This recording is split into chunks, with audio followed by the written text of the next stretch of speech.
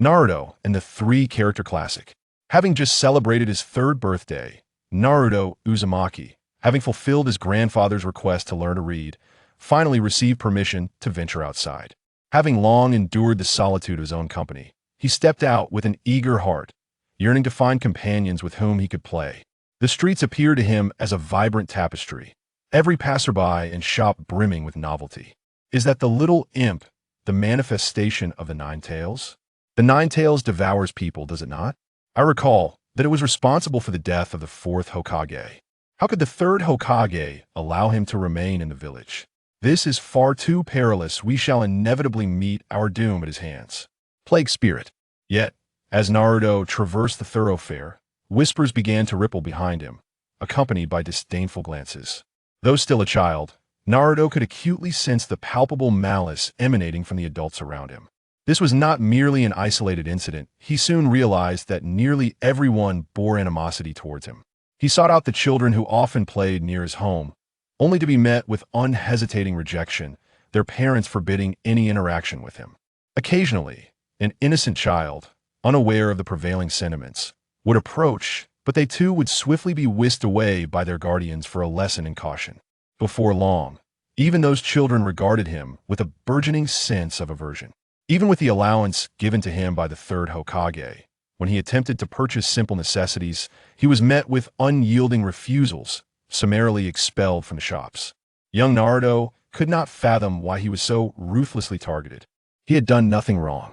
Perhaps there was some misunderstanding? If so, surely they could clarify it. On the bustling streets, facing the disdainful glares of the adults, Naruto summoned all his strength and proclaimed loudly, "I am not a fox spirit. I am Naruto Uzumaki. I do not harm anyone." He believed that a sincere explanation would rectify the situation. Alas, such efforts proved futile. Day after day passed, and Naruto, altered nothing the gazes directed at him, remained steeped in rage and contempt, intensifying with each encounter.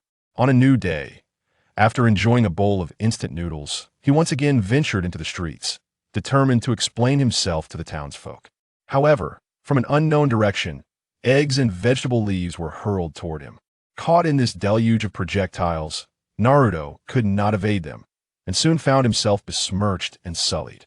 Amidst the crowd, someone threw a stone that struck him on the head, causing a sharp pain and a swelling on his forehead. "Kill this nine-tails brat. Let us avenge the fourth Hokage. This wretched child has no right to exist in our Konoha." A voice filled with fury rang out, and armed individuals charged towards Naruto, driven by a chilling intent to kill. Naruto gazed at the grotesque, contorted faces closing in on him, a sense of fear flickering in his eyes, while a heavy feeling settled in his heart. Tears began to spill from the corners of his eyes as he cried out, "I'm not the Nine Tails, I am Uzumaki Naruto." Yet no one heeded his plea. A long stick, slicing through the air with a whistling sound, swung down towards him. In fright, Naruto shut his eyes. However, the anticipated pain did not come. Two masked ninjas stood before him, one blocking the surging crowd, while the other embraced Naruto. "I will take Naruto back, you hold him off." As evening approached, the third Hokage, Hiruzen Tsurutobi, pushed open the door to Naruto's home. Entering the living room, he found Naruto sitting at the dining table, lost in thought, his expression forlorn, evidently reflecting on the events of the day. At this moment, Naruto had bathed and changed his clothes, yet the prominent bump on his forehead, which had yet to subside, clearly indicated that the day's occurrences were not mere illusions. "Naruto!" A gentle voice broke the silence, and Naruto lifted his gaze to see the familiar figure, his eyes brightening at the sight of the third Hokage. Since Naruto could remember, the third Hokage had visited him monthly, showing concern for his well-being and providing him with funds for the upcoming month. His face always bore a kind smile, rendering him a dear figure in Naruto's eyes. With no family of his own, Naruto regarded the third Hokage as his closest kin. Seeing him, Naruto, feeling a wave of grievance, asked, "Grandpa, third Hokage, am I truly the Nine Tails?" Hiruzen Tsurutobi replied gently, "Naruto, you are not the Nine Tails. I have ordered everyone to refrain from discussing this matter. Such events will not recur. You may venture outside with peace of mind." Yet, Naruto's spirits dampened despite Hiruzen's assurances. Doubt lingered within him regarding the villagers' words. Was he really not the Nine Tails? If so, why did they harbor such hatred toward him? Naruto, do not dwell on this too much.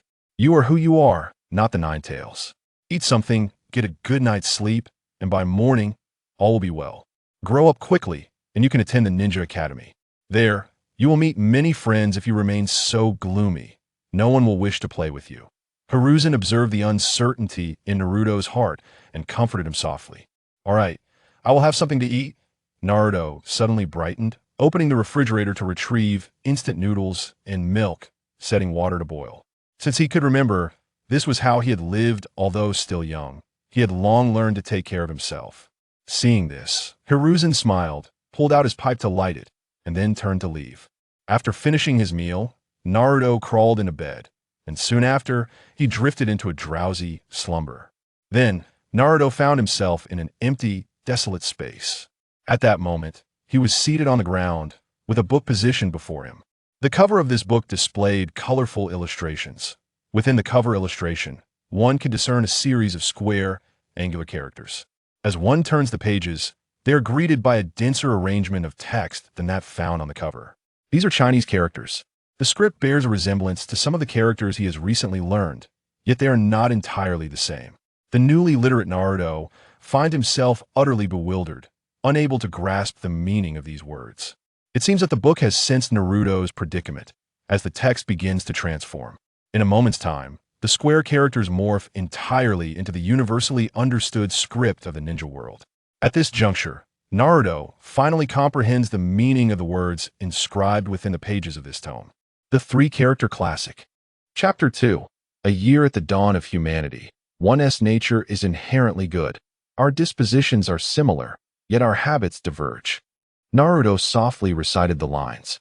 Though the meaning eluded him, he found the rhythm delightful, and before he knew it, he had completed the reading. Following the text, there lay a detailed exposition of the three-character classic. At this tender age, children are brimming with curiosity. The simple yet profound truths of life and the tale of Mencius' mother moving thrice to ensure a conducive learning environment, stories from another world, captivated young Naruto, who soon became engrossed in the pages of the book. Unbeknownst to him, he had turned to the final page. At that moment, a gentle voice resonated in his ears. The lesson had concluded, and the classroom test commenced, consisting of 20 questions, each worth 5 points. Please listen to the questions. The first question asked for a brief recounting of the story of Mencius' mother moving 3 times. With a confident smile, Naruto replied, "How simple. I just read it." This tale recounts how Mencius' mother relocated 3 times during the Warring States period to provide him with a better learning environment. Once, when Mencius skipped school, she broke the loom to teach him a lesson.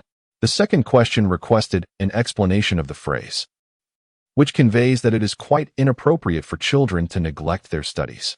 If one does not learn diligently in youth, they will lack wisdom and knowledge in old age, making it exceedingly difficult to achieve anything worthwhile. The test concluded swiftly, with Naruto having answered every question correctly. Congratulations, Naruto Uzumaki. You scored a perfect 100. You are indeed a bright child, and as a special reward, you shall receive 2 hours of leisure time. Remember to balance work and play, and continue to strive for excellence. Upon these words, Naruto noticed the blank space before him transforming, revealing a television set. Haha, I, Naruto Uzumaki, am truly clever. Elated by the praise, he felt a surge of pride. Just then, the television flickered to life, beginning to play the animated series Black Cat Sheriff. Naruto quickly shifted his focus, and though it was his first experience watching television, he soon became engrossed, watching intently, even singing along to the melody, Black Cat Sheriff.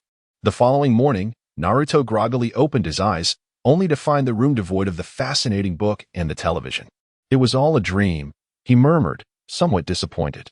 Then he recalled what the third Hokage had told him the day before, that he could now venture outside freely. With this newfound hope, he thought perhaps he might find friends today. Excitedly, he hurried to wash up, donned his clothes, and dashed out of his room. Yet, reality doused his enthusiasm like a cold shower. The adults indeed did not attack him, nor did they openly call him a demon fox. Instead, They adopted a far more chilling demeanor. They simply ignored his existence entirely. Regardless of what he said, no one engaged with him. They merely regarded him with indifferent gazes, treating him as though he were invisible. If Naruto attempted to take any action, their apathy would escalate into outright vigilance. Following the warning from the third Hokage, they indeed refrained from openly threatening Naruto, yet no one intervened when it came to mere shoving. Confronted by such a stifling atmosphere, the young and innocent Naruto felt a chill rising from the depths of his heart. After that day, he ventured outside far less frequently. He discovered that even without sleep, he could escape to that wondrous realm simply by relaxing his mind. In that place, no one cast him disdainful looks. He could delve into fascinating knowledge from books, receive praise for correctly answering questions during class, and enjoy animated shows far more engaging than the texts. If that were the case, why venture outside to provoke disdain? If Naruto felt discomfort, so did everyone else. It was better to remain at home. Time passed swiftly, and a year had gone by in the blink of an eye. During this year, Naruto's life underwent significant changes. He no longer spent every waking moment indoors, although he still refrained from going out during the day. He would venture out at night when fewer people were around, taking the opportunity to engage in physical activity while fulfilling his scheduled gym class. Naruto understood that, being still in his youth, he needed to be active to grow taller. After his gym class, it was often late into the night. At that hour, he would sneak into the shops along the street, pilfering essential supplies, ingredients, or clothing from the closed stores. For someone with naturally excellent physical aptitude, this was not a daunting task. Of course, he would pay for what he took, although no one knew it was him who had taken the items. One must learn to maintain self-respect and dignity. It was not that he lacked the means to purchase these items. Rather, no one was willing to sell them to him, leaving him with no choice. Subsequently, armed with his acquired goods, Naruto would return home to prepare his own meals. After studying dietary balance and nutrition, he realized that subsisting on instant noodles and drinking milk of uncertain freshness was unhealthy. Nutritional imbalance could lead to stunted growth, much like a lack of exercise would hinder his height.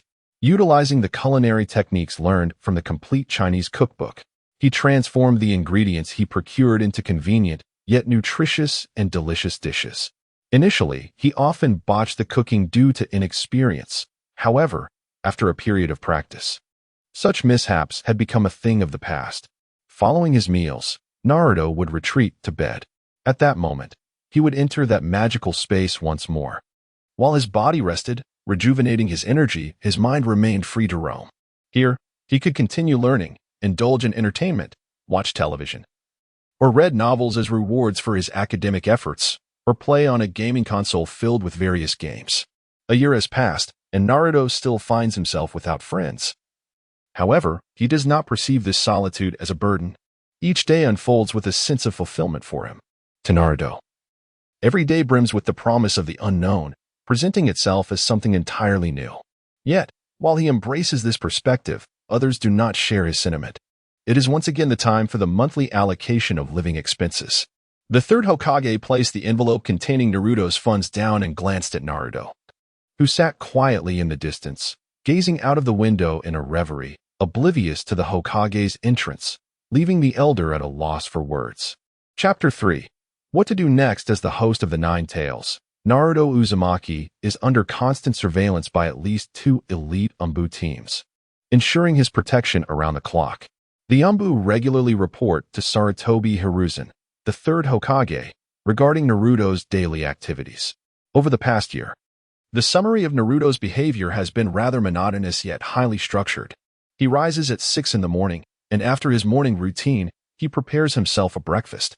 Following his meal, he engages in light activity within his room to aid digestion, before settling at his desk, staring vacantly out the window.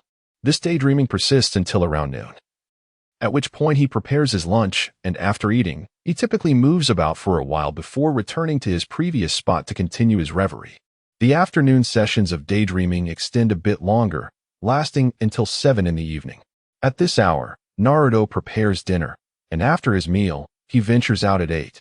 When the darkness falls and nearly everyone has returned home, embarking on a run through the tranquil village of Konoha. His route is arbitrary, not fixed. though he consciously avoids the bustling districts known for their vibrant nightlife. By 9:30 in the evening, he concludes his running, heads to the shopping district to procure necessary supplies, and then returns home, where he showers and retires for the night. Thus, another day passes, simple yet methodical. Day after day, devoid of any turbulence. For an adult, such a life poses no issues. Not everyone relishes the idea of friendship, and many prefer solitude. However, for a child who has just turned 4, this existence appears excessively isolated, leading onlookers to suspect he may be on the autism spectrum. Observing Naruto in this state, Hiruzen feels a pang of sorrow. Aware of the underlying reasons, but feeling powerless to effect change, or perhaps reluctant to do so. Although he did not disclose Naruto's identity as a Jinchuriki, the current situation proves advantageous for Hiruzen as Hokage. The Jinchuriki, shunned by the villagers, finds in Hiruzen his only source of warmth and support, naturally becoming a loyal ally, which fortifies Hiruzen's authority as Hokage. The power of the Jinchuriki must remain firmly in the hands of the Hokage. Finally, Hiruzen speaks, gently rousing the daydreaming Naruto. He wishes to converse with him and glean what thoughts occupy his mind at present. Startled from his reading of 5,000 years of Chinese history by Hiruzen's call, Naruto turns his gaze toward the source of the voice, his face lighting up with a smile. "Grandpa Third," he exclaims excitedly, leaping from his chair to greet Hiruzen, who stands a short distance away, still wearing a benevolent smile. Hiruzen affectionately ruffles Naruto's hair, which reaches only to his waist, and inquires, "What are you thinking about, Naruto? You didn't even notice my entrance." Without hesitation, Naruto responds, "I was thinking about what I want to do in the future." Having just watched the tales of remarkable figures throughout the 5 millennia of Chinese history, Naruto found himself salivating at the stories of these illustrious characters. Unconsciously, thoughts began to swirl in his mind about what he aspires to achieve and the kind of person he wishes to become in the future.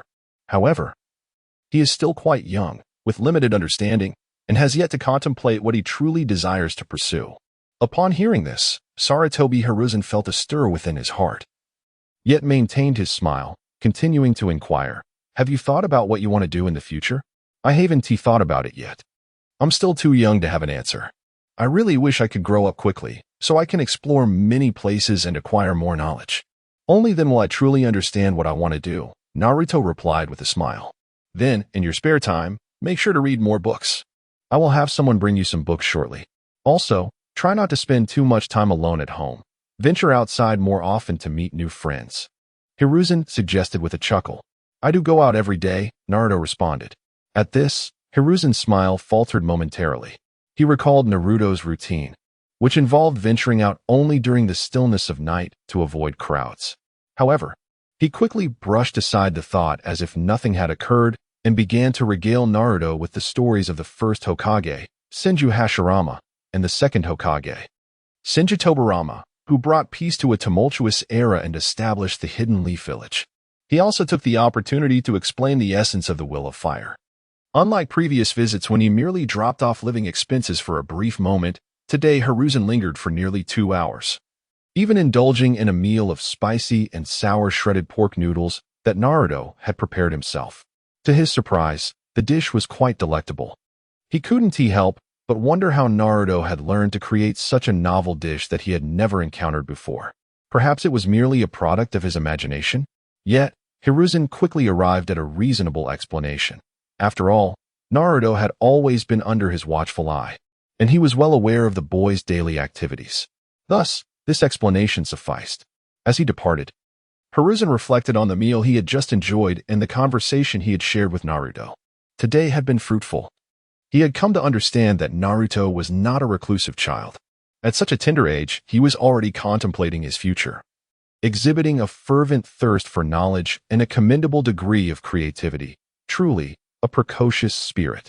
With proper guidance, he would undoubtedly become a valuable asset to the Hidden Leaf in the future. It seems he must make it a point to provide Naruto with more books.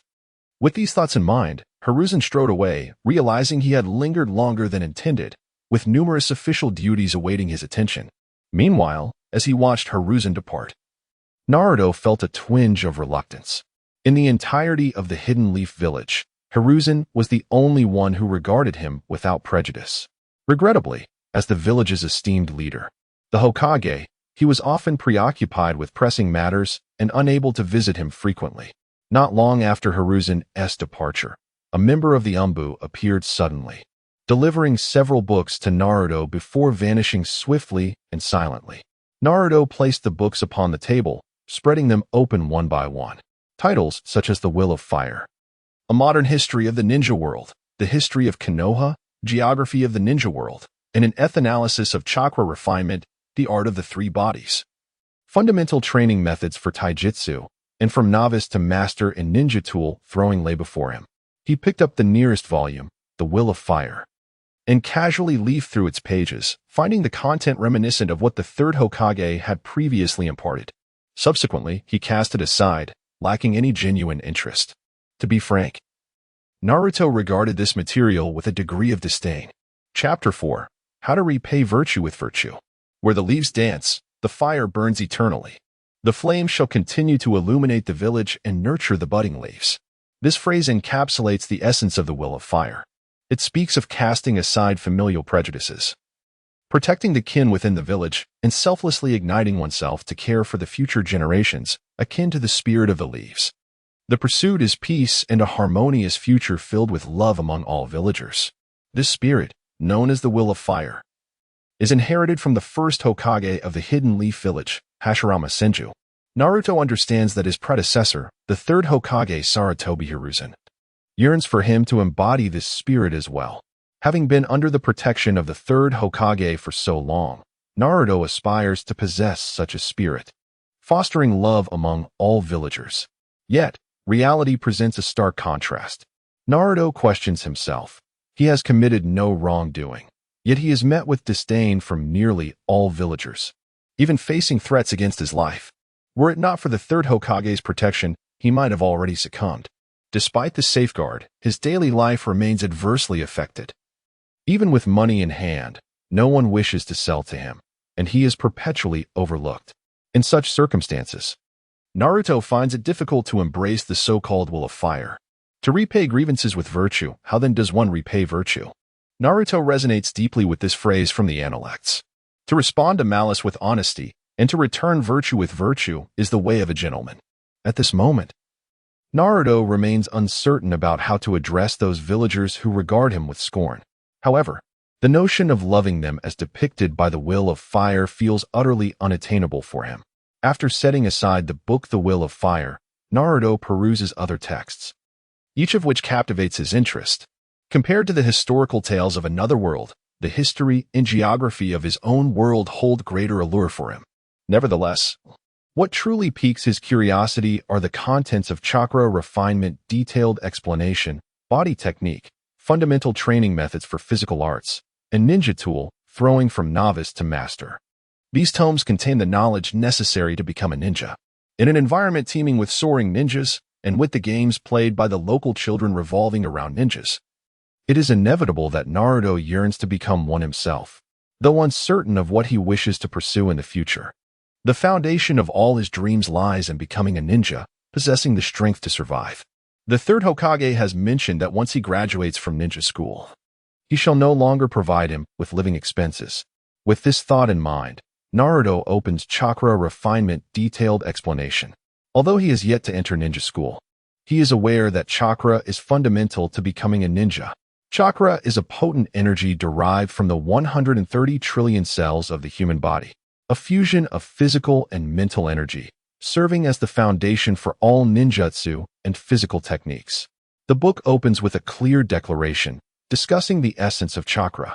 The text delves into the intricacies of meridians, acupoints, and the essence of cells, outlining methods to enhance chakra. As Naruto immersed himself in this knowledge, it felt as though a new realm had been unveiled before him, drawing him in effortlessly. Before he realized it, evening had arrived. Uncharacteristically, Naruto chose to remain indoors that night. After swiftly addressing his dinner, he resumed his reading of a detailed explanation of chakra refinement. Before long, the hour approached 10 o'clock, and he completed the book. With resolve, he prepared to attempt his first chakra refinement. Regardless of the outcome, he would then retire for the night. After freshening up, Naruto sat cross-legged on his bed, gathering his determination, and closed his eyes, entering a focused state as described in the book, embarking on the process of refining chakra for the first time. Soon, he drifted into slumber. Unbeknownst to him, his body curled up under the covers, his expression softened, and his breathing gradually stabilized. The Umbu, tasked with monitoring and protecting Naruto, observed this and shook their heads, reflecting on the innocence of youth. For a Jinchuriki of his age, the quiet endeavor of chakra refinement was indeed a formidable challenge. However, unbeknownst to all, profound transformations were occurring within Naruto's body. Threads of blue energy began to coalesce within his meridians, swiftly circulating throughout him, rapidly evolving from a faint presence into a robust stream, and continuously amplifying. Where am I? Upon falling asleep, Naruto discovered he was not in his designated study and entertainment space, which he had dubbed the Vortex Naruto's learning space, but rather in a dark, damp environment. He stood before a massive iron gate resembling a barred enclosure, a ceiling node affixed to its surface, with water pooling at his feet. The surrounding light was dim, allowing Naruto to barely discern the silhouette of a colossal beast behind the gate, its presence exuding a chilling and malevolent aura. It seemed to sense Naruto's arrival. The cold energy surged through the gate, enveloping him and causing a shiver to run down his spine, evoking memories of his recent torment. In that moment, Naruto felt a surge of murderous intent rise from the depths of his heart, giving birth to a desire for annihilation. Yet, this sensation was fleeting. He swiftly quelled the murderous impulse, or rather, it remained within him but no longer swayed his rational mind. Observing this from the shadows, the beast emitted a soft sound of surprise. It had not anticipated that its Jinchuriki, a mere child just over 4 years old, could withstand the negative effects of its chakra without succumbing to immediate rage. Logically speaking, although it can only permeate a limited amount of the sealed chakra, it is hardly something a mere 4-year-old child could withstand. Yet, it does not relent. Little one, do you not harbor any hatred? Do you not yearn to annihilate those who regard you with disdain? Come now. Do not resist. I can sense the darkness that resides within your heart. Embrace my power and eradicate them all, making them regret everything they have done to you. A deep voice reverberated through the air, laden with an alluring tone.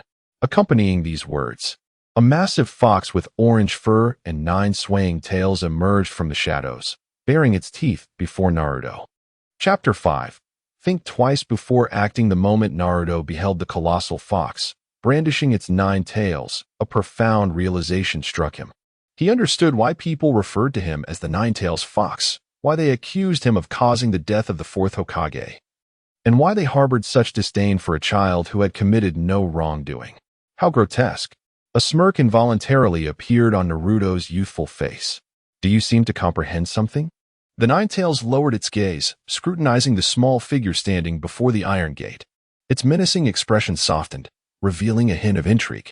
Indeed, Naruto nodded, then lifted his gaze to meet the eyes of the immense fox, unafraid and in a calm tone, inquired, "Are you the Nine-Tails Fox? Did you kill the 4th Hokage?"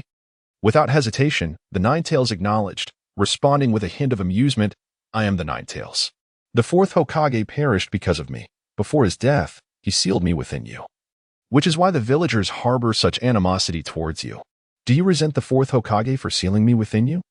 Do you resent those villagers who unjustly direct their anger at you? Come, accept my power. You have committed no wrongdoing. They are the true offenders. Use the strength I bestow upon you to annihilate them and cleanse the hatred in your heart."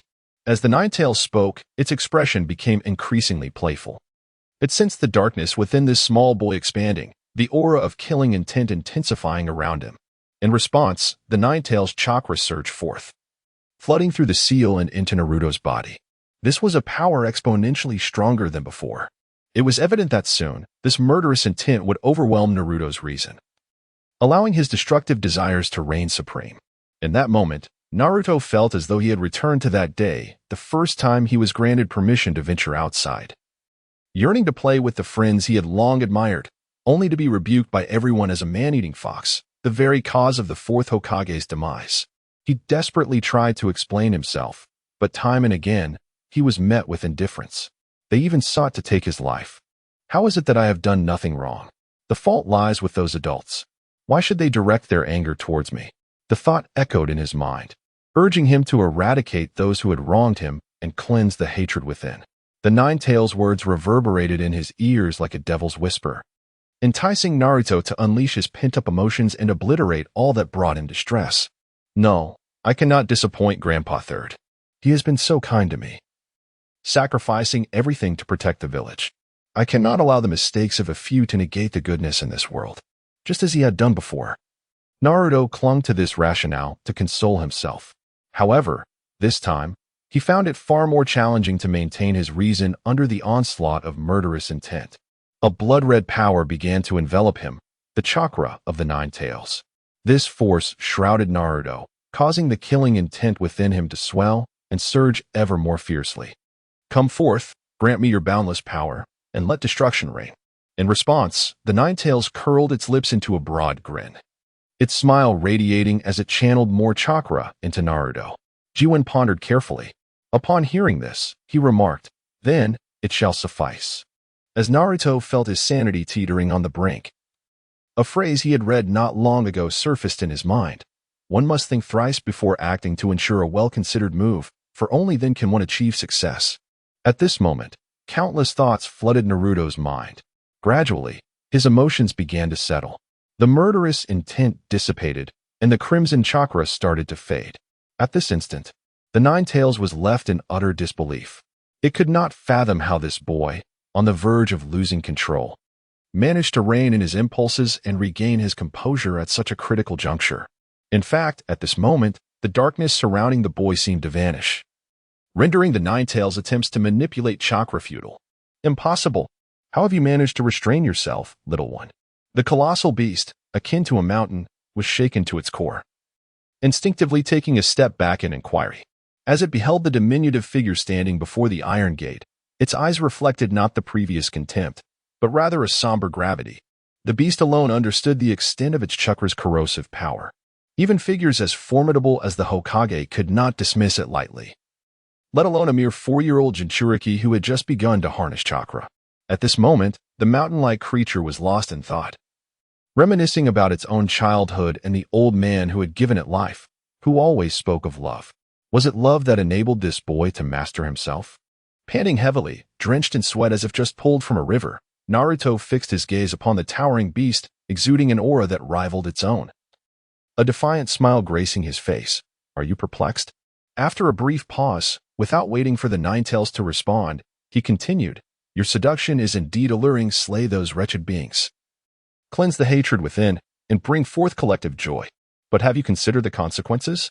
Your confinement here, within my body, signifies that your power is not invincible. Even if there are no equals among the villagers, they surely possess means to counter you. Even if I were to embrace your entire strength, what could I truly accomplish? A path of carnage? Or perhaps I would falter even in that. I might only bring ruin to inconsequential structures before being subdued. As a beast, you hold substantial power, and thus, others cannot contend with you. Yet what of me? My existence is akin to a cage for you, the beast.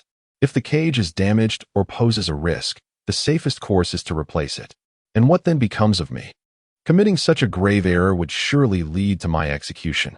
Alternatively, they possess no other cage to substitute and must begrudgingly accept this loss. I shall not face execution. However, the most favorable outcome may well be a complete confinement, resulting in the forfeiture of all my liberties. I am unwilling to gamble with my fate. I must attain freedom and ascend to become a formidable ninja, capable of pursuing all my aspirations, rather than serving as a mere sacrifice for those villagers. Indeed, they are reprehensible, yet the true fault lies not within me. Should I punish myself for their transgressions and seek mutual destruction, it would be the height of folly, a degradation of my own dignity. One day, I shall compel them to experience my anguish and comprehend their own misdeeds. However, the time to enact this is nor through the means of your so-called invincible power. Chapter 6. Even if it's just a fox. Once Naruto finished his words, silence returned to the dark and damp space. The only sound was Naruto's own breathing echoing in the stillness. Was it not love? It was the formidable strength of reason that overcame the negativity within his heart. Frankly speaking, what Naruto had just articulated resonated quite well with him. At such a tender age, possessing such a mindset, if he did not meet an untimely end, he would undoubtedly become a formidable force in the future. The colossal beast, resembling a mountain, gazed down at the small figure standing before the iron gate, its emotions swirling in complexity. It was difficult to label as disappointment or something else. In an instant, the Nine Tails recalled other aspects of Naruto's recent remarks that piqued its interest. "You insolent little brat. How dare you underestimate my power? I am regarded as a calamity by people, feared by all." A roar erupted within the confines of this space. Soon after, a more potent chakra surged forth, fueled by the fury of the mountainous beast, permeating the entire area. "You are confined here," Naruto stated calmly, seemingly oblivious to the murderous intent that filled the air. "I once laid waste to half of Konoha, and despite your deep-seated hatred, none of you could bring me down." The Nine Tails bared its teeth, its anger intensifying, still unwilling to accept that a mere child could show such disdain. "You are confined here." Naruto tilted his head, a hint of confusion in his tone. He could not comprehend why this giant beast was so arrogant. If it were truly invincible, it would not be trapped here exchanging words with him, but would have long since slaughtered the one who imprisoned it and rampaged forth. "Proud of being confined here. The fourth Hokage, known as the Yellow Flash, perished at my claws." Upon hearing this, the Nine Tails grew even angrier, its fierce voice rising as it lifted its massive paw, attempting to enhance its persuasive power. At this moment, Naruto lost the desire to even converse with the fox. The creature seemed foolish. It was no wonder it appeared strong, yet was confined. Naruto resolved to take this as a lesson, vowing to adhere to the principle of acting within his capabilities and planning before taking action. Moreover, he intended to read more, striving to become wiser. Otherwise, he would be easily deceived in the future. With a sigh, Naruto contemplated how to leave this place and return to his study space. He had already squandered considerable time tonight and should resume his learning. He had arrived here while refining his chakra, and this space ought to exist within his body. Akin to a mental realm, escaping should not pose a challenge. Just as he thought this, he noticed the space around him shifting, transitioning from the dark, damp ceiling space to his familiar study environment. Indeed, my thoughts were not mistaken. Naruto stroked his chin, gazing at the surroundings he recognized. Then, feeling a sudden urge, he returned to the cold, damp ceiling space. "Big Fox, I'm leaving now. Farewell, I shall visit you again." Upon returning to the sealed space, Naruto gazed at the immense, wrathful fox behind the iron door, greeting it with a cheerful wave. One must uphold politeness in life. Although the initial encounter with this formidable fox was less than pleasant, it resided within him and, in a sense, could be considered a neighbor, someone he would inevitably cross paths with. Despite its unfriendly demeanor, it did not disregard his existence like the villagers did. It was, after all, a being capable of communication. While Naruto could survive without anyone to converse with, deep within, he yearned for a companion, even if it was merely an unwelcoming fox. Thus, he held himself to a standard of courtesy, bidding farewell to the creature and expressing his goodwill before finally departing the sealed space. Back in the learning chamber, Naruto resumed his studies picking up the textbook for elementary mathematics, volume 11. Although he had not yet finished exploring the vast history of China spanning 5 millennia, such readings fell into the category of extracurricular material and should not impede his formal studies. Soon, as he listened to the instructional video and the teacher's explanation, he fell into a focused state of learning. Meanwhile, the Nine Tails observed Naruto's wave and subsequent disappearance. After a prolonged silence, its fury gradually subsided, giving way as a tailed beast. Its perception was, to some extent, shared with its Jinchuriki. Thus, it had noted that Naruto's spirit frequently seemed detached from his body, wandering to unknown realms, only rarely residing within. Previously, the Nine Tails had been unable to ascertain this definitively. Perhaps this phenomenon of spiritual absence was merely a unique talent of Naruto's? In the vast ninja world, anything was possible. At that moment, taking advantage of Naruto's initial chakra refinement and heightened concentration, the Nine Tails had pulled him into this sealed space. Upon encountering Naruto, It recognized the extraordinary intellect and knowledge that far surpassed what one would expect at his age, confirming that his spiritual absences were not mere coincidences, but rather conscious, deliberate actions that led him to a place beyond its understanding, where someone was guiding the young Naruto. Recalling how Naruto had vanished and then reappeared to greet it before finally leaving, the Nine-Tails felt a smile tug at its lips.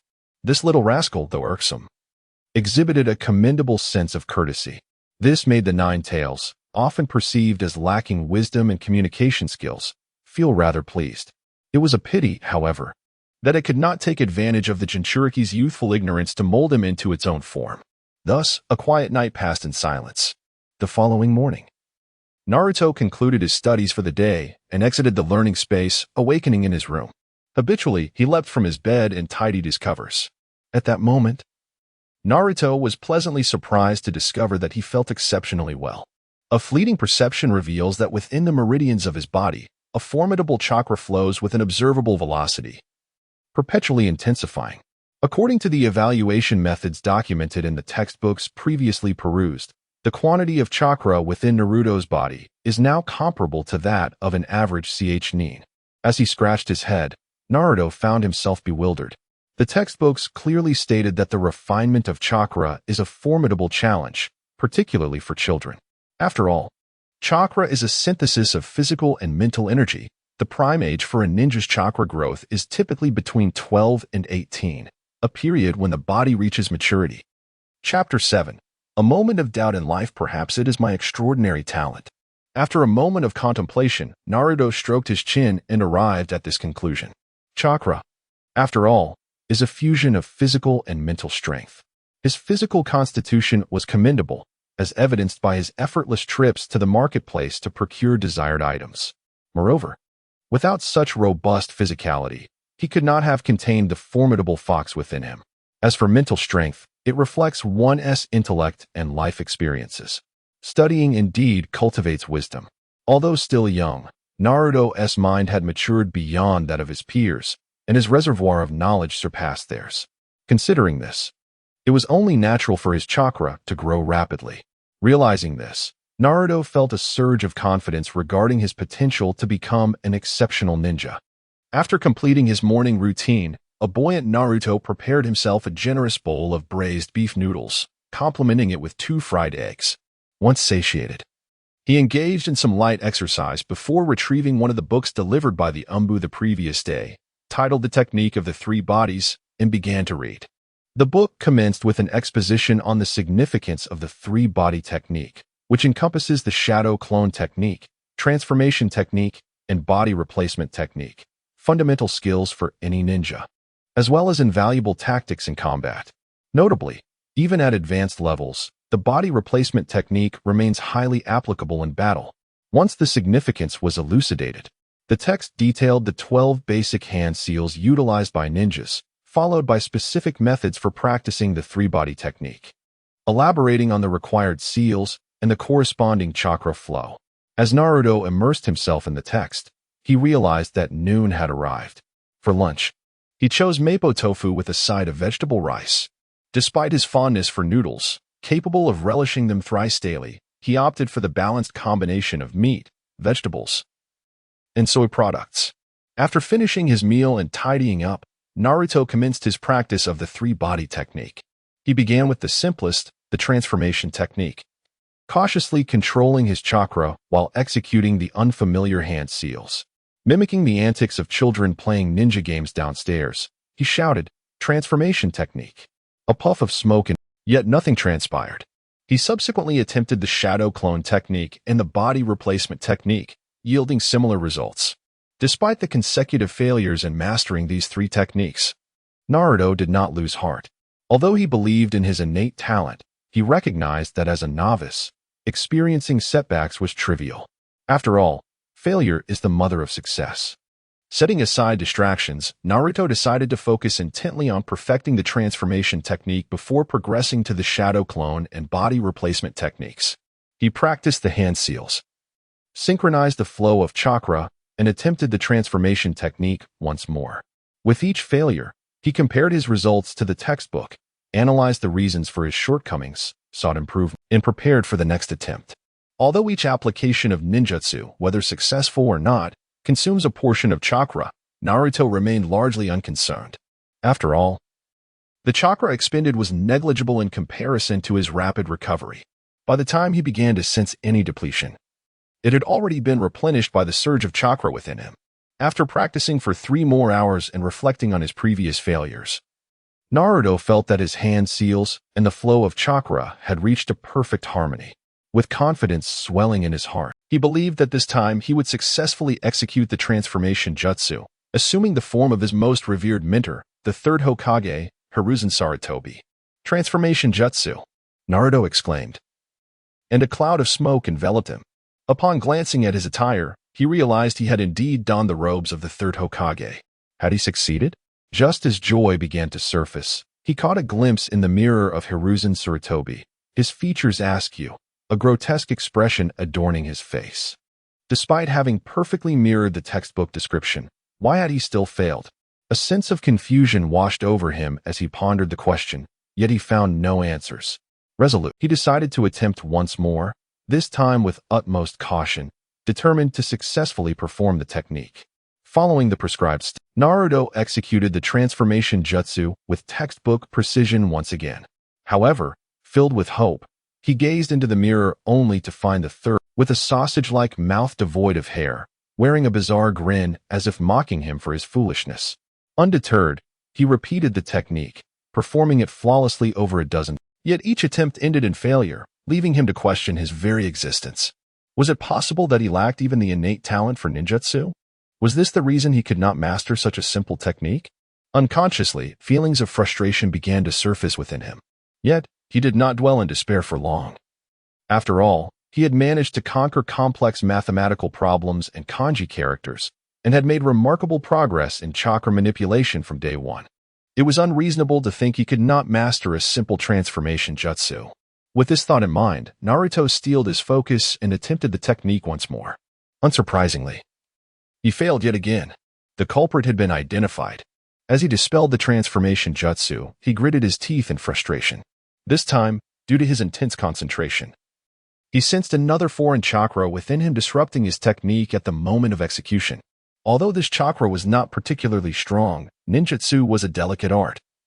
Even the slightest disturbance could lead to failure. Thus, it was understandable that he transformed into such a bizarre likeness.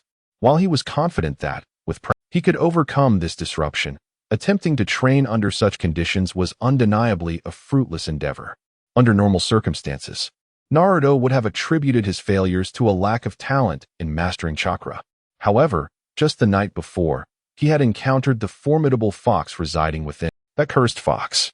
Naruto, with an air of determination, returned to his seat, subsequently closing his eyes to concentrate on sensing the sealed space within him. Before long, he found himself standing before the iron gate, gazing at the large fox that lay sprawled, seemingly in slumber. In that moment, the creature's expression was tranquil, devoid of its usual bared fangs, appearing rather endearing. However, Naruto was not inclined to dwell on the fox's adorableness. With irritation, he demanded, "Great Fox, why do you interfere with my practice of ninjutsu? It is one thing that you reside within me without paying rent, but why must you cause me such trouble?" Chapter 8. You must plead with me. The moment Naruto entered, the Nine Tails awakened. It opened its eyes, glancing at the formidable little brat before the iron gate, and instantly grasped the situation. In its relentless effort to break free from the 8 trigram seal, it had been continuously releasing chakra, which gradually eroded the ceiling space. Naturally, Naruto, as the host, was affected by this.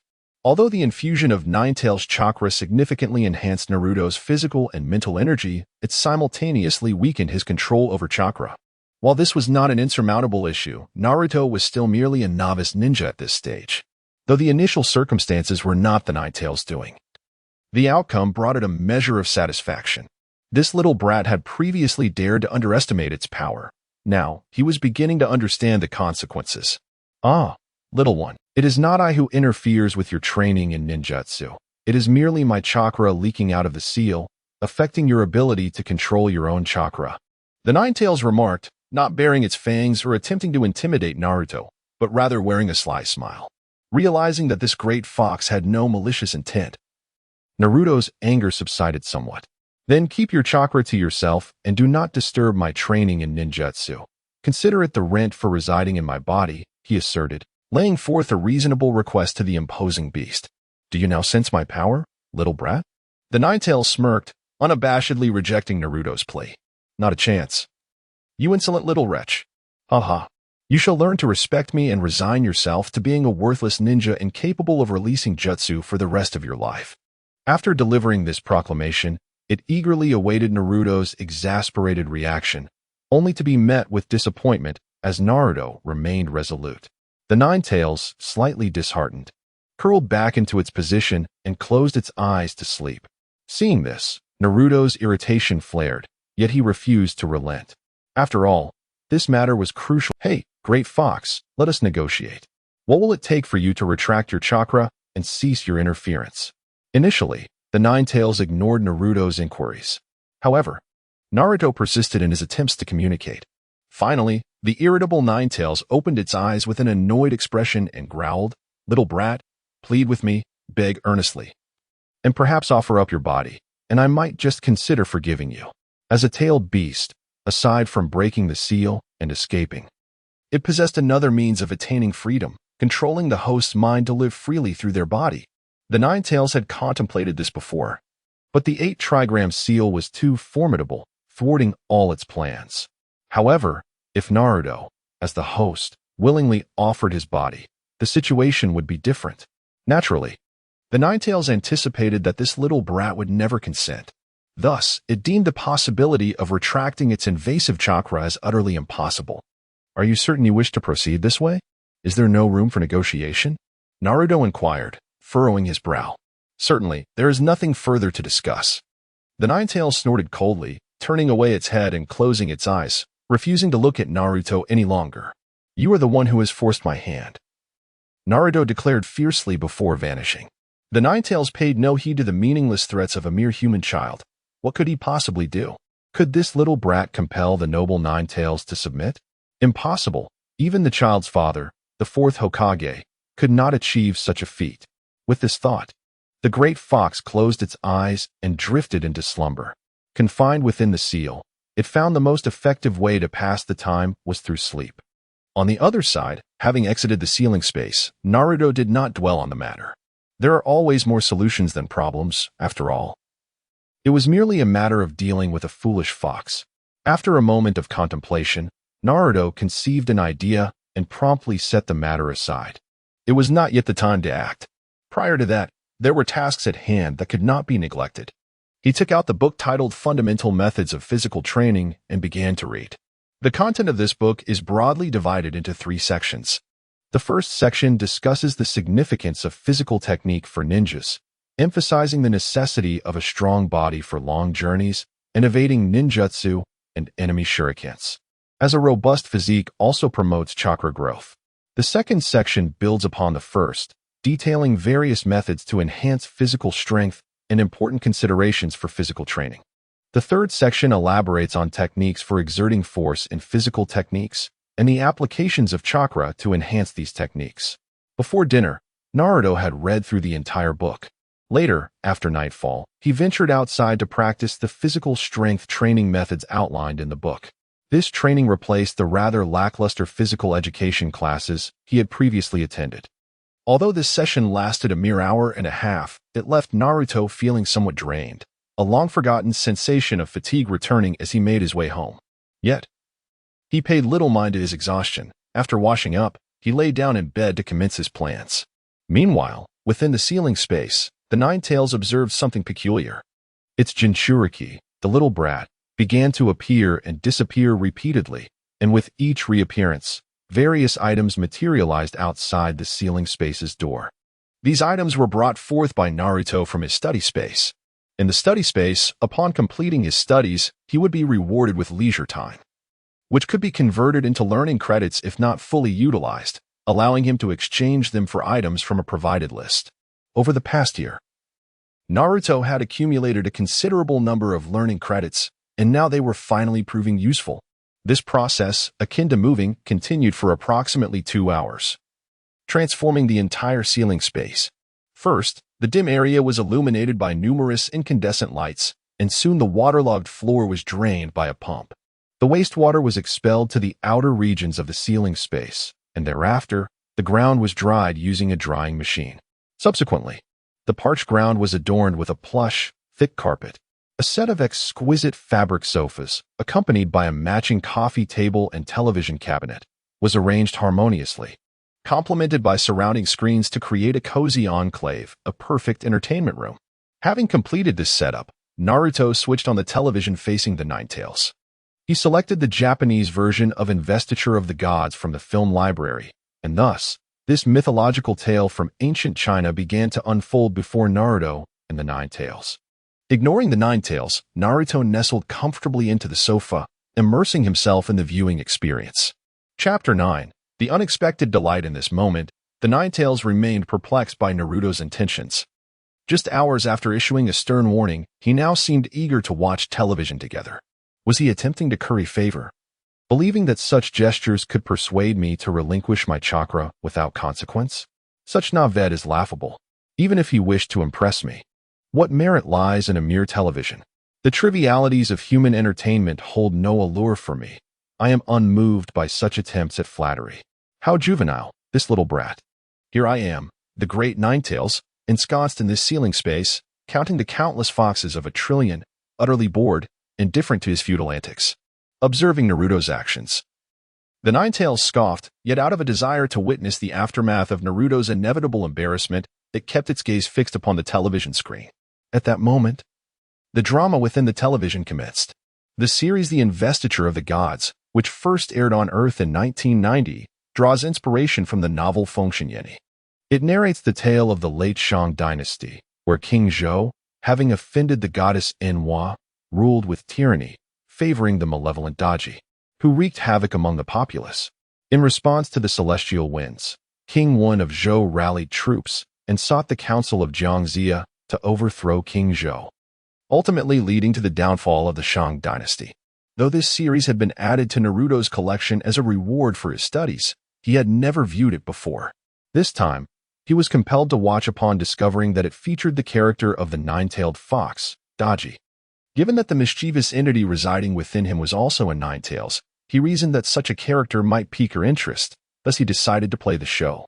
While the Ninetales scrutinized Naruto, he too cast furtive glances at it. Upon realizing that the creature had not diverted its gaze, he felt a surge of confidence. I have caught your attention. Naruto harbored no fears of the Ninetales ignoring him. His true concern lay in the possibility of it dismissing him outright, leaving him at a complete loss. His confidence stemmed from the knowledge that the films and series added to his collection were of exceptional quality. He had observed that the village children found their greatest joy in ninja games, often resorting to mischief that led to scoldings from their parents. Meanwhile, the adults, after a long day's work, engaged in few recreational activities, retiring early to bed. Aside from a select few affluent individuals, most led monotonous and unfulfilling lives. If one were to encapsulate the existence of the fox confined within him, the term that would best describe its state would be one of utter ennui. Even Naruto, who indulges in games and various dramas during his leisure time, finds himself captivated by these exceptional television series. How could a languid fox, left to its own devices, possibly resist the allure of entertainment from another realm?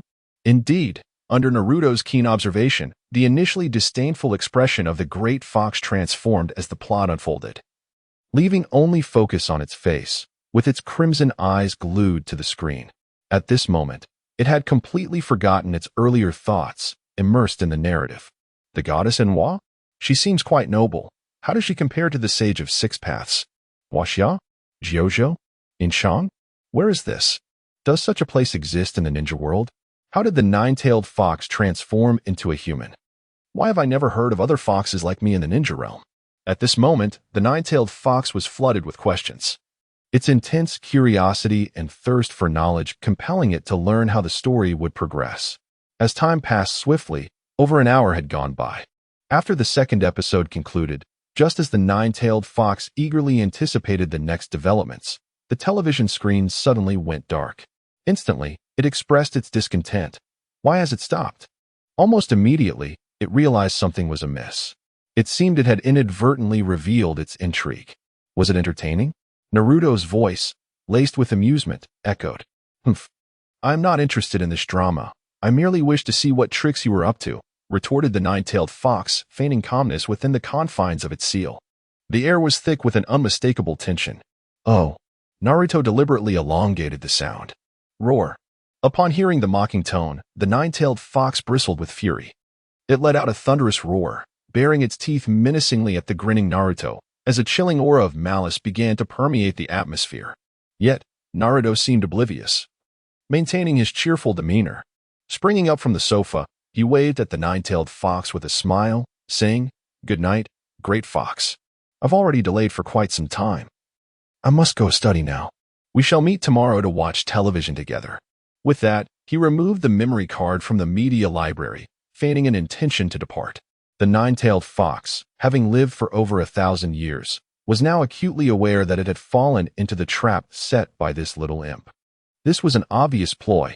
First, it had piqued its interest with the tale called The Investiture of the Gods, only to show it a mere beginning before withholding the rest, forcing it to yield and cease disrupting Naruto's chakra. Only by agreeing to Naruto's conditions could it witness the story it longed to see. One misstep, and unexpectedly, this ancient creature had fallen for the tricks of a mere child. The nine-tailed fox could already envision the smug satisfaction that would adorn the face of this little imp once it submitted. It was unacceptable to yield to this little brat. Otherwise, where would the dignity of the great beast reside? Forcing himself to suppress the urge to call out to Naruto, the Ninetails resolutely closed his eyes and began to count foxes, choosing to adopt a philosophy of out of sight, out of mind. After exchanging pleasantries, Naruto departed from the ceiling space. The Ninetails sensed his departure but did not open his eyes, continuing his monumental task of counting 1,000,000,000,000 foxes. Yet, as he counted, his thoughts inevitably wandered, recalling the recent events he had witnessed, endlessly speculating on the forthcoming developments. Despite the television being within arm's reach, the questions in his heart remained unanswered. An escalating sense of agitation accumulated within the Ninetails. Thus, he found himself eagerly anticipating the arrival of the following night. Chapter 10. Expressions gradually turned sinister upon returning to his study space. Naruto found himself rolling on the ground in laughter. Recalling the delightful moments spent with the great fox that evening, he felt an uncontrollable joy. It was utterly amusing. He had not anticipated that this magnificent fox possessed a tsundere disposition. This inevitably led Naruto to think of the classic tsundere characters he had encountered in various works lately, each one declaring their disdain verbally while their bodies betrayed their true feelings. Furthermore, this great fox exhibited a delightful charm akin to the character Wang Jingze in a variety show he had recently watched, titled Metamorphosis. This realization filled Naruto with confidence. From experience, he knew that dealing with such tsundere characters required breaking through their pride with genuine sincerity, allowing him to act freely without crossing their boundaries. Clearly, his approach today had proved effective. The next step was to persist with this method until success was achieved. After his bout of laughter, Naruto swiftly collected his thoughts and began to study. He had already squandered a significant amount of time that evening and could not afford to waste any more. While it was indeed crucial to ensure that the great fox would not cause trouble in the future, acquiring knowledge and wisdom was equally important and could not be neglected. Soon, the night passed. When dawn broke, Naruto awoke promptly. Following his morning routine of washing up and having breakfast, he unexpectedly did not remain at home under the pretense of daydreaming. Instead, he eagerly grabbed the prepared bento and the book Ninja Tools, from novice to master, and stepped outside. It had been over a year since he last ventured out during daylight hours.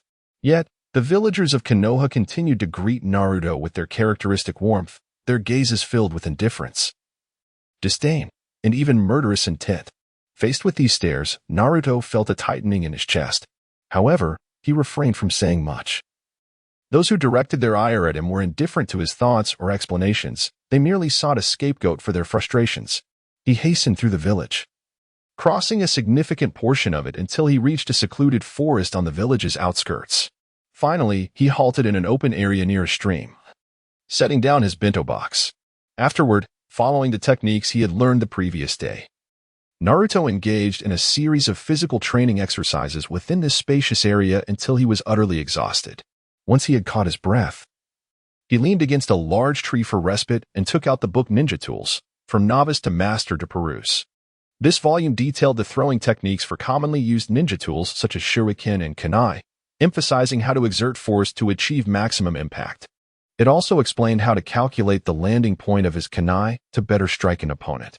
Additionally, it provided strategies for countering thrown ninja tools from adversaries, whether through blocking or evading. After reading for a while and regaining some stamina, Naruto resumed his physical training. Feeling fatigued, Naruto continued to immerse himself in his book. Thus, the cycle repeated itself. Apart from a brief respite during lunchtime to enjoy his bento, he scarcely paused. As the daylight gradually waned, Naruto finally concluded his reading of From Novice to Master, the art of ninja tool throwing. He grasped a stone, using it as a shuriken to test its feel, until his energy was utterly depleted, his body drenched in sweat and dust from training. He chose not to linger any longer and decided to return home. At this hour, Konoha village was bustling with life. The day's laborers had concluded their work and commenced their own lives. Unsurprisingly, Naruto was met with a barrage of disdainful glances. However, this time, due to the groundwork laid in the morning, his heart remained unperturbed, as the absence of hope naturally quelled any sense of disappointment. Upon returning home, after dragging his weary body into a shower and changing into fresh attire, Naruto found no inclination to cook. He simply reheated the leftover food from breakfast, hastily satisfying his hunger. Before long, even though it was not yet his usual bedtime, Naruto found himself lying in bed, drifting into a deep slumber. Upon entering his learning space, the exhaustion from a day of physical training dissipated, allowing his spirit to awaken anew. Yet, sprawled on the couch, he felt lethargic and disinclined to move. The indifference and contempt he faced were burdens he could not fully release. To run forward, confronting cold stares and mockery. One cannot truly appreciate the vastness of life without enduring trials. Fate does not permit us to kneel and plead for mercy.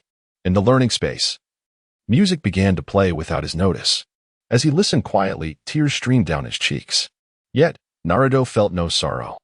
The emotions that had accumulated within him gradually dissipated with the melody. What remained was a sense of confusion. Heaven bestows great responsibilities upon individuals. Yet first they must endure trials of the heart, labor their bodies, suffer hunger, and experience emptiness, causing their actions to be thwarted. Thus, they strengthen their resolve and enhance their capabilities. The words of Mencius appeared before Naruto, and he recited this passage repeatedly. Gradually, the haze of confusion within him began to lift. I must become a formidable ninja, so that no one dares to regard me with such disdain. For the first time, a clear goal emerged in Naruto's heart. Wiping away his tears, he entered the ceiling space, a radiant smile blossoming on his face. Hey, Great Fox, good evening. Shall we watch a drama together tonight? Without waiting for the Ninetales' response, Naruto dashed to the television and inserted the memory card. Is this little rascal all right? Observing Naruto's beaming smile, the Ninetales couldn't help but ponder this thought. During the day, events unfolded that piqued its interest out of sheer boredom. It discerned that he was not in high spirits today. A little rascal, usually enthusiastic about his meals, seemed to approach dinner with indifference.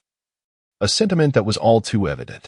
However, in the blink of an eye, the nine-tailed fox dismissed this notion, for it sensed no trace of negativity from the little one, indicating that all was indeed well.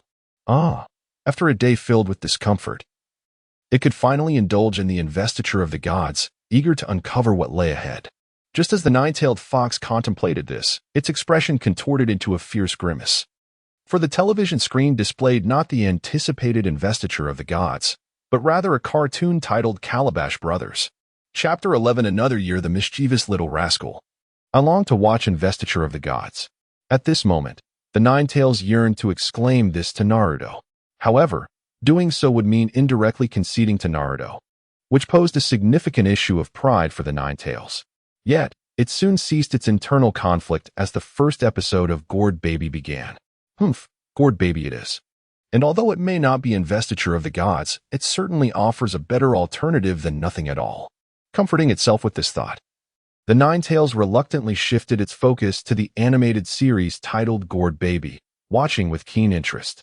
From the elderly man acquiring the lotus seeds to the gourd babies being captured by the two evil spirits, culminating in the tale of the mighty eldest brother, who could grow and shrink at will, being trapped by monsters while attempting a rescue, 3 episodes in total. Though each episode was brief, adding up to merely half an hour. The narrative progressively captivated its audience. Just as the Ninetales was thoroughly engrossed, it suddenly realized the show had ended. In an instant, the Ninetales turned, glaring furiously at the little rascal, who was switching to a new program while wearing a knowing smirk. The implication was clear: beg me, and I shall let you watch. The Ninetales, with its millennia of experience, would never allow itself to be led by the nose by a mere child. Humph, I shan't watch any longer. The Ninetales roared internally, sneering as it bared its teeth at Naruto before resolutely turning away from the television. Closing its eyes, it lay down to sleep, opting for a state of oblivion to avoid the irritation. Seeing this, Naruto paid no mind and selected another animated series titled Doraemon, reclining back on the sofa as he awaited the program to commence. Although last night's investiture of the gods was quite enjoyable for a child of Naruto's age, animated series undoubtedly reigned supreme. The story of the robotic cat, Doraemon, traveling through time from the future to aid the incompetent elementary student Nobita with an array of marvelous futuristic gadgets, quickly captivated Naruto's attention. Though the Ninetales had shut its eyes, the sounds from the television infiltrated its ears without reservation, prompting it to unconsciously conjure vivid imagery in its mind. Despite the story unfolding in a world unknown to it, making it challenging to visualize with precision, this very unfamiliarity only heightened the Ninetales' agitation.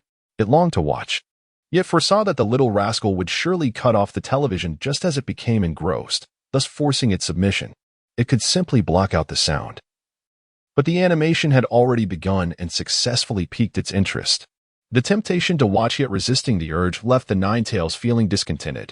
It yearned to seize control of the remote, indulging in the content it desired, yet regrettably, its chakra could not influence the exceptionally rational little rascal.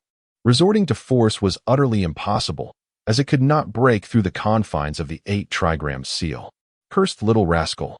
After much contemplation, the Ninetales found itself at a loss for a solution to its predicament. Must I truly submit to this little imp and acquiesce to his demands? This thought briefly surfaced, only to be cast aside by the noble Ninetales. It is inconceivable for the esteemed Ninetales to bow before a mere human. In an instant, a new idea emerged. Indeed, I shall oversee the television, yet I shall never concede to his requests. At worst, I shall only watch the beginning of each episode, which will consume a fair amount of time and thwart this little imp's ambitions. The lifespan of a human is inevitably finite, decades from now. When you have aged and perished, these dramas shall belong solely to me. With such fierce thoughts, the Ninetales reassured himself and opened his eyes to gaze at the television.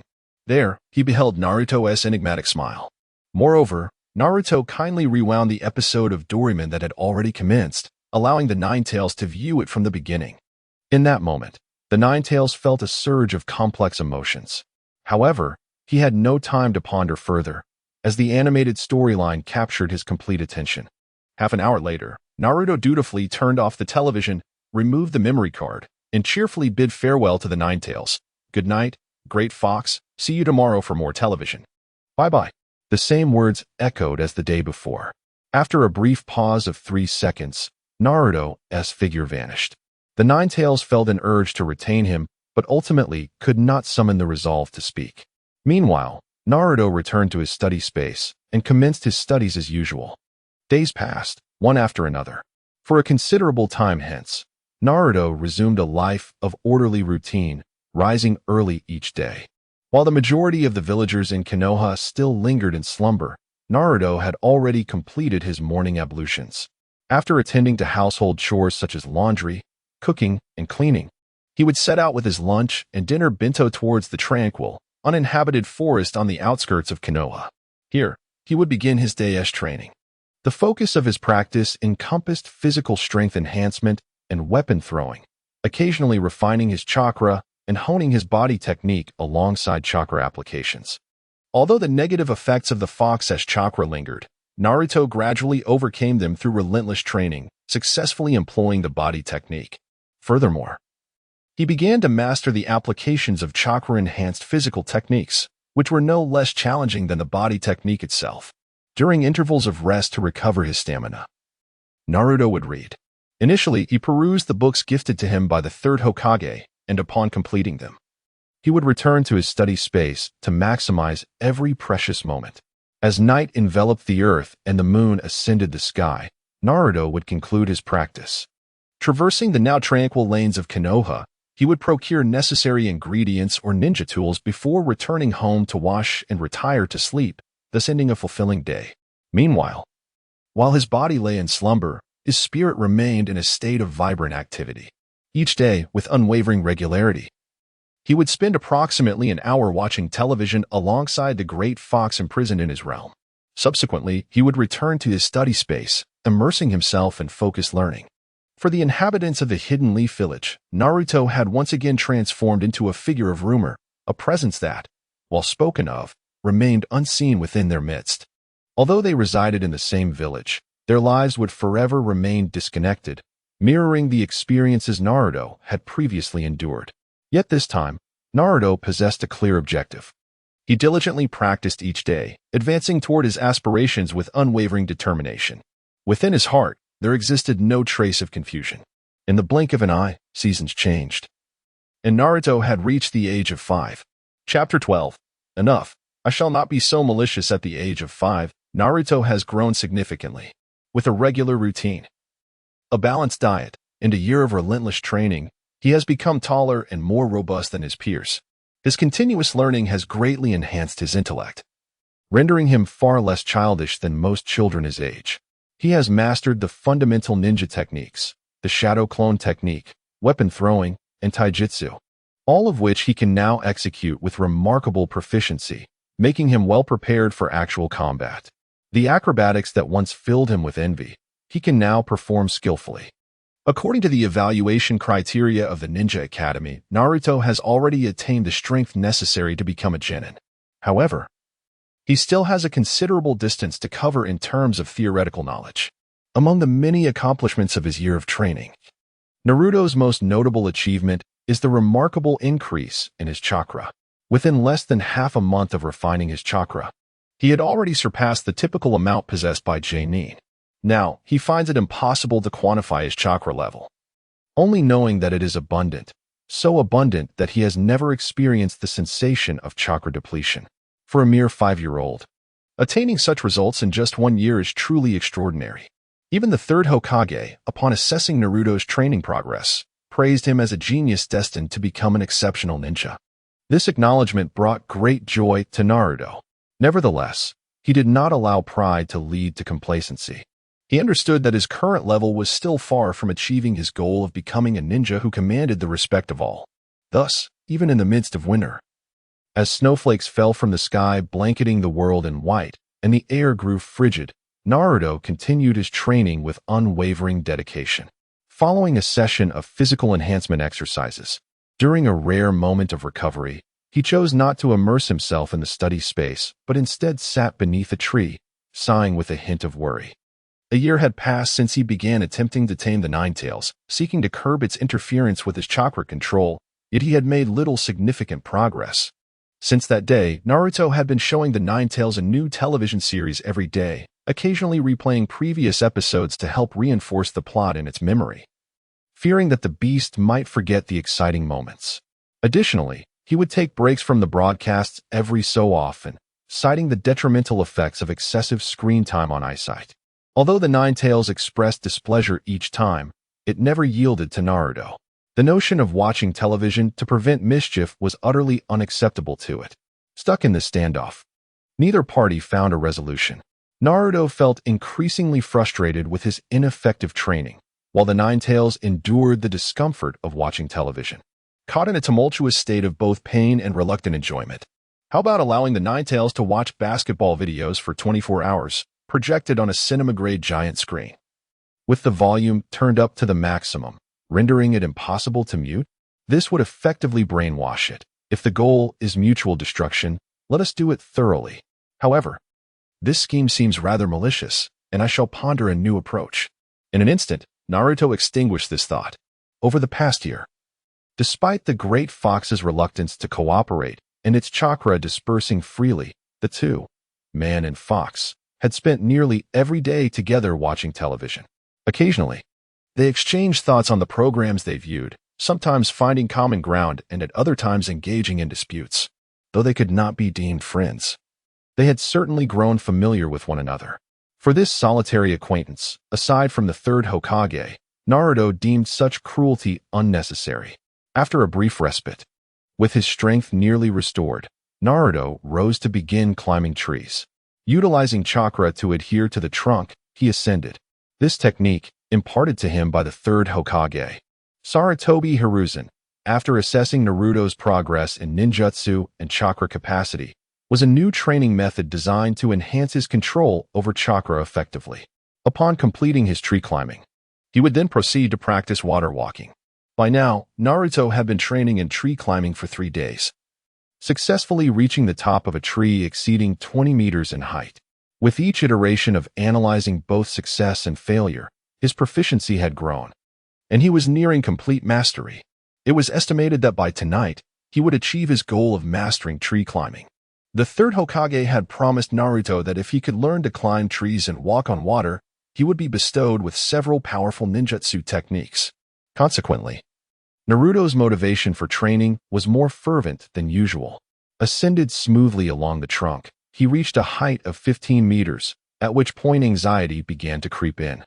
Although he was near the summit, his chakra control was being pushed to its limits. Henceforth, the possibility of error loomed, necessitating precautions to avoid a fall that could lead to injury. Unexpectedly, Naruto found himself reaching the top of the tree without encountering any issues. To his astonishment, it seemed the Great Fox had not interfered. For Naruto, the greatest adversary in his practice of ninjutsu and taijutsu was not the ability to learn, but the constant vigilance required against the chakra disruptions from the fox. Only by successfully performing ninjutsu or taijutsu amidst the turbulence of the fox's chakra could one claim true mastery. Thus, after prolonged resistance, Naruto had developed a heightened sensitivity to the fox's chakra. Yet now, while climbing, he sensed no disturbances from the Great Fox. Attempting once more, he remained oblivious to any disruptions. A spark of realization ignited within him, prompting him to rush into the sealing space. Chapter 13. Within the confines of the sealed space, the Nine-Tails lay upon the ground, its crimson-slit eyes staring vacantly ahead, devoid of focus and reflection. Its attention, however, was not anchored in this realm, but rather fixated on a diminutive figure laboring tirelessly in the snow. For countless days and nights, this young one had persevered through such trials. No one had compelled him. Yet he exhibited not a trace of laxity, engaging in rigorous training day after day. Consequently, he had transformed from an ignorant child into a fledgling ninja of some renown. To the Nine-Tails, this child remained weak, yet he possessed an indomitable spirit that stirred its very being. It recalled the moment when the boy and the fox first crossed paths, when it had endeavored with all its might to manipulate Naruto, only to be vanquished by his unwavering will. From that day forth, the Nine-Tails was convinced that Naruto would ultimately ascend to greatness. It was also on that day that the Nine-Tails experienced a novel form of interaction with a human, one that treated it as an equal rather than a lesser beast.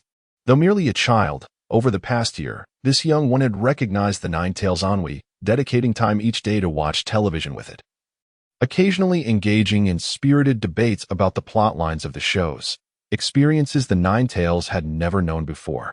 Despite the child's initial intent being merely to prevent the fox from disrupting his chakra, it nonetheless warmed the Nine-Tails' heart. For, had Naruto solely wished to achieve that aim, he could have certainly sought out more straightforward and effective methods, such as enlisting the help of the insufferable leaf ninjas. To Naruto, the Nine-Tails was the sole companion he could converse with, while, for the Nine-Tails, Naruto was perhaps the only human willing to engage with it after all these years. Perhaps, I should have acquiesced to this child's request from the very beginning. Time and again, as it observed Naruto grappling with its chakra and cautiously executing jutsu, the Nine-Tails found itself pondering this notion, albeit wrestling with its pride. The day when humans and tailed beasts might freely and equitably converse and play could indeed arrive. Just as you have suggested, perhaps this golden-haired, azure-eyed youth is the very embodiment of the prophesied child. Today, the Ninetales finally discerned a rationale to persuade itself. If he is indeed the prophesied one, then, in time, this child shall surmount the influence of my chakra on his own. Continuing on this path would serve no purpose. It would be more prudent to extend an olive branch from the outset. Yes, it is precisely so, not because the television series captivated me, nor because I have come to accept this human child.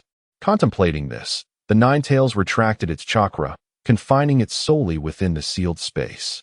Henceforth, when Naruto performed jutsu, he would no longer be affected. Moreover, he would not need to allocate a significant portion of his own chakra to suppress the Ninetales' presence and reinforce the seal. Thus, his path as a ninja could proceed with greater ease. As the Ninetales had anticipated, soon after he began to restrain his chakra, the young boy entered the sealing space. Naruto cast a glance at the enormous fox behind the door, its eyes closed and seemingly asleep. He understood that this proud creature might be feigning slumber to save face. With a knowing smile, he chose not to expose it. Swiftly, Naruto dashed to the television, inserted the increasingly filled memory card from the past year into the player, and switched the channel to the third episode of the Investiture of the Gods. Having completed these tasks, he exited the sealing space to continue his training. As previously determined, he had mastered climbing trees, and now it was time to practice walking on water. Conveniently, there was a stream adjacent to his training ground. Although shallow, it was perfect for his water walking practice. Within the sealing space, the Ninetales opened its eyes the moment Naruto vanished, glancing at the television's content and then at Naruto, who had begun his water walking practice. It smirked and murmured to itself, "Not bad, kid." Thereafter, it focused intently on the screen. After a year of anticipation, the Ninetales felt a profound sense of satisfaction. Now, it could binge-watch the Investiture of the Gods and other television series without interruption. The detestable master of the remote control, Naruto, had finally relinquished power, and now it reigned supreme over this entertainment. On the other side, Naruto felt particularly invigorated. First, his chakra had inexplicably surged, and then there was the challenge of water walking. Though it proved significantly more difficult than climbing trees, Naruto made rapid progress. Initially, he had estimated he would only practice tree climbing tonight, but now he was confident he could master water walking before heading home. No longer needing to cautiously manage potential chakra disturbances, he became accustomed to this state and felt an intimate connection with the chakra flowing within him. Coupled with the experience gained from climbing trees, he only fell into the stream 3 times before he could stand firmly on the water's surface. Although he struggled at first, with continuous practice, he soon moved across the water as if it were solid ground. Oh yes, having already mastered climbing trees and walking on water, he could now learn new ninjutsu from the third Hokage. Elated, Naruto leaped joyfully on the water's surface and stood steadily. At this moment, dusk was approaching. Although there was still some time before his usual return home, Naruto decided to treat himself to a rare break. He planned to return home, change into a fresh outfit to avoid catching a cold, and then prepare a delicious meal as a reward for himself. With this thought in mind, he tidied up slightly and then excitedly raced back towards home. With the aid of chakra, his speed was remarkable. However, not having ventured far, an unexpected turn of events caused Naruto, who was leaping among the trees, to halt in his tracks. Ahead on the road, 3 boys, roughly his age, had encircled a young girl. At that moment, mocking voices emanated from the boys. "I've heard you are the daughter of the Hyuga clan. Let us see that be a Kugan of yours. If you're not going to do it, then don't look this way." Their vile remarks were laden with disdain, calling her a white-eyed monster. The girl possessed a head of short, light purple hair that brushed her ears and strikingly pure white eyes, her beauty undeniable. Upon hearing their taunts, her large eyes began to glisten with unshed tears. It was her. Glancing at the girl's somewhat familiar face, Naruto found himself whispering within. Chapter 14. Responding to his expectations, the last encounter with the girl transpired nearly 2 years ago. It was also a winter's day, marked by a fierce snowstorm that rendered Konoha village silent long before dusk. At that time, Naruto had just concluded a day of study in the learning space and emerged from his home to attend physical education class. It was then, amidst the snow-laden corners of Konoha, that he stumbled upon a striking girl with pure white eyes. Clad in black, she stumbled down the road, her voice tinged with distress. Ultimately collapsing to the ground, her face awash with confusion and tears, as though she were lost. Without a moment's hesitation, Naruto resolved to escort her home. It was during this encounter that he learned she was a child of the Hyuga clan, her family sharing the same pristine white eyes as hers. Now, over a year later, Naruto has come to understand that the day she was lost coincided with her uncle Hyuga Hisashi's funeral, and that the girl he had escorted back was, in fact, Hinata, the esteemed heiress of the Hyuga clan. What a troublesome individual, he mused. A noble heiress yet bullied by mere children. Suddenly, a rush of wind pierced the air as Naruto leaped from the tree, landing before the girl and placing himself between her and the three mischievous children, who wore wicked grins. Hey, you three, is it amusing to bully others? Ultimately, Naruto decided to intervene on Hinata's behalf. The reason was simple. Hinata was far more endearing than those three ruffians. The trio, interrupted in their delightfully wicked pastime, exchanged glances and erupted into laughter. Isn't that the Nine-Tails monster? So wet, like a drowned rat. They jeered. Ha ha ha, did the Nine-Tails fall into the water? How is it that it didn't drown? They were aware of Naruto, having been warned by their parents to keep their distance. Yet, seeing him now, they deemed him inconsequential and indulged in their mockery. Naruto glanced at himself and acknowledged his disheveled appearance. Having just finished a water training session, he was caked in a mixture of mud and water, and it was no wonder these childish imps found amusement in him. In response to their derision, Naruto acted decisively, delivering a swift and powerful punch. After 3 strikes, the trio's laughter abruptly ceased. The pain was excruciating. They slowly crouched down, cupping their noses, which were beginning to bleed, and began to wail. It appeared that Naruto's training over the past year had yielded significant results. I am not the Nine-Tails monster. My name is Uzumaki Naruto. Just like you, he declared, watching them weep. After a while, once their cries had subsided, he finally spoke. The 3 boys looked up at Naruto's calm demeanor. And inexplicably, despite his lack of menace, a sense of fear began to creep into their hearts. Remember, the 3 children replied with tears in their voices. When they saw Naruto no longer looking at them, they turned and ran away, sobbing. Hinata Hyuga, with tears glistening at the corners of her eyes, gazed at the boy who had suddenly appeared like a hero and saved her, reminiscent of that snow-laden night long ago. Strangely, as she looked at the not-so-tall silhouette, Hinata felt a profound sense of comfort. It turned out your name is Naruto Uzumaki, Naruto-kun. How charming you are. Listening to the conversation, it was the first time Hinata learned the boy's name. She silently repeated his name in her heart, lost in thought. After a while, she suddenly realized that the boy had turned around, looking at her with calm blue eyes, adorned with an interesting glint. Instantly, Hinata shyly lowered her head. Then, gathering her courage, she raised it again and introduced herself earnestly, saying, Hello, I am Hinata Hyuga. Naruto Uzumaki, he replied. This formal introduction was a novel experience for Naruto, and it felt refreshing. For the first time, the villagers, upon learning his name and identity, did not regard him with strange glances, which was also a first for Naruto. A smile naturally spread across his face. To be honest, this feeling was quite delightful. After smiling, Naruto sensed someone approaching. He glanced up to see a male ninja with pure white eyes, clad in a green vest, rushing towards him, and softly remarked, You are a child of the Hyuga clan. You should possess abilities far beyond that of ordinary people. Remember, next time you encounter such a situation, strike them hard. The purpose of studying is to enable you to calmly reason with those who think solely with brute force, while the purpose of diligent training is to ensure that those who think only with muscle can calmly listen to your reasoning. I must take my leave. See you next time. With that, Naruto leapt gracefully onto a nearby tree and quickly vanished from Hinata's sight. Moments later, Hyuga Hayashi landed before Hinata, anxiously asking, My lady, are you all right? Why did you sneak out again? That boy is not someone you should approach casually. Hinata paid no heed to her guardian's words. Her gaze fixed on the direction Naruto had disappeared, softly murmuring to herself, Until we meet again, Naruto-kun. Following that day, Hinata's instructor, Hyuga Hisashi, was astonished to discover that his typically gentle daughter, who had shown little enthusiasm for training in the family's secret gentle fist technique, suddenly became diligent. In addition to completing her assigned tasks each day, she also practiced on her own. Whenever she encountered difficulties, instead of hiding her questions as before, she began to ask them proactively. Ultimately, the results of her extra training were remarkable. Hinata's proficiency in the gentle fist began to soar, gradually catching up to her prodigious cousin Niji, reaching a level that drew admiration. This brings great comfort to Hinata Hisashi.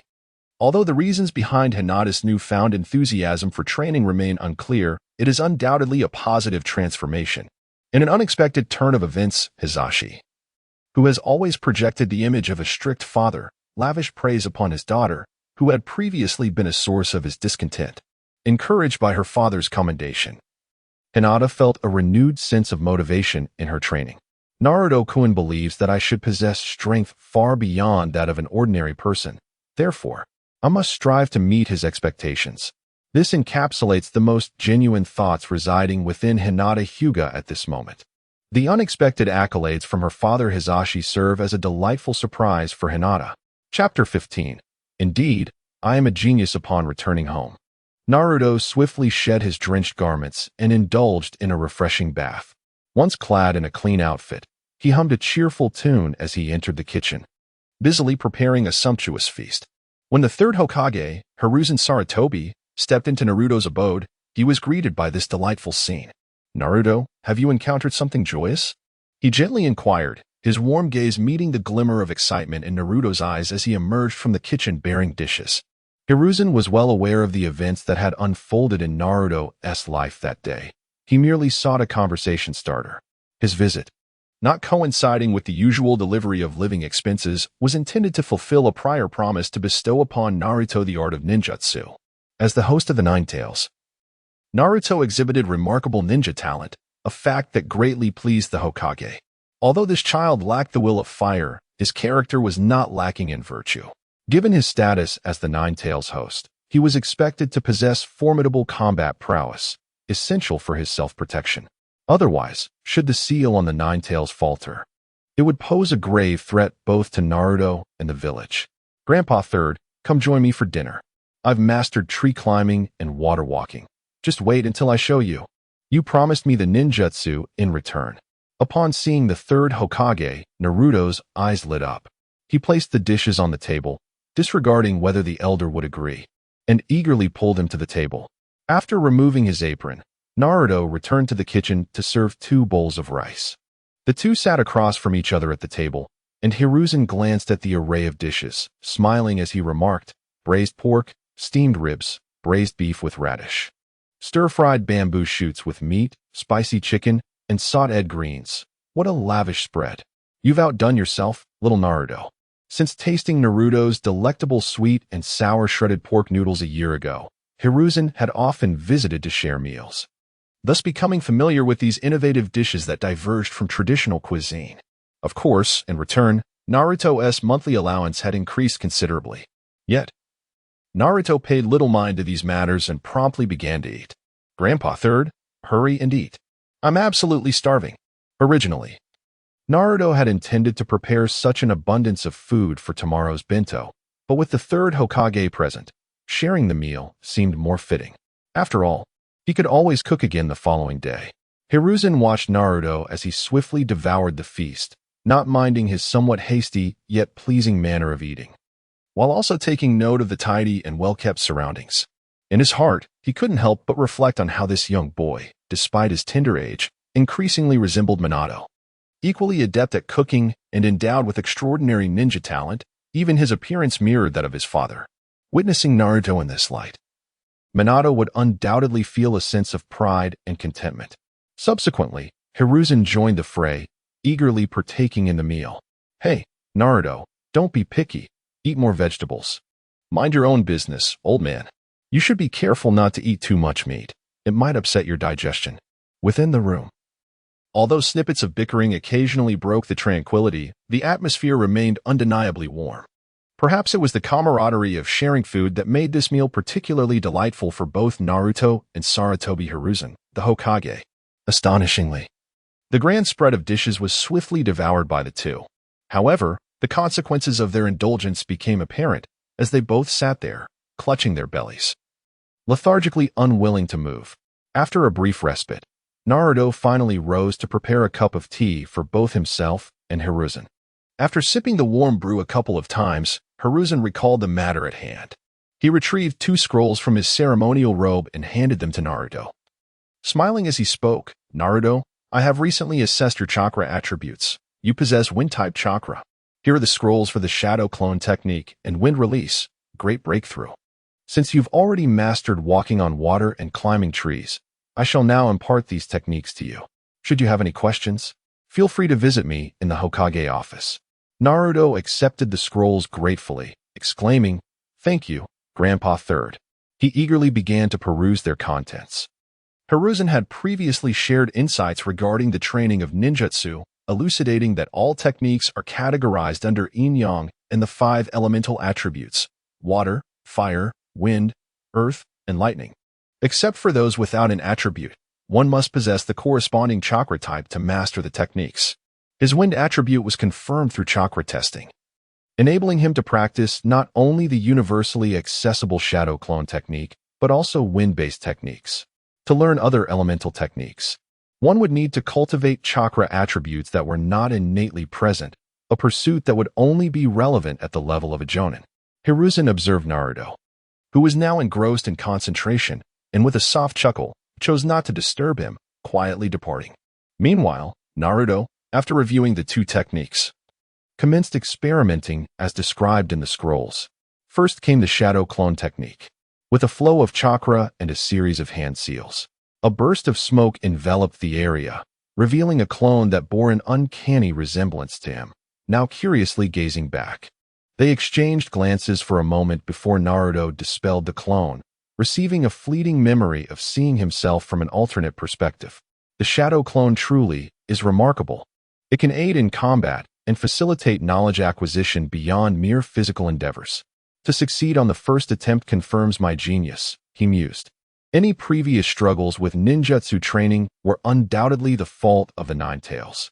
Rubbing his chin, Naruto felt a wave of happiness wash over him. However, his joy was short-lived.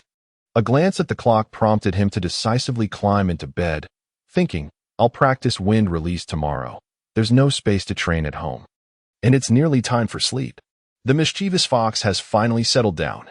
On his way home, he taught a lesson to a few unruly children, and he encountered Hinata, who, upon learning his name, continued to regard him without prejudice. Moreover, he received teachings in ninjutsu from the 3rd Hokage and successfully mastered the shadow clone technique in one go. Although today has been filled with fortuitous events, it remains imperative to remember that this is not the time for complacency. There still lies a considerable distance between him and his aspiration to become a formidable ninja whom no one dares to underestimate. Relentless effort is required to bridge that gap. After falling asleep, Naruto first visited the ceiling space before engaging in his customary studies. Chapter 16. Friends. As Naruto entered the ceiling space, the Nine Tails was engrossed in a drama, naturally captivated by the tale of the investiture of the gods. From the episode currently playing, it was evident that this great fox had not paused since acquiring the remote control. "Good evening, Great Fox," Naruto greeted. "Good evening, you little brat," the Nine Tails responded dismissively, its gaze fixated on the screen. In truth, the Nine Tails, lost in the television show, had little desire to engage with Naruto. However, it was aware that ignoring the boy would only prompt him to persist in conversation, further delaying its viewing. Thus, it opted for a brief acknowledgement. Frowning, Naruto dashed a few steps forward and pressed the pause button on the remote. "Great Fox, has anyone taught you? When conversing with others, one should pay attention. It is a sign of politeness and respect." The Nine Tails was momentarily taken aback, not expecting to be lectured by a child. Just as it contemplated an angry retort, it reconsidered, realizing that continuing the argument would only waste more time and hinder its enjoyment of the show. Suppressing its irritation, it replied earnestly, "Good evening." Satisfied, Naruto nodded and smiled, stating earnestly, "From today onward, let us be friends." "Hello, I am Naruto Uzumaki. What is your name?" Naruto's reasoning was simple. Since the great fox was no longer resisting him and resided within his body, it was only natural for them to become friends. The Ninetales gazed at the boy's earnest expression, momentarily lost in thought, as if seeing the figure of the old man who had once granted it life as a tailed beast. He had been the only being who regarded them without prejudice, treating them as equals. Alas, he was gone, and since then, no human had looked upon them with such regard. Now, after a millennium, another human was solemnly inquiring about its name. After a brief silence, it finally spoke. "I am called Kurama." Although it was not fond of having its name mentioned, it willingly shared it with this human child. "So, you are not called the Ninetales, but Kurama? Very well, I shall remember that." Naruto beamed. In that moment, Naruto felt a surge of joy. He finally had a proper friend. Although this friend was a fox, Naruto did not mind. All sentient beings are equal, and none are inherently superior. "Kurama, wait for me a moment. I shall return shortly." With that, Naruto exited the ceiling space. Kurama paid little heed to Naruto's departure. After the fleeting moment of sentiment, it found the drama far more engaging. However, before Kurama could resume watching, Naruto reappeared, this time bringing with him another television and a gaming console from his study space. "Come, let us play some games. Contra, Super Mario, Red Fortress, Double Dragon, these are all incredibly fun." Naruto enthusiastically invited Kurama. These games are designed for 2 players. Although Naruto had played for quite some time, he had never completed a level due to the lack of a partner. Now that he had a friend, he immediately thought of inviting them to play together. However, the Ninetales dismissed Naruto's invitation with disdain. "What is so interesting about this game? I want to watch a show. Don't disturb me, Naruto. Let us each do our own thing." 10 minutes later, Naruto exclaimed, "How did you manage to get 30 lives?" Indeed, the law of unexpected delight applies to all sentient beings. With a teasing remark, Naruto revealed the cheat code for Contra. Up, down, left, right, B, A, B. A to the Ninetales. "Wow, we finally cleared the level. I am still quite formidable." After what felt like an eternity, Naruto and the Ninetales, one human and one fox, had collaborated from clumsiness to proficiency, ultimately conquering Contra together. In that moment, they exchanged high fives in celebration. Seizing the opportunity, Naruto scooped up the fluffy little fox beside him and playfully nuzzled it. At that moment, the Ninetales, wishing to facilitate their gaming, utilized chakra to penetrate the entertainment room outside the ceiling gate, creating a clone nearly the same height as Naruto, transferring his consciousness to the clone. The original body simply fell asleep. The clone settled onto the sofa with Naruto, joyfully engaged in the game.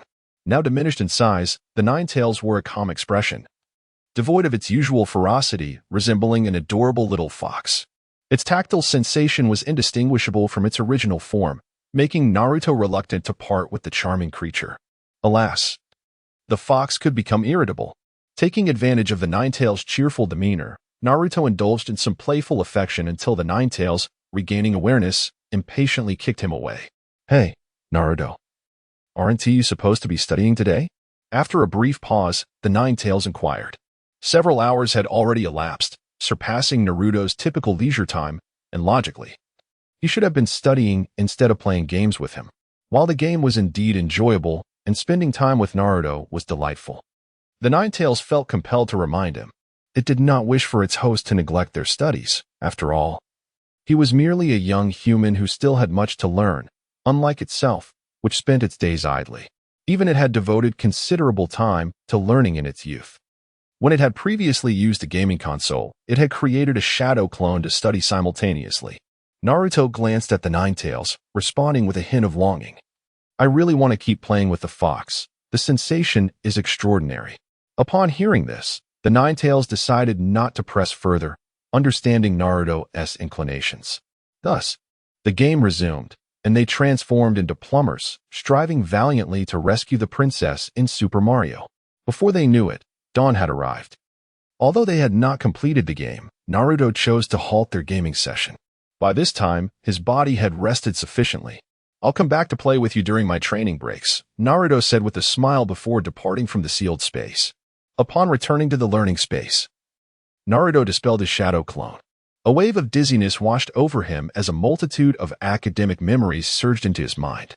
After a considerable moment, he managed to integrate these memories. It became evident through practice that Naruto's current limit was to engage in knowledge-based learning with the assistance of a single shadow clone for non-physical exercises. Perhaps as he matured, he might be able to bear more, but that was not the case at present. Thus, he opted to leave this clone in the learning space for 24 hours of uninterrupted study, allowing him to accelerate his learning process. The remaining time was allocated to exploring other pursuits, indulging in games, or enjoying a series to unwind his spirit. Balance was key, as always. After creating another clone for study, Naruto finally departed from the learning space.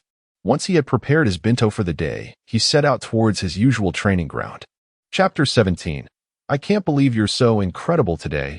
Naruto's training focused on mastering the wind release, great breakthrough technique. The inherent difficulty of this jutsu is classified as C rank, which corresponds to its moderate power. Upon successful execution, it enables the user to expel a gust of wind from their mouth, capable of dispersing enemy attacks.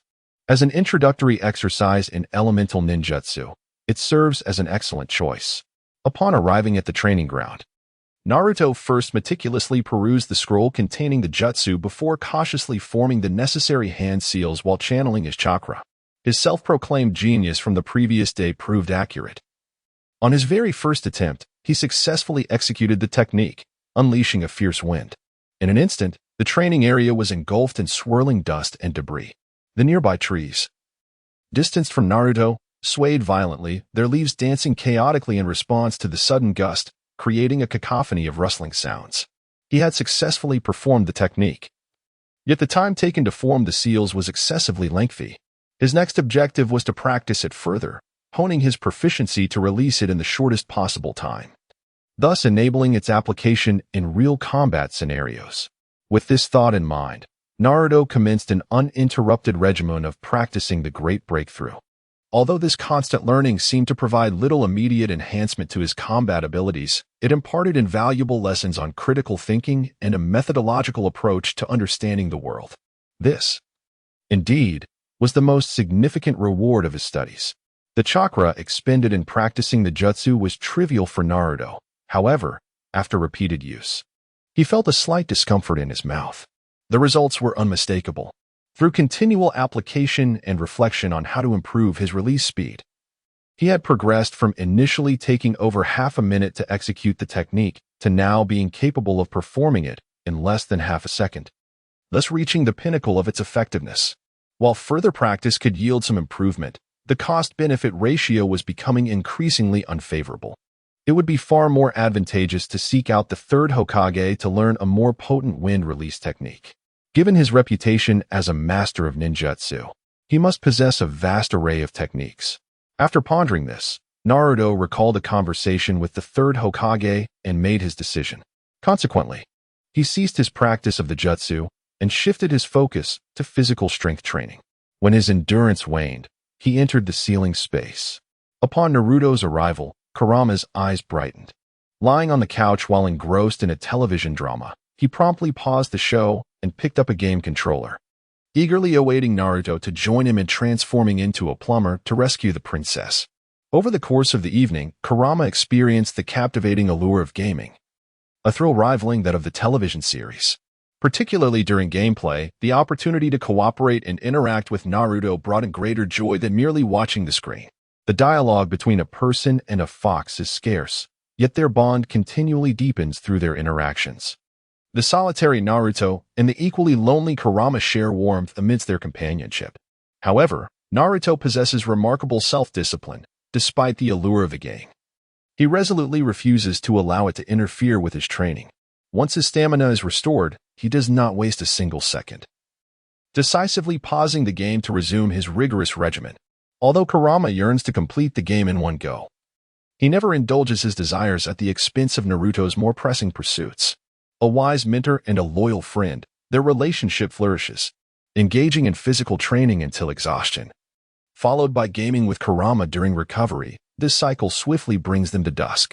Today, Naruto has no intention of practicing late into the night. Instead, he decides to visit the Hokage building to learn more powerful wind release techniques from the third Hokage. Kurama intercepts Naruto, drawing him into the ceiling space. Naruto, abandon those feudal jutsu. As a Jinchuriki, your foremost task is to harness my power. Mastering my abilities will allow you to swiftly attain, even surpass, the level of renowned ninjas, Kurama asserts. Perched on the couch, he pauses the television and turns to Naruto. Naruto's mind is filled with questions. Having deliberately researched Kurama's history in the Konoha library, he recalls that the last time Kurama appeared, he devastated much of Konoha, causing catastrophic casualties. And it was only through the sacrifice of the fourth Hokage that he was sealed away. He acknowledges the fox's formidable strength, and the notion of mastering all of Kurama's power to become a ninja on par with the Kage seems plausible. Yet, the claim that he could surpass the Kage solely by harnessing Kurama's power strikes Naruto as boastful. After all, why would this great fox be sealed within him otherwise? Reading the expression on Naruto's face, Kurama understands his thoughts. He reminisces about their first encounter and, feeling a mix of embarrassment and anger, roars. I was restrained by the sealing technique. Otherwise, in terms of sheer strength, there is no one in the entire ninja world stronger than I. Noticing Naruto's lingering skepticism, he raises his paw and clenches it. Come, extend your fist. With a mix of belief and doubt, Naruto extends his hand, meeting the adorable little fist of the miniature Kurama. In an instant, Naruto feels the world spin, finding himself in an unfamiliar wilderness. A brief glance at himself reveals he has transformed into a gigantic fox with 9 tails. Is this Kurama's perspective? At this moment, the earth appears diminutive beneath Naruto, with lush forests barely reaching his waist. In the distance, a myriad of figures emerge, numerous ninjas adorned with the forehead protectors of the Cloud Village. They wielded chains, endeavoring to capture the formidable Nine Tails, led by 2 powerful ninjas. Soon after, Naruto felt his body moving uncontrollably at astonishing speed. With a series of leaps, claws slashing, and his tail sweeping, he rendered numerous ninjas into mere fragments, leaving only the 2 leaders who managed to narrowly escape into the Nine Tails' maw. However, they were swiftly consumed.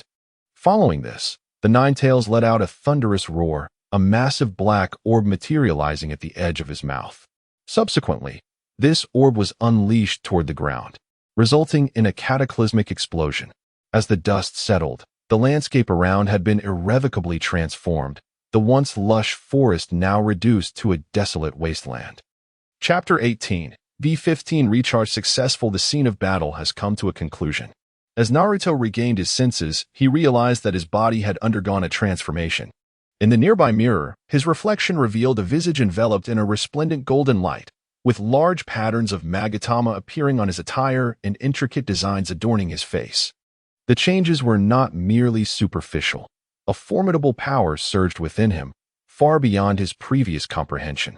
He felt an instinctive sense that harnessing this power would allow him to replicate the map-altering effects he had witnessed through the memories of Kurama. V15 Recharge Successful.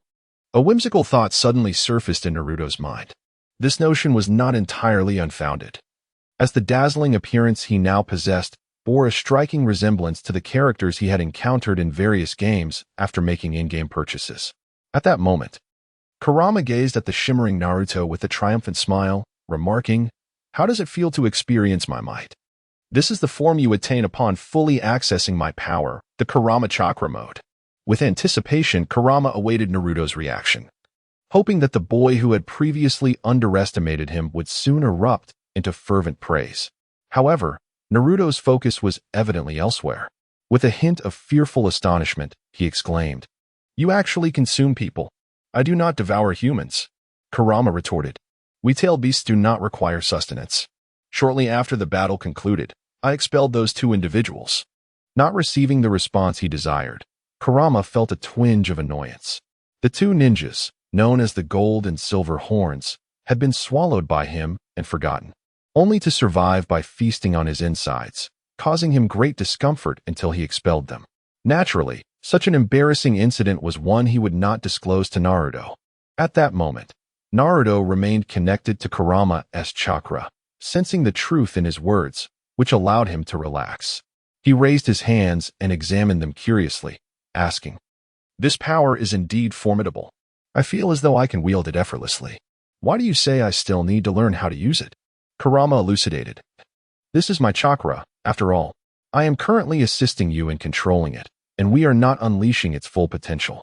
Otherwise, you would struggle to manage the overwhelming force, leading to a loss of control, much like this." As he spoke, Kurama retracted the majority of the chakra link to Naruto, leaving only a minuscule portion. Immediately, Naruto sensed the golden light dissipating, transforming instead into a red chakra cloak resembling that of a fox, with a tail sprouting behind him. As this tailed beast cloak manifested, Naruto felt a tremendous pressure bearing down on his consciousness, causing his negative emotions to surge uncontrollably. Thankfully, this intensity remained within his capacity to endure. With his formidable rationality, Naruto firmly grasped his emotions, and after a brief period of adjustment, he appeared unfazed. Observing this, Kurama bestowed upon him a portion of chakra once more, resulting in Naruto's tail multiplying to 2. Despite possessing 2 tails, Naruto remained unaffected. However, upon acquiring a 3rd tail, palpable changes began to manifest. This time, although Naruto did not succumb to madness, he could distinctly sense the thread of reason, tethered to his sanity, nearing its breaking point. Moreover, the chakra was corroding his body, scorching his skin and revealing blood-red muscle beneath. Witnessing this, the 9 tails slightly restrained Naruto's power, nullifying the corrosive force, allowing his body to swiftly recuperate under the influence of the 9 tails chakra. Once Naruto appeared to be in good condition, the 9 tails began to elucidate. "Although our chakras are interconnected, I can assist you in maintaining control during ordinary circumstances and can fully unleash my strength in emergencies. However, I must also indulge in my own pursuits, such as watching shows and playing games, which limits my ability to focus. There are moments when I may lapse into a state akin to slumber. During such instances, if you wish to harness my power, you must take control yourself. Once you fully master my strength, you will be able to wield malicious perception at will, alongside the tailed beast transformation, enabling you to utilize the formidable tailed beast ball you just witnessed. As the Jinchuriki, you can simultaneously harness both your own power and mine, making you even stronger than I was at my peak." At this juncture, Naruto comprehended the rationale behind these revelations. Nonetheless, this did not alter his perception of the great fox, prompting him to retort with disdain, "I certainly understand that one can always rely on oneself. Yet your laziness is quite remarkable. At this rate, I suspect you will eventually become a reclusive fox, reluctant to leave even when the seal is fully lifted." Upon hearing this, the 9 tails pondered briefly. It did indeed seem to be the case. Previously, he had sought every possible means to escape, yet now, even if Naruto were to push him away, he would likely prefer to remain, as there were no other places with such captivating television series and games, nor a companion like Naruto with whom he could share his thoughts. With a huff, the 9 tails, feeling embarrassed by the truth of his situation, retaliated by kicking Naruto out of the ceiling space. As Naruto opened his eyes, a sense of displeasure washed over him. The audacity of the great fox to kick him without cause would not be forgotten.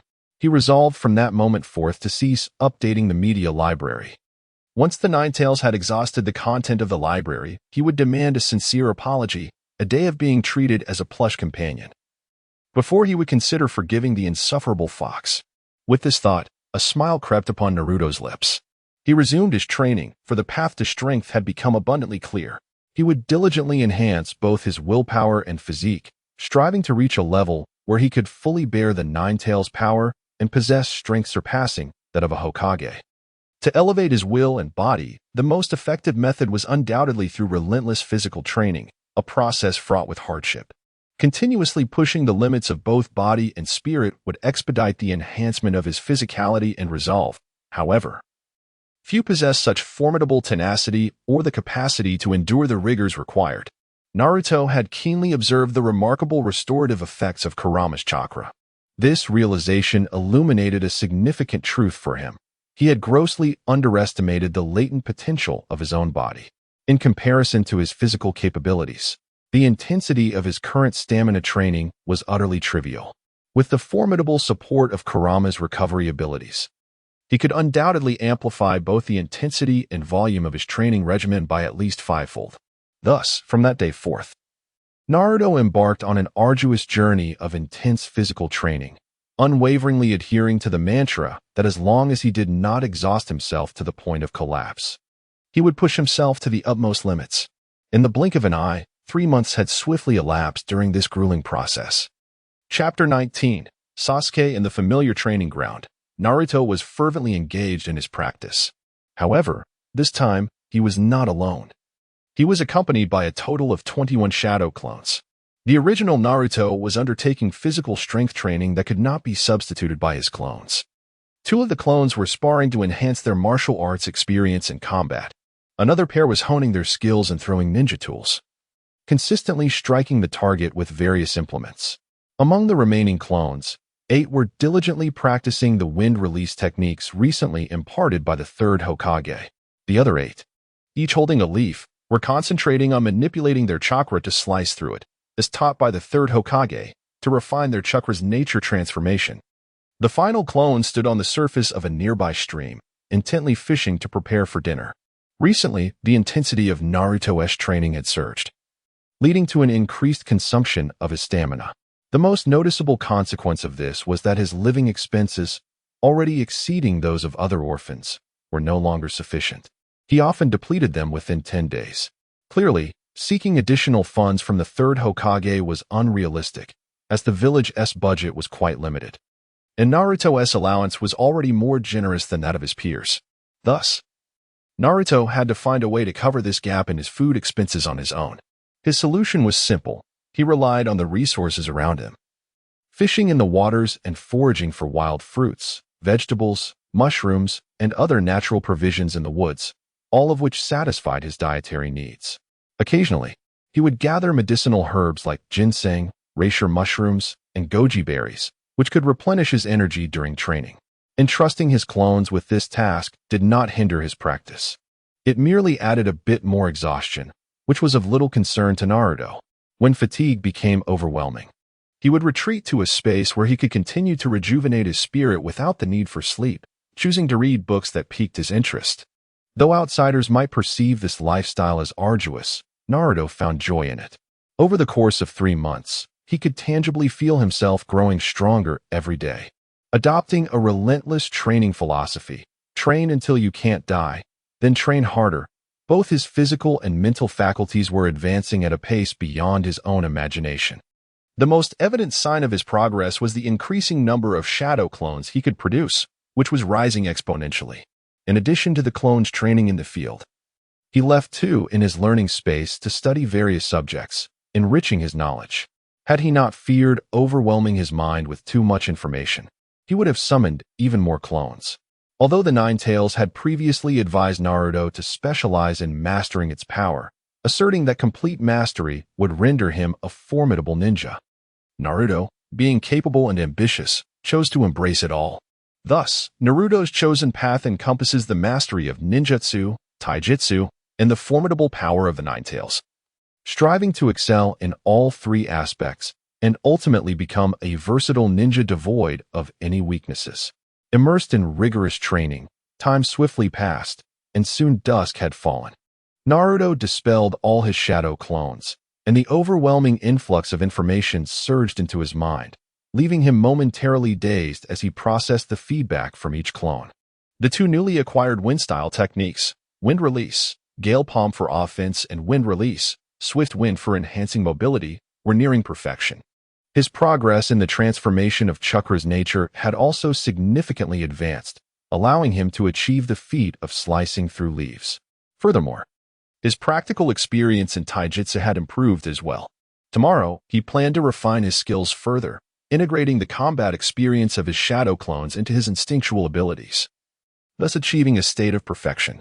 What a fulfilling day it had been, Naruto mused as he settled beside the campfire, lifting the meal prepared by his shadow clones in readiness to replenish his strength.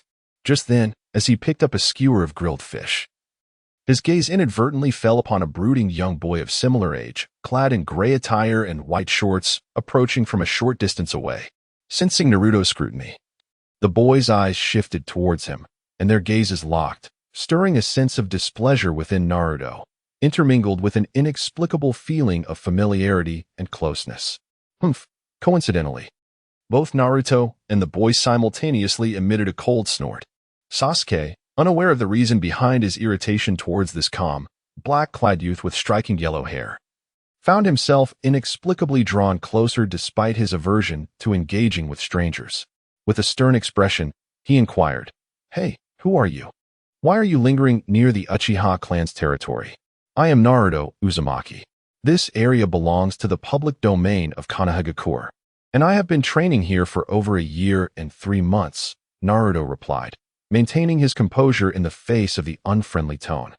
Adhering to his principle of kindness towards others, he answered the boy's question and posed one in return to satiate his curiosity while providing a topic for interaction. Having concluded his response, Naruto braced himself for cold indifference or even a confrontation, prepared to teach the boy a lesson if he were to waste his time. However, the anticipated disdain did not materialize. Instead, the boy curiously surveyed the surroundings. Observing the numerous marks of thrown projectiles and ninjutsu practice, evidence that seemed far beyond what a peer of his age could achieve. Yet, it was not entirely implausible. As Sasuke's elder brother was indeed a genius who had exhibited extraordinary ninja talent from a young age. What brought a sense of comfort to Sasuke was that Naruto did not regard him with the same disdain as the other villagers of Konohagakure, who, upon learning of his Uchiha lineage, looked at him as if he were a harbinger of misfortune.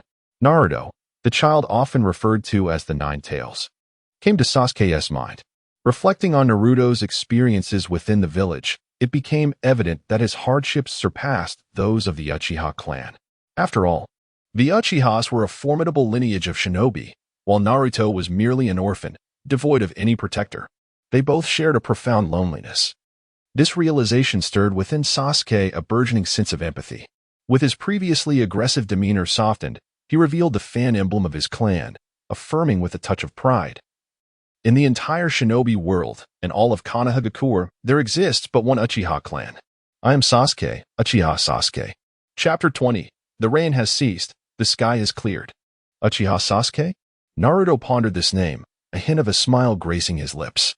He couldn't help but reminisce about the last person who, upon hearing his name, did not regard him with disdain, but rather chose to exchange names with him, the Byakugan girl, Hinata Hyuga. Subsequently, Naruto offered the freshly grilled fish he had prepared, still warm to the touch, to Sasuke, who had settled on a nearby stone. "Would you like to try some grilled fish? I made it, and it should taste quite good." Meeting Naruto's earnest blue gaze, Sasuke found himself unable to refuse. Accepting the offering, he took a tentative bite, his hopes modest. To his astonishment, his eyes widened as he exclaimed, "This grilled fish is crispy and delicious. The last time I had something this good was when my brother made it." After this revelation, Sasuke felt a tinge of embarrassment. He turned his face away, unwilling for Naruto to see the faint blush on his cheeks. Was he yet another prideful tsundere? Hearing Sasuke praise his culinary skills brought a sense of joy to Naruto. For him, it was a form of validation. However, observing Sasuke's reaction, Naruto couldn't help but think of his own lazy fox, which languidly occupied the sofa, doing nothing but indulging in dramas and video games. If it weren't for Naruto's lack of food to offer, that fox might have grown quite rotund by now. The similarities in demeanor between the two, one human and one fox, when being prideful were strikingly uncanny. At that moment, Naruto could almost envision the embarrassing scene of Sasuke fervently exclaiming how delectable the food was in the future. Yet, he chose not to expose him. As the third Hokage occasionally dined with him, Naruto had spare utensils. He ladled a bowl of mushroom and vegetable soup and offered it to Sasuke, gently remarking, "Have some soup. Eating only grilled fish will make you thirsty. By the way, who is your brother?" Upon hearing Naruto mention Itachi, Sasuke's spirits lifted. After sipping the soup and declaring it delicious, he began to speak animatedly. "Let me tell you about my brother. He is Itachi, Uchiha Itachi. He is a genius ninja who graduated from the Ninja Academy at the age of 7, and now As Naruto savored the grilled fish and sipped the mushroom soup, he listened to Sasuke extolling his brother's virtues.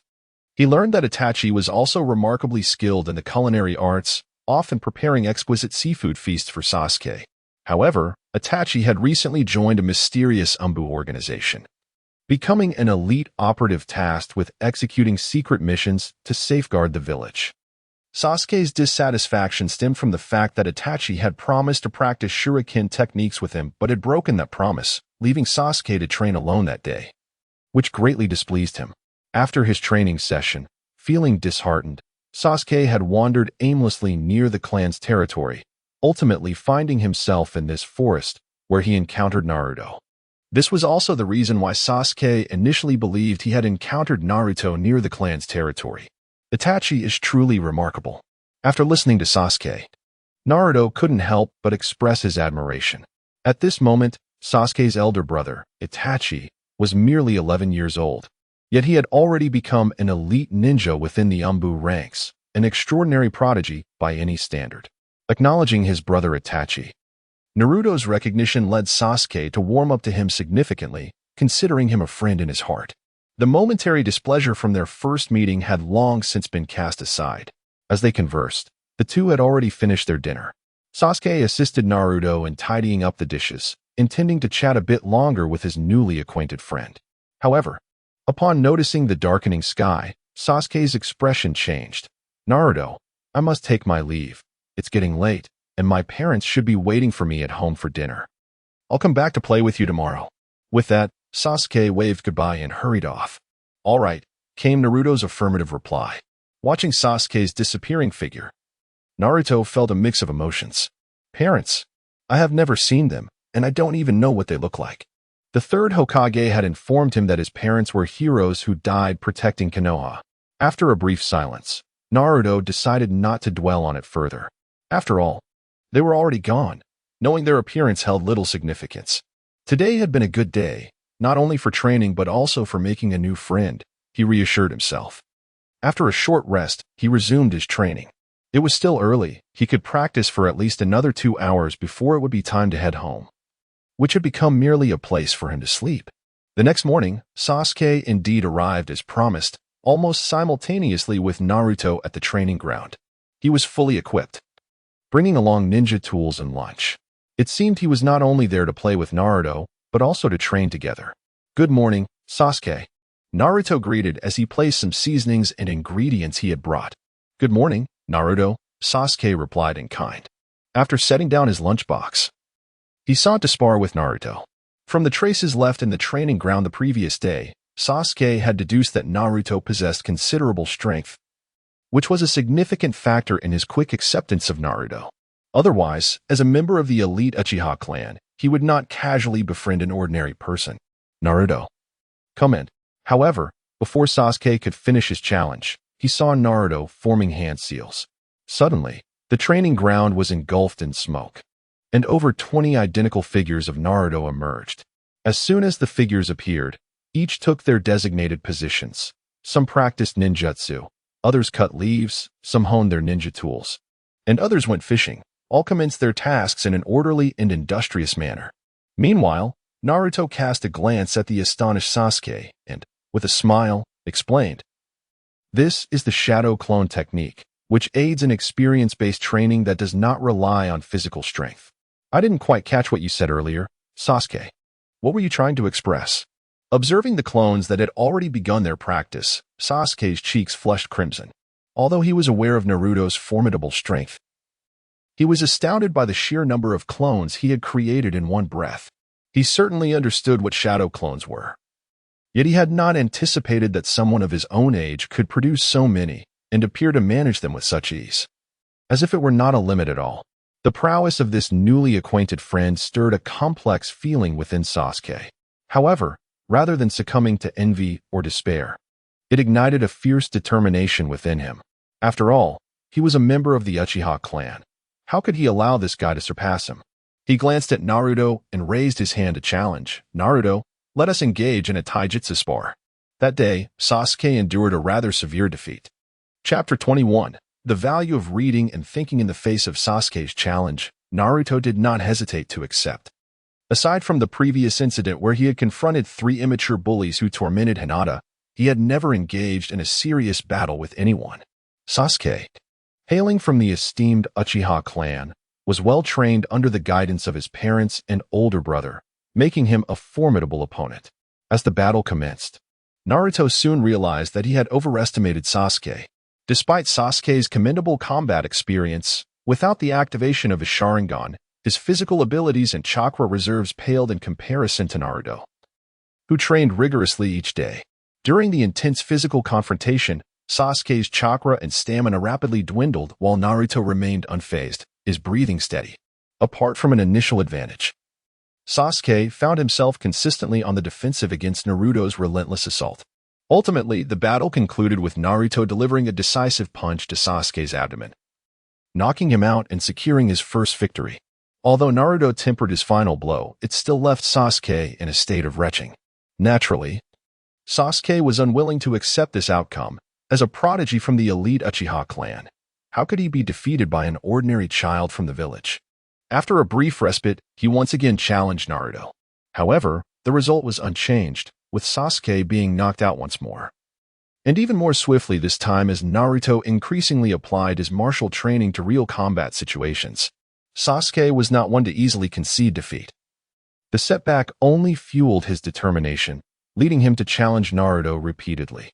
Given the opportunity for practice, Naruto saw no reason to decline.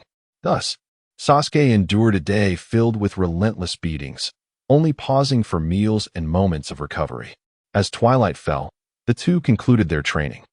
Unlike the previous day when Naruto had prepared grilled fish, he now concocted a pot of fish soup with wild vegetables and roasted 3 wild rabbits. Seated by the fire, they enjoyed their evening meal, each savoring a rabbit leg.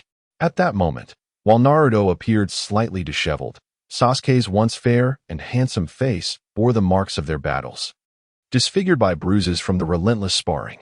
Nevertheless, despite his battered state, Sasuke harbored no resentment towards Naruto. This was the consequence of his own voluntary challenges against an opponent he underestimated. Such outcomes ignited Sasuke's competitive spirit, further enhancing his motivation for training.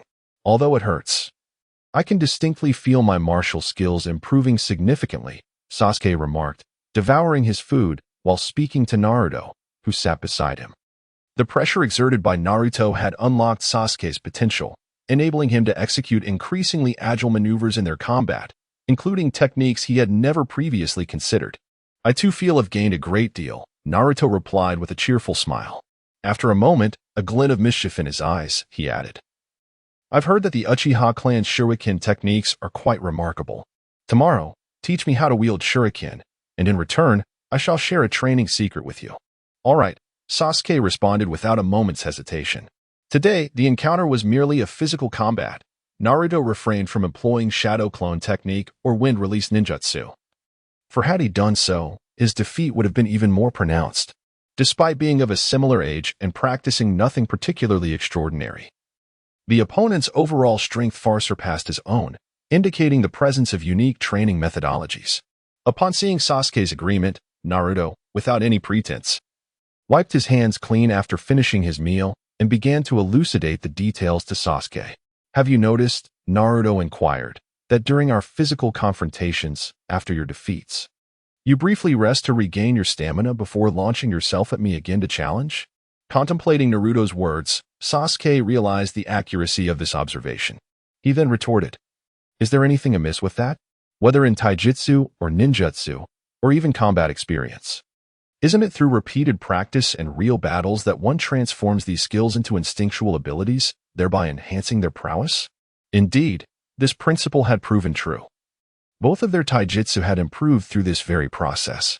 This insight had been imparted to Sasuke by his father, Fugaku, and was a training method employed by the vast majority of ninjas. Naruto nodded in agreement, saying, You are correct. Diligence is indeed a fundamental requisite for success. And I am not questioning that. What I wish to convey is that you have yet to learn the art of consciously summarizing and reflecting upon a matter. Instead, you rely on instinctive abilities to draw conclusions, much like in our previous sparring sessions.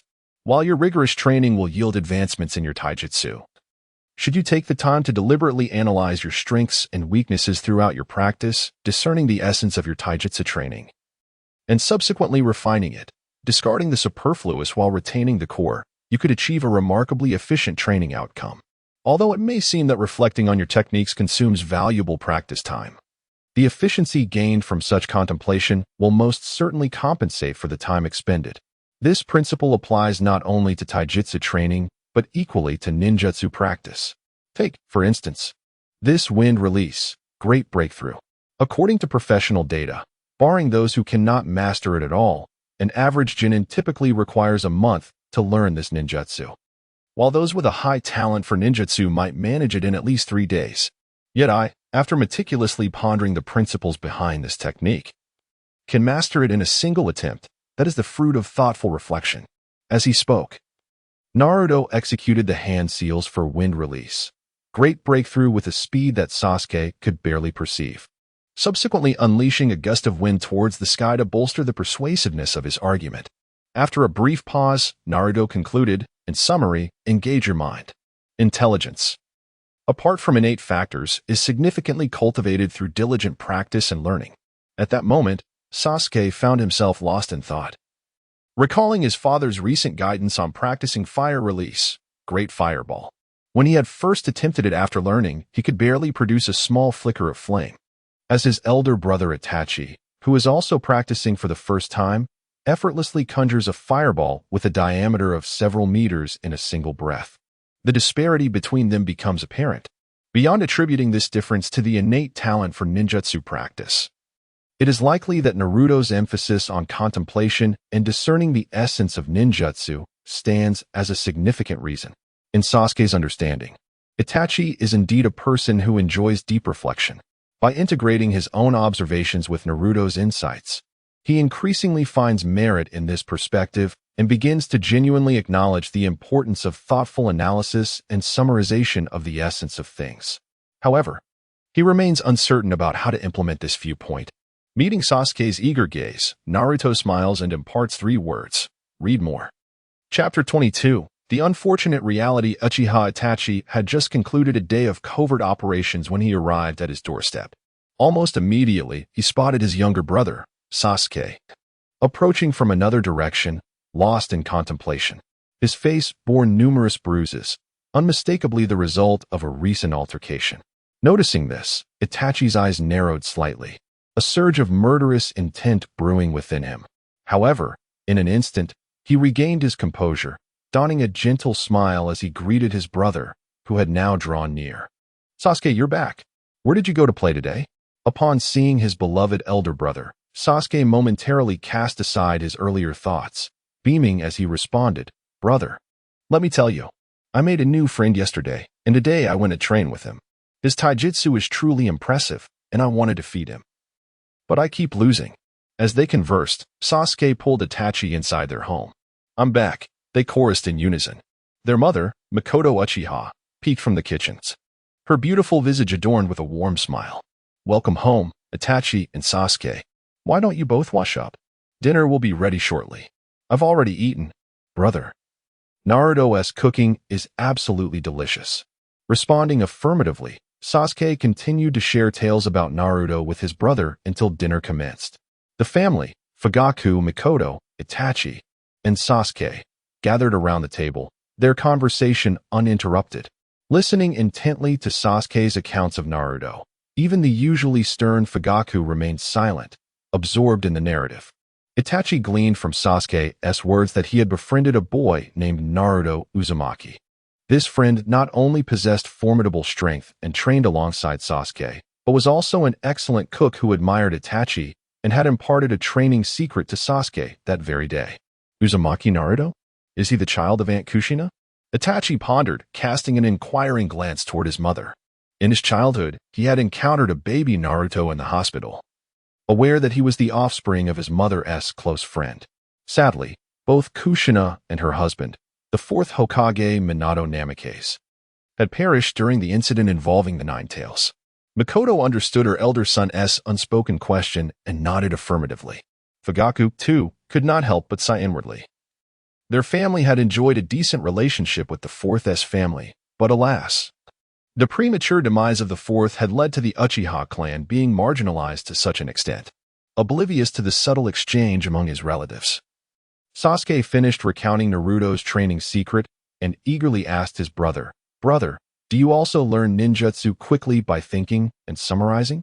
Faced with Sasuke's expectant gaze, Itachi chuckled softly.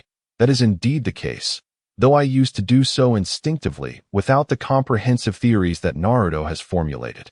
With his brother's affirmation, Sasuke's eyes sparkled with joy.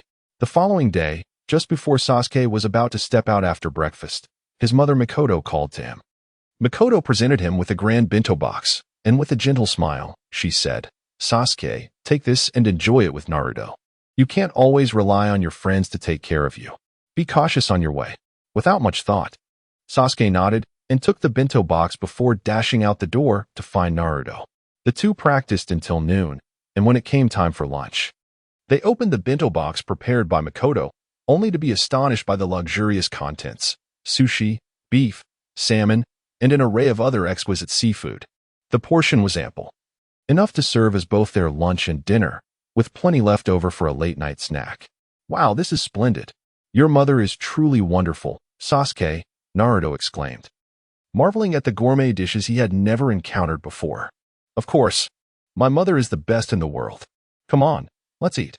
"You can't say I only eat for free anymore," Sasuke replied, believing that his mother had prepared this as a gesture of gratitude for Naruto's care. Calling Naruto over, they began to feast heartily. Naruto, too, did not think much of it, simply appreciating how kind Sasuke's family was. However, unbeknownst to Sasuke, as he had just stepped outside, Uchiha Fugaku emerged from behind his wife, Mikoto. Watching Sasuke's retreating figure, he sighed softly and remarked, "Our clan's relationship with the village is becoming increasingly strained. We cannot approach the Jinchuriki carelessly, lest we provoke misunderstandings among the higher-ups. Otherwise, we should have adopted Naruto, at the very least. We shouldn't let him endure such a difficult life. If only our son Sasuke were older and had awakened his Sharingan." As the Jinchuriki, Naruto also needs some bonds to foster his sense of belonging to the village. Otherwise, Sasuke might not even be permitted to approach him. Mikoto remained silent, her tears falling silently. She had been close friends with Kushina, and now that her child found himself in such a predicament, she felt compelled to lend a helping hand. With her child now having forged a friendship with Naruto, she had even more reason to act. Yet, reality often presented many helpless situations. Thus, she resorted to this means to assist that child, hoping at the very least to ensure he could enjoy a proper meal now and then. From that day forward, Naruto frequently trained alongside Sasuke. Occasionally, when Sasuke was learning new jutsu or when Itachi took a break, he would not come, opting instead to spend time with his beloved older brother. Through Sasuke's tales, Naruto heard countless stories about Itachi, and he occasionally received small gifts that Sasuke would pass on from Itachi. Unavoidably, Naruto developed a sense of curiosity and admiration for this older brother figure. However, Itachi was often preoccupied, leaving Naruto unable to meet him. With a new friend aside from Kurama, Naruto felt that sunlight had brightened his life a little more. Although he still faced hostility from the villagers, he found himself less disheartened. After all, one cannot expect to be liked by everyone, regardless of one's excellence or strength. In a lifetime, having one or two true confidants is sufficient. This was a lesson Naruto gleaned from his readings and a reflection of his genuine feelings. Unbeknownst to him, he had already passed his 6th birthday. This marks the first birthday where he is accompanied by friends, receiving gifts and heartfelt wishes. On an ordinary spring evening, Naruto, having just concluded his training, unexpectedly discovered the 3rd Hokage seated at a table, quietly smoking and awaiting his return. Upon noticing Naruto's arrival, he extinguished his pipe and handed him a letter. With a warm smile, he said, "Naruto, you have reached the age to commence your studies. Here is your enrollment notification for the Ninja Academy. Please ensure you report to school at the designated time indicated in the letter. There, you will meet new friends and embark on an entirely new chapter of your life." Chapter 23.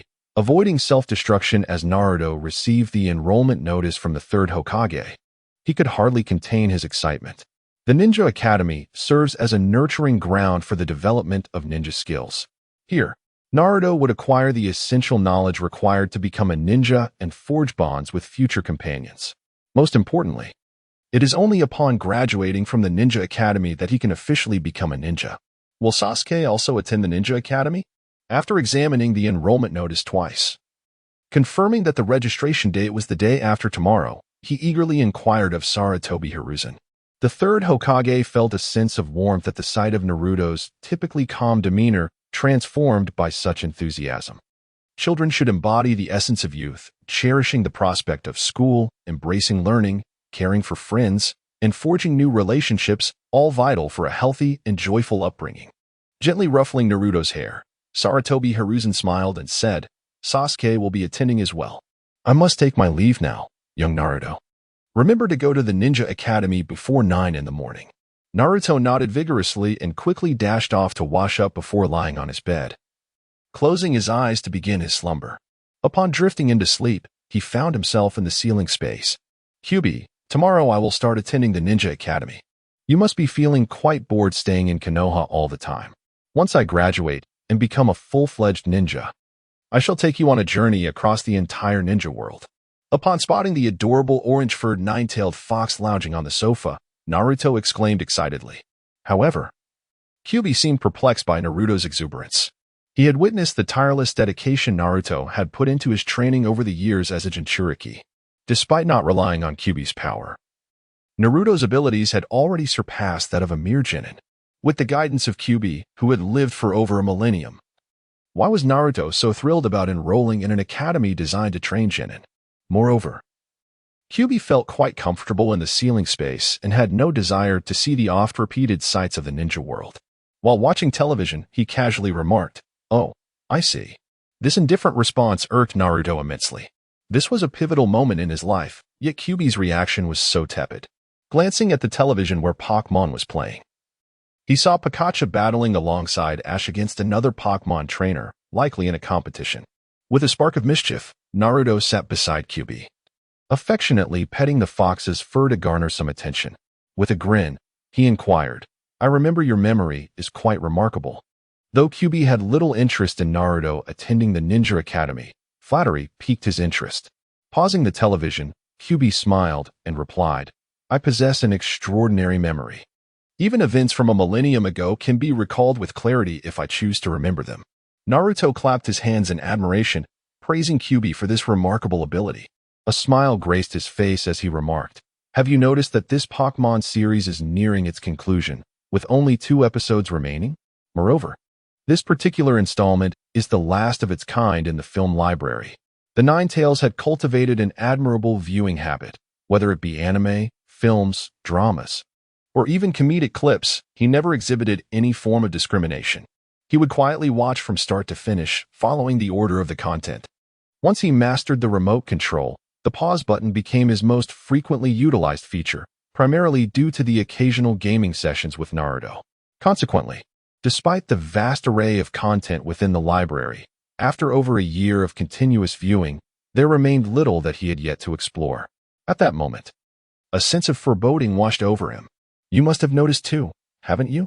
This film library has not seen any updates since I acquired it. Observing the troubled expression on Ninetales' face, Naruto realized that he had come to a conclusion. Once Ninetales finished the existing content in the library, if Naruto failed to refresh it, his only recourse would be to revisit the previously watched material. Fortunately, Ninetales possessed an excellent memory, capable of recalling an entire show with just a hint. This robbed him of the joy that most people found in rewatching, discovering previously overlooked details. The remaining unwatched games would not last long either. For Ninetales, who had grown accustomed to filling his time with dramas and games, the absence of either was utterly intolerable. As the saying goes, transitioning from frugality to indulgence is easy, but the reverse is a challenge. In an instant, Ninetales' demeanor softened, and his voice assumed an unprecedented gentleness. "Naruto, congratulations on your enrollment." Naruto's eyes crinkled with delight as he replied, "Thank you," and then opened his arms towards Ninetales. Understanding dawned upon him. He realized that this little rascal had always wished to be treated like a plush toy, yet Ninetales had been reluctant to lower his dignity. After all, how could the illustrious lord of the Ninetales allow a mere human child to toy with him? However, given the circumstances, he had no choice but to acquiesce. After a brief moment of contemplation, Ninetales cast aside his unwarranted embarrassment. His chakra form, originally comparable in height to Naruto, shrank to half its size, becoming petite and delicate. Before he leaped into Naruto's embrace, Naruto, caressing the little fox in his arms, could not help but smile with sheer happiness at the exquisite sensation. Conversely, Ninetales was far from pleased. "Hurry up, kid, and update the film library. From now on, if I hold you, you are not to kick me." All right. After a considerable while, just before Ninetales reached his breaking point, Naruto ventured into the learning space to copy enough content from his recently acquired film library to keep Ninetales entertained for a month. This was also a precautionary measure on Naruto's part to prevent any potential change of heart from Ninetales, ensuring that he wouldn't be overwhelmed with too much content at once, which might provoke a negative reaction. Simultaneously, Naruto procured a new gaming console to enjoy with Ninetales. "Come and indulge in this game, Honor of Kings." The previous matches of League of Legends took far too long, making it unsuitable for our practice breaks. A single match of Honor of Kings lasts around 10 minutes, which is just perfect. Hurry and learn the ropes so we can play together during my next practice break, starting with the bronze level against AI. Our goal is to challenge the king level AI. With great enthusiasm, Naruto stuffed the gaming console into the hands of Kurama and then opened another console for himself. "Hey, Kurama, why are you so intrigued by the female fox?" Naruto inquired. "I recall that in League of Legends, you specifically played Ari, and in Honor of Kings, you favored Daji. In Honkai Academy too, your favorite was Sakura. Moreover, 3 months ago, you dragged me into an entire night of conversation about Fox Spirit Matchmaker. Are you lonely beyond measure, yearning for companionship?" After only a few games, Naruto's curiosity peaked. "I am a tailed beast, a being of chakra, devoid of gender. Thus I do not experience such desires," Kurama replied with a hint of irritation. "Wait, do you find the image of a beautiful girl with fox ears and tails, akin to Daji, Sakura, or Tushan Hongong, appealing? Do you wish to transform into such a figure?" As soon as these words escaped his lips, Naruto envisioned a scene, a Daji-made CAF-skin version of Kurama, speaking to him in a deep, resonant male voice. "Please feel free to command Daji." A shiver ran down Naruto's spine at the thought, causing him to instinctively toss the small fox he was holding aside. "Get lost," he shouted, and in an instant, a fox with orange fur appeared in his line of sight. Shortly thereafter, everything went dark, and he lost consciousness. As Naruto slipped into oblivion, the 2 shadow clones he had left in the study space also dissipated. After a long time, Naruto thought of nothing and simply enjoyed a good sleep. Kurama picked Naruto up, covered him with a blanket, and a gentle smile graced his lips. "Good night, Naruto." Chapter 24. Styling hair in the manner of the 4th Hokage, with his hair fashioned to resemble the 4th Hokage and clad in dapper attire, Naruto anticipated that his appearance at school would surpass all expectations. Humming a tune he had adapted from a nostalgic song, he stood before the mirror, meticulously arranging his hairstyle. Early that morning, the sweet slumber of Naruto was interrupted by the call of Kurama. Subsequently, he commenced his final preparations before heading to the Ninja Academy. After enjoying breakfast, he prepared a bento for lunch and took a refreshing shower. He then retrieved a new outfit he had purchased but had yet to wear. In the mirror stood a young man adorned in a fitted white long-sleeve shirt and casual black trousers. His golden hair styled into a suitable length with 2 strands of bangs cascading down his cheeks. His features were quite refined, marked by 6 distinctive whisker-like scars. Yet, these did not detract from his charm. Rather, coupled with the serene expression that perpetually graced his face, they imparted an air of wisdom far beyond his years. "Kurama, you indeed have an eye for style. As you suggested, this hairstyle reminiscent of the 4th Hokage suits me rather well. Fortunately, I self-studied fashion etiquette and aesthetic principles, or else I might not have achieved this look. Truly, I am handsome," Naruto mused to himself in the mirror, nodding approvingly. From within the ceiling space, Kurama listened to Naruto's self-admiration with a slight smirk, choosing not to comment further. From a human perspective, Naruto, having taken care to present himself, undeniably bore a resemblance to his father. 4th Hokage, as you wished, I have become a supportive partner to your son. Surely, this must satisfy you." observing his Jinchuriki. Kurama could not suppress a cold snort. Though he harbored affection for Naruto, his feelings towards other humans remained indifferent. Noticing that time was slipping away, Naruto placed his bento into the orange backpack gifted by the third Hokage and, with a swift leap, departed through the window. Racing towards the ninja academy at the village's center, the rare daylight drew the friendly gazes of many villagers towards him. Although Naruto, as the rumored Ninetales, seldom appeared in public, the 6 distinctive whisker marks on his face were an unforgettable trait.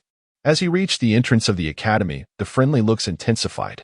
At that moment, numerous parents accompanied their children to register, and upon seeing Naruto, they exchanged glances filled with icy disdain, cautioning their offspring to steer clear of this perilous beast.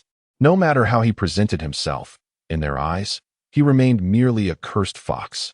Having long since grown accustomed to such scrutiny, Naruto navigated through the crowd with indifference, making his way to the registration point where he handed his completed enrollment form to the 2 middle-ranked ninjas in charge.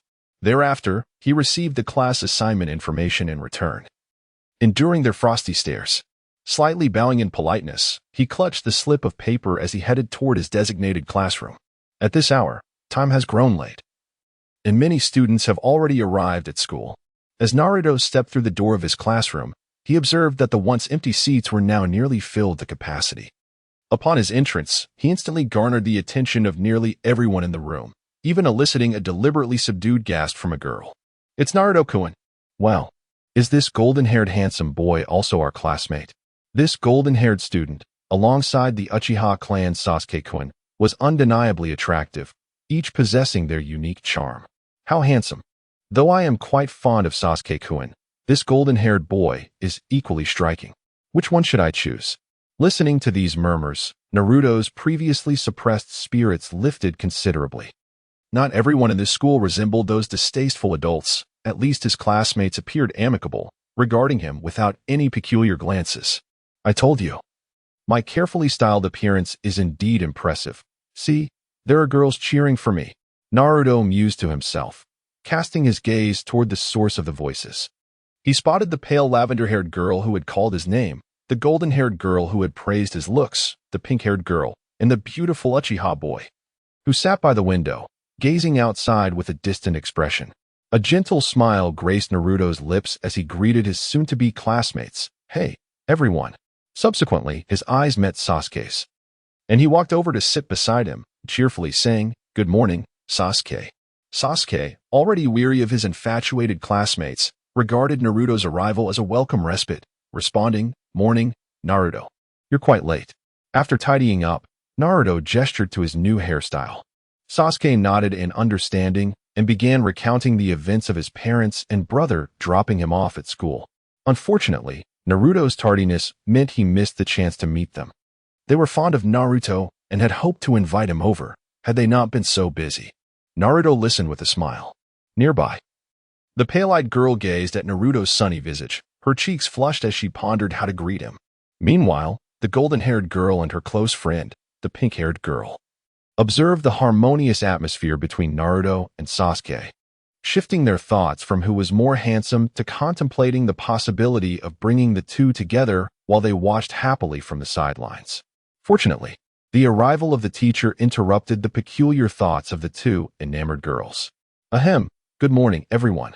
I am your future teacher, Irika," with a couple of coughs. He captured the students' attention. They then beheld a man with a pineapple haircut and a horizontal scar across his face standing at the podium, smiling at all the students in the classroom.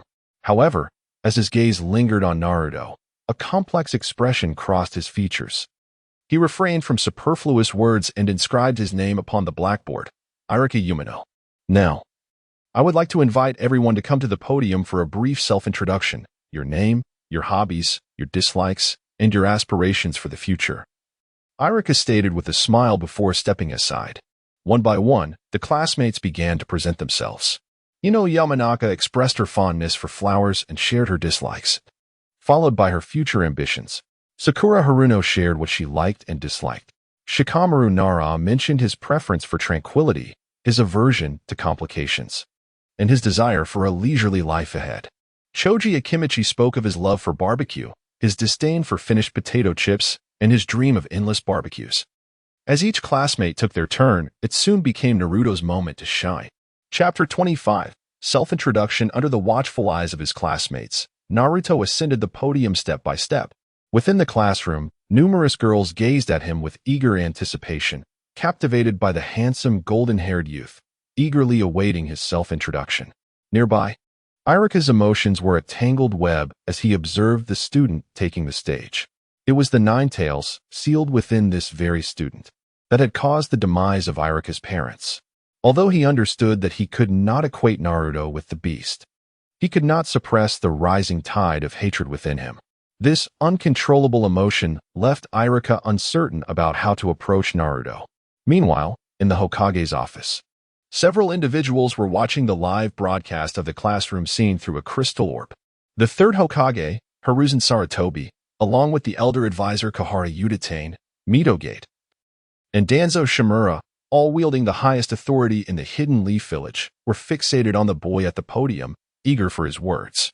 As the host of the strongest-tailed beast, the Nine Tails, Naruto was perceived by these high-ranking officials as a solitary and precocious individual, with no one truly knowing what thoughts lay beneath his calm facade. This self-introduction at the entrance ceremony presented an excellent opportunity to gauge Naruto's psyche.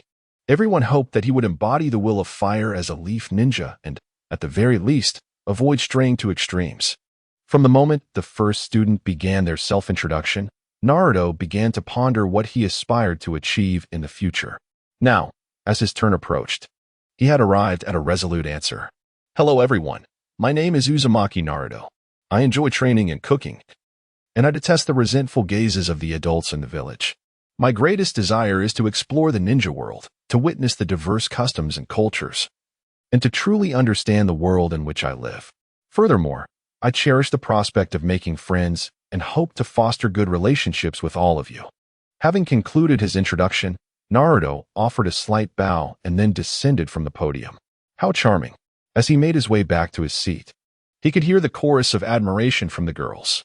Simultaneously, he sensed the envious glares from some of his male classmates, to which he could only respond with a resigned smile. After all, his good looks were hardly his fault. Resentment? Iruka mulled over this term, letting out a sigh. Was he not also guilty of harboring resentment?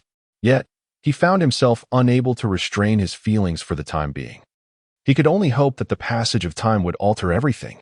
In the Hokage's office, the crystal orb ceased to display any further images. Deeming it unnecessary to continue watching, the group remained silent for a considerable time until the white-haired elder, Koharu, broke the stillness. This child possesses no will of fire.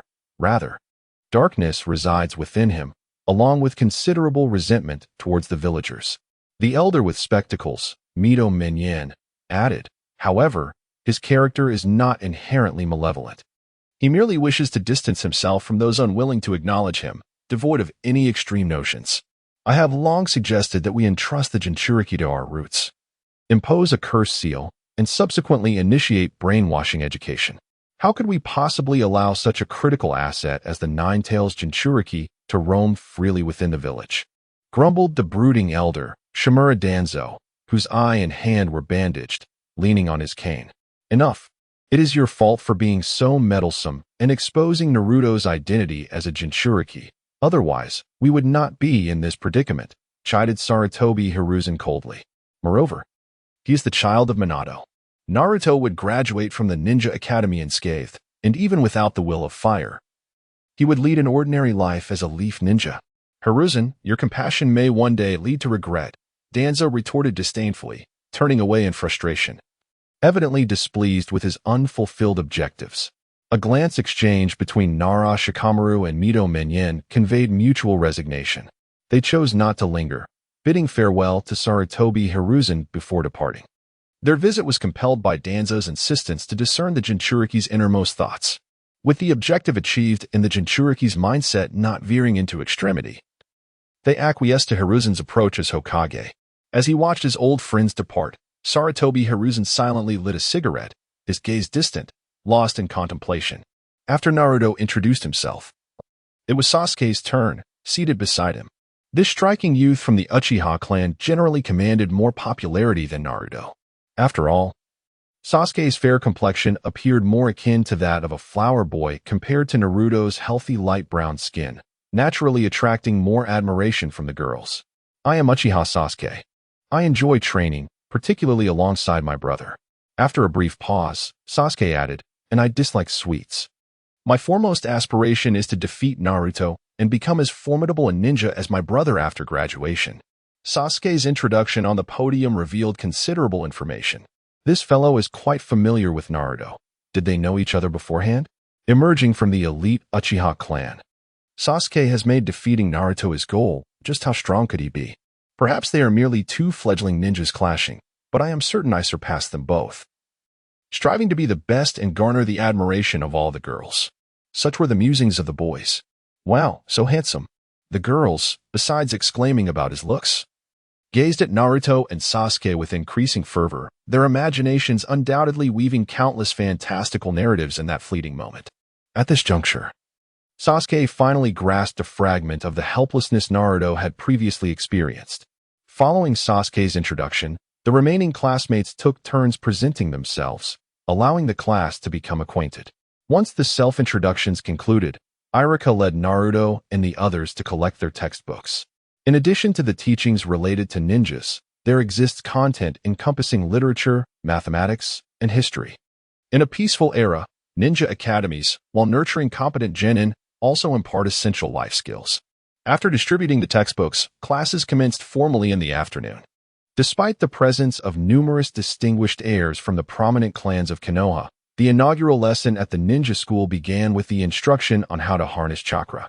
Before 5 o'clock in the afternoon, the day's lessons concluded. Upon reviewing the curriculum for the first academic year, Naruto discovered that aside from topics on stealth, trap creation, and various ninja fundamentals, he had already mastered the remainder. The knowledge that Naruto had yet to acquire consisted entirely of academic subjects, which could easily be delegated to his shadow clones. Following this day, Naruto did not return to the school. Chapter 26. You actually sneaked away. After school, Naruto did not head straight home. Instead, he ventured into the familiar training grounds nestled within the woods, placing his backpack aside. Turning around, he smiled and asked, "Why have you been following me, Hinata?" The girl's tracking skills were rather lacking, and Naruto had noticed her presence long before reaching this spot. Initially thinking she was merely on the same path, the forest fell silent for a few seconds until a girl with short lavender hair and pale eyes shyly stepped out from behind a tree, her cheeks flushed. "Naruto-kun, you remember me," she exclaimed joyfully. I didn't mean to follow you. I just wanted to say hello. I still haven't properly thanked you for helping me last time." She glanced at Naruto, her gaze dropping bashfully as she spoke hesitantly. Then, with a serious demeanor, she bowed deeply and expressed, "Thank you, Naruto-kun." Naruto chuckled and waved his hand dismissively, saying, "It was a small effort, nothing to be concerned about." As he spoke, he sat down on a stone bench typically used for resting during training, inviting Hinata to sit across from him. Upon seeing this, Hinata felt a weight lifted from her shoulders. After settling down, she curiously surveyed their surroundings and asked, "Is this the place where you usually train, Naruto-kun?" "Indeed. This is where I practice. If you ever wish to find me, you can come here. I should be around except during the hours when I sleep." Naruto replied with a smile.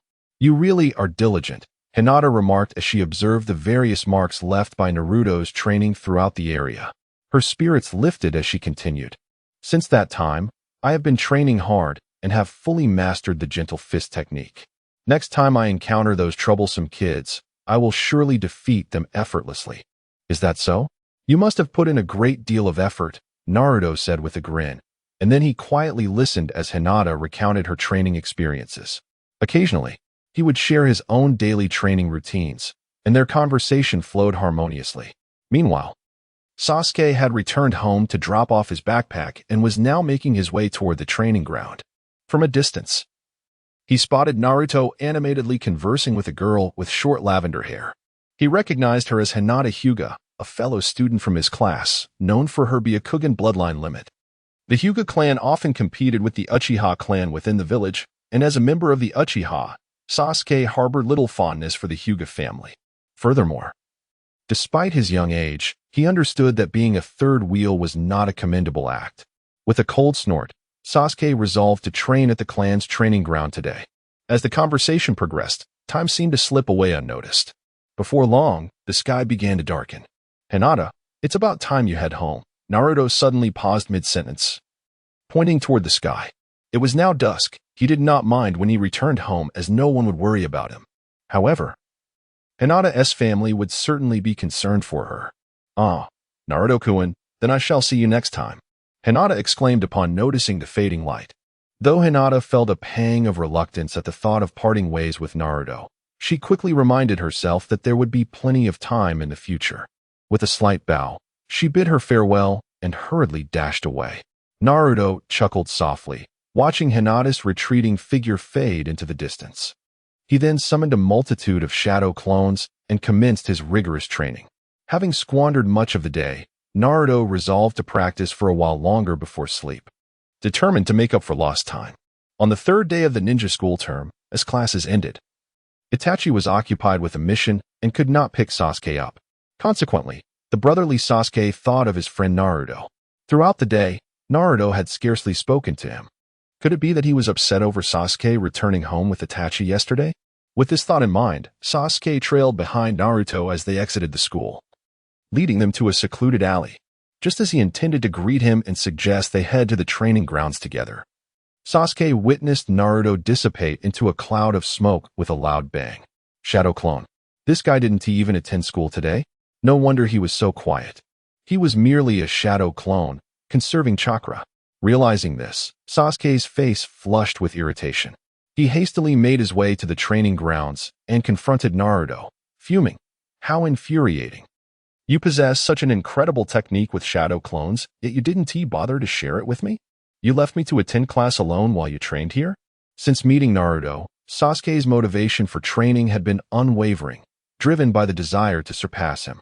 To this end, he had learned the methods of lightning and fire nature transformation from his brother, practiced shadow clones, and studied various fire release techniques.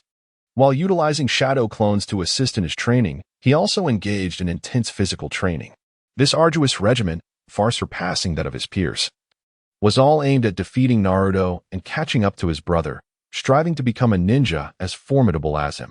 To his surprise, the very target he wished to surpass had been secretly slacking off. Sasuke had thought of Naruto as his closest friend. How superficial that seemed now. But you didn't ask, did you? You mastered shadow clones last year, yet here you are attending school in your original form. I assumed you enjoyed going to school. In response to Sasuke's accusations, Naruto maintained a calm demeanor, his expression unchanged. Upon hearing this, Sasuke paused, contemplating. It seemed that indeed, one rarely seeks to confront their own responsibilities. Regarding Naruto's failure to inform him about using shadow clones for class, Sasuke quickly dismissed the thought. Turning his attention to Naruto, who sat on the ground, he curiously inquired, "You're just sitting here daydreaming instead of training." "I am not daydreaming. I am contemplating the power of the wind," Naruto replied, raising his hand. Without forming any seals, Sasuke observed a distinct flow of air swirling between Naruto's fingers. Though faint, it was undeniably the essence of wind. "Have you truly mastered the wind nature chakra transformation to this extent?" Sasuke asked, astonished. The ability to transform chakra into wind without the aid of a seal signifies a remarkable mastery over the nature transformation of chakra, undoubtedly reaching the level of a seasoned J-nin. I am currently endeavoring to instantaneously generate a substantial amount of wind attribute chakra, using it as a medium to manipulate the surrounding air currents. After all, the essence of wind is, fundamentally, the flow of air. Although Naruto is engaged in conversation, he remains vigilant in maintaining control over the chakra between his fingers. But what purpose would that serve? Sasuke inquired, sensing that Naruto might be undertaking something truly extraordinary. "Then I would be able to fly," Naruto replied, somewhat exasperated. "If only you would heed my advice to read more. Do you not understand that birds can soar because they flap their wings, creating an updraft that lifts them from the grasp of gravity? If humans could harness chakra to manipulate air currents, they too could achieve the same feat." Chapter 27. Naruto. Take me flying. Sasuke found Naruto's assertion quite reasonable. If one could manipulate airflow, It was indeed possible to soar into the sky. After all, there were ninjas in the shinobi world who could fly. Yet, in a fleeting moment, he recognized a flaw in his own reasoning. Naruto, you practice ninjutsu here every day and hardly have time to read, yet you dare criticize me? Sasuke challenged. Naruto continued to control the airflow in his hands, responding without raising his head. What do you think shadow clones are for? If I can attend school, I can certainly visit the library, which is where most commoners acquire knowledge, Uchiha second heir. As the son of the Uchiha clan leader, Sasuke had access to abundant educational resources. Whatever he wished to learn, someone would be there to teach him, and his home was filled with an extensive collection of books, rendering trips to the library unnecessary.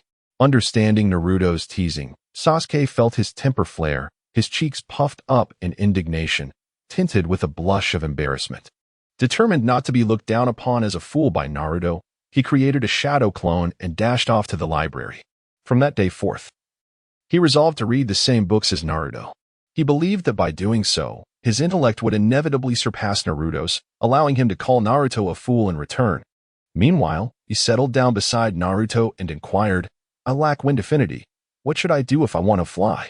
Although firmly convinced that he would eventually outsmart Naruto, he had to admit that, for the time being, he was not as clever as his rival, and thus had to swallow his pride and ask for guidance.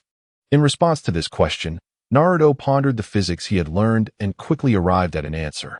Have you ever heard of hot air balloons? He asked. If Sasuke didn't know about this, Naruto would be at a loss for examples.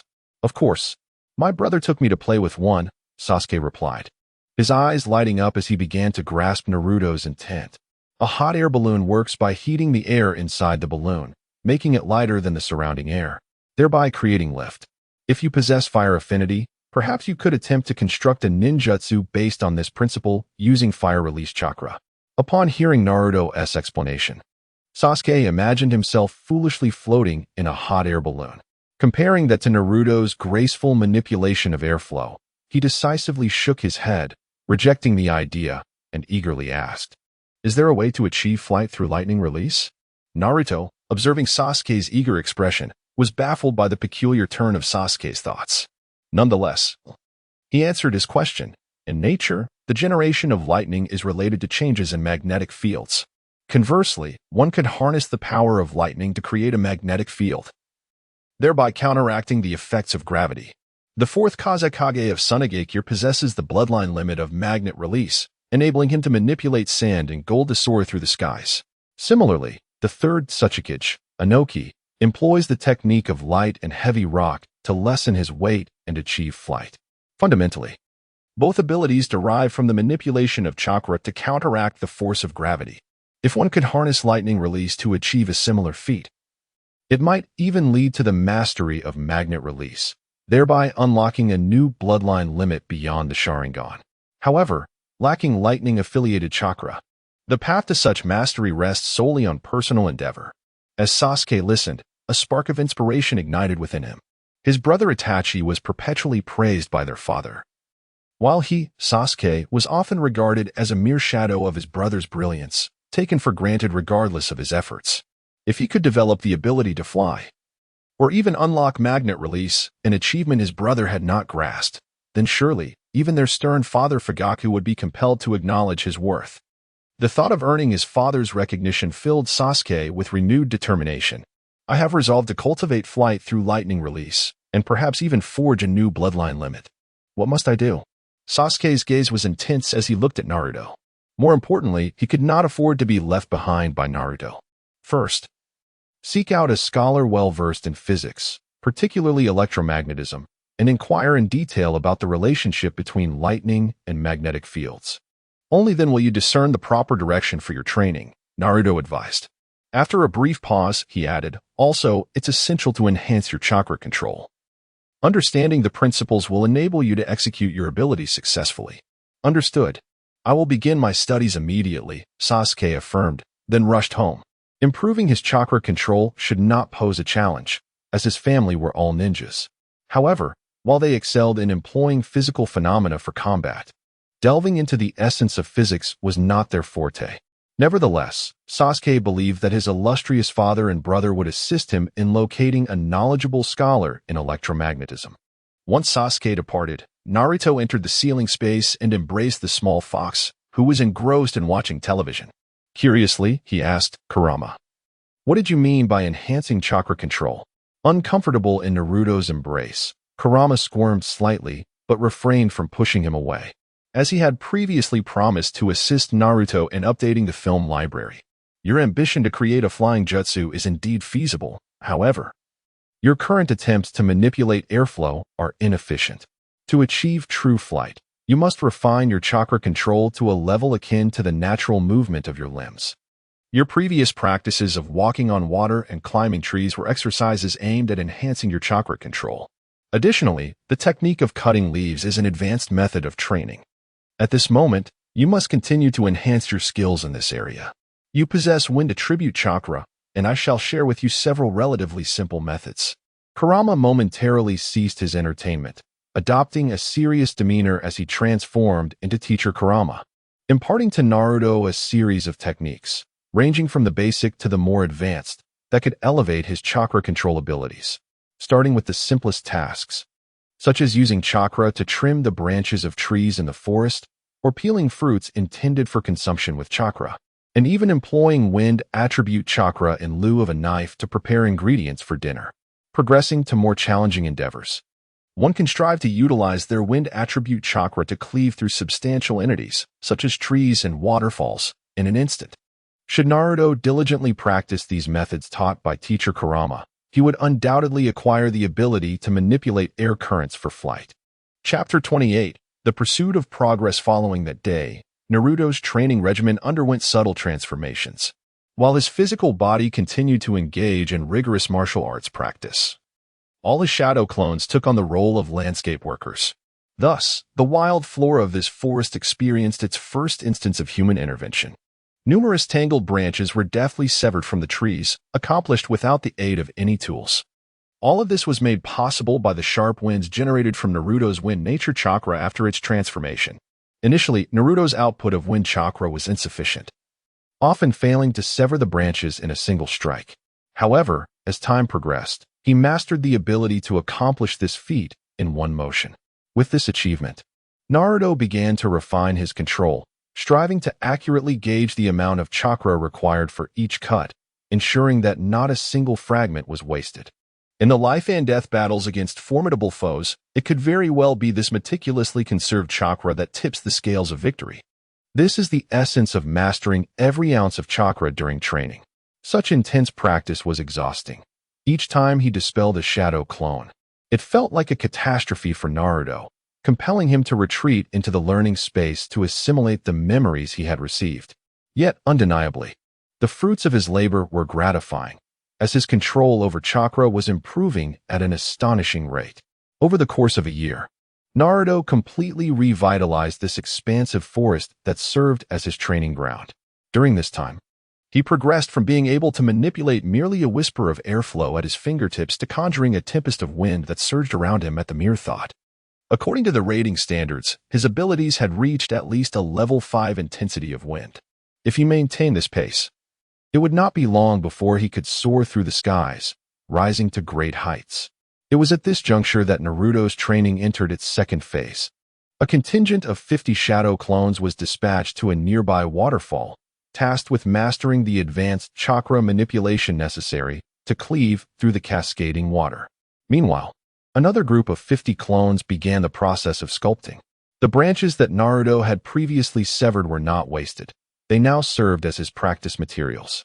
Segments of branches were cut, and Naruto commenced the meticulous work of carving them into his desired forms.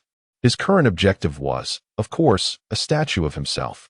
Naruto aimed to sculpt a proportionally reduced likeness of himself using his precisely controlled wind chakra as a sculpting tool, a task of considerable difficulty.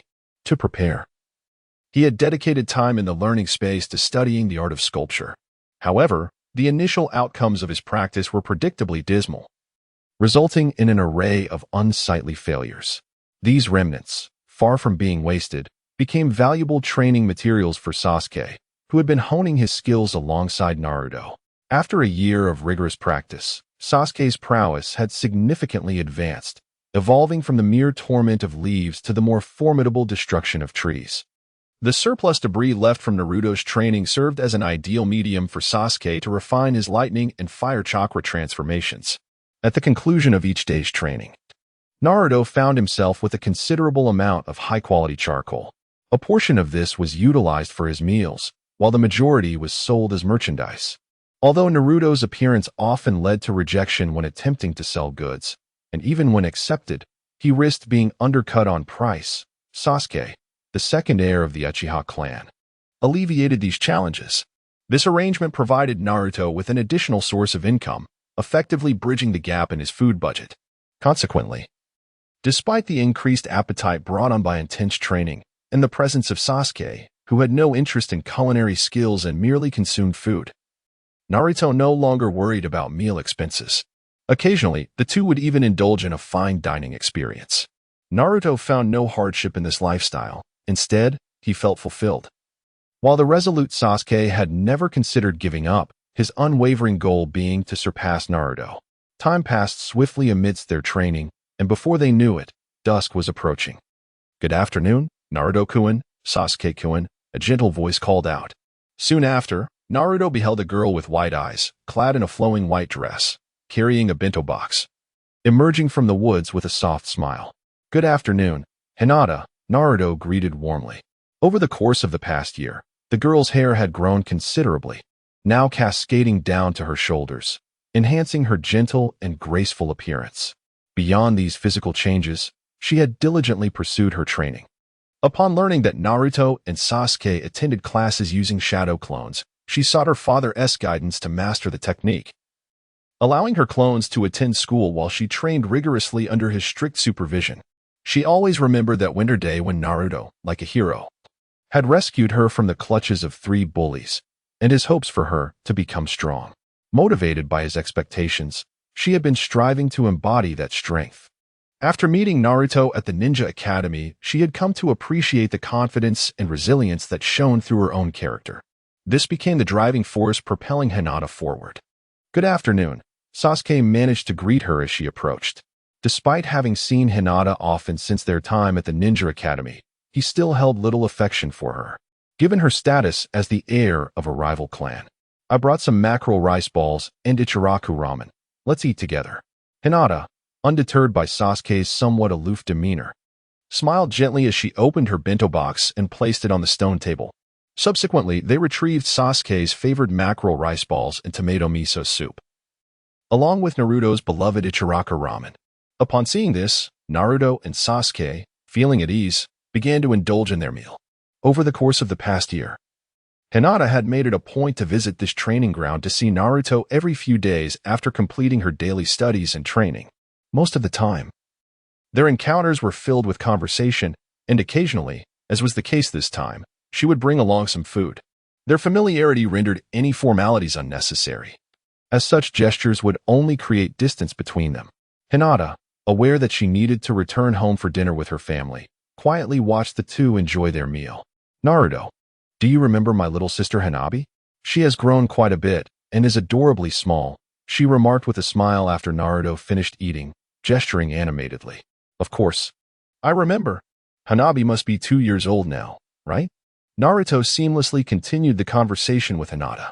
Meanwhile, Sasuke felt somewhat superfluous. After hastily finishing his meal and letting out a soft huff, he moved aside to resume his training.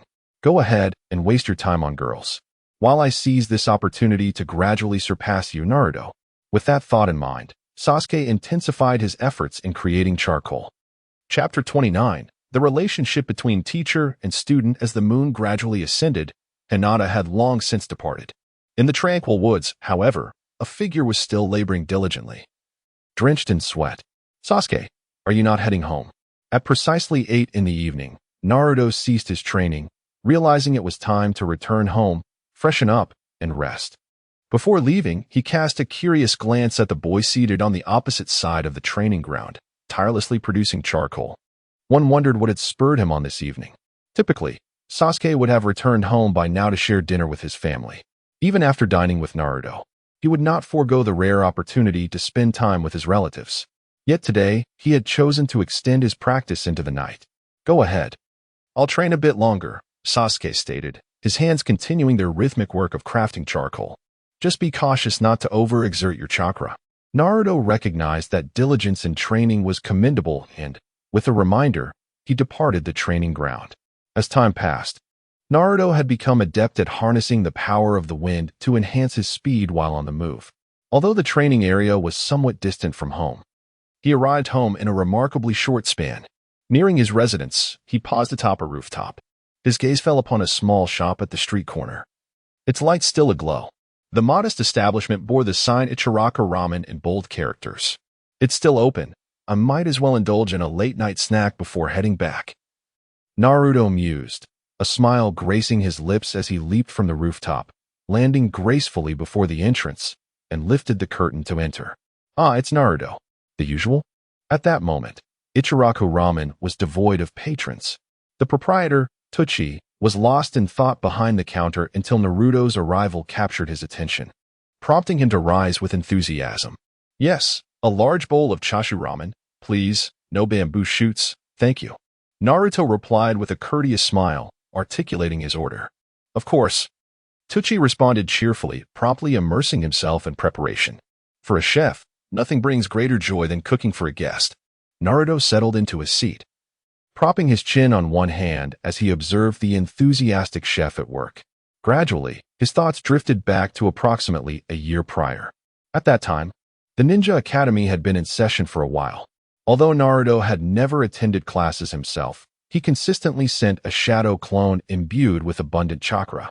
Yet as time passed, he gradually grew familiar with his classmates and his teacher, Irika. He paid close attention in class, mastering techniques whether they pertained to shuriken throwing, physical combat, or theoretical trap skills, ultimately earning the title of the top student in his grade. Even Sasuke, the second heir of the elite Uchiha clan, found his performance lacking in comparison to Naruto's, aside from their comparable prowess in shuriken lessons. Naruto endeavored to maintain politeness toward the academy's instructors. Respecting teachers and valuing the path of knowledge is a principle that Naruto holds in high regard, even when faced with disdainful attitudes reminiscent of those adults he despises. He refrains from uttering harsh words, maintaining the decorum expected of a student, as long as they fulfill their fundamental duty of imparting knowledge. At most, he would choose not to engage in deeper conversations. However, such conduct has not garnered admiration from others, nor has it improved his standing in school. Upon hearing of these matters, the adults' disdain for Naruto only intensified, a being perceived as a monster, yet more capable than their own children. Acquiring knowledge on becoming a ninja, what if he were to misuse that knowledge for harm in the future? Influenced by these sentiments, the children at the Ninja Academy further ostracized Naruto. Some parents even demanded that he be expelled from school, fearing he might unleash his monstrous side and endanger their children. Yet, these undercurrents were suppressed by Sarutobi Hiruzen, the third Hokage. In such a hostile environment, even many of Naruto's classmates gradually distanced themselves from him, with only a few unaffected children continuing to interact with him. Irika, the teacher, who interacted with Naruto, often labeled as the Ninetales, felt the weight of his difficult situation. With his inherently kind nature, he managed to suppress his uncontrollable aversion, choosing instead to treat Naruto with sincerity. Although Naruto was immensely talented, far surpassing Irika, who had struggled academically since childhood, they shared a commonality, the loss of their parents and the profound loneliness that accompanied it. For the first time, Irika attempted to set aside his biases and connect with Naruto's inner world. He offered his assistance, stating, "If you encounter anything you don't understand in your studies, feel free to ask me. I can also explain the material you haven't yet covered." After school one day, Irika stopped Naruto from leaving, smiling warmly and extending his goodwill. To his surprise, Irika found that Naruto was perceptive enough to recognize this kindness. Subsequently, whenever Naruto faced difficulties with fundamental ninja knowledge, he would seek Irika's guidance. Each time Irika patiently clarified Naruto's doubts, he received heartfelt gratitude in return. Occasionally, Naruto would even bring Irika homemade treats as tokens of appreciation. Through such interactions, the bond between teacher and student gradually deepened. About 6 months prior, while using a shadow clone to assist Irika in organizing teaching materials late into the evening. Irika spontaneously invited Naruto to dinner. "Naruto, let us go have ramen. It's delicious at Ichiraku." At that moment, Naruto was taken aback. It was the first time an adult had invited him to dine, rather than casting icy, hostile glares in his direction. Even though he had grown familiar with Irika over the past few months, at that moment, Naruto felt as if he were in a dream. In this world, darkness does not reign entirely. There exists a warmth belonging to Naruto. The teacher harbored no ulterior motives. He simply wished to express gratitude to Naruto for the delightful treats he often brought. Lacking culinary skills and unable to reciprocate in kind, he invited Naruto to dine together. Observing Naruto's momentary surprise, Irika felt a twinge of anxiety and hurriedly clarified his intentions. Having lost his parents at a tender age, he had cultivated a resilient disposition, reluctant to accept kindness without hesitation. This abrupt invitation might have inadvertently wounded Naruto's pride, and in that moment, he chastised himself for not considering this sooner. "Irika-sensei, I am delighted. Let us go to Ichiraku Ramen," Naruto interjected with a smile, sensing Irika's thoughts and dispelling his worries, before dispelling his shadow clones. It was then that Irika realized that his student had likely never attended a proper class, as it was all shadow clones. Veins throbbed on Irika's forehead in disbelief. Yet, almost instantly, he smiled again. He should indeed feel proud of such an exceptional student. Shortly thereafter, Irika exited the school and made his way to Ichiraku Ramen. Upon reaching the entrance, he spotted Naruto, flushed with sweat and dust-covered, sprinting towards him from the end of the street. "I apologize, Irika-sensei. I was training and got a bit messy," Naruto explained with an embarrassed grin. Irika shook his head, choosing not to elaborate further, and ushered Naruto into Ichiraku Ramen. "Welcome. Esteemed guests, what would you like to order?" The owner, upon recognizing Naruto as the child rumored throughout the village to be the Ninetales, greeted them with unwavering warmth. In this world, not everyone harbors resentment towards others. From that moment on, Naruto developed an affinity for Ichiraku Ramen. Chapter 30. You Cannot Stop Me After a Long Wait. The sound of chopsticks clattering interrupted Naruto's reverie. The enticing aroma of ramen stirred his appetite, and he declared, "I'll dig in now," before indulging in the delicious meal. Meanwhile, after Naruto had departed, Sasuke continued to strike the trees for nearly half an hour before finally pausing. His chakra reserves, after all, paled in comparison to Naruto's seemingly inexhaustible energy. "It's about time to head home," Sasuke murmured to himself. With his stamina and chakra nearly depleted, he tidied up his belongings and set off towards home at a leisurely pace. A good rest at home would be beneficial.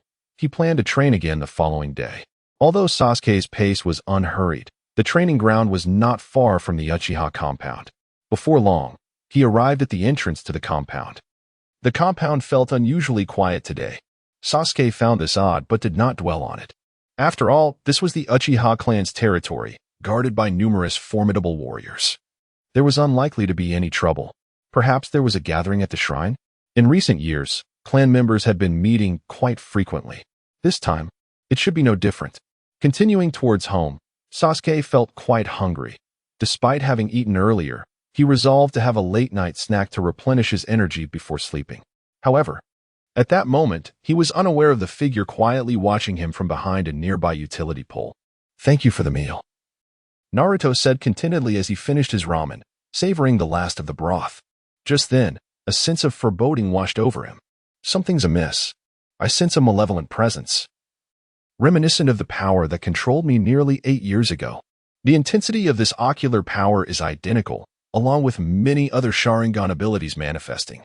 As he stepped out of Ichiraku Ramen after settling the bill, the serious voice of Kurama echoed in his mind, submerging his consciousness into the ceiling space. Naruto noticed that even Kurama had forsaken watching television, his gaze fixed in a particular direction, his expression grave. That direction pointed towards the Uchiha compound. Naruto's face paled as he followed Kurama's line of sight. The area was alarmingly close to his usual training grounds, and just a short distance further lay the Uchiha clan's territory. He recalled Kurama mentioning that 8 years prior, he had attacked Konoha due to being manipulated by a mysterious masked man wielding the Manjiki Sharingan, a figure of immense power. The presence of an adversary, confirmed to be in Konoha and now at the Uchiha compound, posed a grave threat. Please let Sasuke not have returned yet, Naruto thought, resolutely channeling his chakra to its maximum capacity.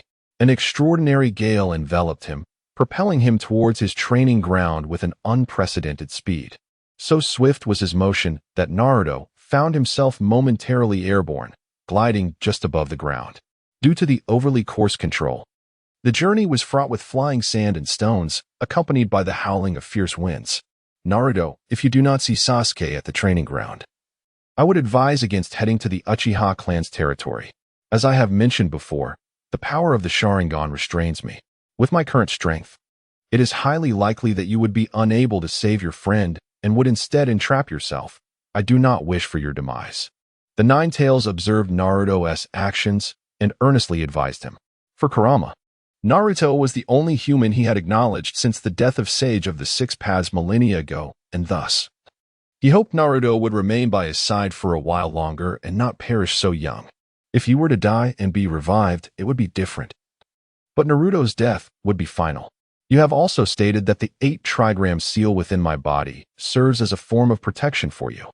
Its existence prevents you from being easily controlled by the Sharingan. The ease with which you were controlled previously was due to the weakening of the seal within the former Jinchuriki's body.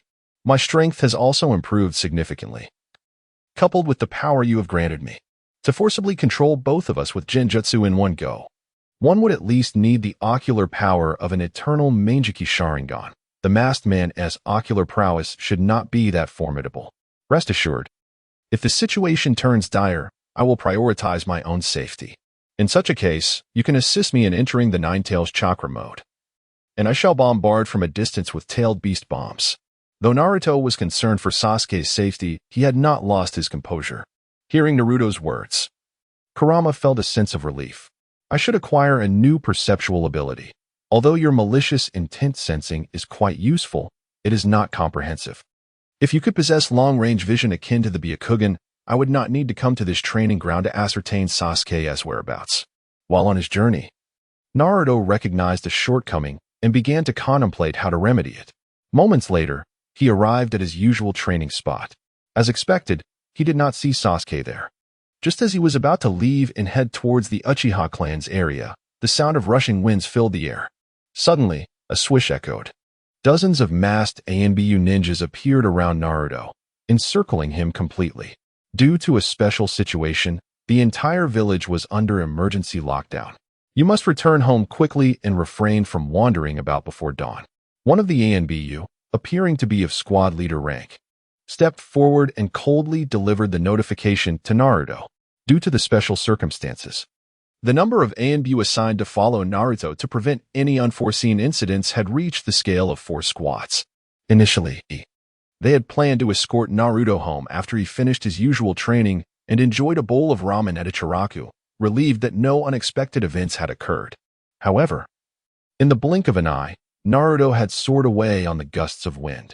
Fortunately, these ANBU reacted swiftly, notifying their comrades stationed near the Uchiha clan's territory to intercept Naruto, preventing the Jinchuriki from approaching the Uchiha's domain and averting unpredictable changes. Have you seen my friend Uchiha Sasuke? Naruto inquired. He has returned home and is safe now. The Umbu, with unwavering resolve, opened their eyes and spoke falsehoods.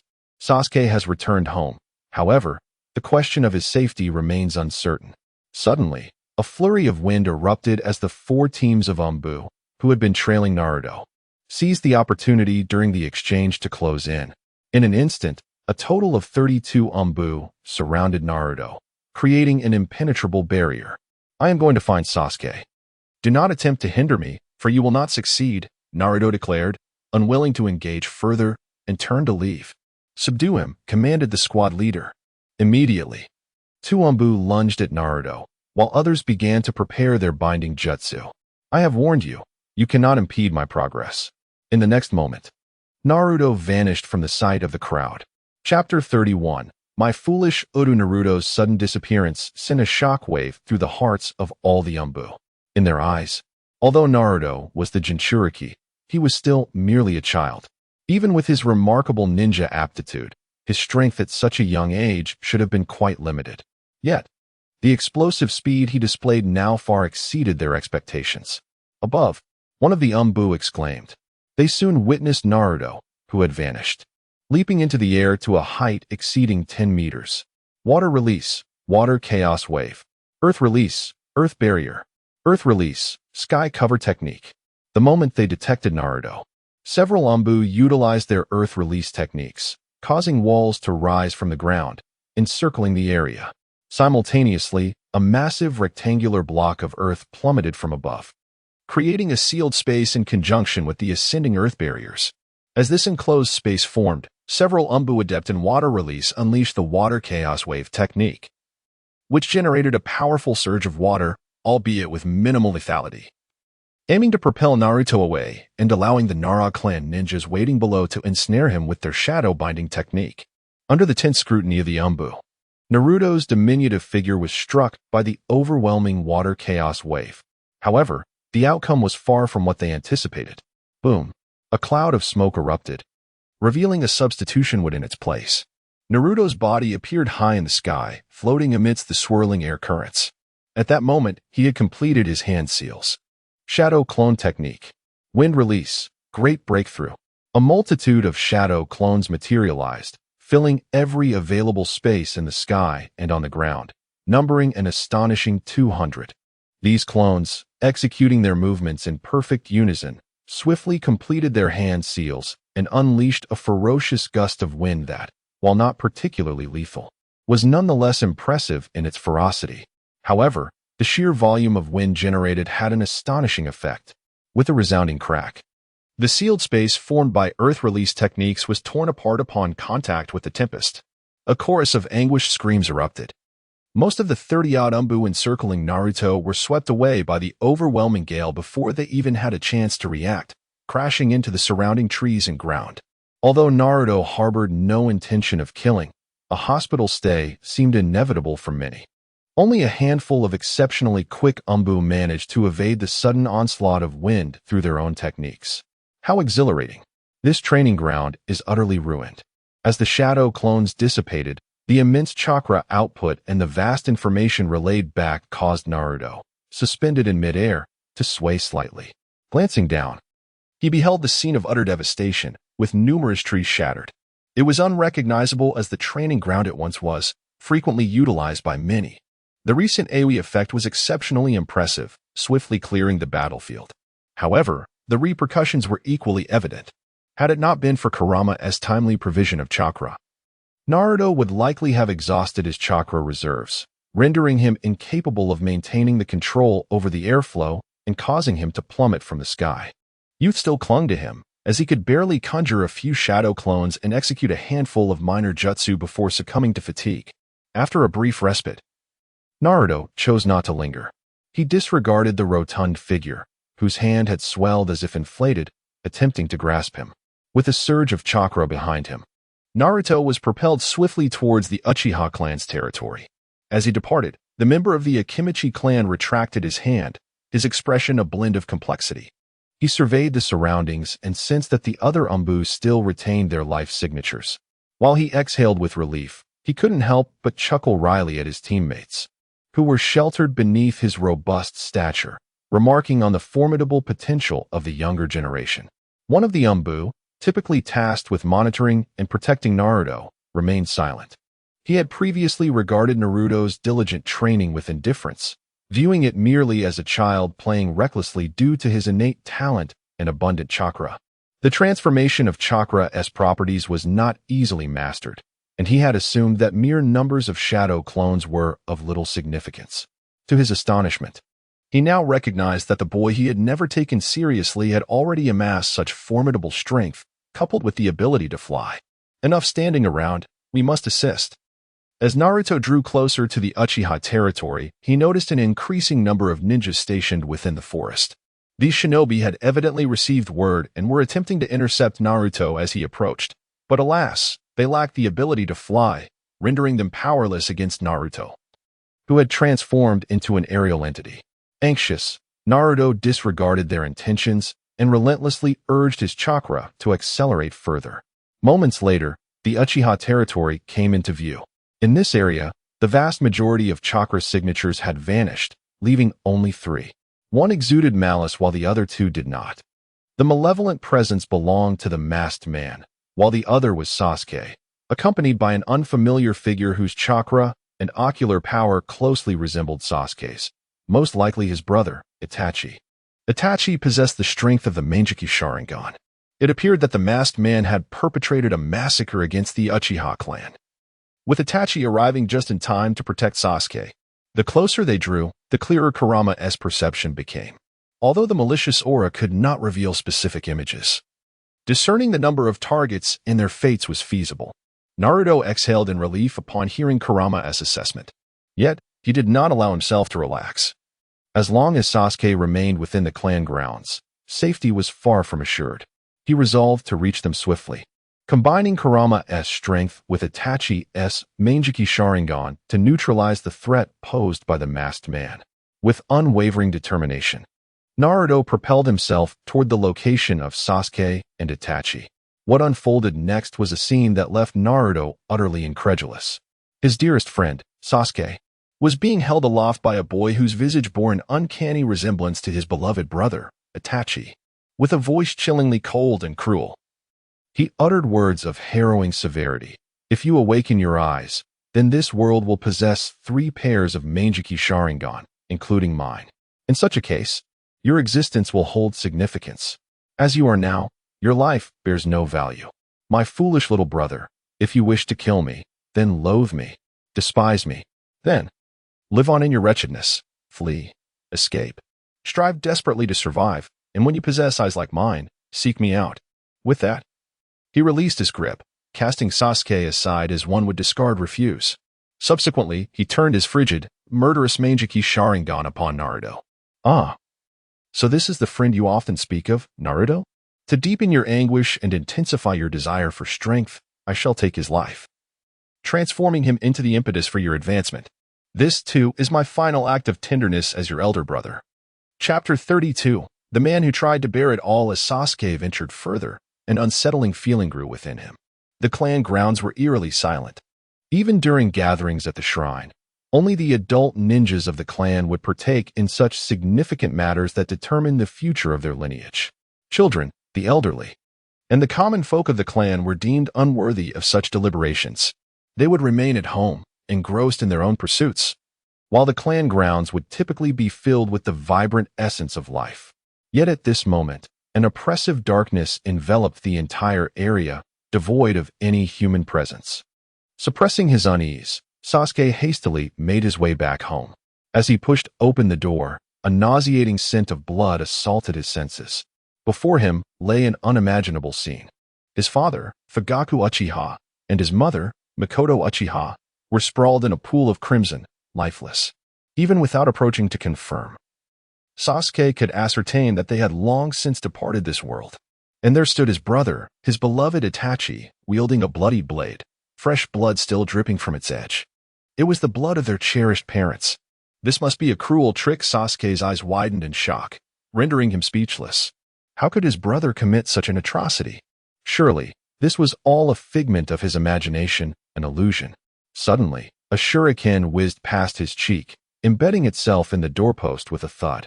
The pain jolted him back to reality, affirming that this was no mere hallucination. His dearest brother had slain their beloved parents. Despair and rage erupted within Sasuke as he drew a kunai and lunged at Itachi, screaming frantically, "Why? Why have you killed mother and father, brother?" An overwhelming fury severed the fragile thread of reason within Sasuke, his eyes instinctively gleaming red as the 3 tomo manifested within. The power of lightning and fire surged from him, transforming into an accelerated force. In an instant, he closed the distance between himself and Itachi, thrusting the kunai towards his brother's forehead. However, in a swift counter, he was sent hurtling back, crashing through the door, soaring down the street, and finally colliding with a wall before coming to a halt. "You've grown stronger, Sasuke. It is fortunate that you have a friend like Naruto to inspire you," Itachi remarked, shadowing Sasuke's every move. As Sasuke rebounded from the wall, Itachi seized his throat, his voice chilling as he uttered his cruel rationale. "Why? It is simply to test my own capacity, to attain even greater strength. The Tomo in Sasuke's eyes multiplied, now reaching 3. Anger surged within him as he demanded, "You killed our parents for such a trivial reason? Are you still my brother Itachi, or have you become some demon that has clouded your mind?" With a powerful kick, he forced Itachi to release his grip. Then, without hesitation, he retrieved a handful of soldier pills from his ninja pouch and swallowed them whole. Fire style, Great Fireball Jutsu. In an instant, he completed the hand seals, unleashing a torrent of flames from his mouth. Years of arduous training had equipped him with powerful ninjutsu of B-rank caliber. As Sasuke's target, Itachi now stood behind him. Time was running short. He could already sense the familiar chakra of Naruto, a friend of Sasuke, rapidly approaching. The presence of the third Hokage and Danzo was also drawing near. Tsukuyomi. Within the realm of illusion, Itachi repeatedly demonstrated to Sasuke the annihilation of the entire Uchiha clan. This was not merely a trivial act. Power was paramount to me. Only by possessing formidable strength could one act freely and wield dominion over this world. And you, foolish little brother, the reason our parents perished lies in your weakness. When the illusion ceased, Sasuke's gaze grew vacant, his mind drifting into disarray. Itachi seized him by the throat, lifting him up. Naruto descended, riding the tempest, as the effects of the soldier pills within Sasuke began to manifest. The continuous surge of chakra gradually restored Sasuke's clarity, allowing him, alongside Naruto, to hear the true reason behind Itachi's massacre of the Uchiha clan. They also learned why Sasuke himself had not been killed. All of this was merely to attain even greater ocular power. Naruto observed Itachi's icy demeanor as he approached. Step by step, despite his disbelief, the brother whom Sasuke once referred to as the kindest and gentlest had committed such a heartless act. He had always harbored no malice towards Sasuke. Yet, the reality before his eyes was undeniable. Suddenly, the sound of slicing air pierced the tension. Itachi had closed the distance between himself and Naruto, his sharp blade aimed at Naruto, imbued with a chilling intent to kill. Naruto stood frozen in shock, as if paralyzed. "You've made a fine friend, Sasuke." With a crash, smoke erupted as a wooden substitute was cleaved in two. Although Itachi recognized this as a substitution technique, he did not change his course of action. Turning around, he beheld his weakened brother, who had been ensnared by Tsukuyomi, protected by his friend Naruto. At that moment, multiple sounds of slicing air echoed. The third Hokage, accompanied by his elite Umbu, arrived, shielding Naruto and Sasuke from Itachi's murderous gaze. Moments later, the sounds of more slicing air echoed as additional Umbu reached the area. "Naruto, now you shall not harbor any illusions of grandeur about me. As Sasuke's sole friend, you shall become the catalyst for his vengeance against me." With a sweeping glance at the crowd, Itachi let out a cold scoff and vanished before their eyes. "Shall we pursue him, Lord Third?" The white-haired Umbu glanced at Naruto, who was standing protectively over Sasuke, and, recognizing the familiar hairstyle and face, felt a stir within his heart before inquiring. The third Hokage waved his hand, quickly checked the surroundings for any other survivors. As the shadows around them dispersed, Sarutobi Hiruzen cast a glance at the unconscious Sasuke and then at Naruto, his brow furrowed in stern admonition.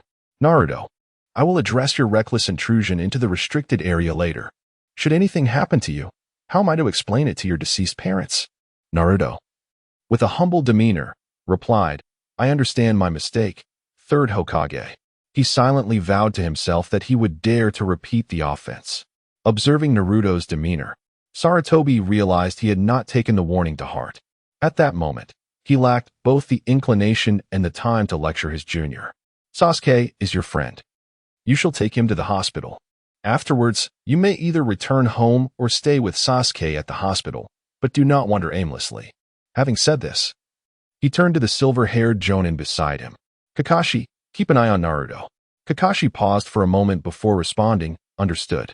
Meanwhile, Naruto, uninterested in waiting, lifted Sasuke and, harnessing the currents of air, soared towards the direction of the hospital. Chapter 33. The vortex in the hospital. Sasuke had been settled in, thanks to the efforts of an Umbu named Kakashi, who took care of all the necessary arrangements.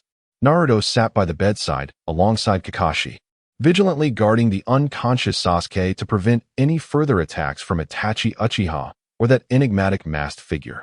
Although Kurama sensed that both the masked man and Itachi had departed from Konoha, there remained a lingering concern that they could return unexpectedly. In this moment of quietude, Naruto found himself reflecting on the events of the night. The mysterious masked man, possessing a Sharingan, had collaborated with Itachi to annihilate the Uchiha clan. According to Itachi, his heinous act was a test of his own resolve, and he spared Sasuke with the intention of waiting for him to awaken the Mangekyou Sharingan, thereby acquiring a more formidable ocular power. Kurama had long asserted that Uchiha Madara possessed a Sharingan of unparalleled strength, known as the Eternal Mangekyou Sharingan, which would not lead to the loss of vision. However, the means by which one could attain such power remained elusive. To achieve the Eternal Mangekyou Sharingan, one must seize the eyes of a blood relative, thus confirming that Itachi's decision to spare Sasuke was indeed genuine. Yet, what could have motivated that mysterious masked man to act? Was his animosity towards Konoha rooted in a desire to weaken the village by obliterating the Uchiha clan? Moreover, it appeared that the higher-ups of Konoha had foreseen the night's tragic events, as the village was placed under lockdown, with an increased presence of Umbu for surveillance and protection. It was well known that the village leadership had a tumultuous relationship with the Uchiha clan, and the current conflict had escalated to an intolerable level. Were they on high alert to preempt any further calamities? What connection existed between Itachi's collusion with the masked man and the slaughter of his kin, and the discord between the Uchiha and the village authorities? In the midst of this tumultuous stream of thoughts, Naruto's mind raced. Drawing from his usual observations, he pondered many possibilities, yet his questions only multiplied. Within the sealed space, he turned to the little fox cradled in his arms. Kurama, your perception of malice is infallibly accurate, is it not? At that moment, Kurama had fallen completely silent. Ever since the mysterious masked man had vanished from his range of perception, he reverted to his usual demeanor of a reclusive fox engrossed in watching dramas and playing games. As he was caught up in a particularly thrilling scene, he paused upon hearing Naruto's inquiry, turning with a hint of annoyance. Are you doubting my abilities? My perception has never faltered. As long as it possesses thought, I can discern good from evil. Unless, of course, the entity is devoid of thought. A mere vegetable without any cognitive activity. Hearing this from Kurama, Naruto's mind began to whirl with new possibilities.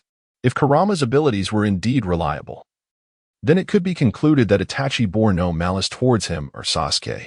However, at that moment, I sensed the formidable murderous intent emanating from Itachi, and the attacking motion he directed towards me was undeniably genuine. The stark contradiction between his thoughts and actions can only imply that Itachi's series of behaviors stemmed from a profound dilemma.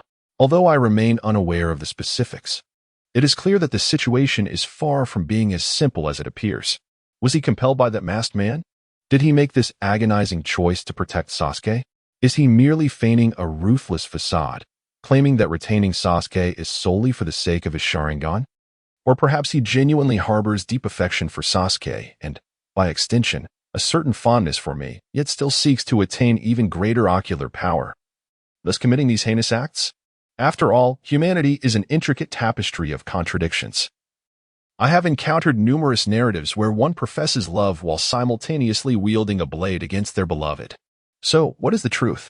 Raising his gaze, Naruto looked towards the white-haired shinobi perched on the windowsill, engrossed in a book titled Paradise of Affection. Are you Kakashi? Hello, I am Naruto Uzumaki. Naruto spoke, capturing the attention of the white-haired shinobi. Uzumaki, Kakashi murmured softly. At that moment, ever since laying eyes on Naruto, his mind had been a tempest. Even though he was ostensibly reading, not a single word registered. Kakashi was now unequivocally certain that the child before him was the offspring of his mentor, Minato Namikaze. This recollection transported him back 8 years to when he was assigned by Minato to act as a guardian for Naruto, who was still nestled in his mother Kushina's womb. Back then, he had just begun to emerge from the shadows cast by his father's tragic suicide, only to endure the loss of his comrade, Obito. Subsequently, in a tragic turn of events, he had inadvertently taken the life of Rin, the very person Obito had entrusted him to protect. A heart that had just begun to feel warmth was once again shrouded in darkness by this succession of calamities.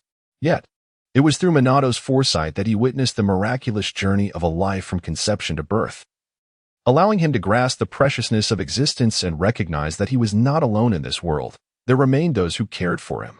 However, it was not long before both Minato and Kushino were claimed by the chaos of the Nine Tails incident, plunging Kakashi back into the abyss of despair just as he had begun to heal. He transformed, losing his passion for life, becoming indifferent to everything around him, existing merely as a tool of the Umbu, executing missions while descending deeper into the dark chasm of his soul. Until today, he learned that his mentor's child had survived, that Naruto was still alive, untouched by the blood-soaked night that had taken his parents. In that moment, Kakashi's numb mind seemed to awaken to a burst of color. "Hello, Naruto. I am Kakashi Itaki." Beneath the mask, Kakashi's cheek revealed a gentle smile, which animated the solitary eye visible, transforming it into a delicate and lively gaze. "Are you acquainted with Sasuke's brother, Itachi?" "Uchiha Itachi. He was once a member of the Umbu, and I am eager to hear your thoughts on him." Kakashi's tender expression momentarily stunned Naruto. Yet another individual who, upon learning his name, did not regard him with a peculiar glance. Without further contemplation, Naruto posed the question that occupied his mind the most at that moment. Chapter 34. Personality Correction. Naruto's inquiry disrupted Kakashi's turbulent thoughts. He then recalled the man named Itachi Uchiha, who had once been one of his subordinates. Reflecting on the moments they had shared, Itachi was a calm, rational individual, endowed with remarkable ninja talent and an aptitude for contemplation. At a tender age, he had risen to the rank of captain within the Umbu, executing missions with meticulous precision while displaying great care for his comrades. If one were to identify a singular flaw, it would be his reticence and lack of communicative prowess. Frankly, Kakashi had never anticipated that he would commit the atrocity of annihilating his entire clan. After a moment of contemplation, Kakashi responded to Naruto's question. "Thank you for your answer," Naruto replied, subsequently falling into silence. Kakashi's response did not aid him in forming a judgment, yet it did prompt him to consider how to console Sasuke upon his awakening. The room fell into a quietude once more as Kakashi, yearning to engage with Naruto, the child of his mentor, found himself at a loss for words. His prolonged tenure in the shadows had dulled his communicative abilities, leaving him in silence. Unbeknownst to him, Naruto had succumbed to sleep, leaning against the wall in a chair. After a day of arduous training, compounded by a series of events, including a confrontation with the Umbu and the overexertion of his air manipulation abilities, Naruto's youthful body could no longer endure. Thus, he was forcibly removed from the fray, entering a realm of learning. Observing this, Kakashi's previously grave expression softened considerably as he gently transferred Naruto to an adjacent vacant hospital bed, covering him with a blanket. "Good night, Naruto." 3 days later, Sasuke finally awoke from his stupor. He removed the glucose 4 from his arm, disregarding Naruto, who had remained by his side, and leaped from the bed clad in a hospital gown, hastily exiting the hospital and making his way toward the Uchiha compound.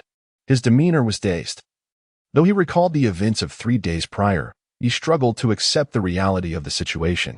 The now secured Uchiha compound bore unmistakable evidence of the battle that had transpired, affirming that the prior events were no mere figment of Sasuke's imagination. Like a wraith, Sasuke meandered through the desolate grounds of his ancestral home. When Naruto caught up, he found Sasuke kneeling before the entrance, weeping. Observing his friend's distress, Naruto felt a pang of empathy and approached, placing a reassuring hand on his shoulder. However, the comfort offered by a friend did little to soothe Sasuke's turmoil, and his sobs grew louder. Once Sasuke's grief had subsided, Naruto ventured to speak. "I have 3 pieces of news for you, 2 good and 1 bad." Sasuke, with his head bowed, displayed little interest. Noting this, Naruto elaborated. "2 of the pieces of news pertain to your brother, Itachi."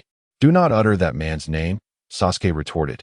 As if igniting a powder keg, electric sparks danced across Sasuke's body, prompting an instinctive activation of his lightning affinity to invigorate his cells. In a swift motion, he lunged forward, pinning Naruto against the adjacent wall, his other arm locking around Naruto's neck. "I believe you need to calm down," he declared. The air surged violently from Naruto's form, sending Sasuke, who was mere inches away, hurtling back. Yet, Naruto shadowed him closely, swiftly twisting Sasuke's arm and forcing it against the ground. The pain of his cheek meeting the earth did little to temper Sasuke's fury. Disregarding the risk of dislocating his arm, he writhed and kicked Naruto away. Rising to his feet, his eyes glowed a fierce crimson, for black tomo swirling within. Though Sasuke bore no ninja tools, his resolve to fight remained unshaken. With a powerful push from his legs, he charged at Naruto at an astonishing speed, delivering a punch aimed squarely at his face. Naruto raised a hand to block, simultaneously retaliating with a counterpunch, only to be preempted by Sasuke, who delivered a swift kick to Naruto's chest, sending him flying. Without hesitation, Sasuke followed up with a punch aimed at the grounded Naruto, only for it to be caught by Naruto, who had leapt back to his feet. Do you see? This is the power of the Sharingan. With my newly awakened eyes, my taijutsu surpasses yours, which you've always considered superior. Surrender, Naruto. Sasuke's laughter echoed maniacally, his movements quickening. The enhanced perceptive ability granted by the Sharingan allowed him to anticipate Naruto's actions, enabling him to dominate the battle against a foe renowned for his physical prowess. It was no wonder that Itachi had eradicated their entire clan. With such power, the need for a family diminishes. One could challenge the world itself for the sake of acquiring stronger ocular abilities. Sasuke's expression grew increasingly frenzied, his actions becoming a blur. Watching his once friend in such a state, Naruto felt a pang of discomfort. The sudden loss of all his kin, including the murder of his beloved parents by his own brother, could understandably lead to an emotional unraveling. If the roles were reversed, Naruto pondered what he might have done in similar circumstances. Yet, it was crucial to bring Sasuke back to a state of calm. I told you. You need to calm down. With a forceful kick, Naruto pushed Sasuke back and seized the opportunity to wipe his legs clean. Boom. 2 heavy weights dropped from Naruto's legs, crashing onto the ground with a thunderous sound. Suddenly, the Naruto, who had been under Sasuke's relentless assault, became a blur. With the weights removed and manipulating the airflow to accelerate, he significantly reduced his resistance, resulting in a remarkable surge in speed. Bang! Personality correction fist. Just moments ago, Sasuke had been dominating Naruto, but now the latter struck Sasuke squarely in the abdomen with a punch that emitted a painful thud. How fast? Sasuke's Sharingan had registered Naruto's movements, yet his body struggled to keep up with the dynamic vision afforded by the eyes. Before long, Naruto had positioned himself behind the airborne Sasuke, raising his leg high and delivering a crushing blow to his back, before Sasuke could make contact with the ground. Suffering a second wave of damage, Naruto propelled him back into the sky with a powerful kick. In a fleeting moment, the air was filled with the resounding echoes of fists and feet colliding against flesh. When Naruto finally ceased his assault and Sasuke descended back to earth, he lay there battered and bruised, his face swollen, multiple bones dislocated, unable to move, every part of his body aching. Setting aside the psychological toll, Naruto's onslaught had surpassed even Itachi's in ferocity. Yet, Naruto displayed no remorse. He crouched before Sasuke, observing the fading crimson and tomo in his eyes before coldly inquiring, "Have you calmed down now?" Chapter 35. Consolation. Sasuke's voice was barely above a whisper, steeped in profound confusion. In a fleeting moment, his life had undergone a cataclysmic transformation, warping his perception of the world around him, leaving his soul ensnared in a fog of uncertainty. He found himself at a loss, questioning the very essence of existence and the significance of continuing to live. I mentioned earlier that I have 3 pieces of news for you, 2 favorable and 1 unfavorable, with 2 of them concerning your brother Itachi. Naruto spoke calmly while aiding Sasuke in realigning his dislocated bones. The recent Umbu operatives were positioned 100 meters away. Their voices hushed. They would remain oblivious to Naruto's words. Nevertheless, to ensure their privacy, Naruto manipulated the surrounding airflow to muffle sound transmission, creating a sphere of silence with a 1-meter radius. To avoid being lip-read, he tilted his head slightly, shielding Sasuke from the Umbu's scrutinizing gazes. The mention of Itachi piqued Sasuke's interest, albeit reluctantly. Regaining his composure, he refrained from losing his sanity over this individual's presence. Yet, he lacked the desire to speak, nearly regarding Naruto with a questioning gaze. The first piece of news is indeed positive concerning your future arrangements. The third Hokage has decreed that the village will ensure your safety henceforth. Beyond inheriting your parents' and clan's legacy, you will also continue your education at the Ninja Academy, ultimately living as a Leaf Village ninja. Thus, you need not fret about your future. The village will take good care of you. This is the message entrusted to me by the third Hokage. Naruto conveyed this information with little fluctuation, while Sasuke remained unperturbed, his concern for the future diminished. He had little desire to continue living. Naruto, unsurprised by Sasuke's reaction, proceeded to share the second piece of news. The second piece, which relates to your brother Itachi, is also favorable. Your brother, Uchiha Itachi, has now been branded as the perpetrator behind the clan's massacre, becoming a rogue ninja fleeing from Konoha, and is wanted throughout the ninja world. This is the village's course of action against him. To summarize, I believe Itachi is not as he appears.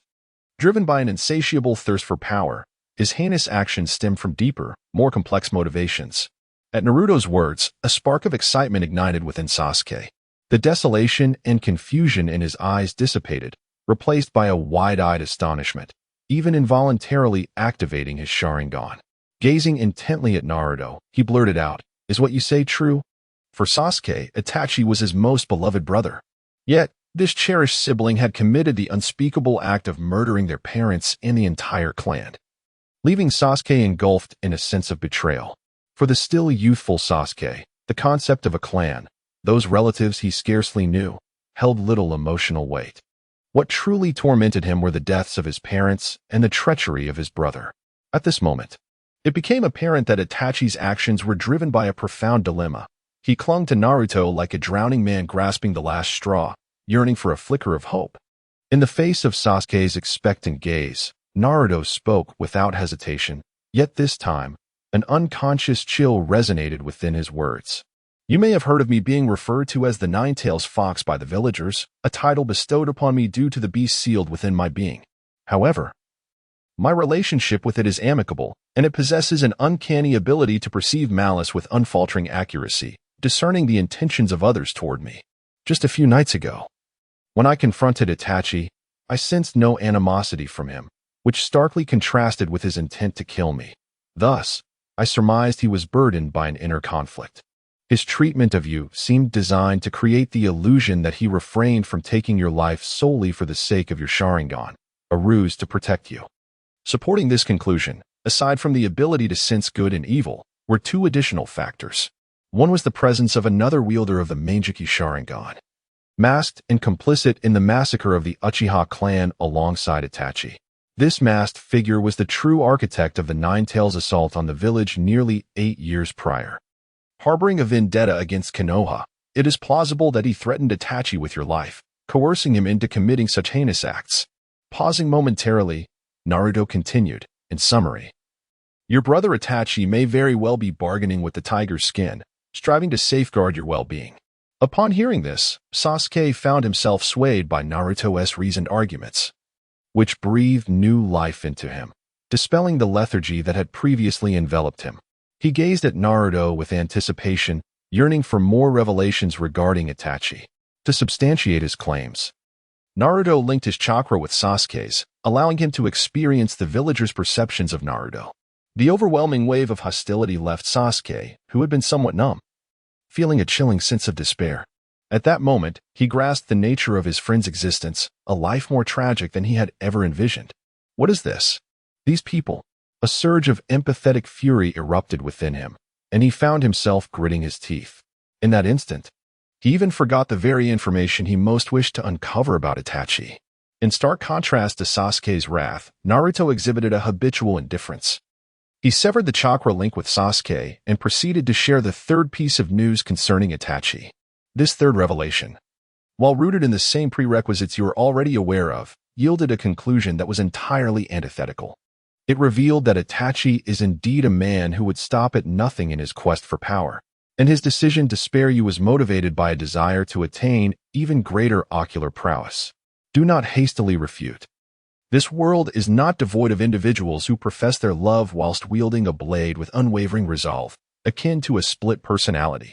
It is not beyond the realm of possibility that Itachi may belong to such a category. Hence, your situation is perilous, as you may face life-threatening circumstances at any moment. Sasuke's previously fervent emotions abruptly transitioned to a chilling calm. His mind was a whirlpool of thoughts, contemplating many aspects in that fleeting moment. After a brief interlude, he lifted his head, disregarding the pain coursing through his body, and with unwavering determination, he gazed at Naruto. Naruto, regardless of Itachi's intentions, whether he bears hidden burdens or is merely in pursuit of greater ocular power, I must become stronger. Only by attaining strength can I confront Itachi.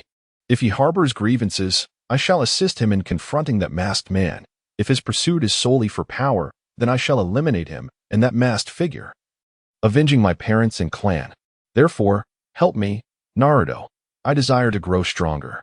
Upon concluding his plea, Sasuke extended his hand towards Naruto. All right. Naruto clasped Sasuke's hand, and upon witnessing his friend's resurgence, a smile finally graced his face. Although the white-haired jonin observing from a distance felt a tinge of regret for not hearing the boys' conversation, the sight of their smiles assured him that all was likely well. How wonderful it is. Chapter 36. I will take him away. A week had elapsed. Although Sasuke had gained a clear understanding of his future aspirations, this did not alter the reality of his weakened state following his encounter with the Tsukuyomi and the subsequent thrashing by Naruto. After spending another week in the hospital, Sasuke was finally permitted to leave. He dispatched a shadow clone to attend class and, filled with urgency, grasped Naruto's arm to commence their training. The training venue had shifted. The usual training ground frequented by Naruto had been destroyed, and this time, the two found themselves near a waterfall not far from the previous site. If one desires to grow stronger, the intensity of their training cannot be as carefree as it once was. Standing opposite Naruto beneath the waterfall, Sasuke recognized the seriousness etched on Naruto's face. He had come to an awakening.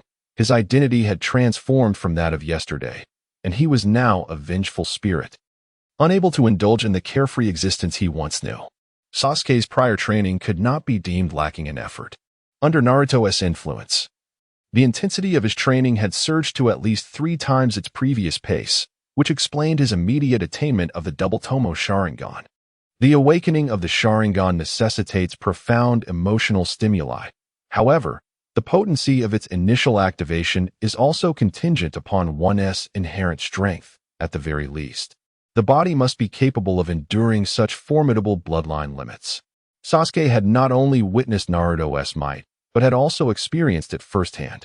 As a robust ally, he was willing to place his unconditional trust in him. Please help me devise a training regimen, Sasuke earnestly requested. Upon hearing this, Naruto produced a scroll inscribed with meticulous details, which he had prepared during Sasuke's hospitalization.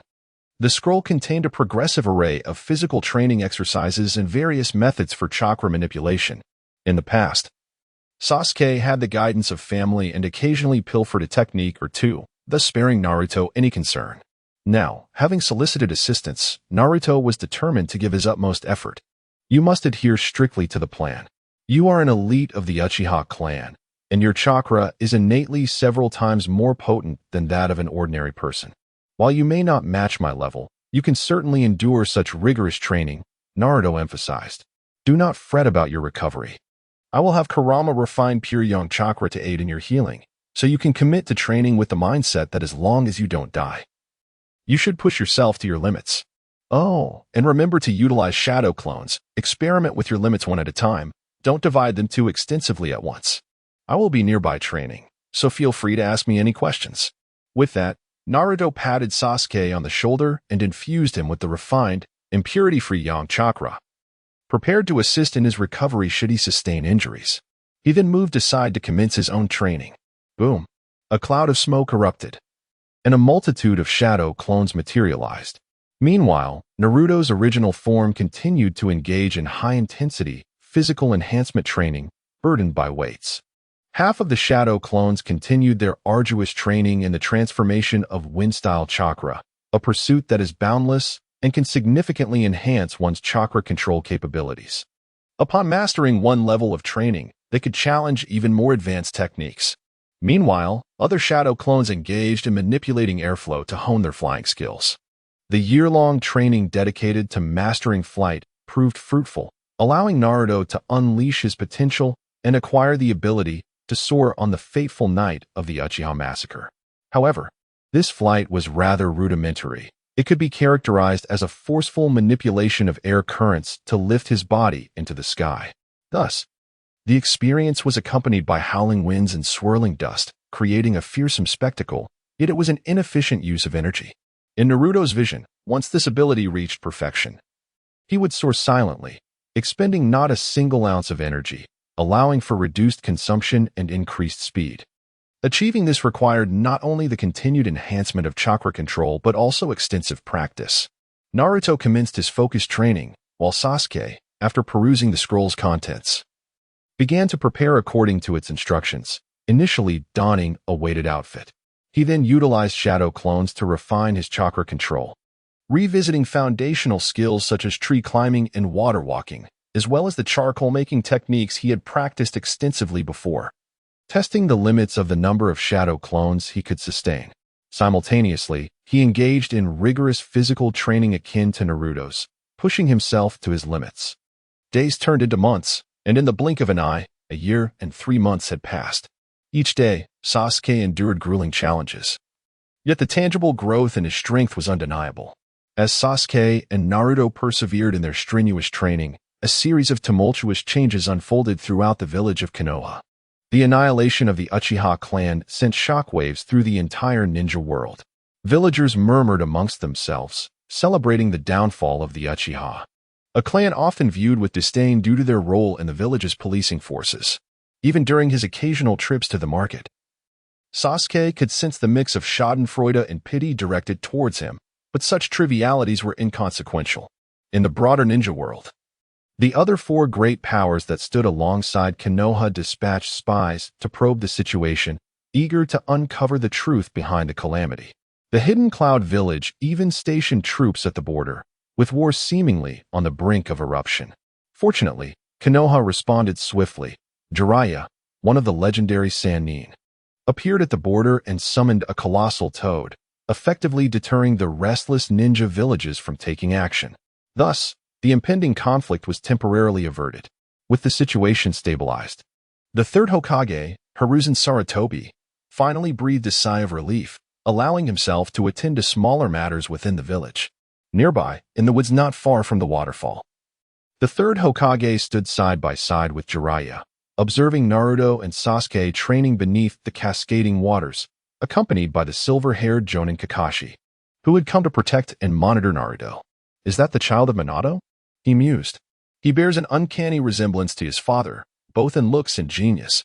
Jiraiya gazed at Naruto, a sense of nostalgia and satisfaction washing over him.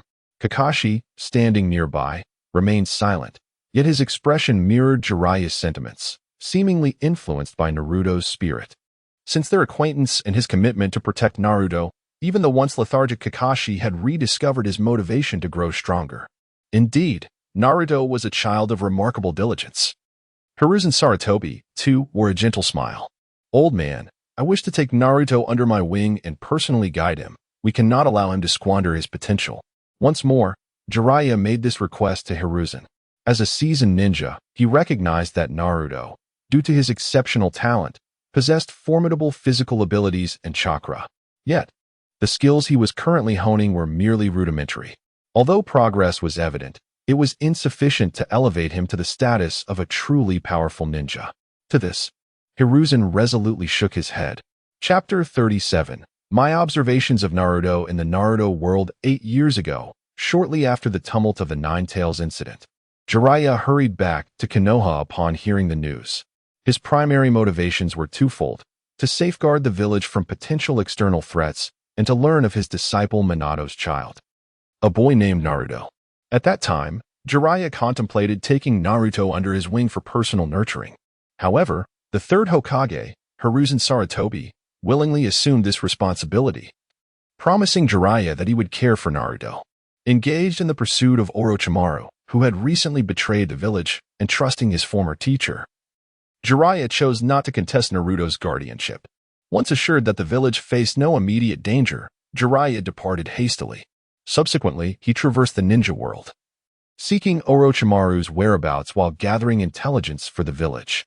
Occasionally, he received photographs of Naruto from the third Hokage, witnessing the boy's healthy growth, which reassured him about Naruto's well-being, allowing Jiraiya to continue his leisurely explorations within the ninja realm. However, the tragic massacre of the Uchiha clan, which nearly incited a great ninja war, compelled Jiraiya to re-emerge and conclude his carefree existence. He returned to Konoha, his long-lost homeland, at the earnest invitation of fellow villagers. Upon first laying eyes on Naruto, Jiraiya observed that the young boy maintained a commendable personal appearance, had grown quite tall, and appeared robustly healthy, confirming that he was indeed thriving, as depicted in the photographs. Further scrutiny revealed that Naruto's home was tidy, his meals were regular and substantial, and he interacted amicably with others at school, displaying kindness and courtesy. This only reinforced Jiraiya's belief that Naruto was, indeed, faring well. The evident nurturing that had shaped Naruto's character suggested that the third Hokage had invested considerable effort in his upbringing. However, Jiraiya's habitual visits to the red light district under the guise of gathering intelligence unveiled a more intricate reality. Beneath Naruto's seemingly orderly life lay a profound isolation and disregard from the entire village. Even his living expenses were derived from selling charcoal and foraging for food. As the third Hokage, Hiruzen Sarutobi possessed numerous means to ensure Naruto lived a life befitting the son of a hero. Yet he allowed the boy to languish in such dire circumstances. Were it not for Naruto's innate wisdom and self-sufficiency, his current state might be even more disheartening. Though Jiraiya typically refrained from delving deeply into such thoughts, it did not imply he was oblivious. Confronted with Naruto's plight, he could easily deduce that this was a consequence of his teacher's desire to maintain control over the Jinchuriki by isolating Naruto within the village. With only the Hokage as his source of warmth, the boy would naturally seek closeness to him, unwittingly becoming a pillar of support for the Hokage. To this end, he never disclosed to Naruto the identities of his parents, nor did he allow the boy any knowledge of the inheritance left behind by them, subjecting him to a life that was arguably worse than that of other orphans in the village. In such an environment, Naruto evokes immense sympathy. Thus, even though Jiraiya at this moment hesitated to take on the responsibility of a child, he could not bear to see Naruto endure such cold indifference in the village. This urgency compelled him to drag his mentor, Hiruzen Sarutobi, to Naruto's training grounds. However, Sarutobi steadfastly refused. At this moment, the Jinchuriki's mind had yet to mature, and his bonds with the village were not sufficiently deep. He needed to remain in the academy until he graduated and became a genin. The Jinchuriki must be a power wielded by the Hokage. Although Jiraiya held a position and strength close to that of the Jinchuriki, Sarutobi was unwilling to relinquish control, unless, of course, Jiraiya were to become Hokage himself. It was evident that Jiraiya had no desire to assume that role, and Sarutobi showed no intention of transferring authority to his disciple. In that moment, disappointment washed over Jiraiya regarding his teacher. "I'm leaving, old man. I hope you're still alive when I return." He sighed, his enthusiasm waning, abandoning even the initial intent to meet Naruto. What would it matter if he saw him? He could not defy the will of his teacher, the Hokage, Sarutobi. Nothing would change. He was not permitted to teach Naruto ninjutsu, nor would he be allowed to offer any support in Naruto's daily life. It would have been far better had he never appeared in Naruto's life at all. With that, he turned and departed, as if he had never been there. Kakashi, witnessing this, remained silent. He too yearned to assist Naruto, yet like Jiraiya, he found himself powerless against the Hokage's will. He could only apply to protect Naruto, observing his growth, a small tribute to the memories of his lost teacher and mentor. Furthermore, the last descendant of his dear friend Obito was present here. Instinctively, Kakashi touched his left eye. Once Naruto graduates from the Ninja Academy, you will become his and Sasuke's teacher, Sarutobi suddenly remarked after watching Naruto and Sasuke train by the waterfall for a while. Kakashi paused, taken aback. As their teacher? A flicker of anticipation ignited within him. Very well, Kakashi replied with a smile. Having just celebrated his 10th birthday, Naruto's physical form remarkably appeared in the learning space. Before him lay a thick stack of examination papers. At the top of the test was a bold title, Comprehensive Academic Ability Test. This examination was a requisite that Naruto had to undergo after accumulating 100,000 credits in the learning space. The scope of the test was exceedingly vast, encompassing history and culture, mathematics and physics, philosophical thought, chemistry and geography, biomedical sciences, social systems, economic finance, the principles of ninjutsu and genjutsu, and psychological assessments. Covering all that Naruto had learned thus far in the learning space, the Konoha Library, and the Ninja Academy.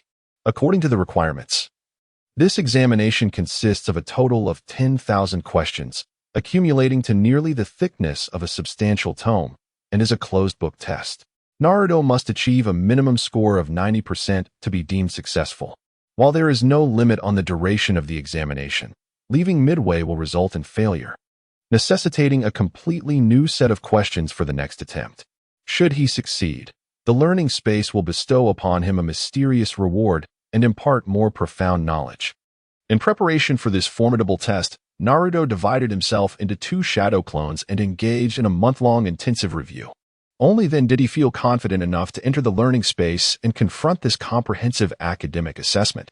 To mitigate any potential issues that might arise from an extended examination period, he enlisted the help of Kurama to assist with meals and physical activities. The examination persisted for 7 consecutive days and nights. Ultimately, it was evident that Naruto's month of rigorous study and Kurama's assistance had not been in vain. The results were announced, and from a total possible score of 100,000, Naruto achieved an impressive score of 99,888, earning him a rating of exceptional and passing the test. As promised, the rewards from the learning space materialized before him. A well-packaged cardboard box appeared. In a moment akin to defeating an exceedingly challenging boss in a video game, Naruto felt an overwhelming surge of excitement as he approached the box. Upon opening it, he discovered it was filled entirely with books. He extracted one volume, and upon examining its pages, he recognized a somewhat familiar character from an anime. The cover bore the inscription, Naruto. Chapter 38, A Humiliation, an Utter Disgrace. The Chinese title of this book which is complemented by its corresponding terminology in the universal language of the ninja world, commonly known as Japanese in another realm, alongside its English title, Naruto. At this juncture, in pursuit of enhanced learning, Naruto has adeptly mastered the 3 frequently utilized languages, Chinese, Japanese, and English. There is no doubt in his mind regarding the text inscribed upon this book, Naruto's legend. At this moment, Naruto finally comprehends why the 2-dimensional character depicted in the book appears so familiar. It is none other than his own likeness transformed from the 3-dimensional realm to the 2-dimensional plane. However, the diminutive stature, unrefined attire, and foolish expression of this 2-dimensional representation evoke a profound discomfort within him. In reality, having just surpassed the age of 10, he now stands at a height of 1.50 meters. The narrative is set in a world of ninjas. The story commences with the orphan life of the protagonist, Uzumaki Naruto. To safeguard the village, the 4th Hokage sealed the Nine-Tails fox within him, leading to Naruto's ostracization by the villagers. In a bid to capture their attention, he resorts to various pranks. Fortunately, due to the caring nature of Irika-sensei, Naruto's character remains untainted. He is perpetually full of vigor and optimism. Aspiring to gain recognition from others, Naruto's goal is to become Hokage. The entire tale revolves around Naruto's struggles, growth, his companions, and the myriad conflicts and conspiracies within this ninja world. Turning a page, upon glimpsing the synopsis on the comic's cover page, Naruto's discomfort intensifies.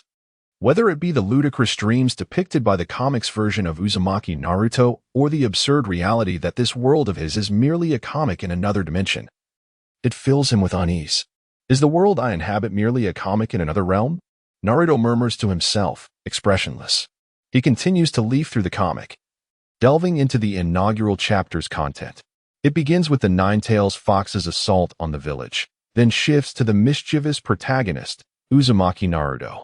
The familiar landscapes and streets confirm Naruto's suspicions. The joys and sorrows of his existence in this world indeed manifest as a comic in another dimension. Has the author of this comic perceived the events occurring in my world and thus garnered inspiration to create this work? Or did the creation of this comic precede the existence of this world? Speculations swirl in Naruto's mind, yet he finds little inclination to ponder such matters at this moment. He continues flipping through the pages, observing the boy who shares his name and strives to become Hokage, yearning for the recognition of everyone in the village. He gazes upon the disheveled, unrefined attire of the character, clad in goggles and an orange tracksuit, an embodiment of the village's mischief and disdain. In the midst of a bustling crowd, shamelessly employing the art of seduction and poorly executing the technique of duplication, he failed to pass the trivial graduation examination of the Ninja Academy. Moreover, he was easily coaxed into stealing the Book of Seals, leading astray the youth.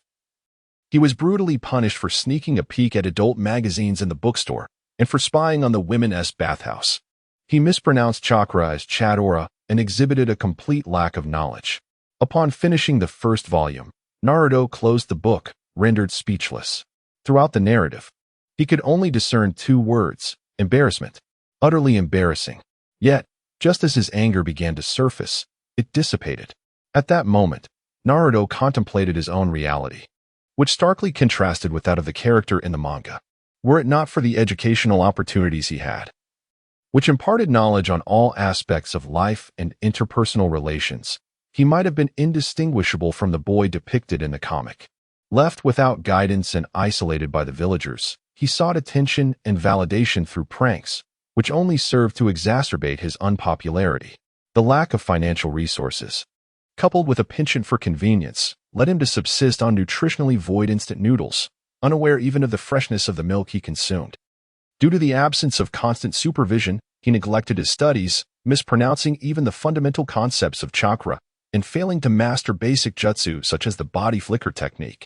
While the interference of the Nine-Tails played a role, the true culprit behind his troubles was the absence of direction. He was shockingly unaware that stealing the Book of Seals was a grave offense, easily swayed by others' words to commit the act without hesitation. Furthermore, he lacked the understanding of self-respect, persistently pursuing girls who showed no interest, only to become a source of annoyance to them with his relentless advances. With such a character and low intellect, had he not been a Jinchuriki, he would have perished countless times already. A sardonic smile crept across Naruto's face as he thought of the third Hokage. At that moment, he finally comprehended why the third Hokage, who had once been the sole beacon of warmth in his life, remained at an emotional distance from him. Despite being someone who had cared for him since childhood, his relationship with the third Hokage felt less intimate than that with a recently acquainted fox. Instinctively, he sensed the hidden scrutiny and wariness behind the seemingly kind visage of the elder. Perhaps the third Hokage's concern was genuine, yet it was overshadowed by an unsettling aura of vigilance. Naruto, in this moment, could surmise that the very individual who seemed amiable, the so-called grandfather third Hokage, was also the architect of his current, arduous predicament. Although the first volume did not delve deeply into his lineage, Naruto had gleaned enough from the nuances and the snippets of information he had encountered to uncover the truth he sought. My father, is he truly the fourth Hokage? Minato Namake's? If that is indeed the case, then my striking resemblance to him as the Jinchuriki of the Nine-Tails becomes quite understandable. It is no wonder that the mischievous Naruto from the manga has committed numerous acts that would typically land an ordinary ninja in prison for reflection. Yet he faced no repercussions. If Naruto is indeed the orphan left behind by the fourth Hokage, then his indulgence is entirely justifiable. In a situation where he is isolated by the entire village, the only person he could truly connect with as a Jinchuriki is the third Hokage, Sarutobi Hiruzen. Naruto did not continue reading the manga. Instead, he retrieved all the comic books from the box and located the Naruto anime stored on a memory card, along with all the theatrical films. After perusing through the books, Naruto discovered the one with the cover marked the revelation of the parentage of Uzumaki Naruto. With a shift in his consciousness, he found himself in the ceiling space. Chapter 39, If you wish to know.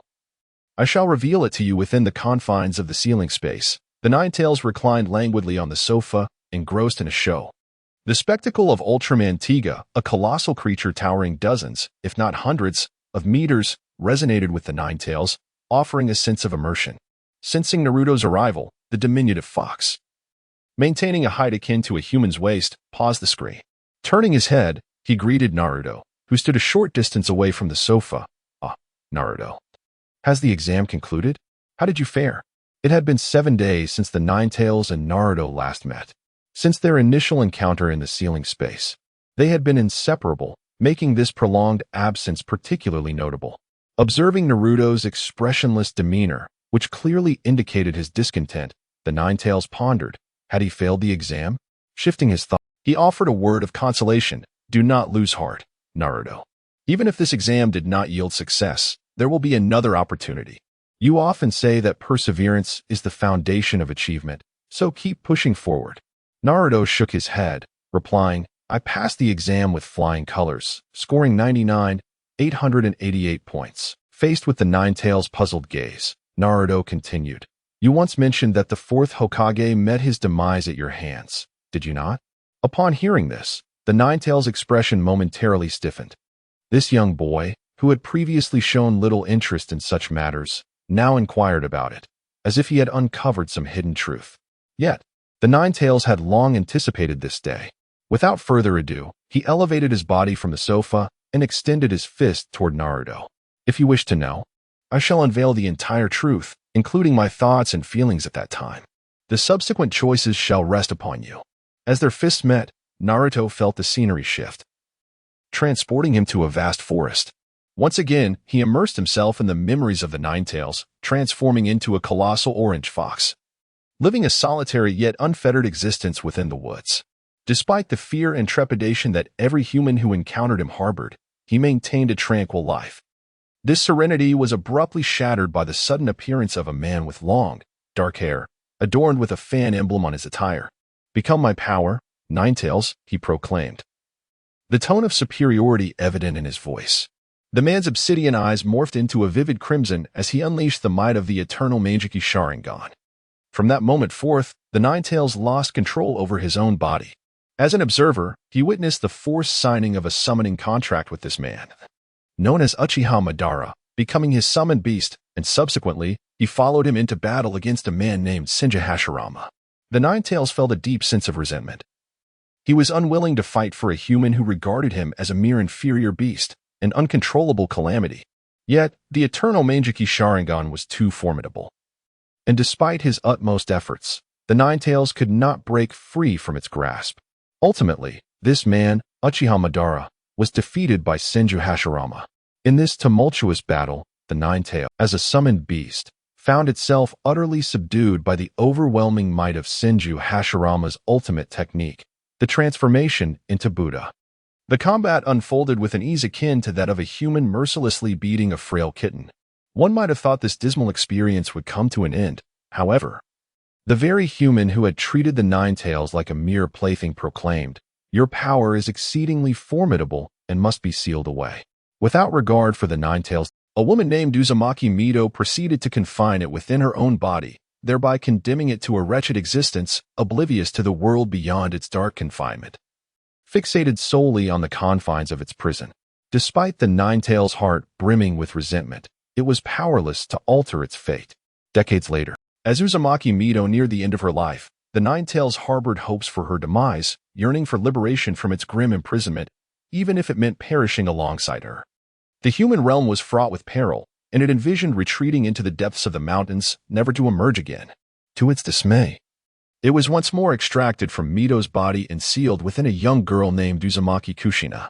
This girl, inheriting the typical arrogance of humanity, showed no inclination for communication and relentlessly bound the Ninetales with powerful sealing techniques, siphoning its strength. Fortunately, Kushina's prowess paled in comparison to that of her predecessor, allowing the Ninetales to exert some awareness and observe the human world, alleviating the monotony of its existence. As time drifted by, the Ninetales watched it, who constrained it, blossomed into a young woman. Although the Ninetales could not comprehend why Kushina felt compelled to impose even stronger seals upon it each night. The days continued to unfold. She fell in love, married a man named Minato Namikaze, who would become the fourth Hokage, and they formed a family, welcoming a child into the world. On the day of that child's birth, the Ninetales remained firmly bound, devoid of any inclination to struggle, resigned to the belief that this confinement would last an eternity. Then came the fateful day when the entity it loathed appeared. Utilizing a pact with Uchiha Madara and the powers of the Sharingan, seized control of the Nine Tails, extracting it from Kushina's body. Under this manipulation, it wreaked havoc in the Hidden Leaf Village, unable to defy the Sharingan's influence, and, strangely, it felt no desire to resist. Subsequently, the Nine Tails was transported outside the village by Minato Namikaze, only to be ensnared once more by Kushina's adamant sealing techniques. The fate of the host, having been stripped of the tailed beast, was sealed. Even as she attempted to bind the beast one last time before her demise, she could not avert this tragic outcome. Little did she know that merely sealing the Nine Tails back within herself could have saved her. Yet, even if she had been aware, her weakened state would not have withstood the entirety of its power. Kushina sought to employ her final chakra to partition the Nine Tails and seal it within the body of her newly born. The man known as Minato Namikaze held deep affection for his wife and, at that moment, was unwilling to live without her. In a bid to ensure that his beloved could one day witness their son's growth, he resorted to the forbidden sealing technique known as the Reaper Death Seal. He sacrificed his soul to the Shinigami, dividing the Nine Tails into two halves, one of Yang and the other of In. Subsequently, he sealed the Yang half within his son Naruto's body, while the remaining In half, along with Minato's soul, was drawn into the belly of the Shinigami. Minato harbored the hope that his son would survive as the village's hero, with the power of the Nine Tails serving as a safeguard for his child. Yet, ultimately, fate took a turn contrary to his desires. Chapter 40. I Remain Composed. Naruto did not live on as the heroic son who saved, as the fourth Hokage had envisioned. Instead, he became the embodiment of the monstrous nine-tailed fox, known as the entity that brought devastation to the village, becoming a target of public scorn. As the third Hokage, Sarutobi Hiruzen had the power to reveal Naruto's true identity to dispel these rumors. Yet, he chose not to do so. In a bid to maintain control over the Jinchuriki, he opted to let the situation unfold unchecked. Within Naruto's body, Kurama witnessed all that transpired. Although his existence was the catalyst for the turmoil, he felt no remorse. Rather, he reveled in it. The hatred directed towards the Jinchuriki would stir his chakra, gradually eroding the seal that bound him. Sooner or later, he would break free from this confinement. Once he emerged from the seal, the Jinchuriki, along with all other humans, would inevitably perish. This notion persisted until Naruto turned 4. It was in the realm of the seal that the human and the fox met for the first time. Kurama had anticipated that he could easily manipulate the young Jinchuriki, but he was taken aback by Naruto's unexpected wisdom and resilience. Rather than succumbing to his temptations, the boy utilized his rationality to completely counteract the negative effects of Kurama's chakra. On that day, Kurama was treated as an equal by a human for the first time, rather than as an inferior beast. From that moment onward, they met daily, watching television together, engaging in light-hearted conversation, and critiquing the narratives they encountered. Although Naruto, in his youthful mischief, only allowed Kurama to watch 2 episodes a day, their bond gradually deepened. As days turned into weeks, Kurama's wariness towards Naruto began to wane. He ceased his attempts to disrupt Naruto's chakra flow and undermine the seal. Despite his lingering disdain for all humanity, he found himself genuinely fond of Naruto. As he had once stated, Naruto's father, the fourth Hokage, had fallen to his hands. Yet, even without his interference, Naruto's parents would have met their demise. At that time, they had been adversaries, and any choices he made were merely a matter of survival. However, in this moment, he had forged a deep friendship with Naruto, and he found himself increasingly concerned about the boy's perception of him. Therefore, he decided to reveal the truth behind their intertwined fates, hoping to bridge the chasm that lay between them. Severing the connection with Kurama's chakra, Naruto fell into silence. At that instant, his emotions swirled in tumultuous complexity. He disregarded Kurama's anxious gaze and, referencing the memories he had gleaned from the fox, began to peruse the comic in his hands. As he had surmised, he was indeed the child of the fourth Hokage, Minato Namikaze, the hero who had sacrificed himself to protect the village. He himself had played an instrumental role in sealing the nine-tailed fox, making a significant contribution to the safety of the village. Yet, what treatment had he received throughout these years? A sardonic smile twisted upon Naruto's face, a manifestation of profound anger. In such a village, perhaps annihilation would be preferable. The sacrifices of his father and mother to protect this place seem utterly unworthy. At this moment, he recalled the burdens he had borne throughout his life, the seething hatred and disdain from the villagers, their blatant denial of his existence. These ineffectual adults, driven by their own fears, unjustly directed their wrath toward him, who had done no wrong. Meanwhile, the third Hokage, Sarutobi Hiruzen, who had vowed to care for him as per his mother Kushina Uzumaki's wishes, stood as the most direct culprit behind all of this turmoil. Such overwhelming resentment festered within Naruto, nurturing a burgeoning desire for vengeance. At that moment, the power of Kurama surged uncontrollably from within Naruto. Manifesting as a red cloak of chakra, 1 tail emerged, then 3, followed by 5. Each additional tail amplifying the madness contained within Kurama's. Naruto remained seemingly oblivious to this transformation. Even as the number of tails reached 7, his expression remained cold and unchanged. "Are you all right, Naruto?" Kurama inquired, unable to contain his concern. The sight of Naruto in such a state felt profoundly alien to him, evoking a sense of unease. It was as if the darkness that had accumulated within Naruto over the years was now being unleashed. Kurama had once anticipated this change in Naruto, but now he feared that his host might lose control and commit acts he would later regret. "I'm fine, of course I'm fine. I'm doing quite well," Naruto replied, as his tails suddenly swelled to 8. The shadow of gloom lifted from his face momentarily, replaced by a reassuring smile directed at Kurama. This did little to assuage Kurama's anxiety. Instead, it heightened his concern. Naruto briefly vanished, only to return with a box containing all the Naruto manga and anime. At that moment, the number of tails on his body was on the verge of reaching 9. The gate that sealed Kurama began to crack under the relentless flow of Kurama's chakra combined with Naruto's own shadow clone technique. Countless clones erupted into each clutching a volume of Naruto, rapidly flipping through the pages. Meanwhile, the remaining clones ventured into the learning space to transport hundreds of playback devices, subsequently initiating the anime series, diving into the 720 episodes simultaneously. "Kurama, I assure you, I'm perfectly fine. Come, let us watch together." In this moment, Naruto seemed to regain his former composure and rationality. A gentle smile graced his features, and aside from the red chakra cloak that was beginning to shift toward a golden hue, he appeared remarkably unchanged. "Naruto, what are you doing? Calm down and stop." A voice filled with urgency echoed, and in the next moment, a figure appeared before Naruto. As soon as he emerged, he pressed a hand against Naruto's abdomen, intending to reinforce the seal. Naruto raised his hand, grasping the one poised to touch his belly. He locked eyes with the golden-haired man, a flicker of excitement crossing his face as he replied gently, "I am quite calm, father. It was my decision to release Kurama. He is my friend and will not harm me." Chapter 41. Father and Mother the Ninetales? A friend? For a long time, he had remained in a deep slumber within the confines of the seal. However, as Naruto recklessly drew upon the chakra of the Ninetales, the seal was on the verge of breaking, awakening him from his slumber. The golden-haired man, bewildered and unaware of the unfolding events, took a moment to scrutinize Naruto's expression, noting that it did not appear to be tainted by the influence of the Ninetales chakra.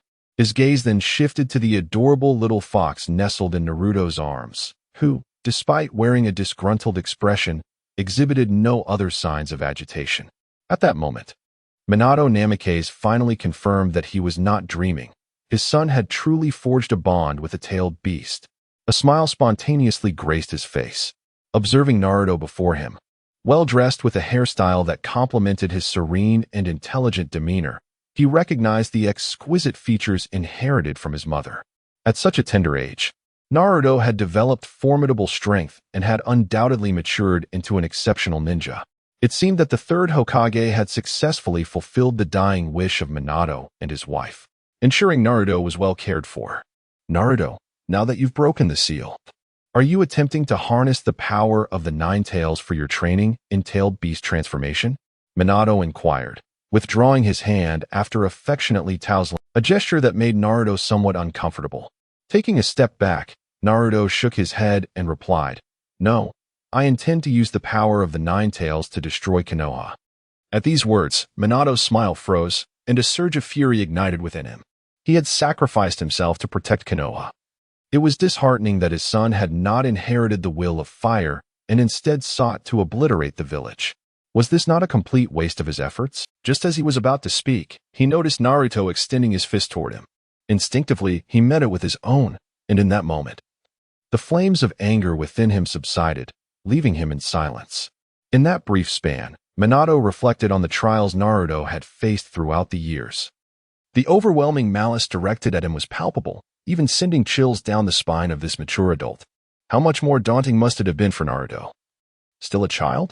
He had never anticipated that his painstaking efforts to safeguard the village would lead to such a grim fate for his orphaned son. While he had suspected that Naruto, as a Jinchuriki, would endure some scorn from the villagers, he had not expected it to be so severe, especially with the third Hokage, whom he had placed so much faith in, seemingly doing nothing to assist. His wife, also a Jinchuriki, had similarly faced some whispers in the but as few were aware of her status, it had not posed a significant issue. Moreover, with the third Hokage looking after Naruto, Minato had believed that sealing half of the nine tails within his son was a justifiable choice. Little did he know that this very decision would culminate in Naruto's misfortune. Gazing into Naruto's eyes, filled with a resolute intent to kill, Minato felt a deep urge to offer counsel. He opened his mouth, managing a bitter smile, yet found himself unable to articulate a single word. At that moment, even as the fourth Hokage, with the will of fire burning within him, he was at a loss as to how to dispel the darkness that had taken root in his son's heart. Crack! The seal's gate shattered completely. Within the confines of the sealed space, an atmosphere of tranquility prevailed. Namake's Minato appeared somewhat dazed, even as the great door shattered. He refrained from reinforcing the seal as he had intended. At this moment, neither Naruto nor Kurama uttered a word. Suddenly, the serene silence of the sealing space was shattered by the sound of clanking chains. The embodiment of Kurama lay quietly, ensnared tightly by the sudden appearance of gold. Naruto and Kurama turned their gazes towards the source and beheld a strikingly beautiful woman with crimson hair, akin to Minato, who had materialized in the sealing. It was her Vajra lockdown that had ensnared Kurama. Naruto, I have something to say, though I am uncertain if it is appropriate, Kurama began. Minato, snapping back to reality, directed his gaze to the chakra manifestation left by his wife, feeling somewhat speechless. Noticing the peculiar looks exchanged between the two, the suddenly appeared woman chuckled awkwardly, oh dear. Was it not Naruto who intended to engage in a tug-of-war with the Nine Tails for its chakra? Minato, feeling a bit embarrassed, scratched his head and hurried to explain the situation to his wife, Uzumaki Kushina. Before long, Kushina was in a furious state, her red locks billowing in the wind. Is this truly my mother? Naruto mused. She is indeed, just as you remember, rather carefree and a bit reckless.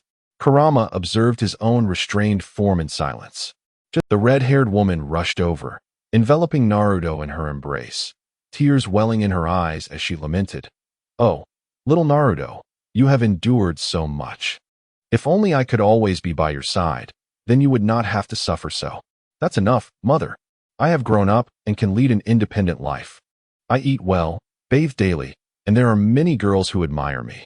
I have no bad habits and do not know Jiraiya, so you need not worry about me. Naruto reassured her, feeling somewhat flustered. Witnessing this exchange, Minato felt a pang of guilt. Had he listened to his wife and allowed her to seal Kurama? While he stayed behind to accompany Naruto as he grew, perhaps Naruto's years would have been less arduous. Alas, there exists no remedy for regret in this world. Am I safeguarding our village, or Sarutobi Hiruzen's village? Even the Uchiha clan has been eradicated. Poor Sasuke, he sighed despondently, feeling that his death was in vain. At this moment, he resolved not to hinder Naruto from taking any actions. After all, he was already deceased and could no longer concern himself with such matters. Naruto, the chakra of your mother and I is fading.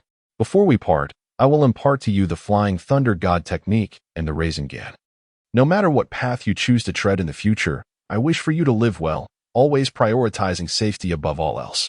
Upon hearing the words of Bofeng Shui Min, Uzumaki Kushina realized that although her son possessed remarkable talent, the insidious third Hokage had not entrusted any of their legacy or secret techniques to Naruto.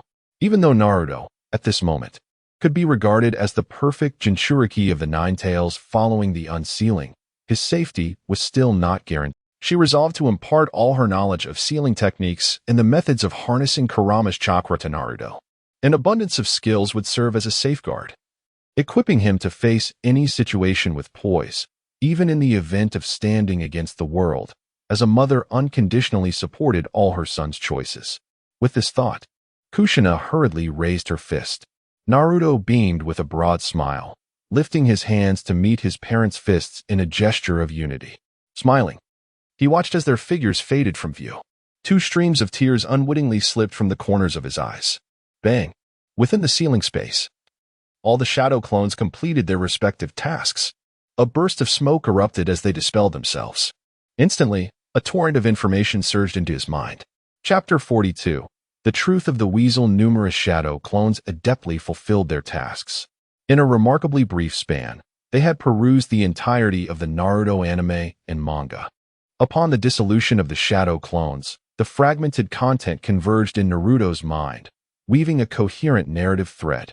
Having just experienced a fleeting reunion with his parents, Naruto had yet to dwell on the sadness of their separation, as his thoughts were wholly consumed by the plethora of information regarding the future that had suddenly manifested in his consciousness.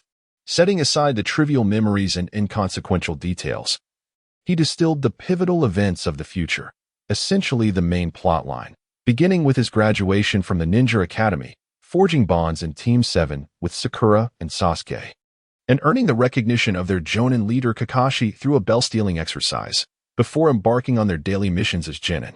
This led to the Land of Waves mission, the Chunin exams, the Konoha Crush plan, and Sasuke's defection.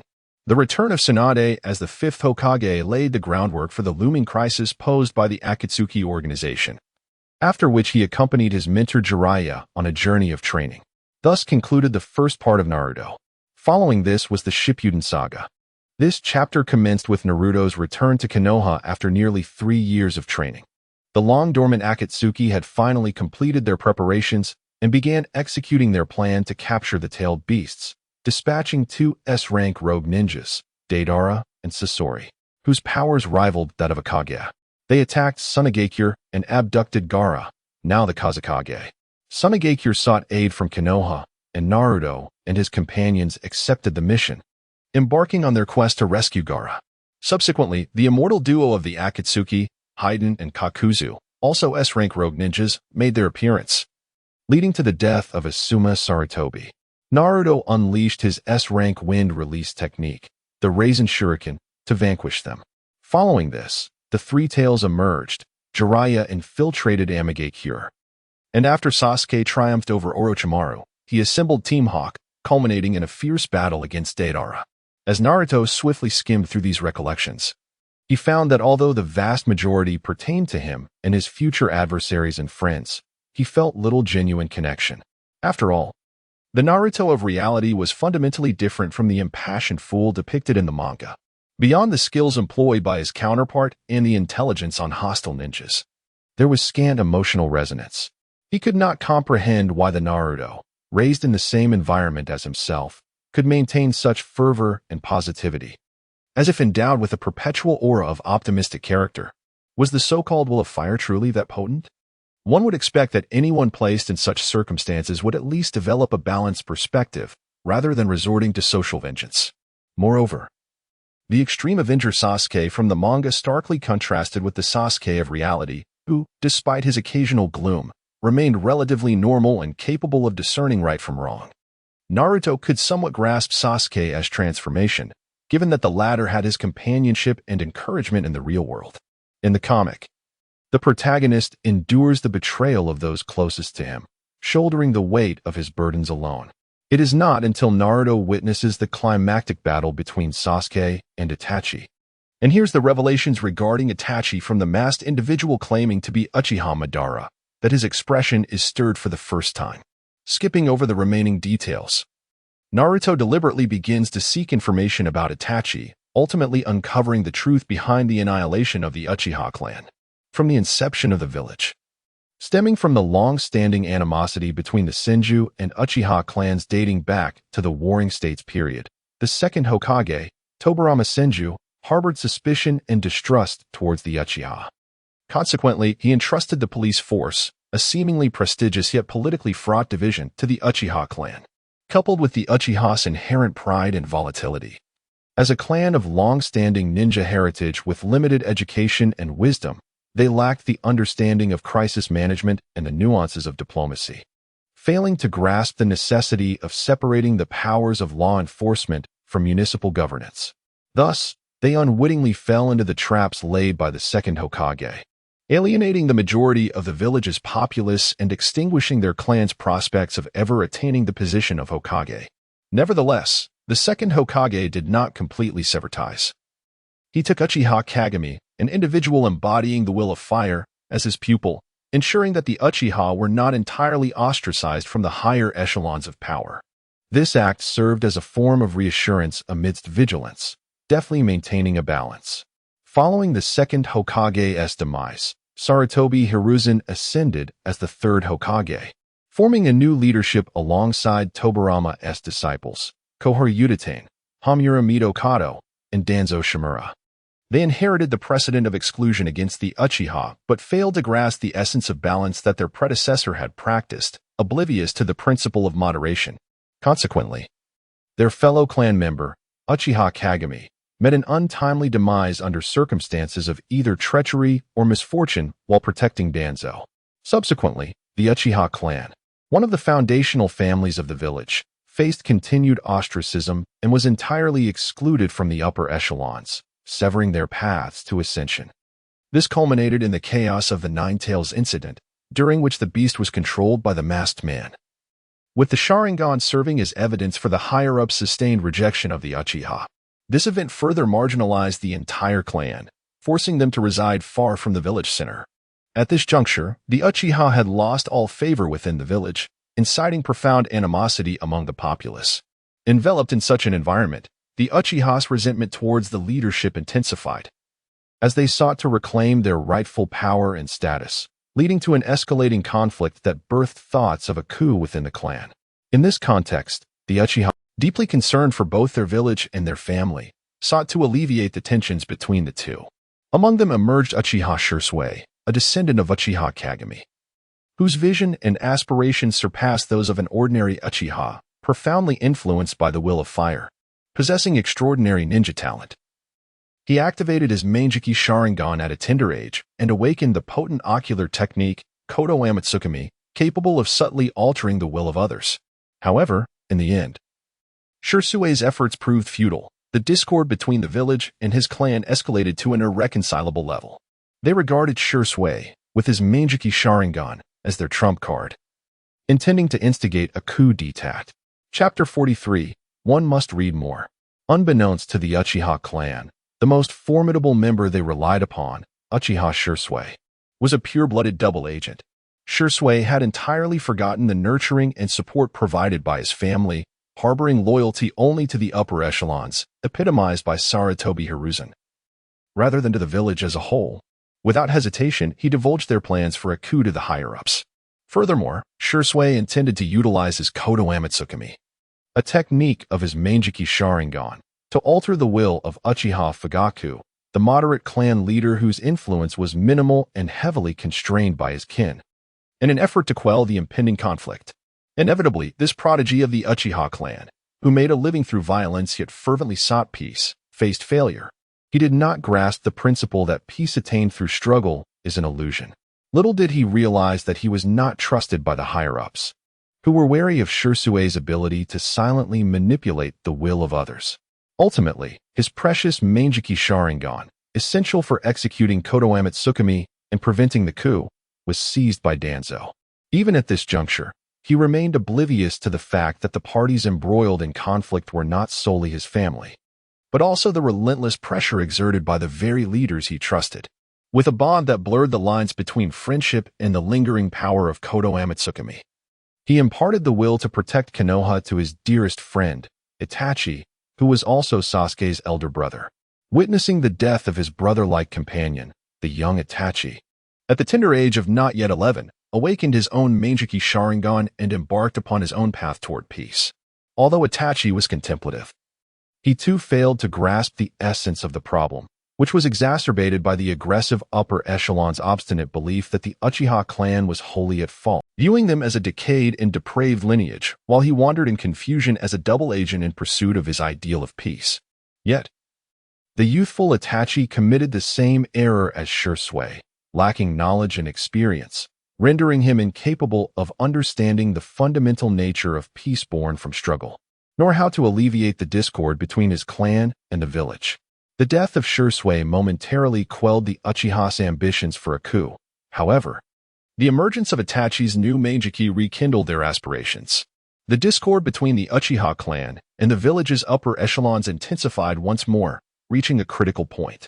From Itachi's perspective, should war erupt between the village and the Uchiha, regardless of the outcome, it would diminish Konoha's strength, thus inviting attacks from other shinobi villages and culminating in a great ninja war. Yet, Itachi remained unaware that the village's power and foundations far surpassed his imagination. Any great ninja war would invariably pit one against many, and even in the event of an assault from other villages, there would be no opportunity for the Uchiha. Furthermore, the coup was nearly doomed to failure, even if they succeeded in assassinating the higher-ups led by the third Hokage. Their lack of connections would render them unrecognized by the rest of the village. At this moment, the higher-ups of the village, taking advantage of Itachi's youth and naivety, issued him an ultimatum to annihilate the Uchiha clan in exchange for the survival of his younger brother, Sasuke, thereby ensuring the village's peace. The masked man, who referred to himself as Madara, began to make increasingly frequent moves, hinting at a possible attack on the village. Aware of Madara's formidable power and reputation, Itachi grew concerned for the future of the village and the safety of Sasuke. Ultimately, in a moment of desperation, he implored Madara not to harm the village and requested that the village's higher-ups protect Sasuke. Yet, in pursuit of his narrow conception of peace, he wielded the sword against his own family and the parents who had nurtured him. He bore the burden of the massacre, becoming a rogue ninja and joining the Akatsuki to monitor the masked man, enduring both mental anguish and physical suffering while waiting for Sasuke to acquire enough strength to confront him. Ultimately, he met his demise at Sasuke's hands, awakening the Meijiki Sharingan within his brother and, through his own, granting Sasuke the eternal Meijiki Sharingan. Moreover, his death would elevate Sasuke to the status of a hero for vanquishing an S-rank rogue ninja. As time passed and his experiences deepened, Itachi gradually realized that there had been better ways to resolve the conflict between his clan and the village, ways that involved trusting in the strength of others. Alas, the past could not be rewritten. After being resurrected through the impure world reincarnation, his original intention to protect Konoha remained unchanged, yet he chose to reveal everything to Sasuke, placing his faith in his brother's growth and allowing him to forge his own destiny. Naruto, at this moment, gazed with a complex expression, not rushing to recall the remaining memories in his mind. This conclusion affirmed that the Nine-Tails' malicious perception that night had not aged. The man indeed bore no ill will toward him or Sasuke. He had shouldered all of this alone for the sake of his envisioned peace. To the Uchiha clan, he was an unequivocal traitor. To the majority of the villagers, a nameless hero, and from Sasuke's perspective, he undoubtedly deserved the title of a good older brother. However, regardless of the multitude of reasons, Naruto perceived Itachi's actions as fundamentally wrong. The slaughter of one's parents and kin is an act unbecoming of. Respecting one's teachers and being filial to one's parents are foundational tenets of Naruto's values. Cultivating oneself, managing one's family, governing the nation, and bringing peace to the world. These are the teachings of the sages to Naruto, signifying that one must first elevate personal character and augment wisdom through knowledge to orderly manage one's family, thereby fulfilling the grand ambition of governing the nation and achieving peace. The experiences of Itachi and Shursui, along with their distorted values born from their pursuit of peace, served as a poignant warning to Naruto. Ignorance breeds narrow-mindedness. One must read extensively to discern clearly the nature of their actions. One cannot commit unforgivable acts, even with good intentions. Consequently, Naruto's disdain for the higher-ups of Konoha, who incessantly spoke of the will of fire, only deepened, repeatedly proclaiming the intent to safeguard Konoha and protect the villagers, asserting that everyone in the village is akin to family, while incessantly espousing the will of fire. yet failing to treat all equally. Instead, they excel at ostracizing dissenters. The Senju and Uchiha clans, the founding families of the village, gradually vanished during Sarutobi Hiruzen's reign, while his own Sarutobi clan continued to flourish. The formidable Konoha White Fang, Hatake Sakumo, who possessed the qualifications to inherit the title of Hokage, was driven to take his own life. This son of a hero bore a childhood steeped in sorrow. Furthermore, Sarutobi Hiruzen began to pave the way for his son Asuma to become Hokage, in a bid to garner the support of the other clans within the village. He arranged for Asuma to be paired with the heirs of the Inuzuka, Nara, and Akimichi clans, while his daughter-in-law, Yuhi Kurenai, was tasked with bringing together the heirs of the Hyuga, Inuzuka, and Yamanaka clans. Regrettably, he never anticipated his own untimely demise, nor the tragic fate that would befall his son at the hands of the Akatsuki organization. The elite guardians of the village have never protected the Konoha belonging to all. Rather, they have safeguarded their own version of Konoha. In light of this, how can one expect others to embody the so-called will of fire? Chapter 44. Receiving the call in the tranquil silence, Naruto continued to sift through the information swirling in his mind. Within the pages of the manga, Sasuke, after his fierce confrontation with Itachi, uncovered the harrowing truth about his brother. In an emotional tempest, he awakened his Manjiki Sharingan and subsequently aided the Akatsuki in their endeavor to capture the Eight Tails being a formidable foe. Ultimately, after a grueling battle, they returned with naught but an octopus leg. In the wake of this, Pain, the leader of the Akatsuki, personally intervened to secure the Six Tails and set forth toward Konoha to capture the last of the tailed beasts, the Nine-Tails Jinchuriki, Naruto. A fierce clash ensued, leading to the devastation of Konoha. However, Naruto, having successfully mastered Sage Mode and significantly enhanced his abilities, emerged to vanquish the antagonist Pain, thereby rescuing his village and earning the villagers' acknowledgement. Yet, this moment of glory did not overly occupy Naruto's thoughts. Instead, his focus shifted to a profound dialogue on peace between himself and his mentor, Nagato. Is this the moment where the theme ascends? The protagonist's initial quest for recognition from others has now been fulfilled, suggesting the emergence of a deeper objective to propel the narrative forward. The exploration of peace is indeed a captivating theme. Pain's ideology resonates eerily with the historical trajectory of another world. In that realm, two cataclysmic world wars transpired, resulting in the deaths of millions, ultimately leading to a fragile peace, maintained under the omnipresent threat of nuclear weaponry. Anti-war sentiments, along with the ideals of peace and development, became the prevailing global consciousness. Pain's methodology mirrors this, as he sought to capture the nine-tailed beasts to forge a weapon of ultimate war, wielding absolute power, only to annihilate a rogue nation, allowing humanity to experience the torment and terror of war, thereby instilling an understanding of the weapon's devastating force and, in turn, ushering in peace. This approach, having succeeded in another world, tragically finds its counterpart in this manga where Nagato is not the protagonist, leading to his eventual failure. Naruto continued to analyze these thoughts as he delved deeper. Following Pain's defeat, Tsunade, having exhausted her chakra in defense of the village, temporarily withdrew from the fray. The five Kage summit convened, with Danzo representing the Hokage. Sasuke, feeling emboldened, launched an attack on the summit, only to be reprimanded by the assembled Kage. Had it not been for Tobi's timely intervention, he might have met his demise on the spot.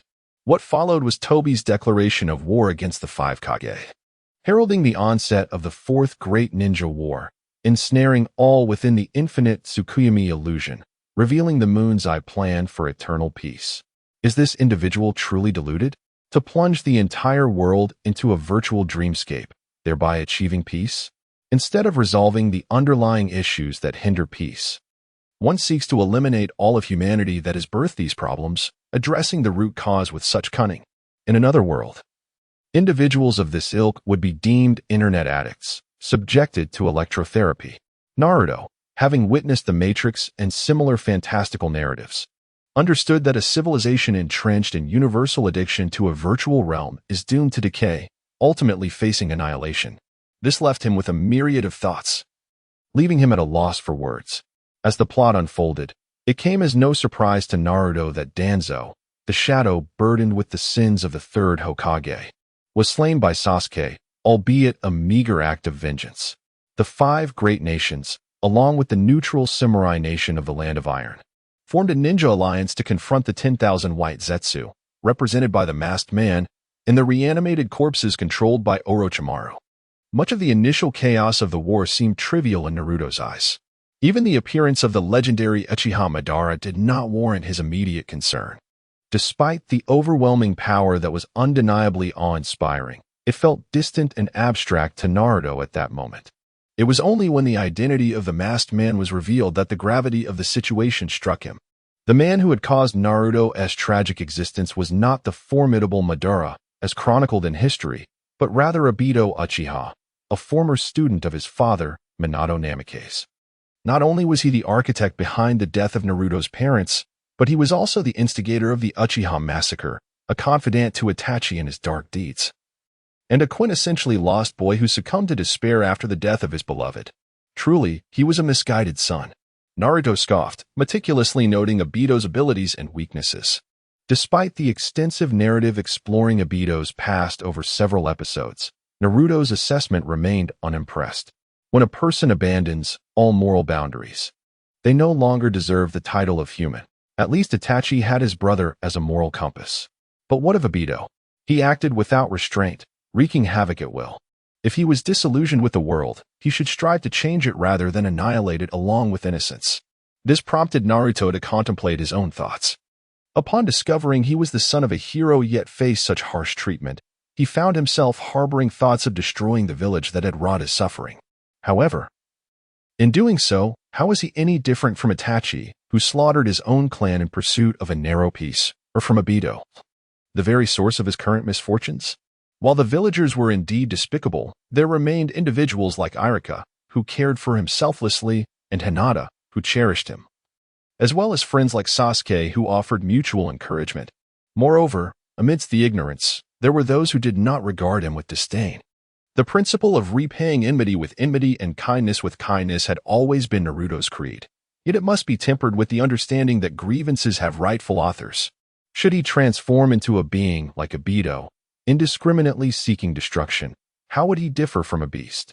With this realization, Naruto smiled wryly, filled with confusion, uncertain of his path forward.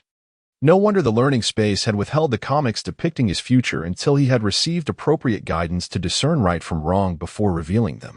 The purpose is to ensure that he possesses a sufficiently mature mindset in the future, allowing him to introspect and make the most judicious decisions, thereby avoiding the regret that one might feel, akin to Itachi, due to choices made in the present. In essence, those individuals must bear the consequences of their acts. I must not allow my personal grievances to inflict harm upon those who care for me. Once I have completely regained my composure, I shall contemplate a solution that benefits all parties involved. With a heart burdened by complex emotions, Naruto continued to gaze ahead. Chapter 45. A mind full of questions, the remaining content is sparse. Following numerous episodes detailing the histories of Obito, Hashirama, and Madara, this farcical Fourth Great Ninja War, characterized by a collective lethargy, has finally reached its conclusion. Obito, having become the Jinchuriki of the Ten Tails, ultimately finds his triumph snatched away by the true puppet master, Uchiha Madara. Revived through the outer path samsara technique wielded by Obito's Rinnegan, Madara emerges as the new Jinchuriki of the Ten Tails, attaining a level of power that surpasses his previous zenith, thereby becoming the final formidable antagonist of this conflict. Meanwhile, the protagonists, Naruto Uzumaki and Sasuke Uchiha, lie gravely injured and on the brink of death, casting a long shadow over the world as it teeters on the edge of despair. Naruto's heart remains unperturbed. A twist awaits, as this is a shonen manga, and a happy ending is the bare minimum one might expect. Many of the fantasy tales he has encountered adhere to this formula. The unfolding events do not stray from Naruto's expectations. The Sage of Six Paths, that venerable figure, makes a powerful entrance. He unveils his long-concealed resources, bestowing a significant boon upon Naruto and Sasuke, both of whom are the reincarnations of his sons, Ashura and Indra. This infusion elevates them from V15 to V18. Through their diligent training and the invaluable support of the Nine Tails, Naruto successfully ascends to V15. Empowered by the sage's yang energy and bolstered by the collective strength of the nine-tailed beasts, achieving a combat prowess that aligns with the six paths likewise, Sasuke.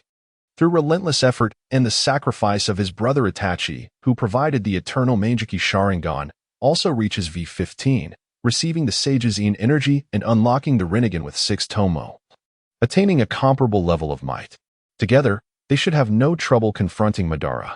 However, as Naruto anticipates their victory over this formidable foe and envisions a future devoid of past grievances, yet another unexpected twist unfolds.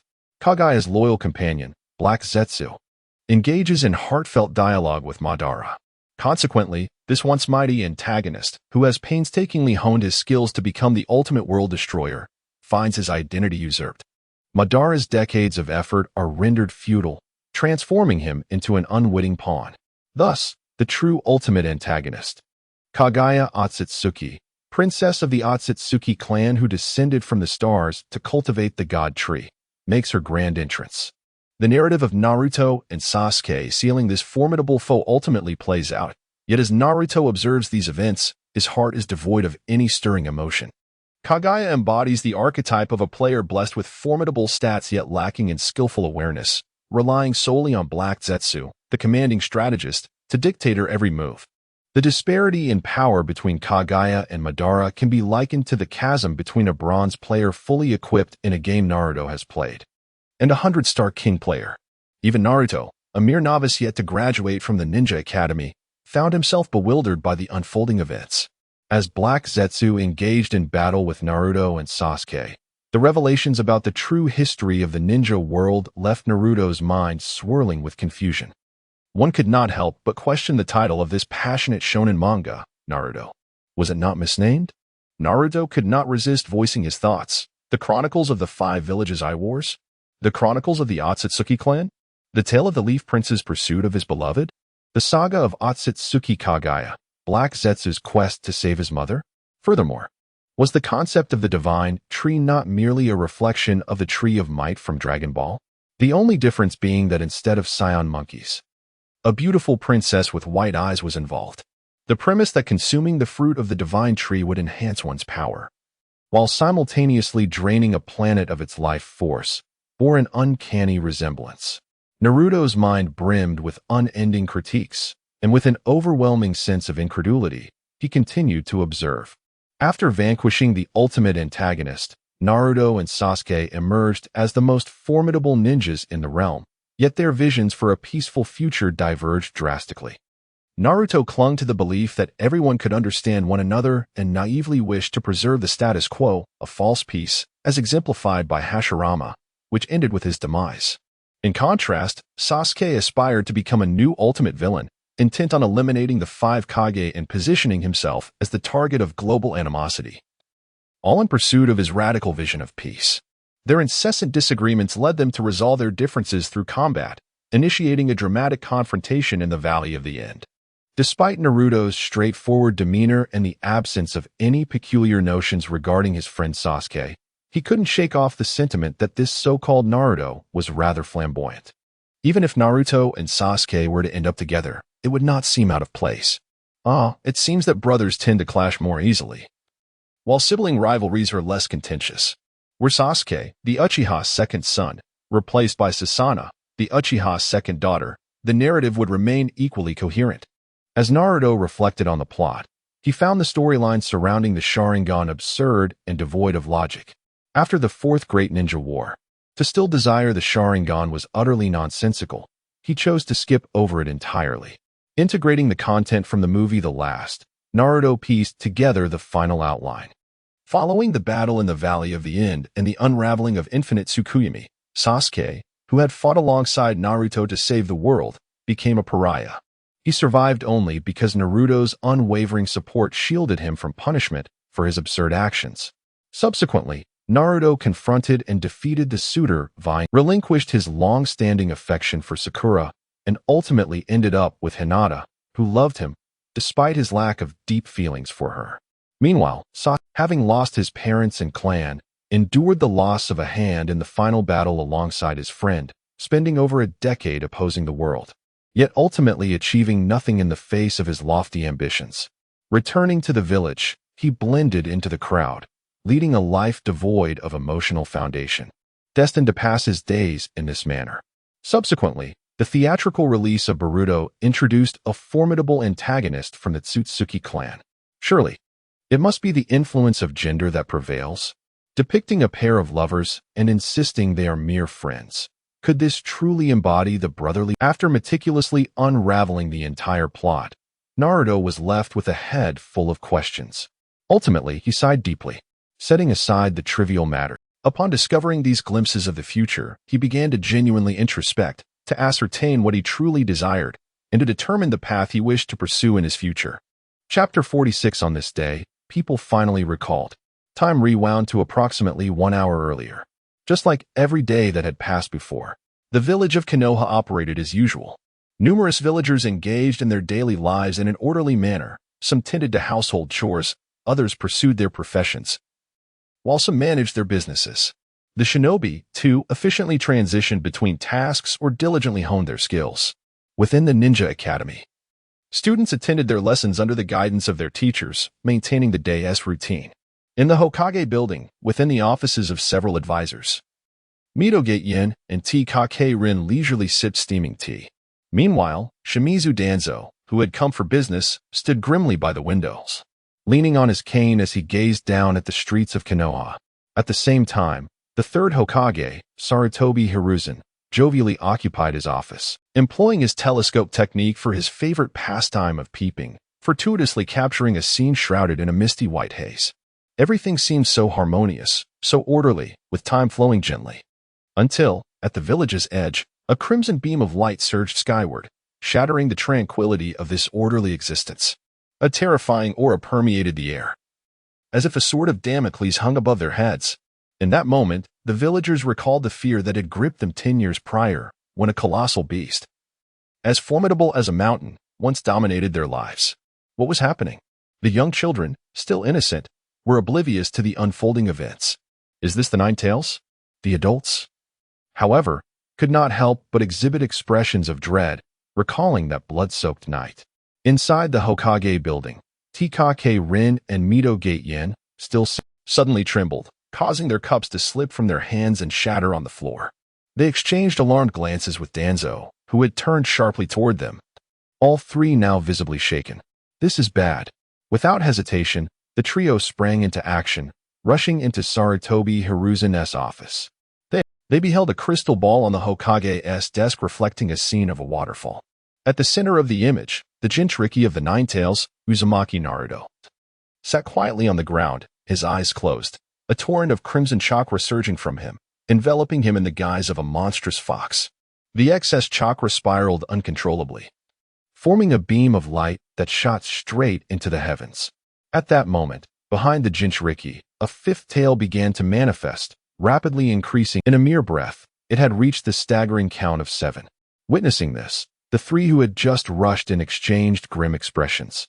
Sarutobi Hiruzen, having shed his Hokage robes to reveal his battle attire beneath, wore a serious countenance, yet maintained a semblance of composure. You must evacuate the villagers, he instructed coldly. I will lead the sealing team and Umbu to restrain the Jinchuriki. With that, he leaped from the Hokage building, heading toward the village's edge, with numerous Umbu swiftly following in his wake. In the midst of his hurried journey, Sarutobi Hiruzen gently touched the death god mask he carried, his expression gradually turning solemn. Moments later, he led a group of Umbu to the edge of the waterfall, where the sealing team, having received notification, promptly followed suit. At this, Naruto's nine-tailed fox chakra had manifested to the extent of 9 tails. Yet, he remained seated quietly, refraining from any excessive movement. What could be the matter? Sarutobi glanced at Sasuke, who stood anxiously beside Naruto, concern etched on his face, and then furrowed his brow to inquire of Kakashi, who was currently responsible for monitoring. 7 days prior, Naruto had confided in Sasuke that he was about to face the most significant trial of his life, after which he ceased his training, spending his days merely eating, sleeping, and meditating. It was only recently that things took a turn. Kakashi responded succinctly. Sarutobi sighed.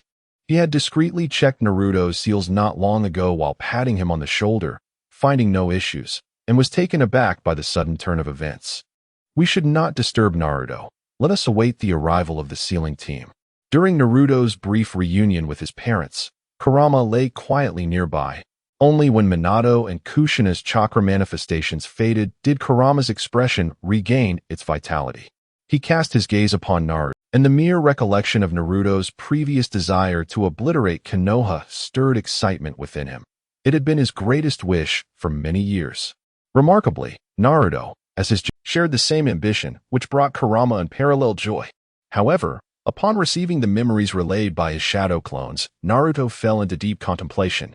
This caused Kurama, despite his excitement, to refrain from interrupting. At this moment, as Naruto regained his focus, Kurama eagerly spoke. Naruto, come forth, unleash my power. And vent the fury you have harbored over the years. Let those who have inflicted pain upon you feel the same torment. Now that the seal is fully opened, I can temporarily emerge to assist you in battle, tearing those despicable ninjas to shreds. If you desire to take action yourself, your arduous training over the years has equipped you to fully harness my power. You can enter the Kurama chakra mode and manipulate the air currents to soar into the sky with my aid, condensing a tailed beast bomb capable of washing over the entire village of Konoha. Alternatively, if that does not suffice to quench your thirst for vengeance, you may undergo tailed beast transformation, unleashing my complete form to personally rend those ninjas apart. The third Hokage is outside. We can commence our assault with him. Upon hearing Kurama's suggestion, Naruto was greatly tempted. Had he not absorbed the memories from his shadow clones, he would have undoubtedly acted without hesitation according to Kurama's counsel. After personally experiencing the power of the Nine Tails, Naruto truly comprehended the veracity of the statement he once made, that mastering this strength would enable him to surpass even the most esteemed ninjas bearing the title of Hokage. Such power indeed has the capacity to inflict suffering upon the Hidden Leaf Village. However, his initial intentions remain unchanged. Yet, upon learning about the future, reality has rendered Naruto more composed. Nine Tails, Naruto raised his hand. The Nine Tails tilted its head in confusion. What does this mean? Has his heart softened, leading him to reconsider? Nevertheless, there was no hesitation in its actions as it raised a paw to meet Naruto's fist. In that instant, a torrent of information surged forth, as Naruto shared with it the entirety of the Naruto saga. Immediately, the Nine Tails fell into a contemplative silence. Chapter 47. Let us set a modest objective. After completing Naruto, Kurama realized that he had profoundly underestimated Naruto's intellect. During their first encounter when Naruto was merely 4 years old, he confidently asserted that Kurama, the most formidable of tailed beasts, was not invincible, otherwise he would not have been confined. At that time, Kurama was extremely indignant, believing that Naruto was belittling his power. He thought that had it not been for his unfortunate circumstances of being countered, he would not have met such a dismal fate. However, after finishing Naruto, he recognized that Naruto was indeed correct, not to mention the existence of the organization Akatsuki, which was dedicated to capturing tailed beasts. This organization possessed eyes similar to those of the Sage of Six Paths, who had bestowed life upon him, and their sheer strength was sufficient to overpower him, particularly the formidable Nagato. Even in the Hidden Leaf Village, Kurama was uncertain if he could escape unscathed. The third Hokage, though lacking the strength to confront him directly, could employ the Reaper Death Seal, achieving a deadly exchange that would leave Kurama utterly exasperated. Additionally, there was Danzo, wielding the Sharingan acquired from Shursui. Regardless of whether he had utilized Kodoame Tsukumi in recent years, the abundant chakra provided by the Hashirama cells, combined with the power of the Manjiki Sharingan, could suppress Kurama for a time. After all, even if Danzo was weak, he was still a shadow-level ninja. Moreover, the sealing teams in the Hidden Leaf were not to be underestimated. It was evident that over the years, they had developed numerous strategies specifically designed to counter Kurama. In such circumstances, it seemed nearly impossible for a tailed beast, reliant solely on its raw strength and the tailed beast bomb, to escape from the Hidden Leaf Village. Naruto's current combat prowess might suffice to dominate Sasuke, yet when facing a military entity such as a ninja village, he would be negligible. If Kurama were to escape the Hidden Leaf, he would still have to contend with the ambitions of Akatsuki or other forces. Remaining in the village was equally discomforting. What should he do now? Contemplating these matters left Kurama in a state of confusion. After all, he was merely a fox relying on brute force in battle. Indifferent to the outcome, if defeated, he could simply be reborn after a few years, emerging once more as a healthy fox. The worst-case scenario would be confinement in a small darkroom. Thus, Kurama had never considered how to achieve the most favorable outcome in a situation surrounded by adversaries. However, he was no longer alone. He had Naruto, a friend who needed safeguarding, which meant he could not act recklessly. Unavoidably, Kurama turned to Naruto with a questioning gaze. In response, Naruto could only offer a wry smile. In truth, he too felt bewildered. Suddenly aware of the future and the truths of this world left him feeling lost. Uncertain of the right course of action, one that his future self would not regret. I recently pondered for a considerable amount of time regarding my desires and future endeavors. Yet I was unable to arrive at a satisfactory conclusion, whether it be the pursuit of formidable strength or the quest for peace. Both seemed distant and illusory to me at present. Thus, I surmise that this may stem from my insufficient mental acuity and life experience. I must continue to learn and enhance my capabilities, and through this journey, I shall gain clarity about my innermost self. At that juncture, I will be able to act in accordance with my own aspirations. In response to Naruto's similar sense of confusion, Kurama expressed his exasperation, inquiring how long this process would take, as he wished to escape this unpleasant place. After a moment of contemplation, Naruto confidently asserted that he would certainly achieve his goals by the age of 17, once he had mastered the Flying Thunder God technique, Rasengan, Sage Mode, and Sealing techniques. With the collection of chakra from the remaining 8-tailed beasts, he believed he would be nearly there. After all, rather than allowing the villagers to indulge in pleasant dreams, akin to becoming white Zetsu, he preferred that they experience the same suffering he felt. He believed in repaying kindness with kindness and addressing grievances directly, maintaining a consistent approach. With this conviction, Naruto nodded affirmatively. Kurama, however, felt somewhat disinterested. Although he had often heard the advice to remain calm and deliberate in strategy from various dramas over the years, such counsel seemed utterly at odds with his impetuous. Therefore, they resolved to set a modest goal, beginning with making Konoha experience pain. Upon hearing Naruto's words, Kurama's eyes sparkled with newfound enthusiasm. Achieving this goal appeared significantly more feasible. With Naruto's robust physique and abundant chakra, along with their harmonious bond as the perfect Jinchuriki, he merely needed to learn some techniques to enhance his lethality, which would result in a monumental increase in combat power. He felt that within 2 years, this modest objective could be realized. Moreover, armed with so much information about the future, Naruto felt he could become even more formidable than his counterpart from an alternate timeline at the age of 17. Very well, starting tomorrow, I shall urge you to engage in more rigorous training, Kurama declared, his ears perking up with delight. With the seal lifted, he transformed his massive form into that of his usual chakra manifestation and leapt onto the sofa to watch a show. After gently stroking Kurama's soft fur, Naruto exited the sealing space. There were still a few matters that required resolution. Upon opening his eyes, Naruto found himself surrounded by the third Hokage and a host of elite shinobi who had encircled the waterfall with an impenetrable barrier, all poised for battle. Their expressions conveyed a readiness to face death, prepared to strike without hesitation at the slightest sign of Naruto's disturbance. At that moment, the entire village had completed it, leaving these ninjas with no concerns for their own safety. They were willing to sacrifice their precious lives to protect their homeland. Alas, it was destined that their painstakingly constructed mental fortitude would prove utterly futile. When Naruto opened his eyes, all gazes instinctively converged upon his countenance, revealing a pair of tranquil blue orbs, as serene as an undisturbed ancient well.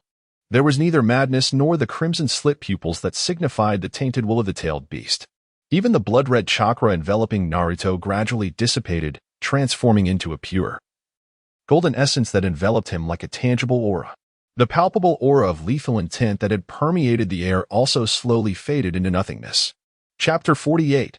Show of strength. The air was thick with the oppressive aura emanating from the Nine Tails, which, though gradually dissipating, did little to alleviate the tension among the surrounding ninjas.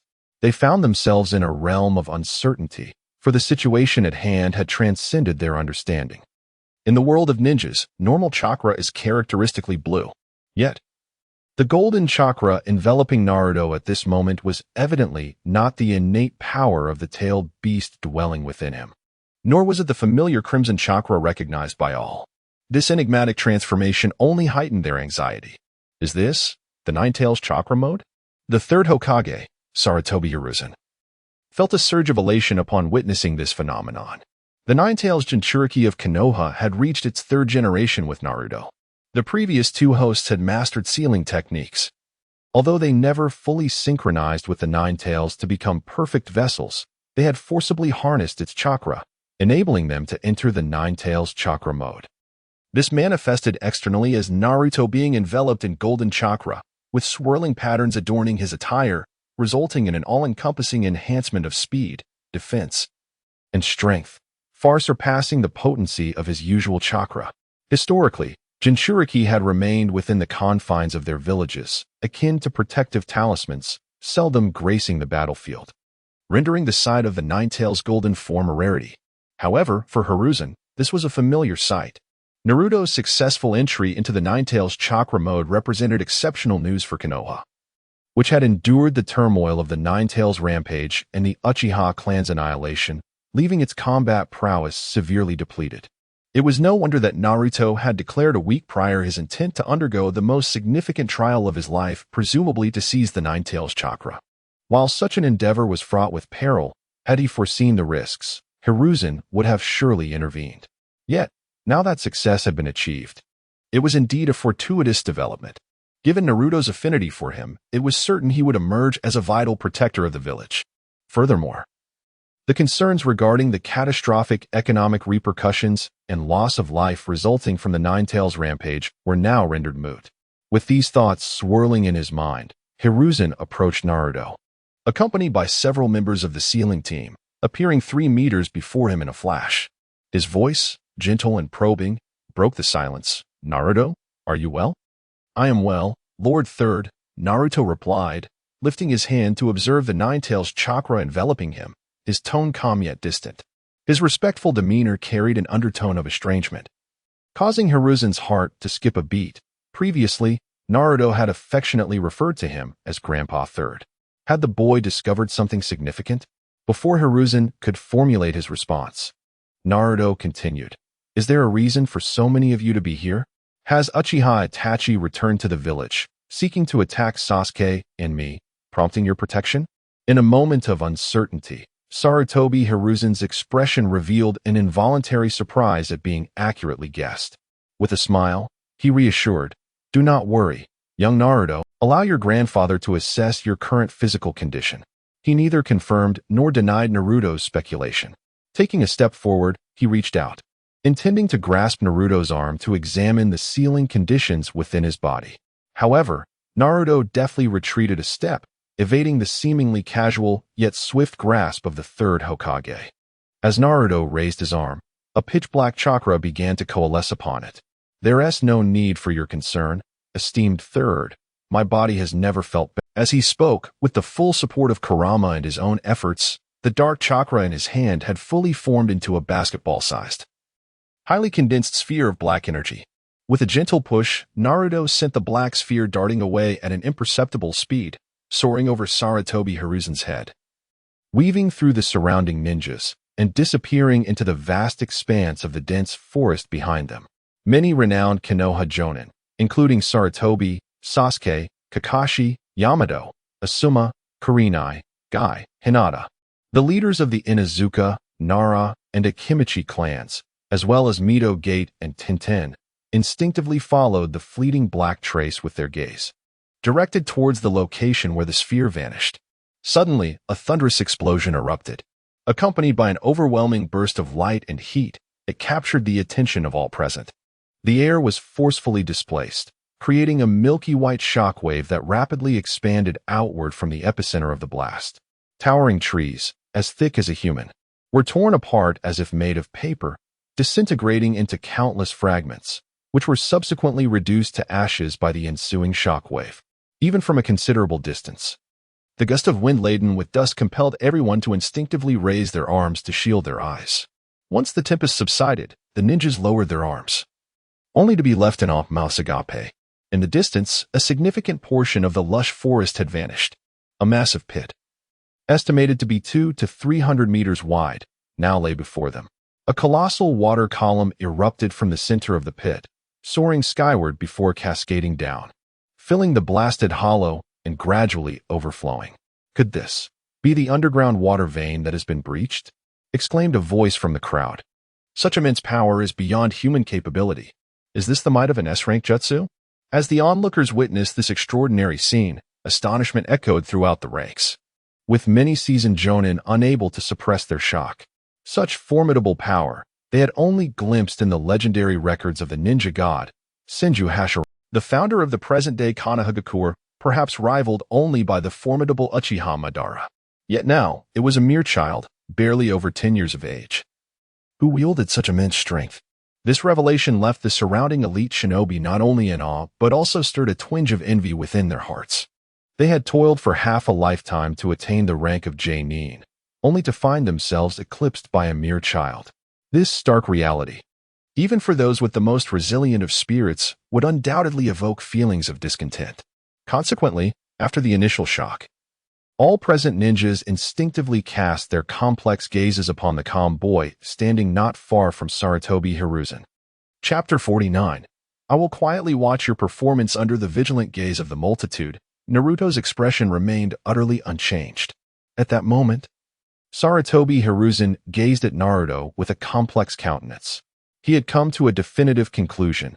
Naruto must have uncovered the truth of his lineage, perhaps having experienced something during the struggle for the Nine-Tails chakra. After all, the seal on the Nine-Tails was established by Naruto's parents, Minato and Kushina, and it would not be surprising if they had left behind some contingency within it. Now that Naruto had come to terms with his identity, reflecting on the circumstances of his past, it was likely he harbored a myriad of grievances and discontent. Otherwise, the boy who had once affectionately referred to him as Grandfather Third would not now distance himself, addressing him as Lord Third with such formality. This display of power was, indeed, a means of articulating his dissatisfaction. The reason Naruto, possessing such formidable strength, refrained from launching an immediate assault on Konohagakure was probably due to the counsel and pleas of Minato and Kushina. It would be unsurprising for an unworldly child who suddenly acquired such might to act impulsively. In a fleeting moment, Sarutobi Hiruzen pondered extensively. He understood that he could no longer regard Naruto as merely a child to be placated. To retain the powerful force of the Nine-Tails Jinchuriki, significant changes would be imperative. Otherwise, the loss of this ally would be trivial compared to the potential catastrophe if Naruto, as the Jinchuriki, were to turn against them. Truth be told, no one desires to embrace death while still living. Although Sarutobi Hiruzen was advanced in years, he felt he had not yet exhausted his time and had no inclination to perish alongside the Jinchuriki through the Reaper Death Seal. Having watched Naruto grow, Sarutobi Hiruzen felt somewhat confident in his ability to assuage Naruto's bitterness. With a sigh, he gestured to those around him, signaling, "It is nothing. You may disperse." The surrounding jonin, though curious about the forthcoming events, could not defy the will of Sarutobi Hiruzen, the Hokage, and swiftly utilized the body flicker technique to depart. At this moment, only Naruto, Sasuke, and Kakashi remained beside the waterfall. Facing Naruto, Sarutobi Hiruzen clung to a final glimmer of hope and inquired, "Naruto, have you seen your father and mother?" Naruto cast a cold glance at Sarutobi Hiruzen, then nodded indifferently, his voice devoid of inflection as he replied, "Yes. They left chakra manifestations within the seal. My father wishes for me to protect the village, while my mother desires to smash your head." Naruto spoke no falsehood. Indeed, that was the essence of Minato and Kushina's intentions. As for Naruto's own thoughts, there was no necessity to disclose them to Sarutobi Hiruzen. Upon hearing this, Sarutobi Hiruzen's expression grew slightly awkward, followed by a sigh. Their sentiments mirrored those of Minato and Kushina exactly. Producing his pipe and lighting it, Sarutobi Hiruzen remarked in a somber tone, "Naruto, do you harbor resentment towards me for not having cared for you adequately?" Alas, as Hokage, I too face numerous helpless circumstances. My duties keep me exceedingly busy, as I must manage the myriad affairs of our village, leaving me unable to be by your side at all times. Your father, Minato, had many adversaries during his time, and to ensure your safety and well-being as you grew, I chose to conceal your identity. However, I did not anticipate that Danzo would defy my orders and disseminate rumors, causing you years of hardship. Nevertheless, I have since imposed punishment on Danzo, and recently disbanded his root organization. Naruto remained silent, observing the third Hokage's performance with quiet contemplation. Beginning tomorrow, Naruto, you shall return to the home of your parents. Kakashi, you are to withdraw from the Umbu. As Minato's disciple, you must take responsibility for Naruto's care, and I grant you permission to teach him ninjutsu. Upon hearing this, Kakashi, who had been taken aback by Naruto's formidable strength and was lost in memories of his master and his wife, momentarily froze. Then, filled with excitement, he exclaimed, "Yes, Lord Third." Even if he could not instruct Naruto directly, being allowed to care for his daily life was a profound form of redemption for Kakashi in that moment. More than 2 years prior, on that blood-soaked night when the Uchiha clan was exterminated, Kakashi had learned for the first time that his master's child still lived. This revelation rekindled a flicker of passion for life within him, saving part of his soul from the abyss into which it had been descending. To be honest, witnessing Naruto's struggles over the past 2 years filled him with sorrow. Reality had rendered him powerless. Now, however, change was finally upon them, and it was truly wonderful. Sasuke, standing nearby, appeared somewhat bewildered. His companion's father was Minato? The fourth Hokage, Namake's Minato? He had initially thought Naruto was merely an ordinary child, only to discover he had transformed into the Prince of Konoha. Yet, this revelation did not evoke jealousy or resentment in Sasuke. Instead, he felt a profound sadness for his friend, Naruto. The stark contrast between their identities and circumstances was striking. After a pause, Hiruzen Sarutobi continued, "Now that Naruto has matured and possesses sufficient strength to protect himself, revealing your identity will no longer pose a threat. Starting tomorrow, I shall announce to every villager that you are the son of the fourth Hokage." As he spoke, a gentle smile adorned his face, and he cast an expectant gaze toward Naruto. In that moment, however, Naruto looked back at Hiruzen with a hint of surprise. His initial aim had merely been to prevent potential conflicts and battles with the villagers. Anything beyond that was of little concern to him. The current situation, however, was an unexpected delight. Following this identity shift, even if the villagers continued to harbor prejudice against him due to his status as a Jinchuriki, it would likely be an improvement over his current plight. Although Naruto cared little for the villagers' opinions, no one wished to remain in an environment of indifference. Nevertheless, his feelings toward Hiruzen remained one of indifference. This intricate maneuver of deflection and blame-shifting is indeed quite masterful. Were he merely an ordinary 10-year-old child, he would undoubtedly have been deceived by Sarutobi Hiruzen, redirecting his animosity towards Danzo, the shadow behind the scenes. However, he has underestimated Naruto's intelligence.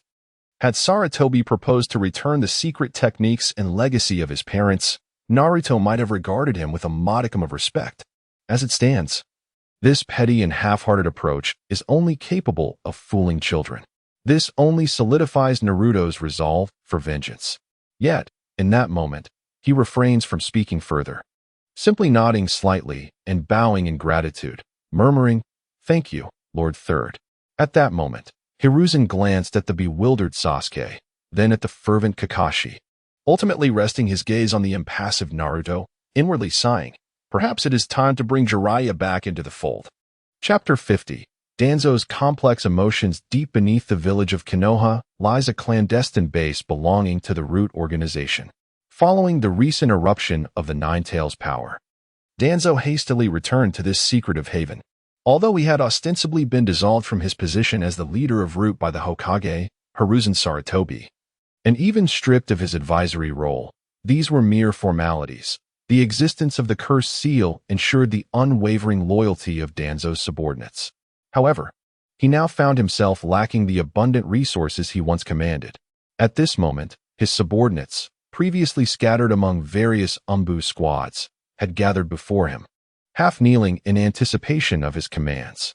Observing his assembled followers brought a sense of satisfaction to Danzo. The Nine-Tails resurgence presented a grave crisis for the village, yet for him, it unfolded as a remarkable opportunity. The visions gleaned from Hiruzen's crystal ball had revealed that the seal binding the Jinchuriki of the Nine-Tails had been irrevocably broken, rendering any attempts to suppress the beast while it remained sealed impossible. A bloody conflict was undoubtedly on the horizon. As time passed, the air around them thickened with the ominous presence of the Nine-Tails, confirming Danzo's suspicions. He considered his old friend, Hiruzen Sarutobi, whom he felt he knew quite well.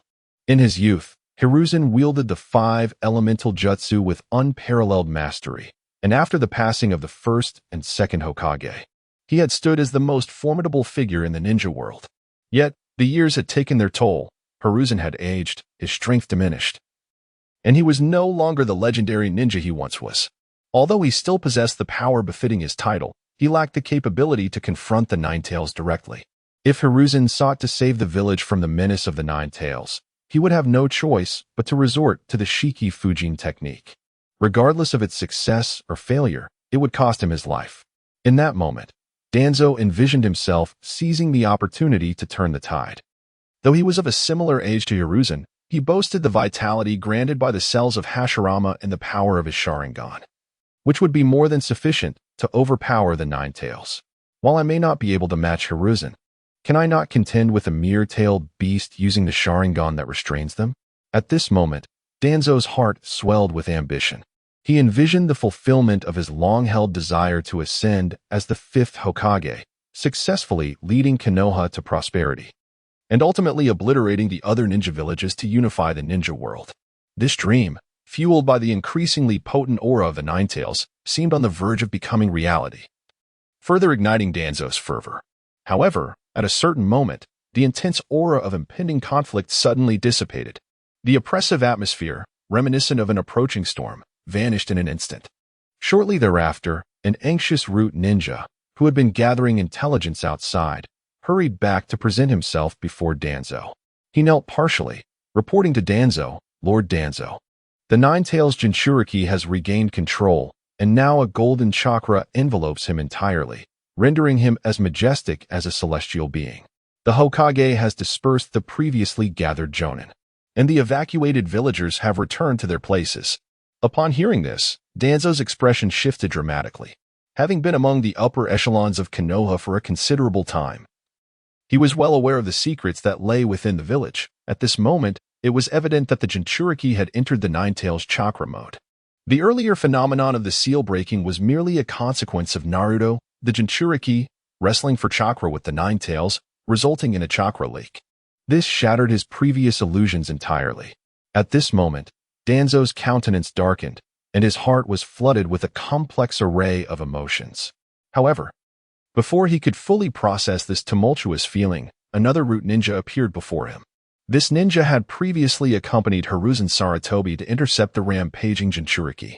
"Lord Danzo, the Hokage has instructed me to convey a message. You are to publicly apologize to Naruto, the Nine-Tails Jinchuriki, for spreading the rumor that he is a demon fox many years ago."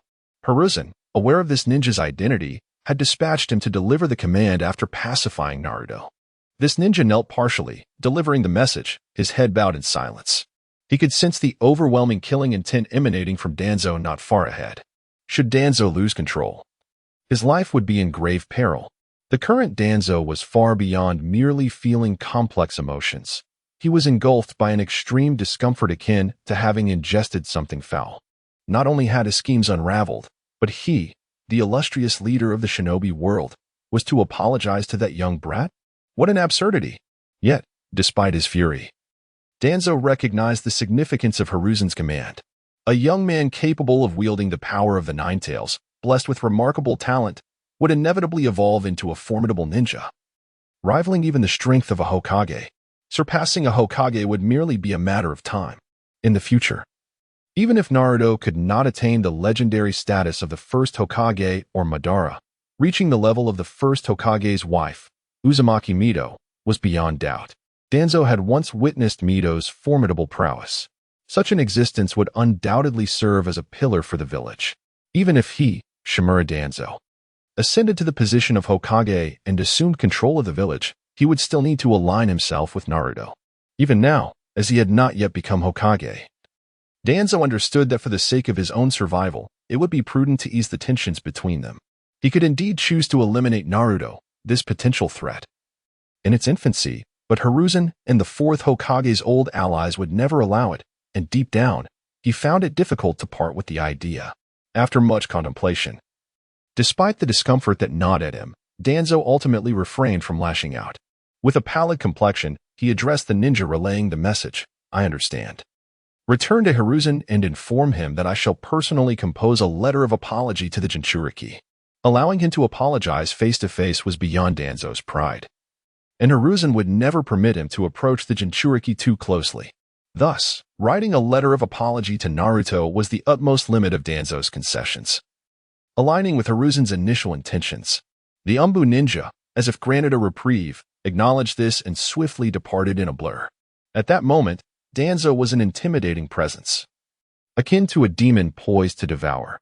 Once the Umbu had left, Danzo engaged in extensive mental fortification before he could somewhat calm his tumultuous emotions. Subsequently, he seated himself at his desk and began to pen an apology to Naruto, adopting the most sincere demeanor in recognition of his past transgressions. Chapter 51A. Near Laugh Sarutobi Hiruzen exhibited remarkable efficiency.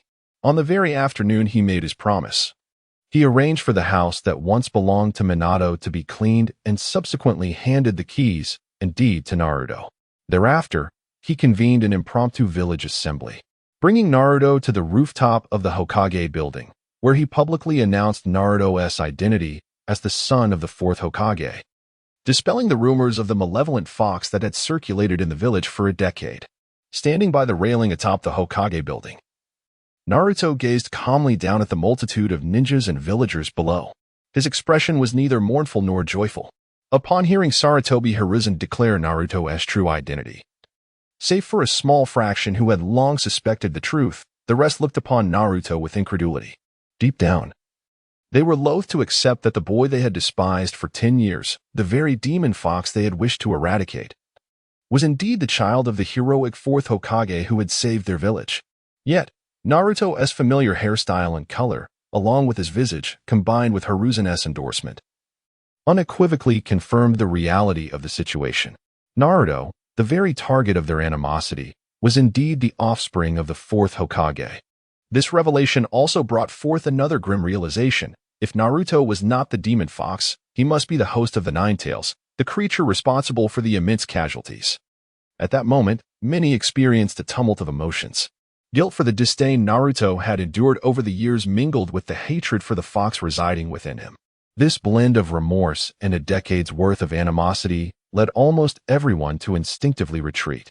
Humans, after all, are creatures reluctant to confront their own errors, especially towards someone they do not know well and have yet to experience suffering at their hands. Thus, after an initial wave of guilt, most chose to avoid Naruto, unwilling to face him. From that day forth, Naruto wandered the village without encountering the scorn and coldness of the past. When he ventured out to procure food or other necessities, he was no longer met with rejection or mockery. However, the villagers opted to treat him with the same indifference they had displayed upon first encountering him 7 years prior. They ignored his presence, as if he were a mere specter amid the bustling streets. Perhaps time would alter this dynamic, allowing some to shift their perspective and embrace Naruto. Yet, for many, their attitudes would remain unchanged throughout their lives. Naruto had anticipated all of this and, as a result, it stirred no turmoil within his heart. As evening approached, Naruto and Sasuke, under Kakashi's guidance, arrived at a grand house. This was the very place where his parents, Minato Namikaze and Kushina Uzumaki, had once lived and where he had been conceived. Now, they had finally returned to this cherished abode.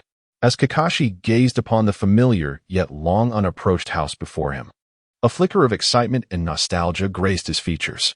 He had returned to this place, a life once shrouded in gloom, seemingly suspended since the tumult of the Nine Tails chaos. Yet now, with Naruto, the child of his esteemed mentor and his wife, alongside Sasuke, a comrade of old, it felt as though time itself had begun to flow anew. Naruto, brandishing a key, unlocked the door, revealing a space that, having recently been tidied, bore no dust.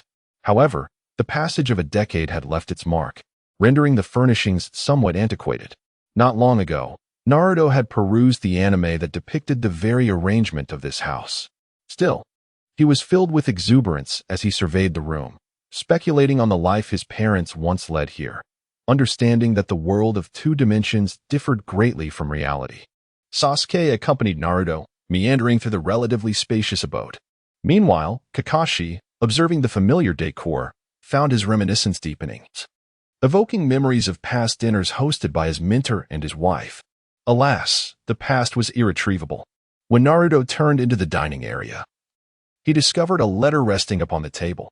To Naruto-kun in the handwriting of Shimura Danzo. Intrigued, Naruto scrutinized the note, ensuring it bore no deceit before lifting it. In the letter, Danzo introduced himself and acknowledged the rumors he had propagated, justifying them as a means to limit contact with Naruto, the Jinchuriki. For the sake of his protection, his actions, he claimed, were motivated by concern for Naruto's safety and the welfare of the village.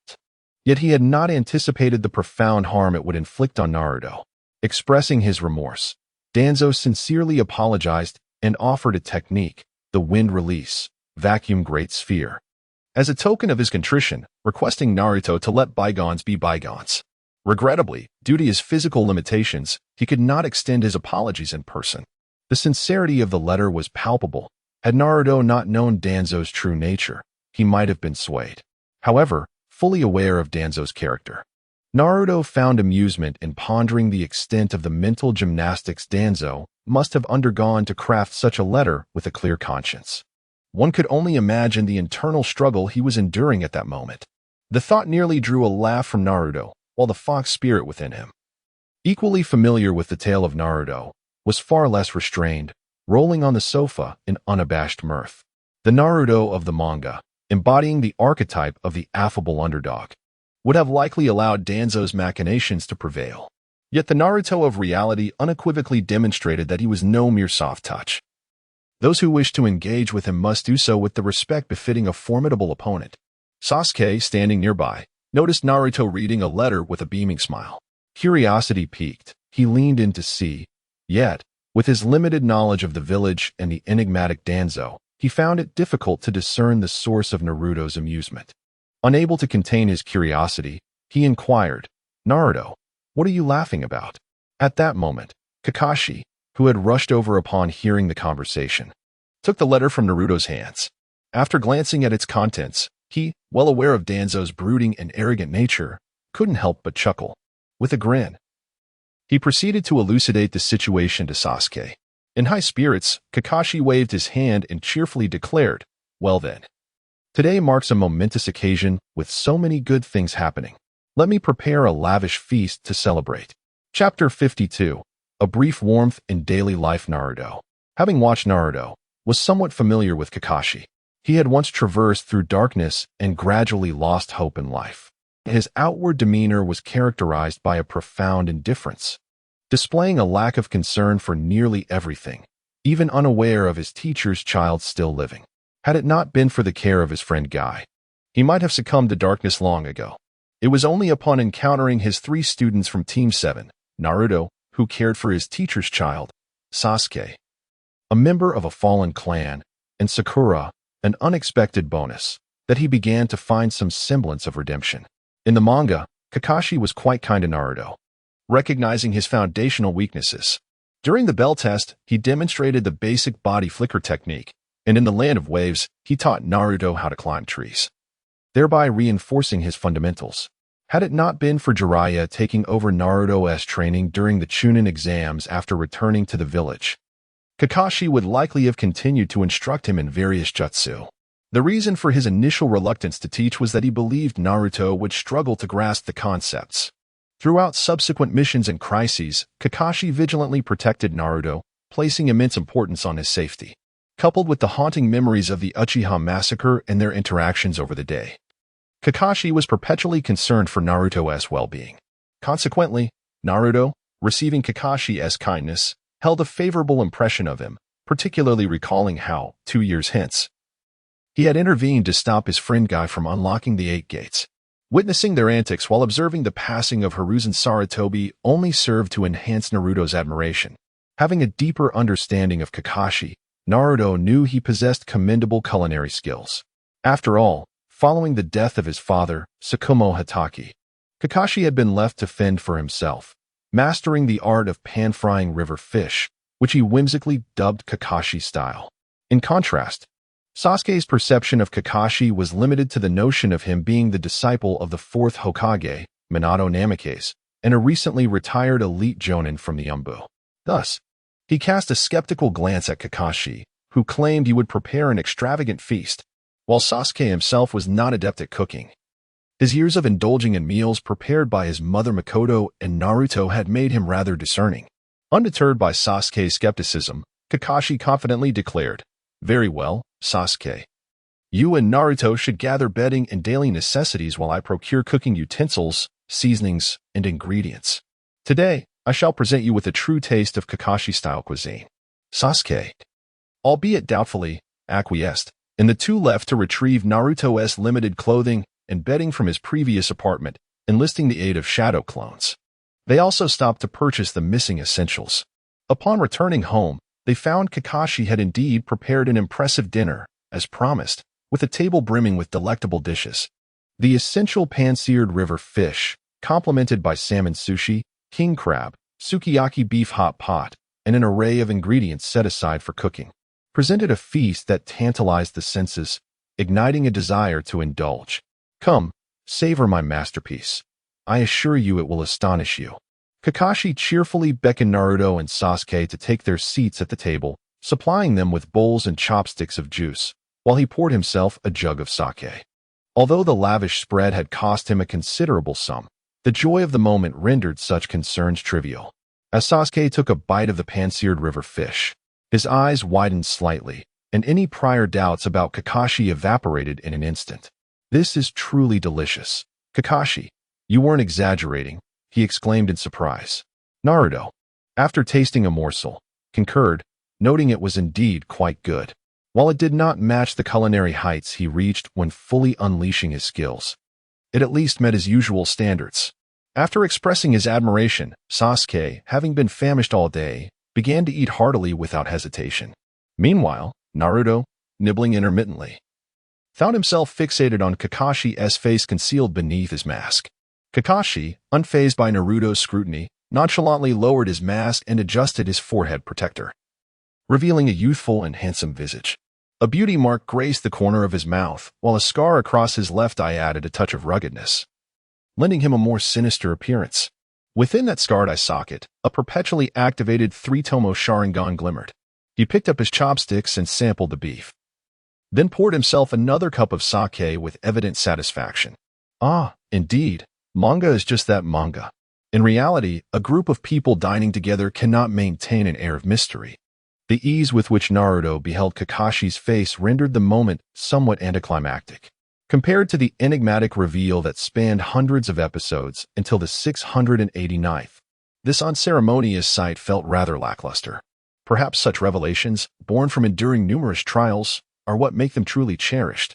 In contrast to Naruto's disinterest, Sasuke, who had been eating, suddenly paused, his expression turning cold as his ebony eyes silently transformed into the double Tomo Sharingan. "Where did you acquire that eye?" Sasuke inquired in a frosty tone. He was certain that within the Uchiha clan, there was no Kakashi, and since this individual bore no Uchiha surname, it implied that his eye was not originally his own. Well, do not be overly tense. This was bestowed upon me by a dear friend before his passing. He wished for me to use his eye to perceive the world more clearly. Setting down his cup, Kakashi gently touched his eye socket, a hint of nostalgia in his tone. Then, the wistfulness vanished from his face, replaced by a warm smile. "As for the story of my dear friend, I shall share it with you all another time." Upon hearing this, Sasuke's wariness diminished slightly, though he instinctively turned his gaze toward Naruto. Naruto nodded slightly, savoring his beef as he elaborated. "I once encountered the records of this senior Kakashi within the historical tomes of the Konoha Library.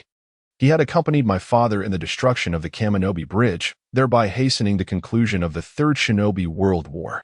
He had a close companion named Obito Uchiha, who was also a student of my father, yet tragically perished in that very conflict. It must have been the eyes that Obito bequeathed in his final moments. As Naruto uttered Obito's name, his tone remained unwavering, yet a profound sense of murderous intent echoed within his heart. Kakashi met Sasuke's gaze and nodded with certainty. "I see." Sasuke murmured softly, shutting off his Sharingan, and continued to eat in silence, lost in thought. Meanwhile, Naruto engaged Kakashi in conversation about the mundane interactions he had with his father, Minato Namikaze, and Kakashi's other teammates. Before long, Sasuke emerged from his pensive state, intrigued enough to join the discourse. Thus, time passed in this rather warm ambience. The following day, Naruto resumed his rigorous training routine. Chapter 53, Kakashi, My Struggles. The training location remains by the same waterfall. However, Naruto's life has undergone some changes. Firstly, the number of Umbu monitoring him has decreased from 2 squads to 1, and they now keep their distance. These Umbu, while ensuring Naruto's location, do not intrude upon his privacy. This, indeed, is one of the positive affirmations Naruto has received after demonstrating his strength. Moreover, the current training no longer relies solely on Naruto and Sasuke's random explorations. Kakashi, an elite Jonin, is now present to provide guidance.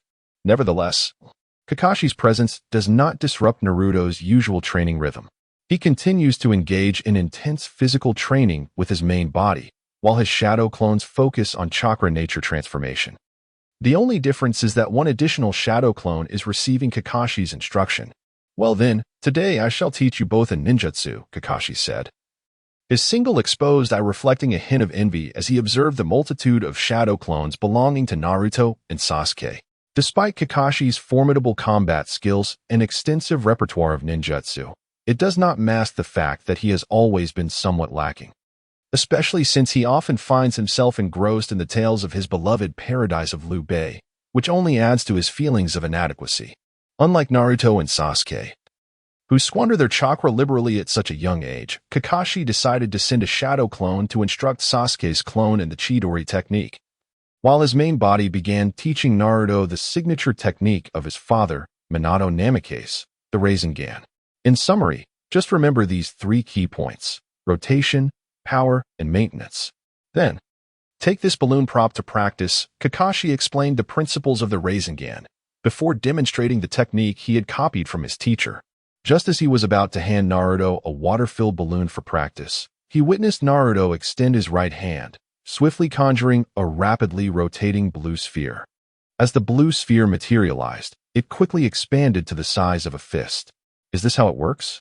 Naruto exclaimed, slamming the Rasengan into the ground, causing a tremendous quake and a significant portion of the earth to collapse. Looking up, Naruto saw Kakashi's face etched with astonishment, his single eye wide open in disbelief. While Kakashi was aware of Naruto's exceptional ninja talent, he never anticipated it reaching such heights, surpassing even his father, Minato. There's no need to be surprised. This ninjutsu is fundamentally an application of chakra. The most challenging aspect lies in chakra control. I can even sculpt figures with wind chakra, so achieving this is child's play," Kakashi remarked. In the meantime, Naruto conjured another Rasengan, and this time, it was not merely the size of a fist, under the continuous infusion of his chakra. Its volume swelled dramatically, quickly reaching a diameter large enough for a person to embrace.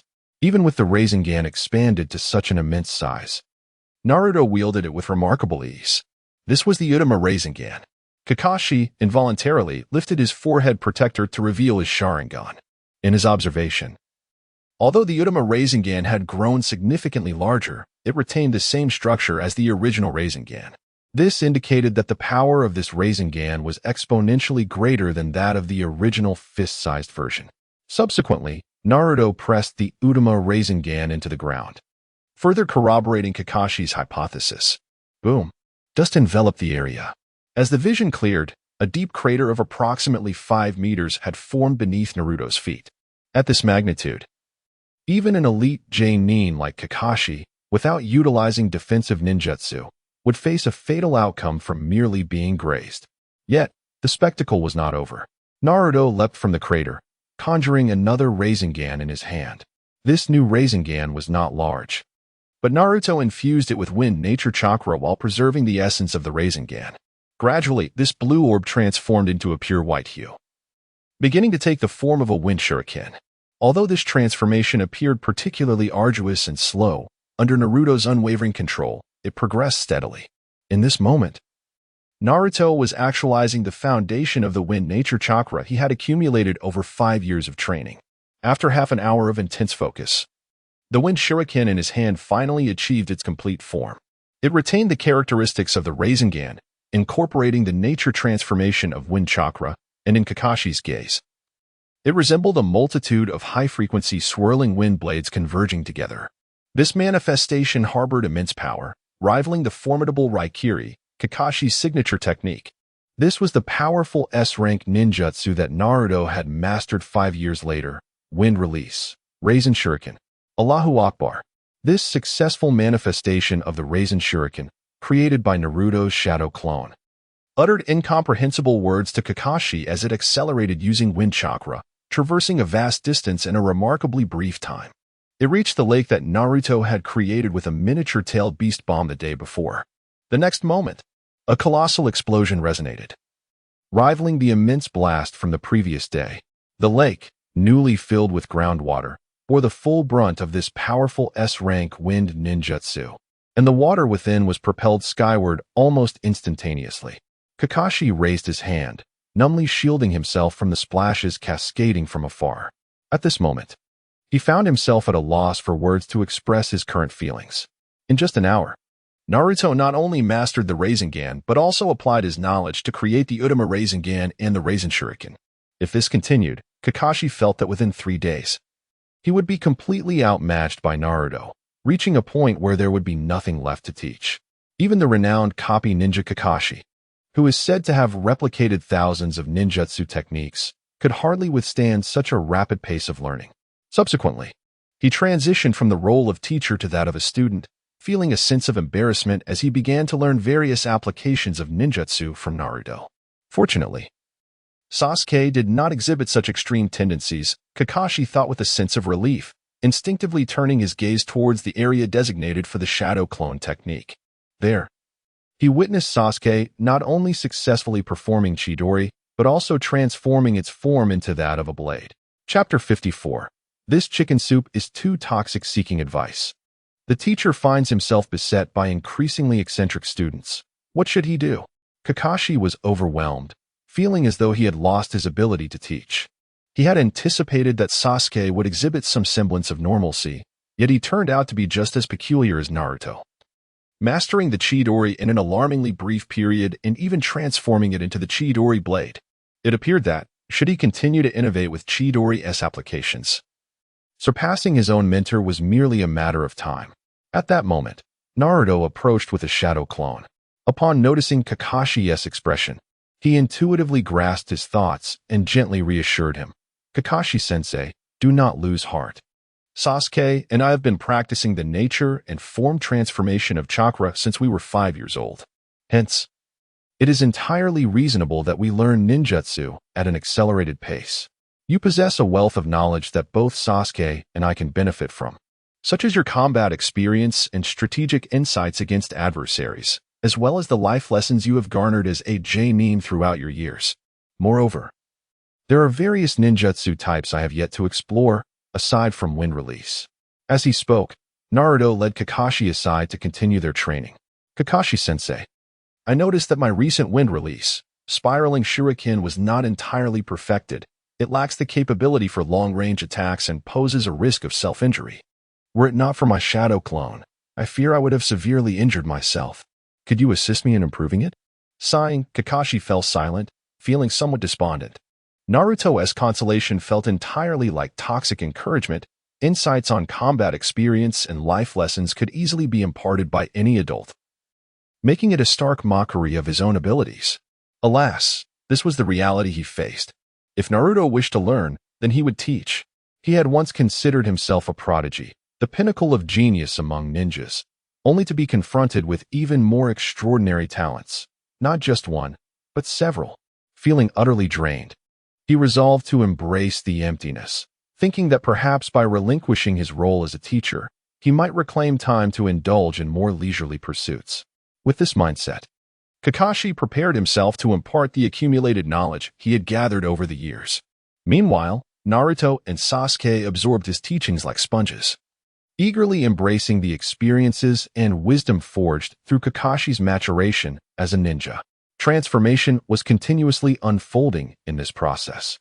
Simultaneously, as he delved into ninjutsu training with Kakashi, Naruto did not remain idle. Beyond his routine practice, he began to explore deeper realms of knowledge within his learning space. Titles such as Comprehensive Mirror for Governance, The Study of Thick and Black, The Art of War, Das Kapital, Marxism-Leninism, Mao Zedong Thought, and the Rise of Great Powers filled his studies. If the education he received before the age of 10 was about understanding himself, comprehending the world, and determining his desires, it was all aimed at cultivating a well-rounded worldview. After the age of 10, the knowledge acquired serves as a foundation upon which Naruto learns to manipulate and reshape the world according to his desires. Beyond the realm of academic pursuits, the learning environment also offers advanced physical education electives. Among these courses are various martial arts, including Xingyi Quan, Bagua Zhang, Wulong Bagua Staff, Tai Chi, Tan Tue, Iron Wire Fist, Foshan Shadowless Kick, and Wing Chun. In line with the philosophy of the learning space, an exceptional individual must possess not only a wealth of knowledge and profound wisdom, but also a robust physique and formidable martial prowess to effectively realize their ambitions. Naruto embraces all these teachings. While not every aspect applies directly to his ninja world, there are certainly elements that can be referenced and utilized. Take martial arts, for instance. Many techniques for developing physical potential may not hold much value for the ninja world, where individuals typically possess strength 3 times that of an average person on Earth. However, numerous combat strategies contained within these practices offer high reference value. At this moment, Naruto remains uncertain about his future path, yet he does not succumb to idleness. Instead, he diligently enriches himself. Thus, when he finally clarifies his aspirations, he will possess the requisite capability to achieve them. In addition to utilizing a shadow clone for learning in the space, Naruto also manages to rouse the slothful fox, who spends its days lounging on the couch, engrossed in television and video games. Kurama, did Sage of the Six Paths teach you how to cultivate Six Paths Sage techniques? In the ceiling space, Naruto sits on the couch, placing Kurama on his lap, pausing the television to compel his attention. This lazy fox inherently possesses the ability to absorb natural energy to replenish chakra, which is also the reason he can continually revive after death as a tailed beast. To this day, Naruto has come to understand that the creatures from the 3 great sage lands, those insects, frogs, and snakes, are untrustworthy, and he would not seek them out unnecessarily. Consequently, he sets his sights on Kurama. If Kurama could master the 6 paths techniques and directly sense natural energy, he could serve as Naruto's sage instructor. Kurama, appearing displeased, forcefully wriggles free from Naruto's embrace and hops aside, stating, "The old man did teach me, but I was asleep at the time and didn't pay attention. Besides, I can't learn it anyway, so what is the use in listening?" He doesn't need to reflect much upon Naruto's mention of 6 paths sage techniques. The memory of that moment resurfaces. Not only he, but the other tailed beasts were similarly asleep within the body of the Sage of 6 Paths, entirely unaware. Only Ashura and Indra were attentive at that time. Naruto does not feel disheartened by this. If this lazy fox possessed the knowledge, it would stand to reason that the manga would have taught Naruto, or at the very least, Kurama should have mentioned it. After all, whether within the pages of the manga or outside of them, their relationship has improved significantly after some adjustment. Since it has not been mentioned, it appears that Kurama truly cannot assist. Therefore, please aid me in my practice, as the manga has delineated the methods quite clearly. My previous endeavor of mastering wind release, Spiraling Shuriken, has already demonstrated that the teachings within this manga hold authenticity for us. First, assist me in perceiving natural energy, and should any issues arise, intervene to prevent the uncontrolled surge of Sage Chakra. Kurama did not refuse Naruto's proposal, as this was not a daunting task. With a graceful leap, Kurama perched upon Naruto's shoulder, subsequently linking his chakra to Naruto's. Then, he shared his ability to sense and absorb natural energy. enabling Naruto to synthesize Sage Chakra in a 1-to-1 ratio of his spiritual energy, natural energy, and physical energy. Thus, the journey into the practice of Sage Mode commenced. Chapter 55. The Nine-Tails Sage Technique. The journey of mastering the Sage Arts was initially fraught with challenges. Naruto struggled to precisely regulate the balance between his own spiritual energy, physical energy, and the natural energy, leading to an uncontrollable surge of Sage Chakra, with signs of his body beginning to petrify into that of a fox. Fortunately, with the guidance of Master Kurama, Naruto was able to extract the excess natural energy from his body, thus interrupting the chaos. As time passed, approximately 7 days later, Naruto finally achieved a stable refinement of Sage Chakra. On this momentous day, as he carefully accumulated Sage Chakra, he successfully entered the Sage Mode for the first time. Although he could barely maintain it and quickly reverted back, it was nevertheless a significant accomplishment. After a month of training in Sage Mode, Naruto gradually became adept at refining Sage Chakra, enabling him to gather enough chakra within a remarkably short period to enter Sage Mode. Ultimately, he was able to apply Sage Mode in practical combat scenarios. In reality, as he observed his reflection in the cascading waterfall, he marveled at his successful entry into Sage Mode. His facial features remained largely unchanged, indicating that Naruto had mastered the control of Sage Mode with minimal signs of aberration. The only noticeable alteration was the appearance of an orange hue at the corners of his eyes, matching Kurama's fur, while his blue irises transformed into slitted orange fox-like pupils. Is this the Sage Mode of the Nine Tails?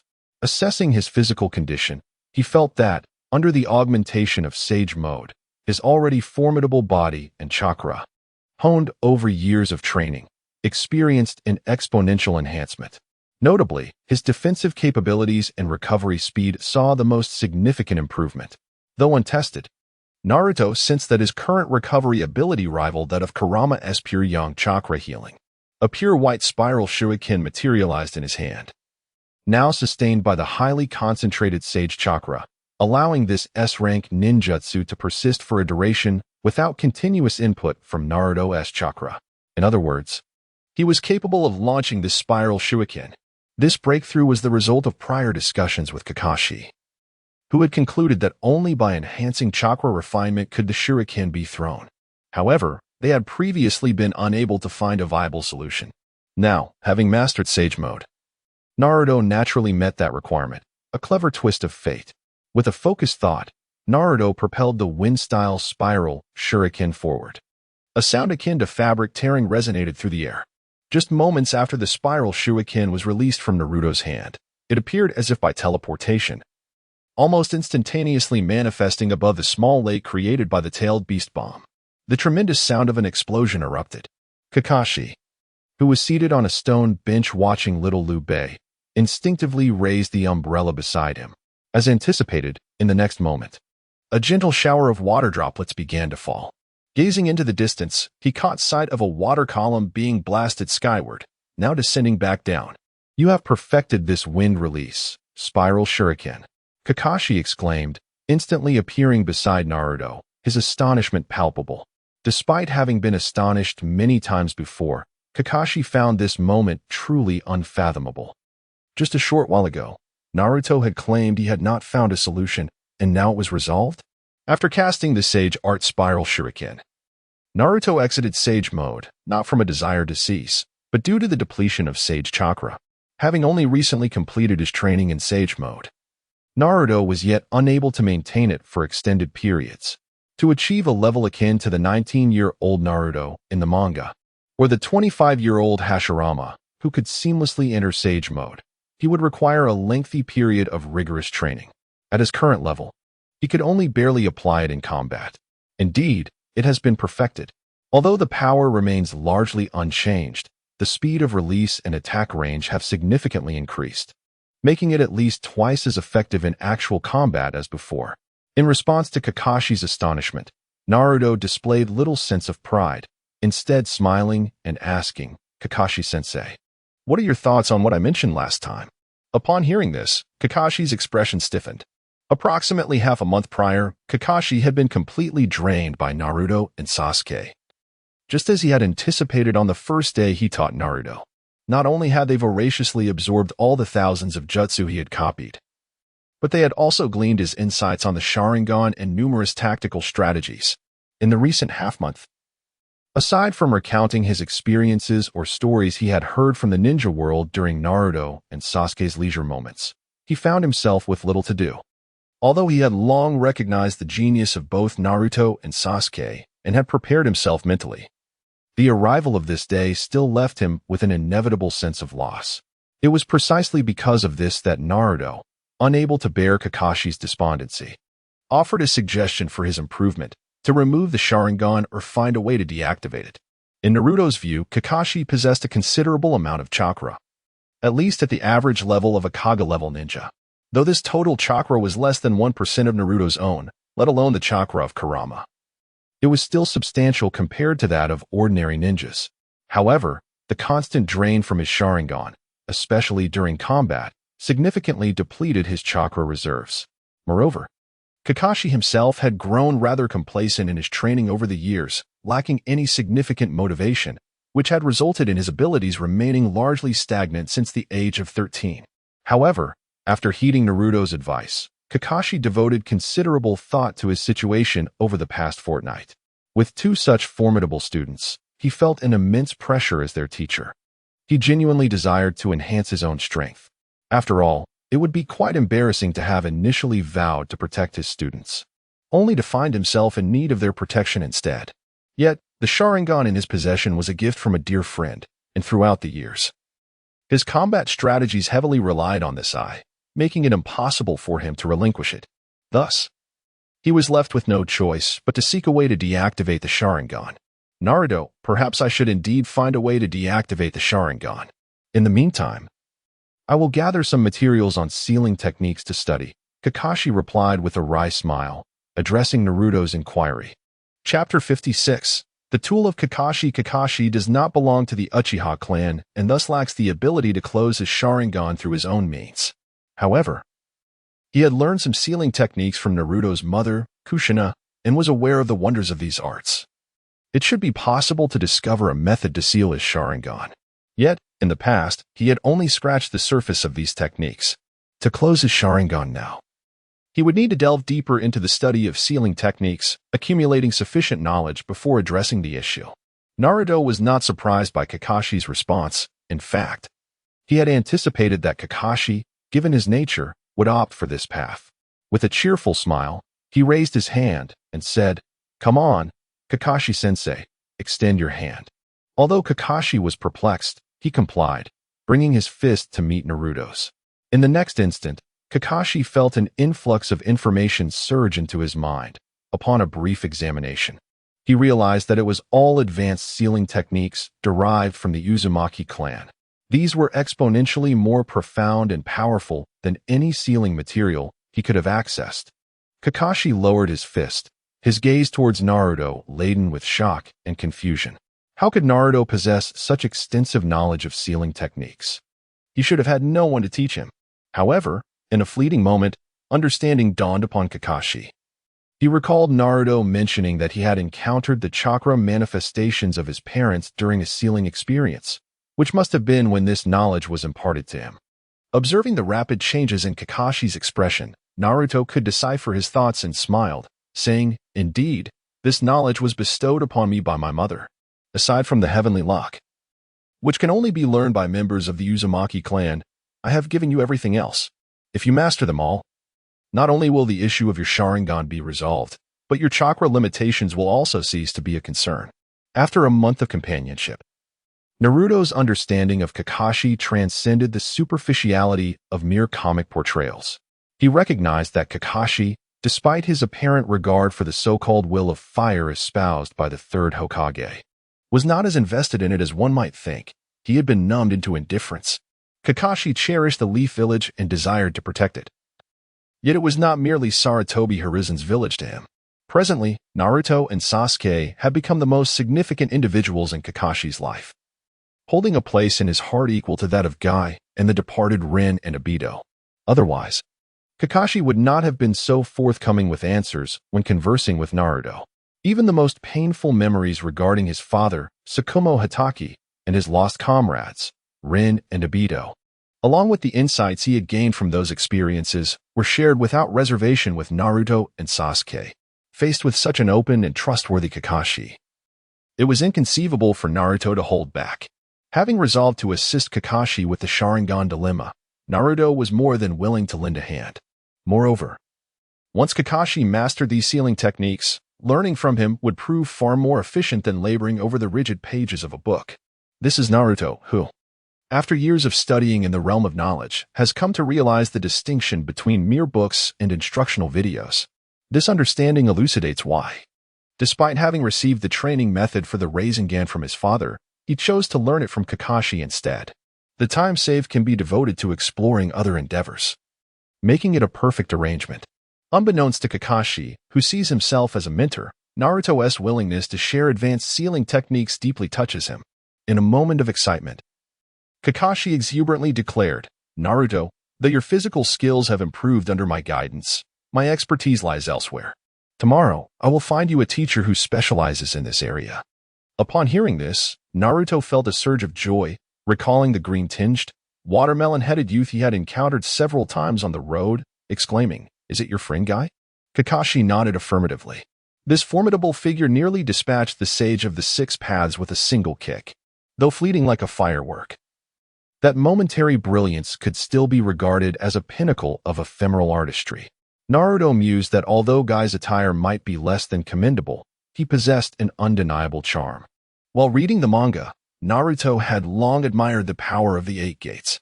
However, his current endeavors were overwhelming, with the sealing techniques and the Flying Thunder God technique awaiting his mastery, let alone the Eight Gates.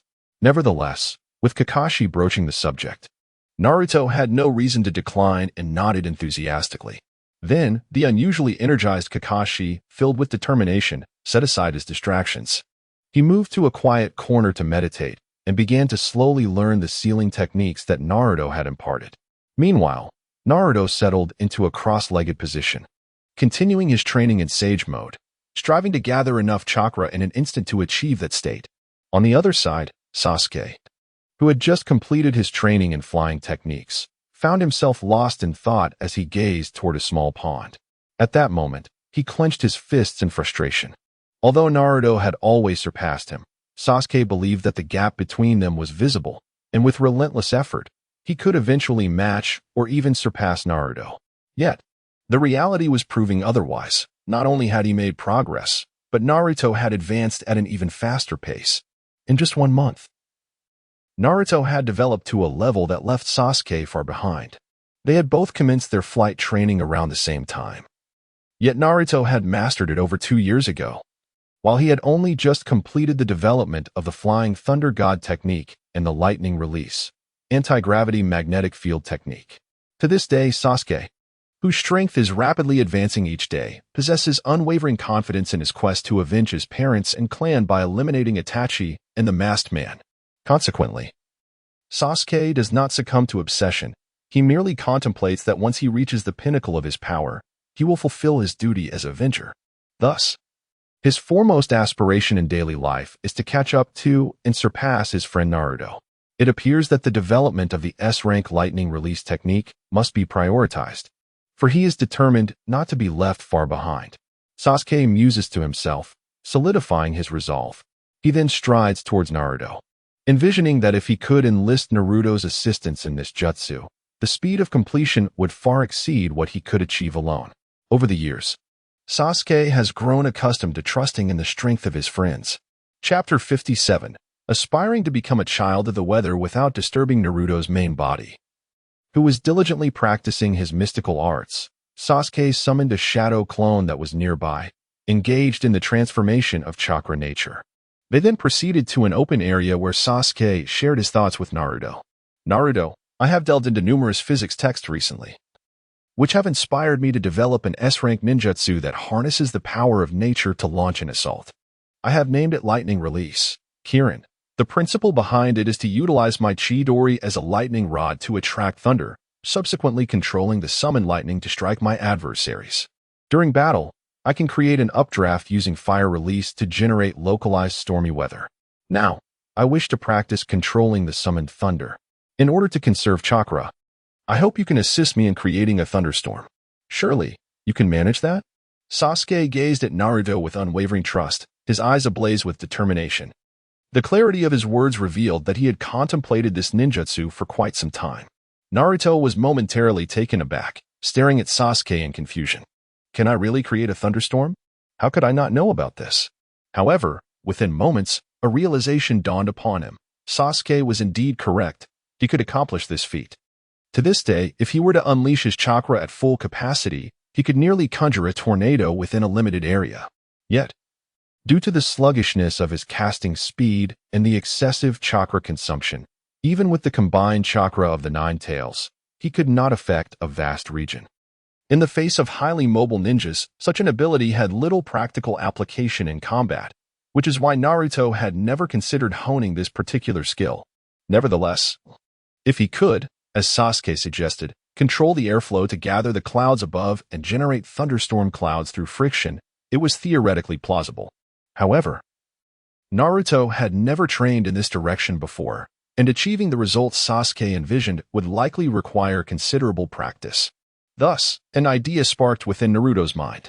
Though this ability might seem futile in ninja combat, if he aimed to attack larger entities such as nations or hidden villages, it could prove invaluable. For instance, he could unleash a year-long deluge upon a specific area, potentially devastating its entire economy. Moreover, he could summon snow or hail with further mastery in this domain. He might even harness the winds to indirectly command lightning, creating a cataclysmic weapon, the super time-space lightning storm. In a moment of inspiration, Naruto's imagination soared, conjuring a plethora of innovative ideas. Wait a moment, let me give it a try, he declared, and without hesitation, he closed his eyes, seeking the assistance of the Nine Tails. As a mere shadow clone, he lacked the chakra required to alter the weather, but with the Nine Tails as a source of energy, the possibility became tangible. Upon hearing Naruto's thoughts, the Nine Tails became intrigued, forsaking the television to lend its chakra while focusing on the shadow clone. Under the watchful gaze of Sasuke and the Nine Tails, this shadow clone ascended into the sky. With closed eyes, it began to manipulate the surrounding airflow, employing the principles of storm formation learned from physics to gather the clouds and create the thunderclouds required by Sasuke. Progress was smooth, and as time passed, the thunderclouds gradually took shape. However, the pace was exceedingly slow, rendering it nearly ineffective in combat. Nonetheless, it served as a preparatory step for Sasuke to execute the S-rank technique, Kirin. Sasuke then embarked on his journey of electric therapy. His approach to ninjutsu was sound, yet controlling the might of heaven and earth to strike as he envisioned would necessitate considerable training time. Even with his meticulous study of lightning chakra transformations, achieving mastery would require at least a month or two. In the meantime, a moment's carelessness could easily result in being struck by lightning. Fortunately, he possessed enough chakra to mitigate the damage from the lightning, ensuring he would not meet his demise.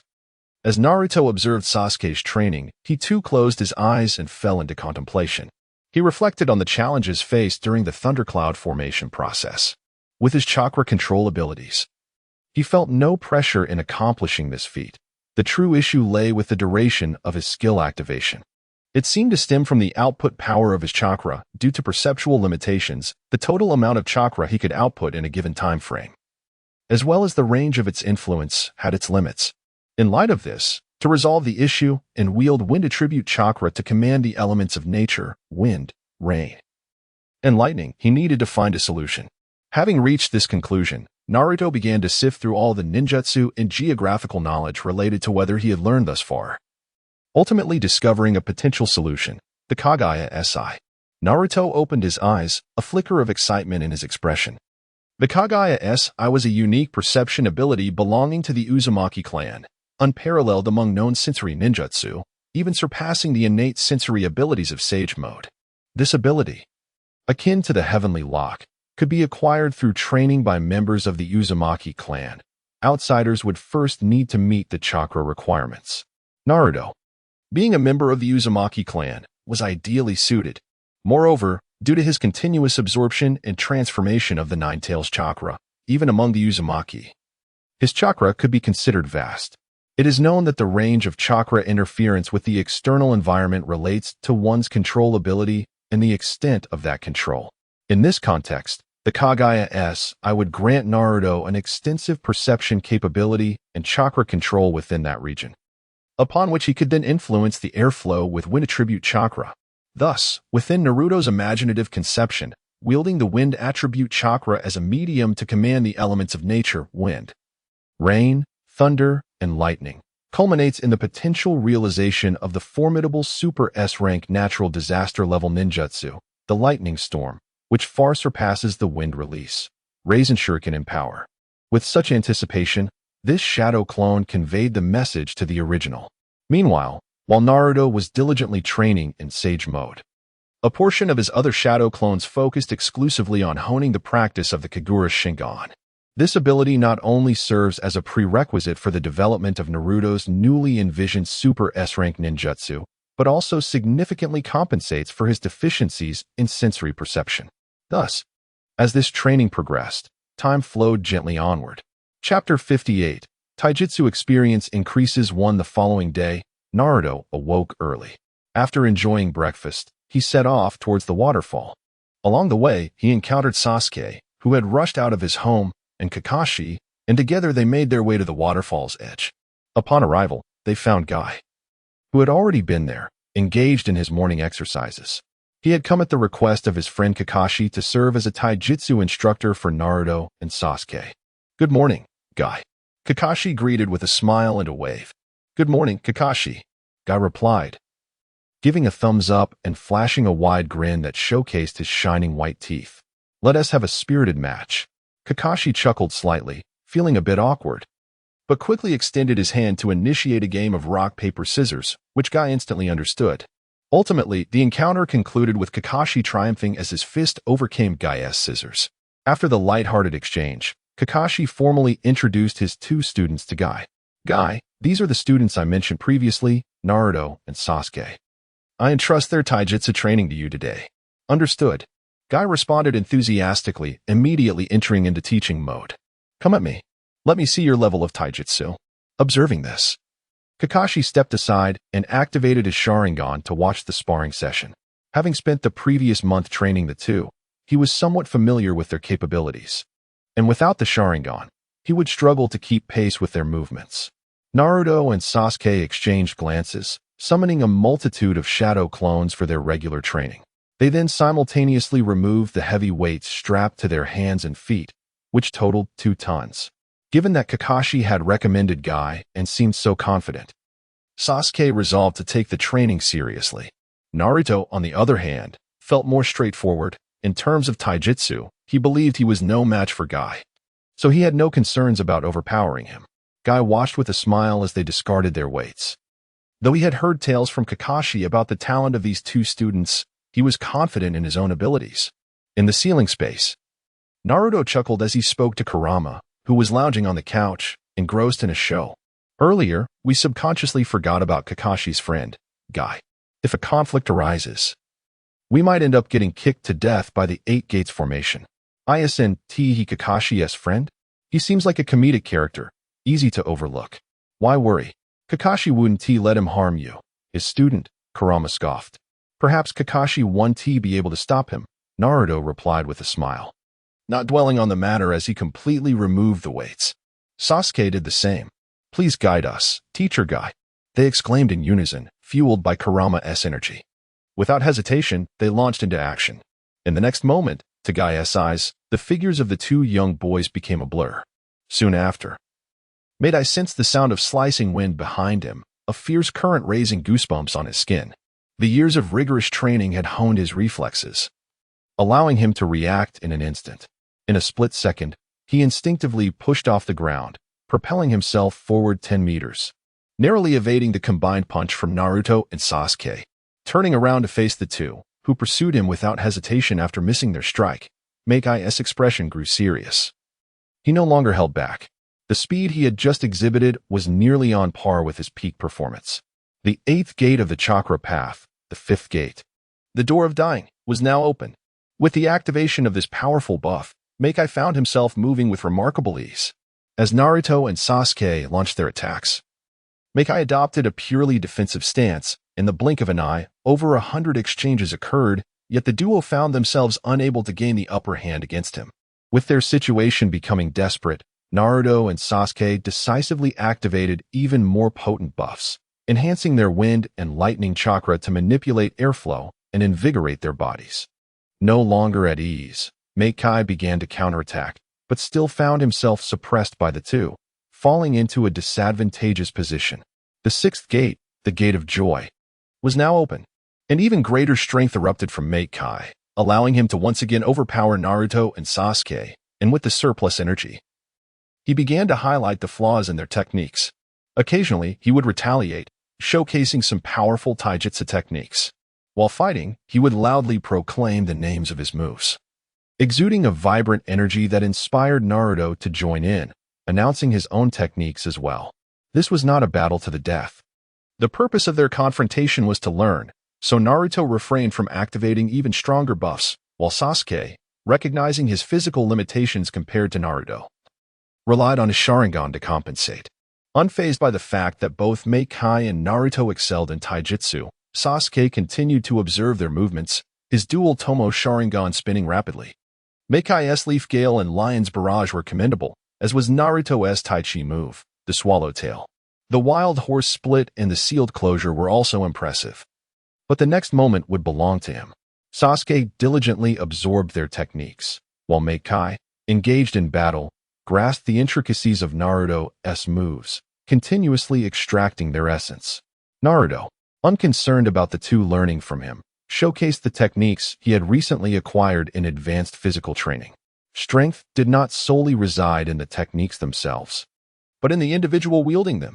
Under the stimulus of Meikai, his formidable opponent, Naruto gradually refined his mastery of the techniques. Meanwhile, Kakashi observed from the sidelines, utilizing his own Sharingan to glean numerous techniques from Naruto until the latter's moves became repetitive, prompting him to abandon the observation in favor of researching sealing techniques. Initially apprehensive about the potential chaos of their three-way battle, he was pleasantly surprised not only by the lack of issues, but also by the wealth of knowledge acquired. Three individuals find themselves engaged in an intense physical combat, with time relentlessly slipping away, showing no signs of halting.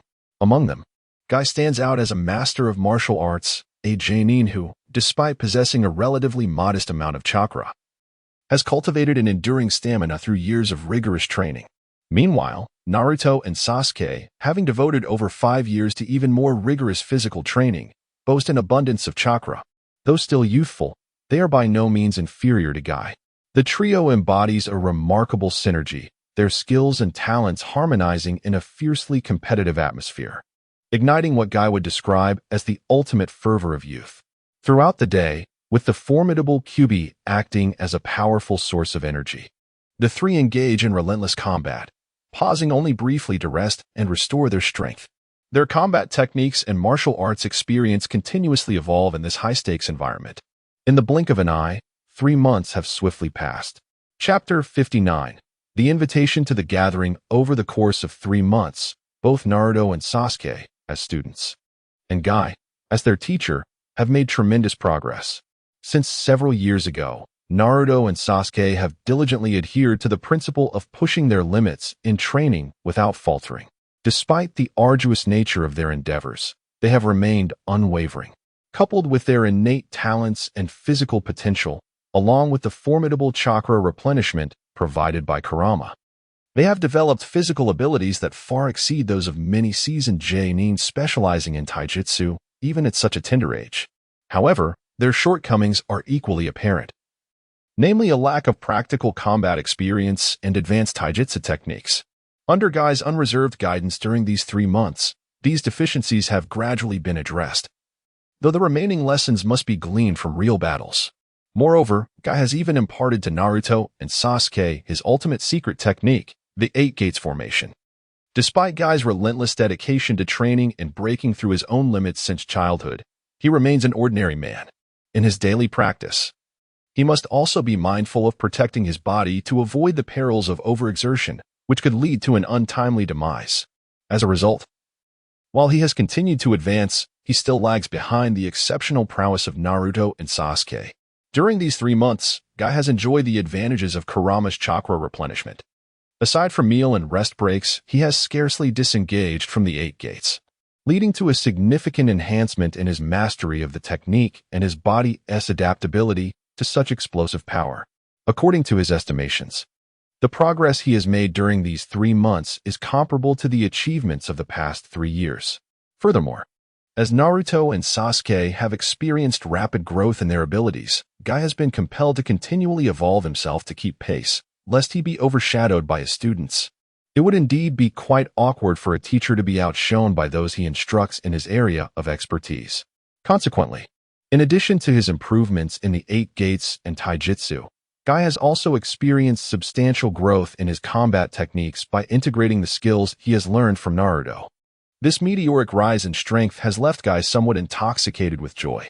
However, as is the nature of all gatherings, they must eventually come to an end.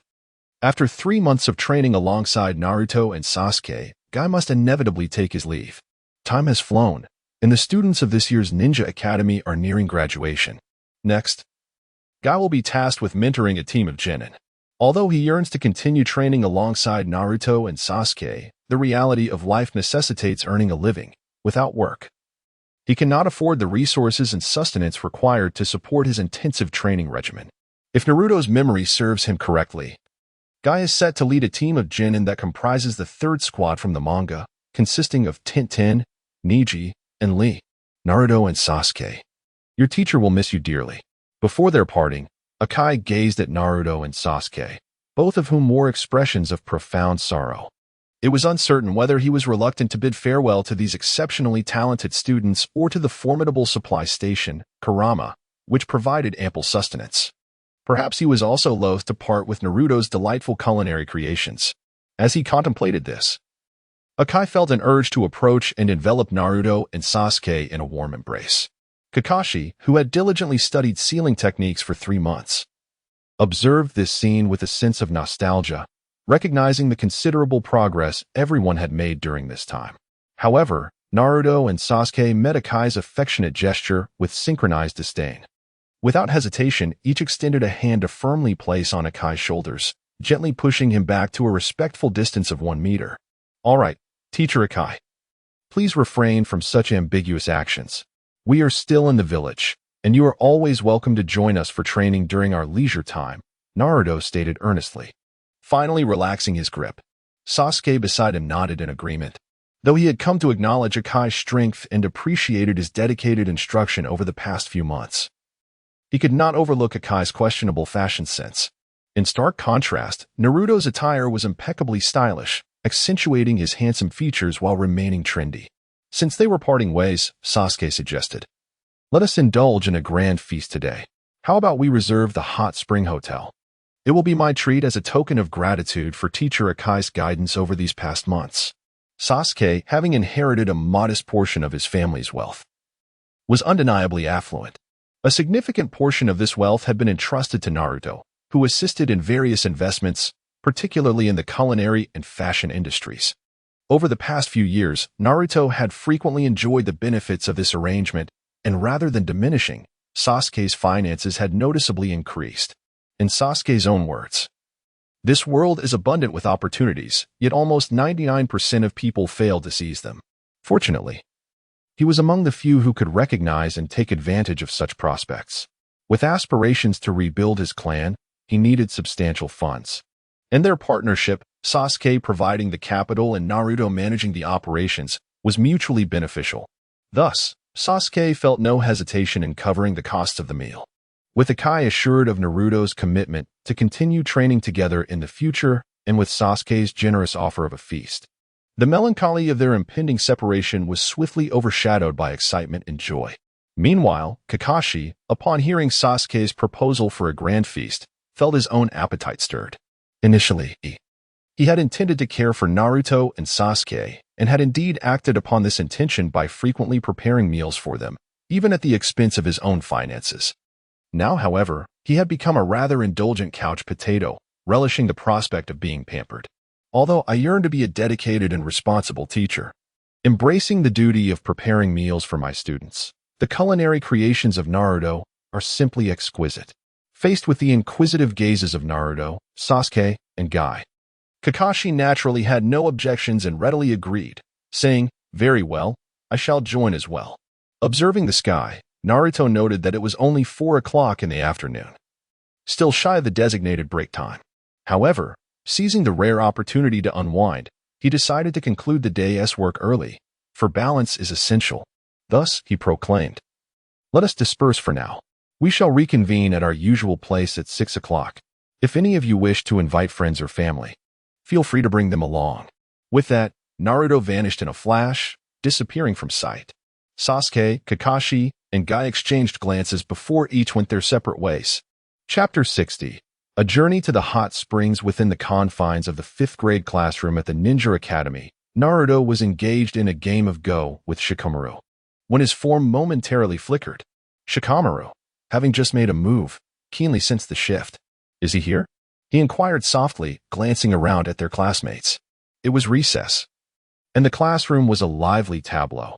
A chubby boy munching on chips, a cheerful youth playing with a small white dog, a girl with white eyes fixated on Naruto, and a blonde girl whose gaze flitted between Naruto and Sasuke, lost in thought. There was also a pink-haired girl, entranced by the handsome Uchiha. This Uchiha, too, was a shadow clone. Shikamaru dismissed the others as inconsequential.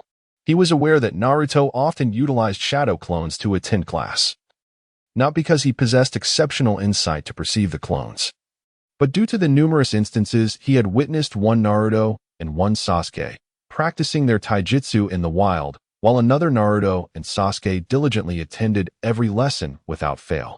Since shadow clones were ineffective for practicing physical techniques, it was easy to deduce that the one attending class was indeed a clone. How did I not consider such a convenient jutsu for skipping class without incurring parental wrath? This was Shikamaru's initial thought upon realizing this aspect. His second thought followed swiftly. Practicing shadow clones seems cumbersome. My chakra reserves are limited, and my parents would undoubtedly question my motives. Perhaps I shall forego that idea. Thus, Shikamaru continued to lead his life as a ninja student, occasionally attending classes and sometimes skipping them. "Is it dinner at the hot springs tonight? Sasuke's treating?" Naruto succinctly inquired. Throughout his 5 years at the Ninja Academy, despite facing isolation and disdain from peers, Naruto eventually found individuals with whom he could interact normally and forge friendships. Shikamaru was one such individual. "Sure," Shikamaru replied without hesitation, recalling the delectable dishes he had enjoyed during Sasuke's last treat, which made his mouth water. His longing for culinary delights triumphed over his inherent laziness, as Naruto made his next move, capturing one of Shikamaru's major pieces and cornering him. He nodded slightly and rose to invite other friends. CHG was straightforward. The mere prospect of a meal on someone else's tab would certainly entice him, and an invitation from a friend was utterly irresistible. Kiba, once arrogant and frequently challenging Naruto's shadow clones in an attempt to claim the title of the top student, had been soundly defeated and had since become a loyal subordinate. He would naturally not refuse an invitation from his leader. Hinata would follow Naruto without question, and Sakura, too, would find it impossible to decline if Sasuke was footing the bill. As for Ino, well, after a round of invitations, Naruto had successfully gathered all the familiar faces from their class. Just as I was about to depart, I left a shadow clone behind to confront the final lesson of the past. However, Naruto suddenly realized he seemed to have forgotten something. What could it be? Deep in thought, he pondered for several minutes until a small insect flew past him, leading to a moment of clarity. He then directed his gaze towards the corner of the classroom, where a man clad in a high-collared trench coat, adorned with a hood and sunglasses, emanated an air of mystery. "Shino, as expected of you," radiating an S-class presence that almost made me forget you, he quipped in his mind, smiling as he approached Shino. A friend whose presence may be subtle but who would undoubtedly lend a hand when needed. To this day, Naruto understood that the friends he had in reality were the same as those in the manga. It was not mere coincidence. The parents of his comrades, like Ino and Choji, were allies of his father, Minato Namikaze, and those like Kiba, Shino, and Hinata were aware of the hidden truths about him, ensuring that their younger peers would not harbor biases against Naruto. As for Sakura, her affections were simply a matter of disposition. In the manga, it was due to Naruto's persistent attachment to Sakura, compounded by them eventually being placed in the same class and becoming comrades, that they grew closer. In reality, it was because of Sasuke. This girl, aspiring to become a part of the Uchiha legacy, naturally held no prejudice against the friends of her beloved. With a muttered remark, Naruto swiftly departed, leaving a shadow clone in his place. Time passed quickly, and soon his invited friends, along with Kakashi, Sasuke, and Guy, arrived punctually at the prearranged luxury hot spring hotel. Although it was not their first visit, the grandeur and opulence of the establishment still evoked awe. Standing before the ultra-luxurious hot spring hotel named Heavenly Paradise, situated a distance from the hidden Leaf Village, Guy expressed his admiration. Sasuke remarked nonchalantly, "Of course. This is an establishment owned by Naruto and me." While Naruto's friends had visited before, they were unaware that such an extravagant hotel belonged to their classmate, and they cast astonished glances at Sasuke. Meanwhile, Naruto, who was joyfully greeting Hinata, noticed her pure white kimono, resembling a celestial being, and the curiosity reflected in her equally pristine white eyes. Smiling, he explained, "This hot spring hotel is indeed an investment by Sasuke, while I manage its operations. We focus on high-end clientele, employing a reservation system to provide our guests with the most welcoming service. Hinata, your father, Lord Hayashi, has even received a small share." As he spoke, Hinata saw two members of the Hyuga branch family, with eyes akin to hers, approach respectfully, bowing as they said, "Greetings, young lady. Everything has been prepared. Please, come inside." With expressions of wonder, everyone followed Naruto's lead into the hot spring hotel. Upon entering, one was greeted by a welcoming procession of 20 exquisite maidens, elegantly arranged along both sides of the grand hall, bowing in reverence to the arriving guests. "Welcome to this paradise," they proclaimed. Shortly thereafter, the party was escorted into the elegantly prepared private chamber. Following the customary routine, they were to first indulge in the hot springs. Once they had relaxed and dispelled their fatigue, a sumptuous feast would await them. The group of friends, having visited before, were well aware of the procedure. After a brief ritual of cleansing, they luxuriated in the spacious hot spring pool. The men occupied the men's section, while the women naturally enjoyed the women's. As Naruto settled into the soothing waters, eager to engage in conversation with his companions, his expression suddenly shifted. Through his heightened perception that spanned several dozen miles, he sensed a formidable chakra rapidly approaching the hot spring hotel. With a focused mind, he harnessed the skills he had diligently practiced, using his enhanced vision to discern a white-haired figure adorned with an oil symbol forehead protector. In a matter of mere seconds, the individual arrived at the entrance of the hot spring hotel. Chapter 61. Disrespecting the elderly, a well-deserved punishment upon reaching the entrance of the hot spring hotel. The elderly ninja adorned with an oil symbol headband, as Naruto had anticipated, did not enter through the main door. However, moments later, he adeptly navigated towards the women's bath. Guided by his extensive experience, a lewd grin crept across his face as he resolutely advanced toward his objective. "Turn away from indecency, and do not listen to it. Do you understand?" This disrespectful individual. Within the men's bath, Naruto's expression darkened, causing the temperature of the air around him to drop significantly. His companions instinctively turned their gazes toward him, witnessing him raise his hand to summon a bathrobe, which swiftly enveloped him. Standing atop the surface of the hot spring, he donned his attire in a matter of moments. Wind release, air manipulation. Wind release, vacuum path. 8 gates, the injury gate, open. Sage mode, Ninetales mode. In an instant, orange shadows flickered at the corners of Naruto's eyes, transforming them into fox-like slits, while his body became cloaked in golden chakra adorned with tomo and intricate patterns, surging with an overwhelming flow of chakra beyond limits. Simultaneously, the air before him was rapidly displaced, forming a tall vacuum corridor, and the extracted air coalesced into accelerated currents swirling around him. In the next heartbeat, Naruto vanished from sight. Only Kakashi and Sasuke, with their Sharingan activated, managed to catch a fleeting glimpse of his residual shadow. The vanished Naruto, as if employing a technique of transformation, reappeared atop the hotel's surrounding wall in an instant. Without hesitation, he delivered a powerful kick. In the following moment, The elderly ninja with the oil symbol headband appeared precisely in the trajectory of Naruto's kick, as if it had been preordained. Bang! The sound of soul meeting cheek rang out, a jarring noise that sent shockwaves through the air. Before the onlookers could comprehend the unfolding events, a streak of light shot from the ground into the sky, vanishing in an instant. Even at this moment, the 5 companions still soaking in the hot spring had yet to register the incident. Only Kakashi and Guy, who had encountered Jiraiya before, began to piece together the situation. That chakra presence, it must belong to Lord Jiraiya, Guy conjectured, albeit uncertainly. Naruto's actions had been so swift that he could only vaguely sense it before being propelled away. Kakashi confirmed Guy's suspicion, his expression stone-faced. Indeed, that chakra was unmistakably Lord Jiraiya's. Only he would dare to charge straight for the women's bath. Let us hope Naruto does not inadvertently cause him harm. After all, Jiraiya was also Kakashi's mentor, and he wished to avoid witnessing his teacher being struck. Regrettably, Naruto's speed was such that he had not even had the chance to intervene. With 5 buffs activated, enhancing his velocity through air manipulation, eliminating air resistance with a vacuum path, and significantly augmenting both strength and speed through the 8 gates, Sage Mode, and Nine Tails Mode, Naruto was a whirlwind of power. The sheer force exerted by Naruto when he strikes has transcended comprehension, reaching a realm of unparalleled might. It can be said that anyone who stands against him is destined for demise.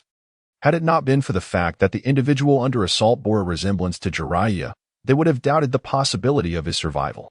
On the male side, due to Naruto's actions, they at least grasped the unfolding events, while the 3 girls in the adjacent female hot spring remained utterly oblivious to what had transpired. Naturally, it is perhaps better for them to remain unaware of such an unpleasant experience.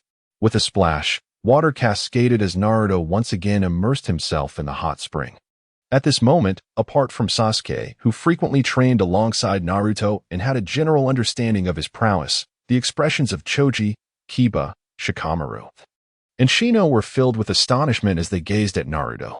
They were aware of Naruto's formidable strength, considering he had consistently outperformed Sasuke, the elite Uchiha, for 5 years as the top student of their grade. However, they had not anticipated that Naruto's power had escalated to such extraordinary heights. Unavoidably, the 4 compared the fleeting burst of speed they had just witnessed from Naruto to that of their fathers, whom they knew well. They soon realized that even their elite Jonin fathers were not on the same level as the remarkable strength Naruto had displayed in that brief moment. A heavy sense of pressure began to loom over them. Even the most laid-back among them, Shikamaru, felt a sudden surge of urgency to become stronger. The world is filled with powerful individuals, yet for them, as mere children, such strength seemed distant.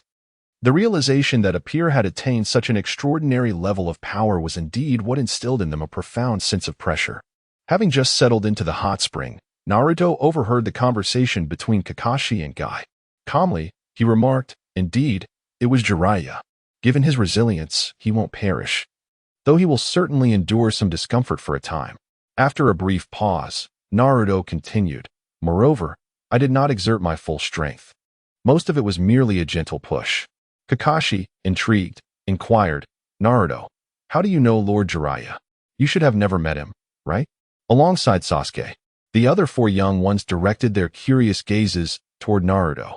Jiraiya, one of the legendary Sannin, is hailed as a hero in Konoha, with his feats immortalized in the textbooks of the Ninja Academy. Thus, while they all possessed some understanding of his capabilities, none had ever laid eyes on him in person. How had Naruto discerned it was Jiraiya in such a brief span and chosen to show restraint? "My mother mentioned Jiraiya to me shortly before she passed, advising me to keep my distance from him," Naruto succinctly explained. "Moreover, this individual dared to attempt to spy on young girls right before my eyes, particularly an 11-year-old girl. That initial impression plummeted to a negative value. Had he been a stranger, I would have delivered a fatal kick without hesitation. Nonetheless, despite this, Naruto had imparted a significant lesson to him." Upon hearing Naruto's words, the group instinctively wiped the sweat that had trickled down their foreheads. Kakashi chuckled awkwardly, attempting to ease the tension. In truth, Lord Jiraiya remains remarkably composed during critical moments. He is a responsible man and a reassuring elder, though he may often appear somewhat frivolous. Naruto interjected. I am well aware he is an elder. Otherwise, I would not have held back. Upon hearing this, Kakashi wisely chose to refrain from further comment. He had endeavored to restore Jiraiya's image, but alas, Naruto was a person of strong opinions, and how much he absorbed was beyond Kakashi's control. After some idle chatter and relaxation, the group finally emerged from the hot springs, their spirits lifted, and dressed appropriately. They proceeded to the reserved private room. Meanwhile, the ladies' side also finished changing around the same time. What followed was a delightful feast to savor. Chapter 62. My fate is sealed. 3 months prior, Jiraiya received a summons from the third Hokage, Hiruzen Sarutobi, calling him back to Konoha Court to serve as Naruto's guardian. Upon Naruto's graduation from the Ninja Academy, Jiraiya was permitted to take him on journeys. This notion had been in Jiraiya's mind for 2 years, only to be firmly rejected by Hiruzen at the time. Now, with a sudden change of heart from his superior, Jiraiya was filled with elation. At that moment, he was in pursuit of Orochimaru's whereabouts, but upon receiving the summons, he promptly set aside his endeavors. After concluding his affairs, Jiraiya made his way back to the village, albeit with several delays along the route due to various tasks that impeded his swift return. Upon his arrival in Konohagakure, Jiraiya did not rush to find Naruto immediately. Instead, he first sought confirmation from Hiruzen regarding Naruto's current status. He learned that his young protege had been diligently training over the years, mastering the power of the Nine Tails and successfully activating the Nine Tails chakra mode. Recently, Naruto had been persistently experimenting with new S-rank jutsu. Moreover, the third Hokage had publicly revealed Naruto's true identity, dispelling the rumors that had circulated for years. This news brought immense joy to Jiraiya, who felt proud of Naruto's progress and relieved by the change in his circumstances.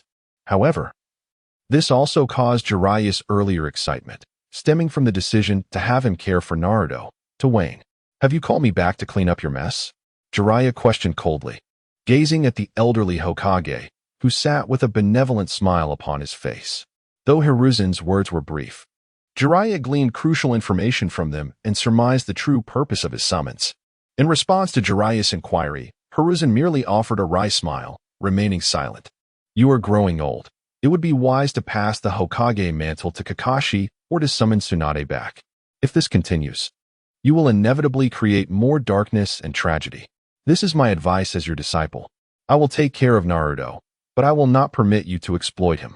With that, Jiraiya turned and exited the Hokage's office, heading swiftly towards the hot spring hotel that Hiruzen had mentioned, where Naruto was currently dining. As he walked, Jiraiya contemplated how best to foster a good relationship with Naruto. He had heard from his teacher that Naruto possessed a rational and wise disposition. Thus, he decided to directly disclose his identity and express his sincerity to avoid any misunderstandings. Resolving this in his mind, Jiraiya finally arrived at the opulent hot spring hotel. The extravagant decor instantly reignited his old habits. Such a luxurious establishment must attract dignitaries and their beautiful noble wives and daughters. Before encountering Naruto, Jiraiya decided to indulge his senses and seek inspiration for his new work. Moreover, Naruto was on the brink of adolescence, and Jiraiya anticipated that sharing his insights would foster a wealth of common ground between them. With these thoughts in mind, he resolutely made his way toward the women's hot springs. With anticipation coursing through him, he aimed to scale the wall that separated him from his sacred haven. As he leapt upward, a figure cloaked in a golden luminescence, a being exuding an aura of nobility akin to that of a celestial being, suddenly manifested upon the wall, regarding him with an expression of icy detachment. When faced with the swift kick that accompanied this apparition, Jiraiya sensed the terrifying velocity and force behind it. Despite instinctively channeling chakra to shield his body, a profound sense of insecurity enveloped him. In that fleeting moment, the thought flashed through his mind, this is the end for me. As he discerned the identity of his assailant, he was taken aback. Was it Naruto? He bore an uncanny resemblance to Minato. Indeed, he had grown remarkably strong. Yet here was Jiraiya, one of the legendary Sannin, facing the humiliation of being felled by his own apprentice due to mere voyeurism. What a disgrace, indeed. It seemed he might usurp the headlines of the Uchiha clan massacre, becoming the greatest joke of the decade. Regrettably, He had yet to confess his feelings to Tsunade and had failed to bring Orochimaru back to Konoha. Such was the lament of his heart. In that brief span, a whirlwind of memories and reflections raced through Jiraiya's mind. Yet, none of this could halt the impending strike from Naruto. The sole contact of foot against cheek brought forth the anticipated agony, surging through his senses, and in an instant, it felt as though his head would be separated from his body. Just as Jiraiya contemplated this grim fate, he realized that the remaining force, potent enough to shatter him into fragments, had transformed into a gentle energy, sparing him further harm and propelling him away. He soared across a vast distance, tracing a parabolic arc before descending from the sky. With a resounding thud, he found himself embedded in a massive boulder within a forest located 3,000 meters from the hot springs. Though he was not gravely injured, a tingling sensation coursed through him, as if his entire being had disassembled. This condition was evidently not coincidental. Had Naruto recognized him? Had he intentionally held back? Perhaps this was a form of punishment for his years of neglect, for failing to take care of his apprentice. Upon landing, Jiraiya assessed his physical state and managed a rueful smile. Such mastery over chakra control he had only witnessed in Tsunade. He was astonished to find Naruto surpassing her. Nevertheless, little Naruto had underestimated the regenerative prowess of a sage like himself. A faint smile graced Jiraiya's lips as he bit his lip, channeling his chakra to summon a summoning technique. With a resounding pop, smoke erupted, revealing the two toads, Fukasaku and Shima, summoned by Jiraiya. As the two toads appeared and beheld the dismal state of Jiraiya, they were taken aback. Little Jiraiya, who has reduced you to such a condition? Naturally, Jiraiya was reluctant to recount the embarrassing events that had just transpired, and with a wry smile, he replied, "A great many things have occurred. In any case, please assist me in entering sage mode.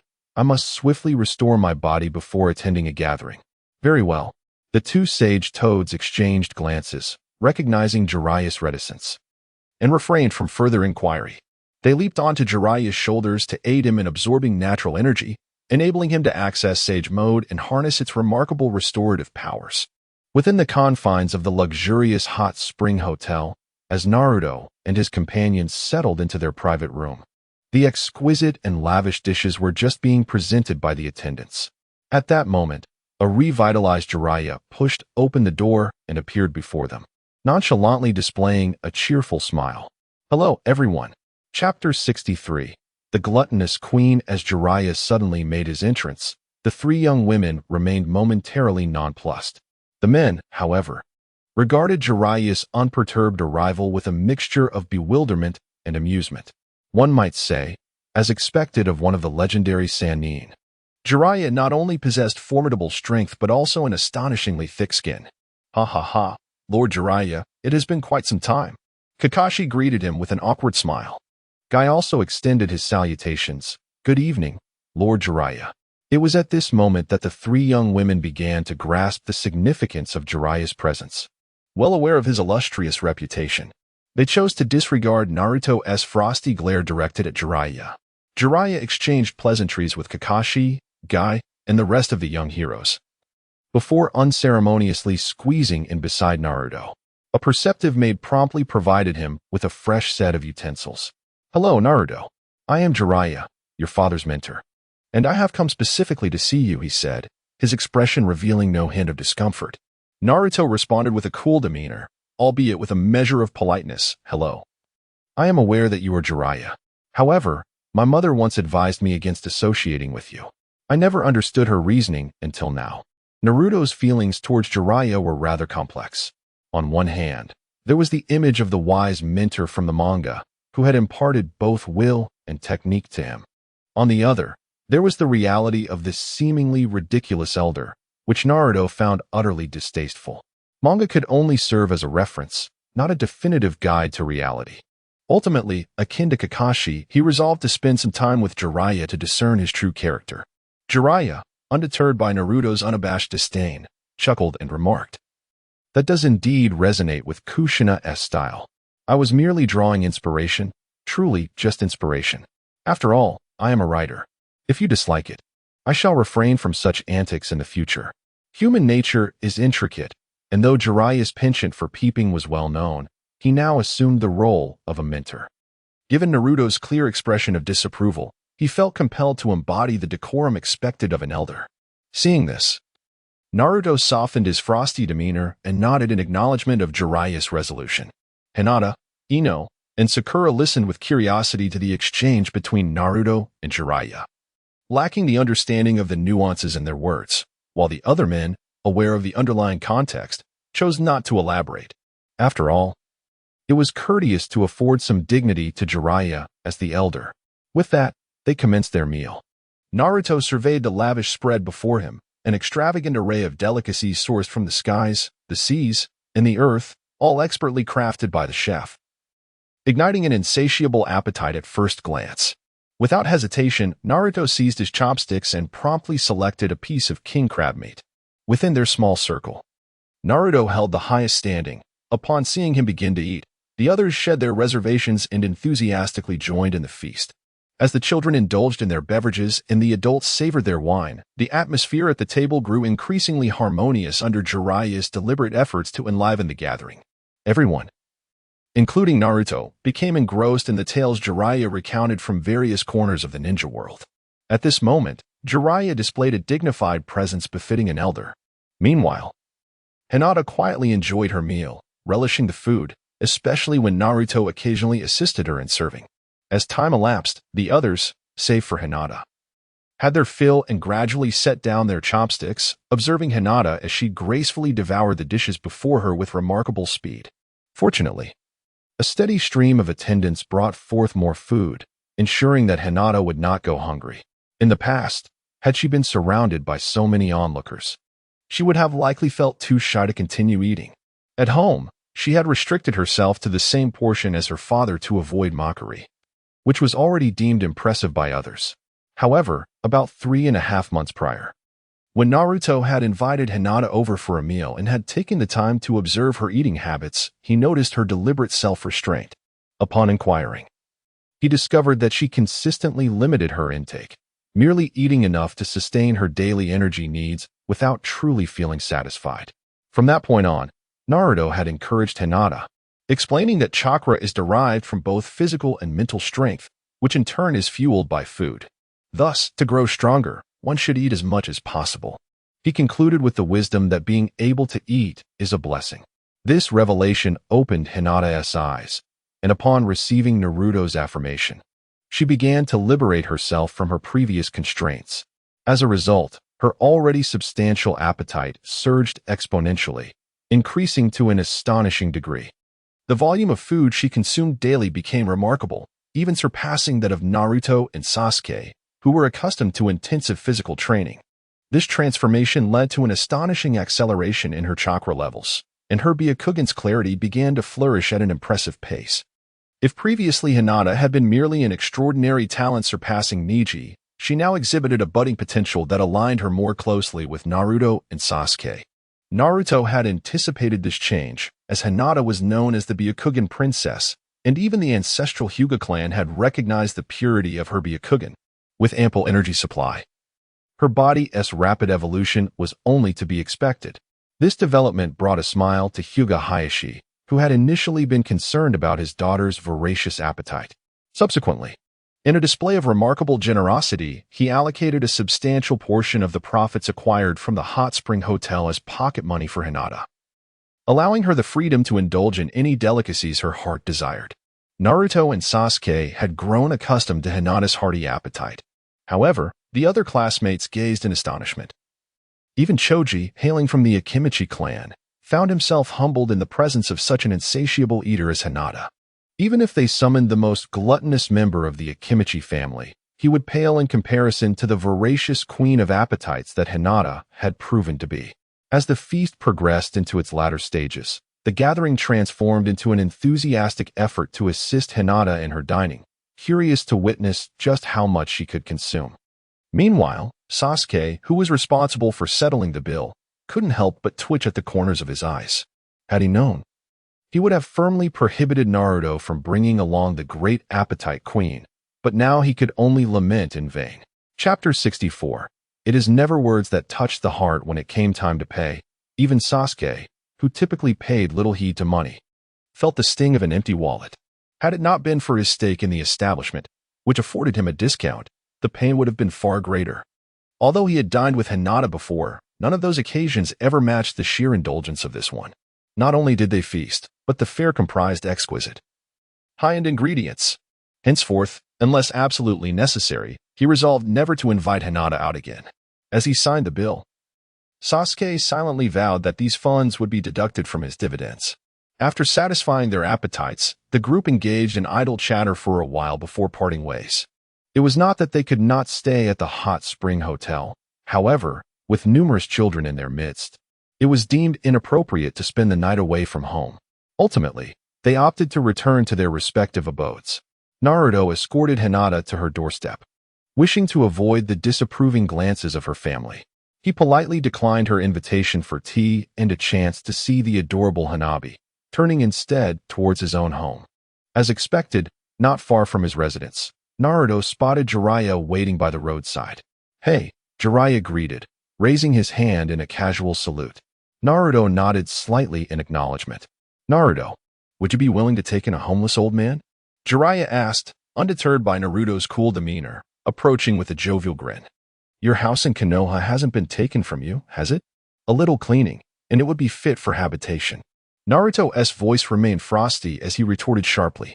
Despite having shared a meal and engaged in conversation, he found it difficult to warm to Jiraiya, who had adopted a more serious, elder-like demeanor. Yet, deep down, he still harbored irritation. "Where were you when I was lonely and heartbroken as a child? Now you choose to appear?" Although Naruto understood that Jiraiya had his own burdens and responsibilities, he could not suppress such thoughts. While he acknowledged that his feelings were somewhat misplaced to Naruto, Jiraiya's absence during his most trying times felt akin to the indifference shown by Sarutobi and others. To this day, he found himself unable to alter the perception that the people of Konoha held of him, nor improve his circumstances to forge a plethora of friendships. The simplest solution would be to attract a multitude of enemies to Konoha, only to emerge as the savior of the world, a mere performance. Having read extensively, he possessed the acumen to devise such schemes, yet he was unwilling to stoop to that level. He held his affection solely for those he deemed worthy. Now, having grown stronger and attained independence, he pondered what Jiraiya's presence could truly change. Hearing Naruto's sharp words, Jiraiya merely smiled ruefully. "Naruto, do you harbor resentment towards me? Resent me for not appearing sooner, for only now, when nothing can be altered, stepping into your life." Without waiting for Naruto's response, Jiraiya continued, "I confess, I am not a person of sufficient responsibility. I was reluctant to assume the role of Hokage and did not wish to act as your guardian during your childhood, failing to recognize the suffering you endured. However, this was never my intention. Every 6 months, the third Hokage would send me your latest photograph, in which you appeared spirited, impeccably dressed, with a healthy complexion and impressive height. I believed the third Hokage was caring for you well until 2 years ago when I learned the entire truth. Yet, I lacked the strength to defy the Hokage's will and could not take you away to care for you personally. The more I speak, the more bitterness wells up within me like a thorn lodged in my throat. Just the thought of how Naruto has been treated with indifference all these years. Even the revelation of his identity as the fourth son failing to alter that, fills me with indignation. My years of wandering with Tsunade, unwilling to return to the village, were not without discontent regarding this village and our teacher, Sarutobi Hiruzen. What I say now may seem like an attempt to evade responsibility, but I genuinely wish for you to grow up happy and healthy rather than enduring the pain you currently face. Naruto, let me care for you from now on. I will take you away from Konoha, from this loathsome environment, and travel the world with you. I will pass on to you all my ninjutsu, including the invaluable summoning scrolls. You possess remarkable ninja talent, and with me as your mentor, you will undoubtedly become a formidable force. Perhaps when you grow up, you will be as powerful as the first Hokage. I do not expect you to protect Konoha. As long as you do not act against this place to which your father devoted his life, I will support whatever path you choose." Observing Naruto's indifferent demeanor, Jiraiya sincerely expressed his innermost thoughts. At that moment, he had resolved to no longer adhere to his teacher's will. He could not bear to wait for Naruto to graduate from the Ninja Academy. He wished to leave this place with him immediately. Naruto, gazing at Jiraiya's bittersweet yet earnest expression, understood his determination. It is not words that move people, but rather genuine emotion. Quietly observing Jiraiya, he met his gaze without flinching. For in this moment, Jiraiya felt no guilt. After a brief silence, Naruto averted his gaze, his coldness slightly dissipating. Yet, the decision he had made to obliterate this place remained unshaken by Jiraiya's words. I will not leave the village now, my friends and my endeavors are here. Moreover, what I need now is not to travel, but to diligently train to become strong enough. Naruto articulated his thoughts, no longer resisting Jiraiya, and began to accept his presence. As he mentioned, the enterprises he had established in the village were partly due to his financial needs, but significantly, they were also a display for the villagers to see. The purpose is to conceal the most genuine thoughts within, allowing ample time for personal growth. He is not a man who relishes in making bold proclamations, rather. He advocates for a philosophy of remaining still until action is inevitable, at which point his force is as unstoppable as a tidal wave, sweeping away all shadows with grand momentum. This principle is also reflected in his daily life. Then, let us begin by having you stay here, Naruto said, grasping his arm as they entered the house. Turning around, his previously indifferent expression melted away into a smile. Welcome home, Master Jiraiya. Witnessing Naruto's cheerful demeanor, the emotional turmoil that had long plagued Jiraiya began to dissipate, revealing a heartfelt smile. It had been so long since he had felt such joy, especially after the passing of his disciples and Orochimaru's betrayal. At this moment, this new disciple named Naruto once again brought sunlight to his spirit. I have returned. Chapter 65. Jiraiya begins to withdraw the following day. Training resumed. Jiraiya, unusually early, eagerly accompanied Naruto to the waterfall. Come on, young Naruto, inscribe your name on this scroll, and I shall teach you the art of summoning. This way, you will gain a fighting companion from the sacred land of summoning beasts, Mount Myaboku. With your chakra, you can also cultivate the sage arts, transforming into a sage like me, significantly enhancing your power.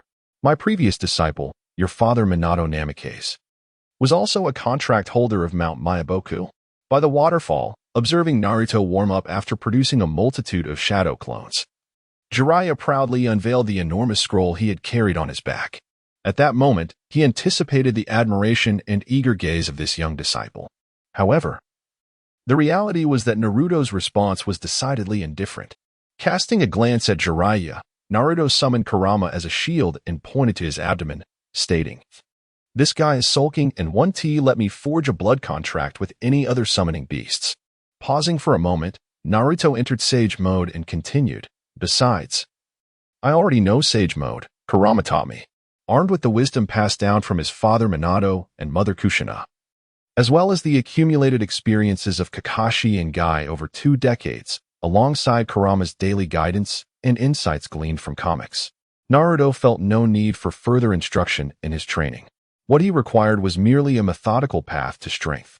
He referred to Jiraiya as teacher out of respect, not out of a genuine desire to learn from him. After all, there were only a scant few who truly cared for him in this world. Within the ceiling space, Kurama kicked the shadow clone of Naruto sitting on the nearby sofa reading, expressing dissatisfaction at being used as a shield. The destroyed shadow clone had effectively fulfilled its mission. The Naruto in the outside world received the memories and sensations from it, causing his mouth to twitch when he pointed at his abdomen. Jiraiya observed all of this, mistakenly believing it was indeed the fox within Naruto causing a ruckus, without suspecting Naruto was pulling a fast one on him. He muttered to himself, somewhat perplexed. Kushina never mentioned that a Jinchuriki couldn't contract with other summoning beasts. Is it because your bond with the Ninetales has grown stronger that it feels jealous, fearing you might neglect it for another summoning beast? In an instant, Jiraiya felt enlightened. No wonder Naruto had kicked him away with such speed the other day. His training in Sage mode was vastly superior, showing few signs of distortion. Given that the Ninetales was wholeheartedly assisting Naruto, and he had mastered Sage mode, not forming a blood contract with Mount Myaboku was not a significant issue. Yet, Jiraiya did not feel disheartened. Then allow me to teach you the ninja arts, he declared, rekindling his enthusiasm. Subsequently, he began to impart the jutsu he had mastered to Naruto. This time, Naruto graciously acknowledged Jiraiya's fervent desire to impart his knowledge, refraining from dismissing him. Indeed, Jiraiya possessed a plethora of ninjutsu that Naruto had yet to master. Among these were a series of techniques utilizing hair, such as the Needle Jizo, the lion's mane technique, as well as fire and earth release ninjutsu, alongside various sage techniques and applications of natural energy that were unfamiliar to Naruto. Though they may not hold immense utility, they would certainly augment his knowledge base, thereby saving him considerable time and self-exploration. As the saying goes, in a group of three, one can always find a teacher. Naruto created a shadow clone to accompany Jiraiya in his ninjutsu studies, while he himself commenced physical training. "Is a mere shadow clone all you intend to create?" Jiraiya remarked, somewhat dissatisfied, feeling that Naruto underestimated him. Given the vast array of ninjutsu at his disposal, a single clone's chakra would be woefully inadequate for mastering them all. In Jiraiya's estimation, even with Naruto's prodigious talent, it would require at least a year of dedicated effort and a more substantial chakra reserve from his original self to truly grasp all his techniques. This assessment was informed by Jiraiya's constant listening to the third Hokage and Kakashi extolling Naruto's talents. After all, it took him over a decade to master his own arsenal of techniques. Kakashi, overhearing their exchange, wore a smirk hidden beneath his mask, reminiscing about the months prior when Naruto and Sasuke had been learning ninjutsu from him. It had been a devastating blow to his self-perceived status as a genius ninja. "Jiraiya-sensei, you truly know nothing of genius," Kakashi muttered silently to himself, choosing not to enlighten Jiraiya.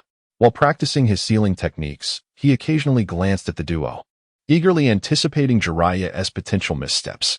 "Well, a shadow clone will suffice. Kurama will provide me with the chakra to practice the techniques." Naruto dismissed further conversation with Jiraiya, offering a flimsy rationale, confident that reality would vindicate him. Jiraiya, frustrated, felt that Naruto's burgeoning strength at such a young age had led to an inflated sense of self.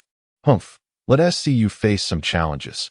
Then you will obediently follow my guidance." Jiraiya mused internally before presenting Naruto with a particularly challenging secret technique, the Needle Jizo.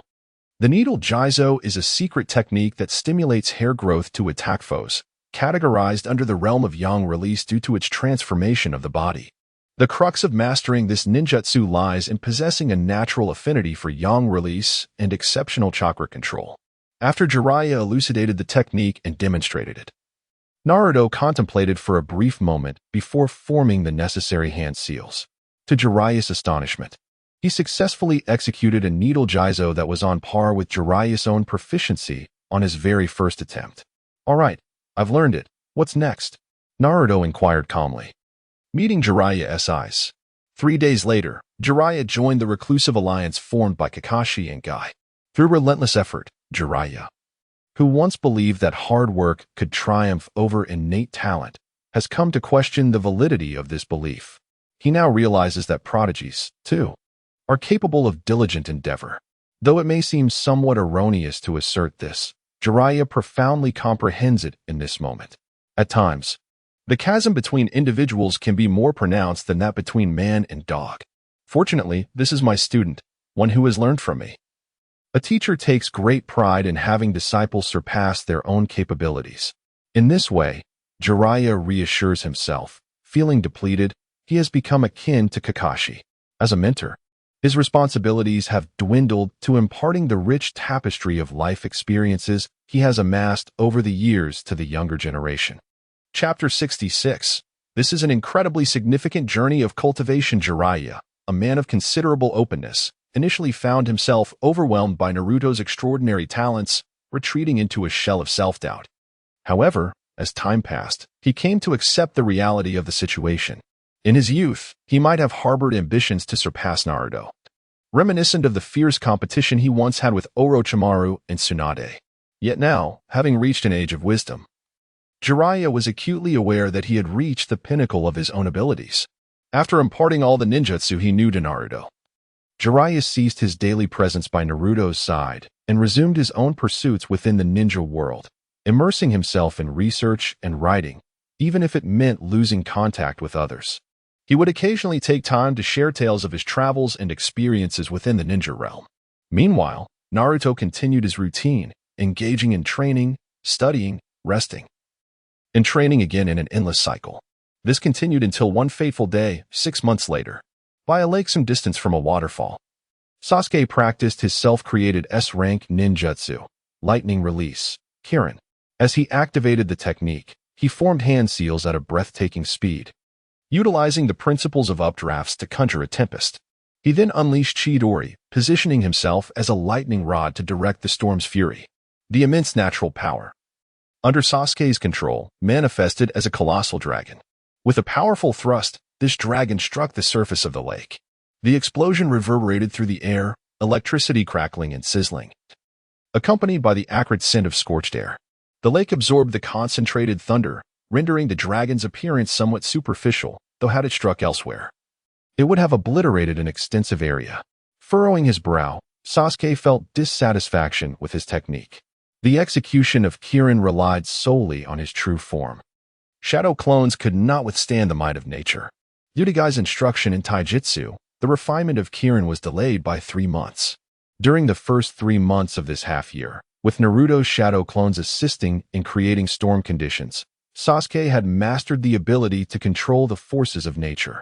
In the subsequent 3 months, he practiced independently, striving to execute the entire technique swiftly without Naruto's aid. This rigorous training continued until now, and overall, Sasuke was capable of unleashing the full might of lightning release, Kirin. However, he alone understood that his control over the technique remained rough, though he could perform it completely. He had yet to maximize its potential. Ultimately, it boiled down to his insufficient perception. If only his Sharingan could evolve to a higher level, the enhancement in dynamic vision would surely enable him to perceive the flow of electricity with perfect clarity. Thus, I shall be able to masterfully channel all lightning to strike my adversaries, achieving maximum potency. It has been over 4 years since I awakened the Sharingan. Yet my ocular prowess has yet to transcend the level of 3 tomo. Contemplating this, Sasuke clenched his fist in frustration. Perhaps I should consult Naruto. He might possess a solution to enhance my Sharingan's power or some alternative method. With this thought, Sasuke steadied his breath. He soon found Naruto's shadow clone diligently practicing the flying thunder god technique in the woods. Upon hearing Sasuke's inquiry, Naruto replied without hesitation, "The solution to your dilemma is rather straightforward. First, as you mentioned, it involves augmenting the power of your Sharingan. Furthermore, you could train in a secret technique known as chakra perception. Master Jiraiya taught me this technique, which possesses a similar ability to my Kagura Shingon in sensing the external world through chakra, albeit requiring hand seals. Learning chakra perception is not particularly challenging, however. Applying it instantaneously without seals within Kirin presents a significant difficulty. Perhaps by the time you achieve this, your Sharingan's power will naturally elevate to the level of 3 tomo." Hearing this, Sasuke felt a chill of despair wash over him. Must I truly wait for my ocular power to evolve? If I cannot continue to progress swiftly, I will surely be left in Naruto's shadow, unseen and forgotten. After finally developing my own S-rank ninjutsu and nurturing hopes of catching up to Naruto. How did it come to this? At that moment, Naruto continued. Therefore, let us devise a means to enhance your Sharingan's power. Recently, I have researched various materials related to the Sharingan and conceived an approach that boasts a success rate exceeding 95%. Upon hearing this, Sasuke's disappointment dissipated, replaced by astonishment as he gazed at Naruto. "Come, sit cross-legged and extend your hand." Naruto found a clear space to sit and gestured for Sasuke to take a seat opposite him. The two raised their hands, their fists poised against one another. Suddenly, Sasuke felt the scene around him shift, transporting him to an expansive realm suffused with gentle light. A glance around revealed a television, coffee table, sofa, and gaming console. Additionally, there was a half-human-sized 9-tailed fox, casually propping its head on one arm, reclining on the sofa and watching television, indifferent to the arrival of Naruto and Sasuke. "Is this the 9-tailed beast residing within you?" Sasuke inquired curiously, casting a glance at the lazy fox on the sofa. The legendary creature that devastated much of Konoha. Renowned as the most formidable tailed beast, which led to the Uchiha clan's ostracization from the village. Could it truly be so? There was not a single aspect that aligned with the legends. Nodding slightly, the fox answered Sasuke's question. "Rise, cease watching television, let us engage in training." Naruto pressed the pause button on the television and swiftly lifted Kurama from the sofa, leading Sasuke alongside him to a corner of the entertainment room where 3 highly equipped computers stood side by side. Subsequently, Naruto powered on one of the computers and launched a game titled League of Legends. Kurama, who had initially been inclined to return to the television, suddenly found himself captivated by the game. It was genuinely entertaining, and the more participants there were, the more enjoyable it became. Thus, he lost all desire to watch television. Naruto gestured for Sasuke to take a seat at the computer and assisted him in starting it up, beginning to instruct him on the fundamental operations of League of Legends. Finally, with utmost seriousness, he addressed Sasuke. From this moment forth, you must dedicate yourself entirely to this game. Once you achieve the rank of the highest tier, your Sharingan's ocular prowess will undoubtedly surpass your wildest expectations. Remember, this is a profoundly significant training endeavor. You must not abandon it halfway. Chapter 67. Gaining Love and Losing Love. Naruto's tone was grave, and Sasuke instinctively adopted a similar seriousness. Naruto, as his best and indeed only friend, had always been there to support him. In return, Sasuke held an unwavering trust in Naruto. Since Naruto claimed that by achieving the highest rank in this game, he could transcend his current limits and attain a more formidable ocular prowess, it was inconceivable that he would deceive him. Thus, at this moment, Sasuke cast aside all distractions and devoted his entire being to the game known as League of Legends. He had resolved to complete this training and meet Naruto's expectations, not only to gain greater ocular power, but also to repay Naruto's trust and prove that he had not misjudged him. With this mindset, Sasuke began to familiarize himself with the mechanics of League of Legends, a 5v5 game focused on pushing towers, the effects of various items and runes, as well as the skill mechanics of the champions, were swiftly committed to memory. After Naruto and Kurama guided him through several matches against AI in the Zon region, Sasuke gradually became adept at the game. Your immediate goal is to reach level 30 and then start ranked matches, while I must continue my training, Naruto said with a smile as he stood up from the computer and left. Kurama, who harbored a particular disdain for the Uchiha clan, found Naruto's absence disheartening and lost interest in playing. Typically, he would not have willingly provided chakra to restore the body of that Uchiha brat unless Naruto had requested it. Consequently, he unhesitatingly set aside the mouse and keyboard, leaping back onto the sofa to feign sleep. Meanwhile, Sasuke, acknowledging Naruto's words, continued to focus intently on familiarizing himself with the game, refining his skills and tactical approach. The game was relatively easy to pick up, though he pondered the strength of opponents at rank after reaching level 30. With his mind fully immersed in the game, he continued his efforts. By the waterfall, having just completed his physical enhancement training and taking a moment to rest, Naruto suddenly erupted into uncontrollable laughter. The reason was, of course, the memories transmitted from his shadow clone. He had long contemplated how to assist Sasuke in awakening his eyes, but he never anticipated that this task would be undertaken by a shadow clone. Nonetheless, it aligned with his own intentions. On his shoulder, a swirl of red chakra coalesced into a fox the size of a head. Kurama had returned to the physical realm. Observing Naruto rolling on the ground with laughter, he curiously inquired, "Since you brought that Uchiha brat here, I sensed your overwhelming malice. What do you intend to do with him?" After laughing enough, Naruto sat up and held the diminutive, adorably charming Kurama before him. With a lingering smile he could hardly suppress, he replied, "As I mentioned before, I aim to help him enhance his ocular power." Seeing that Ju Lama remained perplexed, Naruto proceeded to elucidate in detail, drawing from both the manga and the wealth of information he had consulted in reality, alongside the existing templates of Kakashi and Sasuke. Naruto's comprehension of the Sharingan had reached an exceptionally advanced level. The Sharingan serves as a mirror to the soul, although the intricacies of its activation and evolution are manifold. They can ultimately be distilled into a singular, profound truth, the experience of love and the anguish of its loss. Through the journey of gaining and losing love, the emotions of the Uchiha clan members ignite with fervor, stimulating the brain to secrete formidable in-release chakra, thereby catalyzing the awakening and evolution of the Sharingan. From the single Tomo Sharingan to the double and triple Tomo variants, and ultimately to the Manjiki Sharingan, this progression remains consistent. Conversely, in the absence of such emotional stimuli, the evolution of the Sharingan necessitates prolonged training and accumulation of experience. The extent to which one can awaken the Sharingan is intrinsically linked to the innate qualities of the Uchiha individual. For instance, in the manga, Sasuke, spurred by the trauma of his clan's annihilation, awakened a Sharingan with 1 double tomo and 1 single tomo, totaling 3 tomo. In contrast, in reality, due to his rigorous training alongside Naruto, Sasuke, possessing a more robust physique and spirit, awakened his Sharingan with 4 tomo, achieving a pair of double tomo Sharingan. At this moment, it has been over 4 years since Sasuke first opened his eyes. The arduous training over these years has rendered him sufficiently powerful to wield the enhanced Sharingan, fulfilling the fundamental conditions for its evolution. However, living in an environment that, while somewhat oppressive, is predominantly tranquil, Sasuke has not experienced the necessary stimuli to awaken his eyes.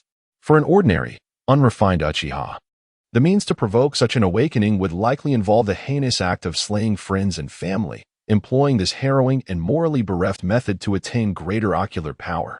Now, having clarified the principles behind the evolution of the Uchiha Sharingan, Naruto opted for a comparatively gentle yet equally effective approach to stimulate Sasuke's ocular evolution: playing games. Specifically League of Legends. Although Naruto's training space cannot connect to the networks of other worlds, the League of Legends server stored within it contains data templates from players of those realms, allowing for the creation of AI opponents. According to Naruto's classification, these AI can be divided into 4 categories: elite players, average players, novice players, and orphan players.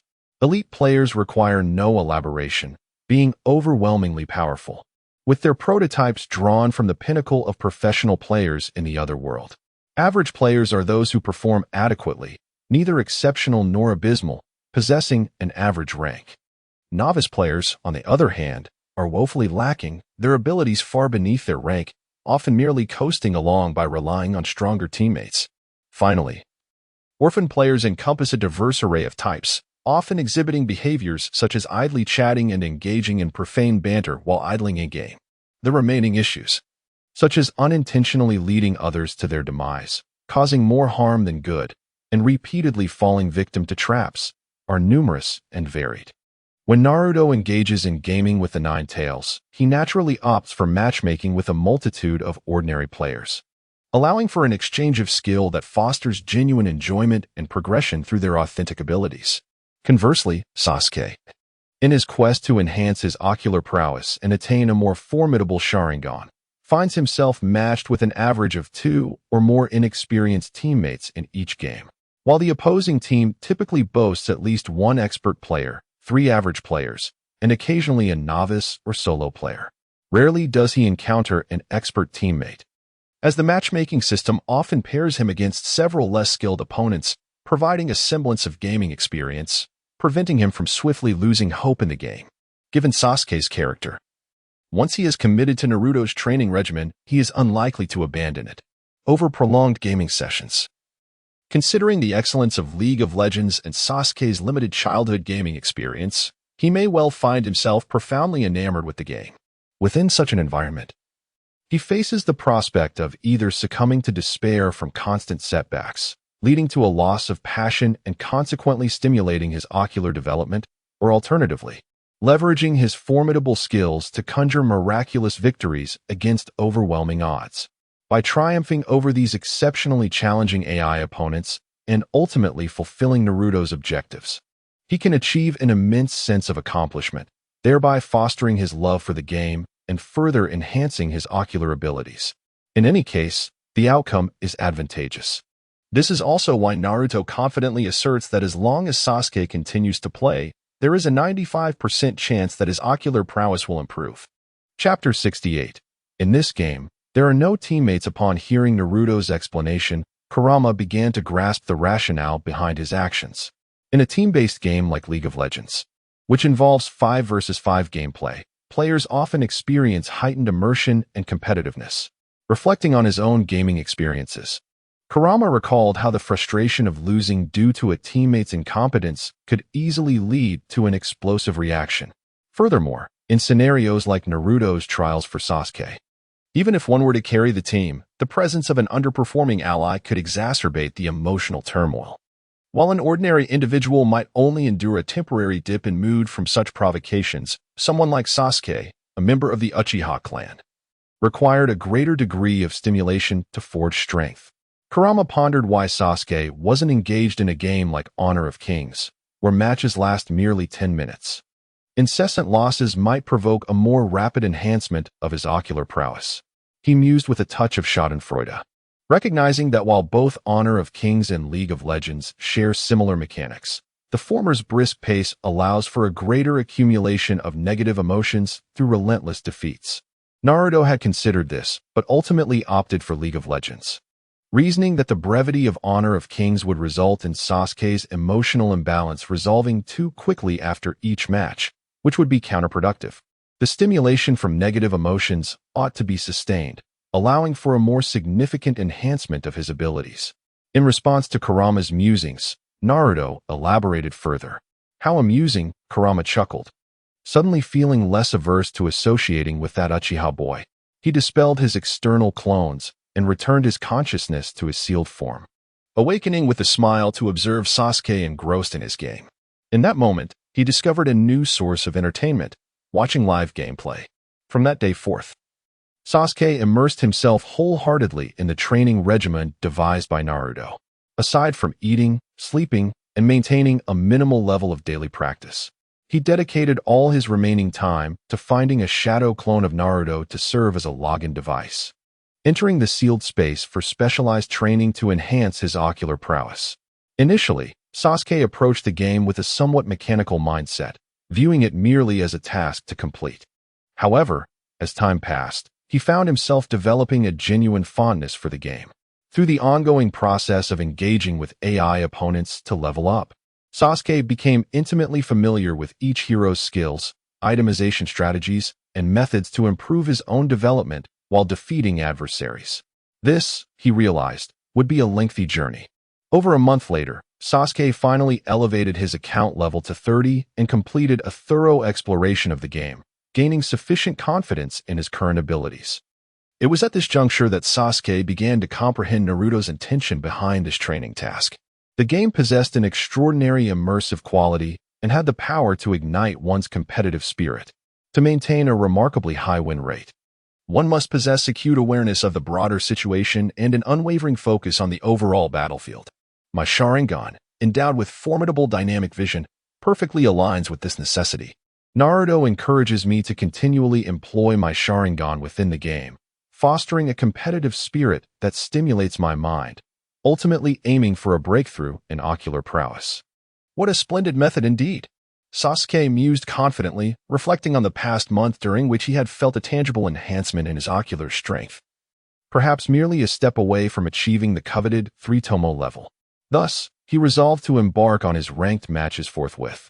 A faint smile graced Sasuke's lips as he initiated his inaugural ranking. "Hey, Naruto, what will you do if Sasuke's Sharingan evolution fails?" Kurama, reclining on the couch, regarded the situation with a bemused expression, struggling to suppress laughter at Sasuke's earnest endeavor. Nearby, Naruto, having come to observe, stifled his own amusement and replied telepathically. "He enjoys this game so much. If he cannot attain a breakthrough in the conventional manner, I shall wean him off his gaming addiction. That, too, is a form of loss." Under their watchful eyes, Sasuke was matched with 2 novice players, alongside 2 seasoned experts and 3 ordinary opponents, embarking on his first ranked placement journey. The match concluded swiftly, leveraging the formidable skills he had honed over the past month, complemented by the assistance of his Sharingan. Sasuke managed to secure a victory despite the hindrance posed by his 4 teammates, who were more inclined to chatter than to contribute effectively. Observing the shattered crystal of the opposing team, Sasuke's expression darkened slightly. Nonetheless, the thrill of victory temporarily overshadowed any adverse reactions. Is this the realm of ranked matches? Quite the challenge, yet it shall not deter me. Upon viewing his placement rank of Platinum 3, Sasuke briefly reflected on the gains and losses of that match before diving into the next one. As he continued, despite encountering a few frustrating individuals in each game, Sasuke ultimately leveraged his formidable skills to ascend to the diamond rank. In this particular match, he found himself paired with an unprecedented quartet of novice teammates, while facing three exceptional opponents. Upon entering the game, one teammate typed in the chat, "I am not referring to any one person specifically. I mean all of you are garbage." Another chimed in, "Boys, just lie down and let daddy carry you." Yet another boasted, "Don't ask how strong I am. I've been playing for 4 years." The last, not to be outdone, declared, "Everyone, move aside. I play Ari mid." Sasuke's expression darkened, as someone with good upbringing. He found his teammates' behavior rather foolish and opted to mute them. 5 minutes later, the 4 chatty teammates had collectively given away 35 kills. And Sasuke's enjoyment as the jungler was swiftly diminishing. Observing the dire trajectory of the match, he could no longer contain himself as he continued to develop his character. He opened the chat window to express his frustrations. From the hands that dance across the keyboard, leaving behind a fleeting shadow and the ever-changing screens, one can discern the profound excitement coursing through Sasuke at this very moment. Beside him, the observant Naruto and Kurama exchange amused glances, witnessing the subtle emergence of Atomo within Sasuke's vibrant crimson Sharingan. Their silent communication conveys a shared sentiment. See, this approach is indeed quite effective. However, in the instant the base erupts in flames and the dream of advancement crumbles, Sasuke, with his 3 Tomo Sharingan wide open, arrives at a poignant realization. In this game, there are no allies. Apart from himself, everyone else is merely an adversary.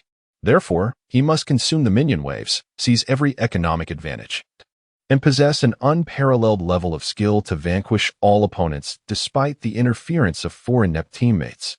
Only by dismantling the opposition can victory be assured. It is through this singular focus that he aspires to ascend as the ultimate champion. Chapter 69. Sasuke. I have improved once again after that day. Sasuke, having achieved a profound enlightenment, entered the game and immediately selected Yasuo, a champion endowed with ample room for skill expression and joy. From the outset, he engaged in relentless farming, invading both his own jungle and the enemy's, disrupting the minion waves of his teammates, and securing kills, all relying solely on his own prowess. Entering a state of ultimate isolation. Initially, this approach often led to Sasuke's downfall. He was not only ganked by the enemy but also faced harassment from his own teammates, resulting in a dismal gaming experience. Consequently, he began to engage in heated exchanges with his allies. However, he remained indifferent to this turmoil, unperturbed even by losses, steadfastly adhering to his own path. After each match, he would reflect on his gains and losses, focusing solely on enhancing his individual skills and overall game awareness. Entirely dismissive of the notion of teamwork, for he understood that it bore no significance. To achieve victory, he could only rely on himself. Amidst this continuous cycle of isolation, Sasuke even plummeted from the platinum tier back to iron. Yet, it was through these successive defeats that his mindset began to stabilize. He no longer allowed the disparaging remarks of his teammates to affect him. He could now simultaneously cultivate his hero's growth while exchanging barbs with the opponents. In addition to becoming more composed, Sasuke's abilities surged. From frequently being caught off guard at the beginning, he eventually developed the capability to adeptly counter any ambush, effortlessly retreating unscathed. As time progressed, his understanding of the game deepened. He mastered the perfect integration of all his skills and maneuvering, achieving remarkable micromanagement. Eventually, he even managed to execute a stunning comeback against multiple adversaries following a gank. Half a year later, Sasuke had fulfilled his initial belief, achieving the remarkable feat of single-handedly eliminating the opposing team of 5, despite the interference of 4 uncooperative teammates, akin to vanquishing Mirbots. After this, rank held no significance for Sasuke. He could employ his jaw-dropping skills to corner the enemy team within their fountain, consistently claiming victory without the need for his teammates' collaboration. His rank consequently soared, swiftly ascending to Diamond, Master, and even Grandmaster, territories he had never before reached. Ultimately, he arrived at the King's rank. In the final promotion match from Grandmaster to King, his team comprised 4 inept players while the opposing team boasted 5 formidable opponents. Even the immensely powerful Sasuke felt the weight of intense pressure. Yet this did not sway him with an expression of unwavering calm. He unleashed the fruits of his recent arduous training. Sasuke fixated on the ever-shifting screen, meticulously observing the positions of his 4 inept teammates while calculating the locations of the enemy's 5 players alongside the respawn timings of jungle monsters and minion waves. His Sharingan, adorned with 6 tomo, spun at an unprecedented speed, nearly merging into a singularity. He relentlessly farmed, striving to amass all possible resources while thwarting the enemy's growth by ambushing isolated foes. Simultaneously, he endeavored to prevent his teammates from throwing away their lives. In that moment, Sasuke resembled a rolling snowball, continuously amplifying his strength. Meanwhile, he gracefully maneuvered to anticipate and evade the question marks cast by his teammates, exchanging cordial greetings regarding each other's kin. As time elapsed, Sasuke's record soared to an impressive 25-0-0. At last, he had become invincible. Just like in numerous games he had played before, he had cornered the opposing 5 at their fountain, unleashing a frenzy of slaughter. Bang! A pentakill. The enemy base erupted. The game concluded in victory, and he successfully advanced, gazing at the emblem of the strongest king that gradually materialized. Sasuke reflected on the trials and tribulations he had faced recently. In stark contrast to his present triumph, an unprecedented sense of accomplishment surged within him. He refrained from suppressing this unique emotion, allowing it to blossom within his heart. This was the ultimate achievement derived from his 6 months of dedicated training. Finally, he had not let Naruto down, completing this arduous task. Compared to merely sweating through physical training, it was evident that the combination of mental and physical combat training offered far greater elevation. Lost in reverie, Sasuke savored the hard-earned victory. At that moment, his recently honed ocular prowess shattered its limits, reaching a new pinnacle. Silently, a profound transformation began within him, emanating from his eyes. In reality, Sasuke opened his eyes. Seated by the lake, utilizing the reflection in the water, he beheld his current visage. Within his eye sockets, 3 tomo spun wildly, gradually merging into a complex pattern. Within his body, a powerful chakra surged. This chakra was reshaping his eyes, continuously enhancing his ocular power, while simultaneously uplifting his spirit and vitality on all fronts. Unexplainably, a plethora of information flooded Sasuke's mind. At this moment, he suddenly grasped numerous novel methods of ocular technique manifestation. This was a force exponentially more potent than his previous Sharingan. It promised a fundamental transformation. Lightning release, Kirin. In a fleeting moment, Sasuke conjured cumulonimbus clouds. Then, raising his hand, a colossal form of Kirin descended from the heavens, crashing into the lake before him. During this process, Sasuke distinctly perceived the trajectory of each lightning bolt, skillfully integrating them into his attack. Boom! A tremendous explosion resonated. Although it was the same ninjutsu as before, its power had suddenly surged by over 50%. Such might was no weaker than Naruto's wind release, Rasenshuriken, and even surpassed it in terms of attack range, far exceeding the standard S-rank ninjutsu. With such formidable ninjutsu and extraordinary ocular power, Itachi Uchiha should no longer be my adversary. I must now possess the qualifications to challenge Naruto. Gazing upon the tumultuous waves of the lake before him, Sasuke felt the invigorating flow of enhanced ocular power and chakra coursing through his body.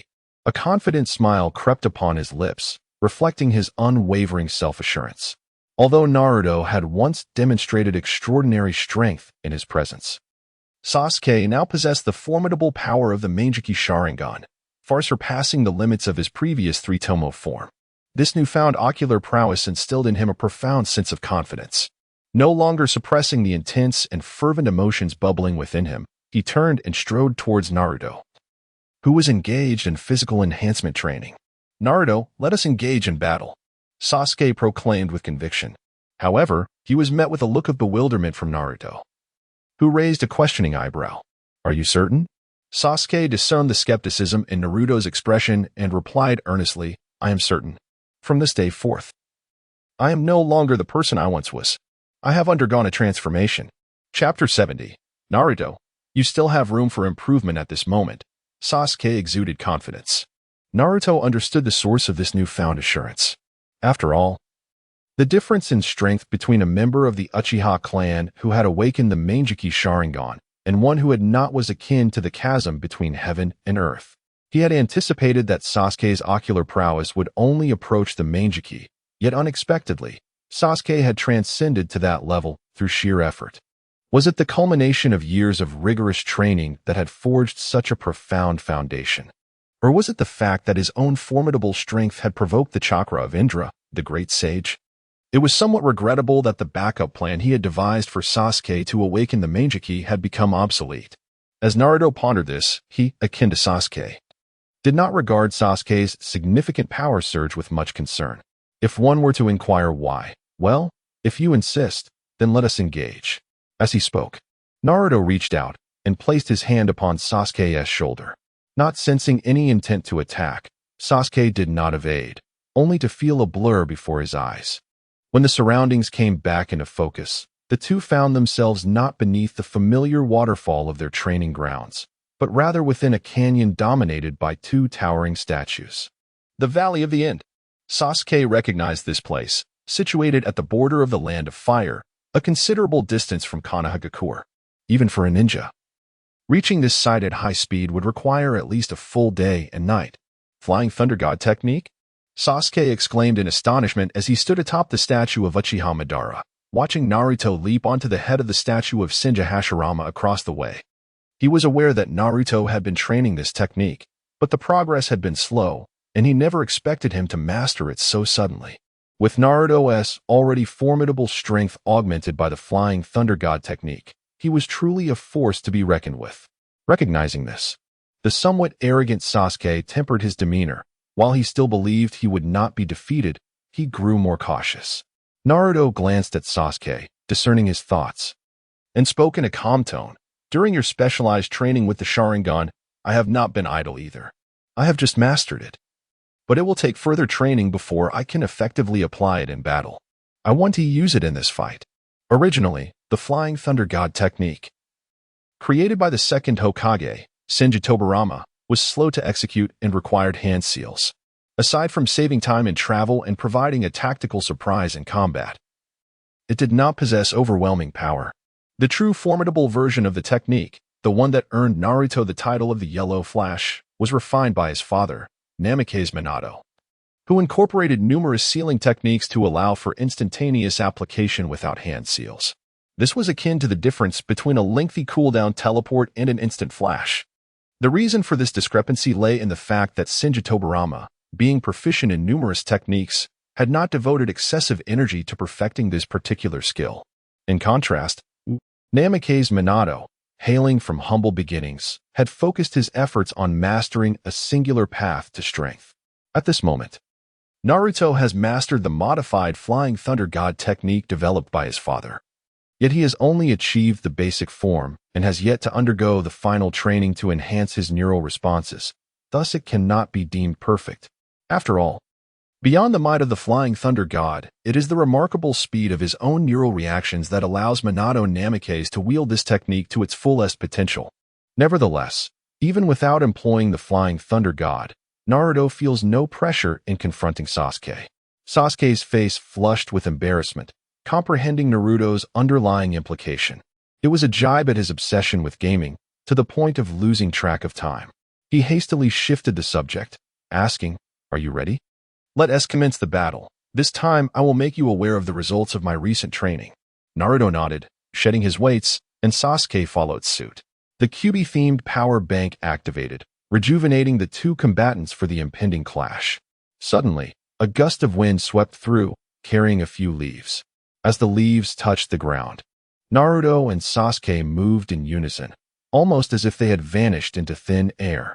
The sound of fists and feet colliding reverberated through the air. The immense force generated a whirlwind, creating shockwaves that radiated outwards from the two warriors. In a fleeting moment, they exchanged thousands of blows. Ultimately, my taijutsu is no match for Naruto's. The more they fought, the more Sasuke found himself on the defensive. Despite the formidable dynamic vision bestowed by his Sharingan, his body struggled to keep pace with his reactions, leaving him at a disadvantage against Naruto. Fire release, Great Fireball Jutsu, with a punch that sent Naruto flying. Sasuke used the momentum to retreat, swiftly forming a series of hand seals at an extraordinary speed of 17 seals in 2 seconds, unleashing a torrent of flames towards Naruto. Wind release, vacuum barrier. Without attempting to evade or form seals, Naruto, with a mere thought, dispersed the air around him, manifesting a thick vacuum barrier. As the vast sea of flames approached him, it extinguished as if it were mere floating debris without roots. This thwarted Sasuke's intention to capitalize on the assault to simultaneously execute his lightning release, Kirin, rendering his meticulous plans futile. "Allow me to assist you," Naruto proclaimed as he stood suspended in midair, casting a glance at Sasuke, who was similarly hovering 30 meters away. He raised his hand, forming seals before beckoning towards the sky. Wind release, call of the wind and rain. Through the years of training, Sasuke had refined his lightning release, Kirin, while Naruto had developed a weather-based ninjutsu capable of rapid deployment after forming seals. Its offensive power may not be substantial, but true to its name, it allows one to embody a human-like weather controller, summoning winds and rains. In terms of taijutsu, Sasuke is undoubtedly outmatched. After assessing Sasuke's level, Naruto found continued combat to be of little significance. At this moment, he wished to test the full might of Sasuke's perfected lightning release, Kirin. Sasuke's cheeks flushed red, feeling underestimated by Naruto. In an instant, he became remarkably focused, lightning crackling in his hand as he summoned a majestic Chilin from the heavens. Yet, this was merely the beginning. After conjuring one Chilin, Sasuke unleashed his power in rapid succession, summoning 4 Chilins that charged toward Naruto in a relentless onslaught. Although Naruto could have activated the Flying Thunder God technique to evade the attack at the last moment, he deemed it unnecessary. Standing firm, he confronted the ominous storm clouds above with resolute determination. With a swift mental command, he entered Sage Mode. In that moment, a series of hand seals emerged from his hands like butterflies dancing through flowers, almost simultaneously with the descent of the Chilins. Naruto completed the S-rank defensive ninjutsu he had spent an entire year developing, Sage Art, Wind Release, Vacuum Domain. As Naruto executed this technique, the air within a 300-meter radius was almost instantaneously siphoned away. The 4 Chilins, upon breaching the vacuum domain, disintegrated almost immediately, transforming into mere sparks of electricity that vanished into the void. At that moment, confusion enveloped Sasuke's mind. Today, 2 chapters have been delivered. As we welcome the year 2020, I wish everyone a happy new year filled with prosperity. The next update will arrive at midnight, featuring 2 more chapters. Finally, I kindly request your support in the form of recommendations. Chapter 71. Sasuke's Sharingan abilities. According to Sasuke's conjecture, he unleashed 4 Kirin techniques in a single breath, while Naruto should respond with 4 Rasenshurikens in kind, and the victor would be determined by the greater potency of their jutsu. After all, engaging in a clash of might is the essence of a man's romance. However, who could have anticipated that Naruto, with seemingly effortless ease, would render Sasuke's S-rank lightning ninjutsu ineffective, a technique that had required an immense expenditure of chakra. What initially appeared to be a grand display resulted in less damage than their preceding taijutsu confrontation. It is worth noting that his lightning-based Kirin is a true city-destroying, nation-annihilating technique. In a thunderstorm, should he expend all his chakra, he could summon dozens, if not hundreds, of Kirin to raise a small country to the ground. Yet now, such a lackluster outcome left Sasuke feeling utterly dissatisfied. What kind of ninjutsu is this? Sasuke inquired, his frustration palpable. Not far away, Naruto activated the Flying Thunder God technique, appearing beside Sasuke. Upon hearing the question, Naruto could not conceal his disdainful expression. Did I not already reveal the name of the technique to you? It is the vacuum domain. After employing the vacuum domain, the air surrounding Naruto was completely extracted. Without air as a medium for transmission, the lightning Sasuke summoned naturally dissipated, inflicting no damage whatsoever. However, conversely, while Naruto was shielded by chakra and remained unharmed by the vacuum, he also lost the ability to manipulate airflow to maintain flight. Unless he relied on Sasuke's Flying Thunder God marker to escape that vacuum, he would inevitably plummet. From this perspective, Sasuke's anti-gravity technique proved to be more versatile, sparing him the years spent developing that particular ninjutsu. Upon hearing Naruto's explanation, Sasuke recalled the physical principles he had learned years ago while studying magnetic levitation, which he had recently returned to his teacher. No wonder my fire release and lightning release techniques were ineffective against you. There is no oxygen for combustion in a vacuum. Nor is there a medium for lightning to propagate, making it impossible to harm you, who is protected within. Sasuke suddenly understood, only to be further incensed. Naruto, did you specifically develop this ninjutsu to counter me? It is not solely directed at you. I have also created wind release techniques designed to defend against earth and water release attacks. The tornado wall can employ rapidly rotating air currents to slice through all corporeal entities. You are merely collateral damage, Naruto reassured him with good intentions. Unfortunately, the effectiveness of this approach did not meet expectations, further darkening Sasuke's expression. Come now, let me test my Manjiki Sharingan technique. I refuse to believe you can counter this as well. Sasuke fixated on Naruto with his Manjiki Sharingan, inviting him to battle once more. Intrigued, Naruto responded, "Oh, what abilities does your Manjiki Sharingan possess? Pray, enlighten me."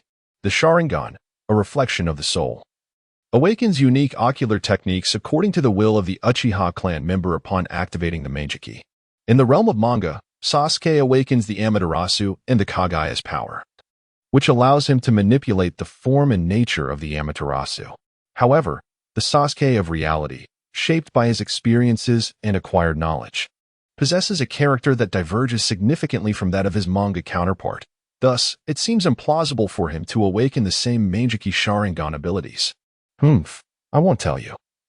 You'll have to experience it for yourself in battle, Sasuke coldly rebuffs.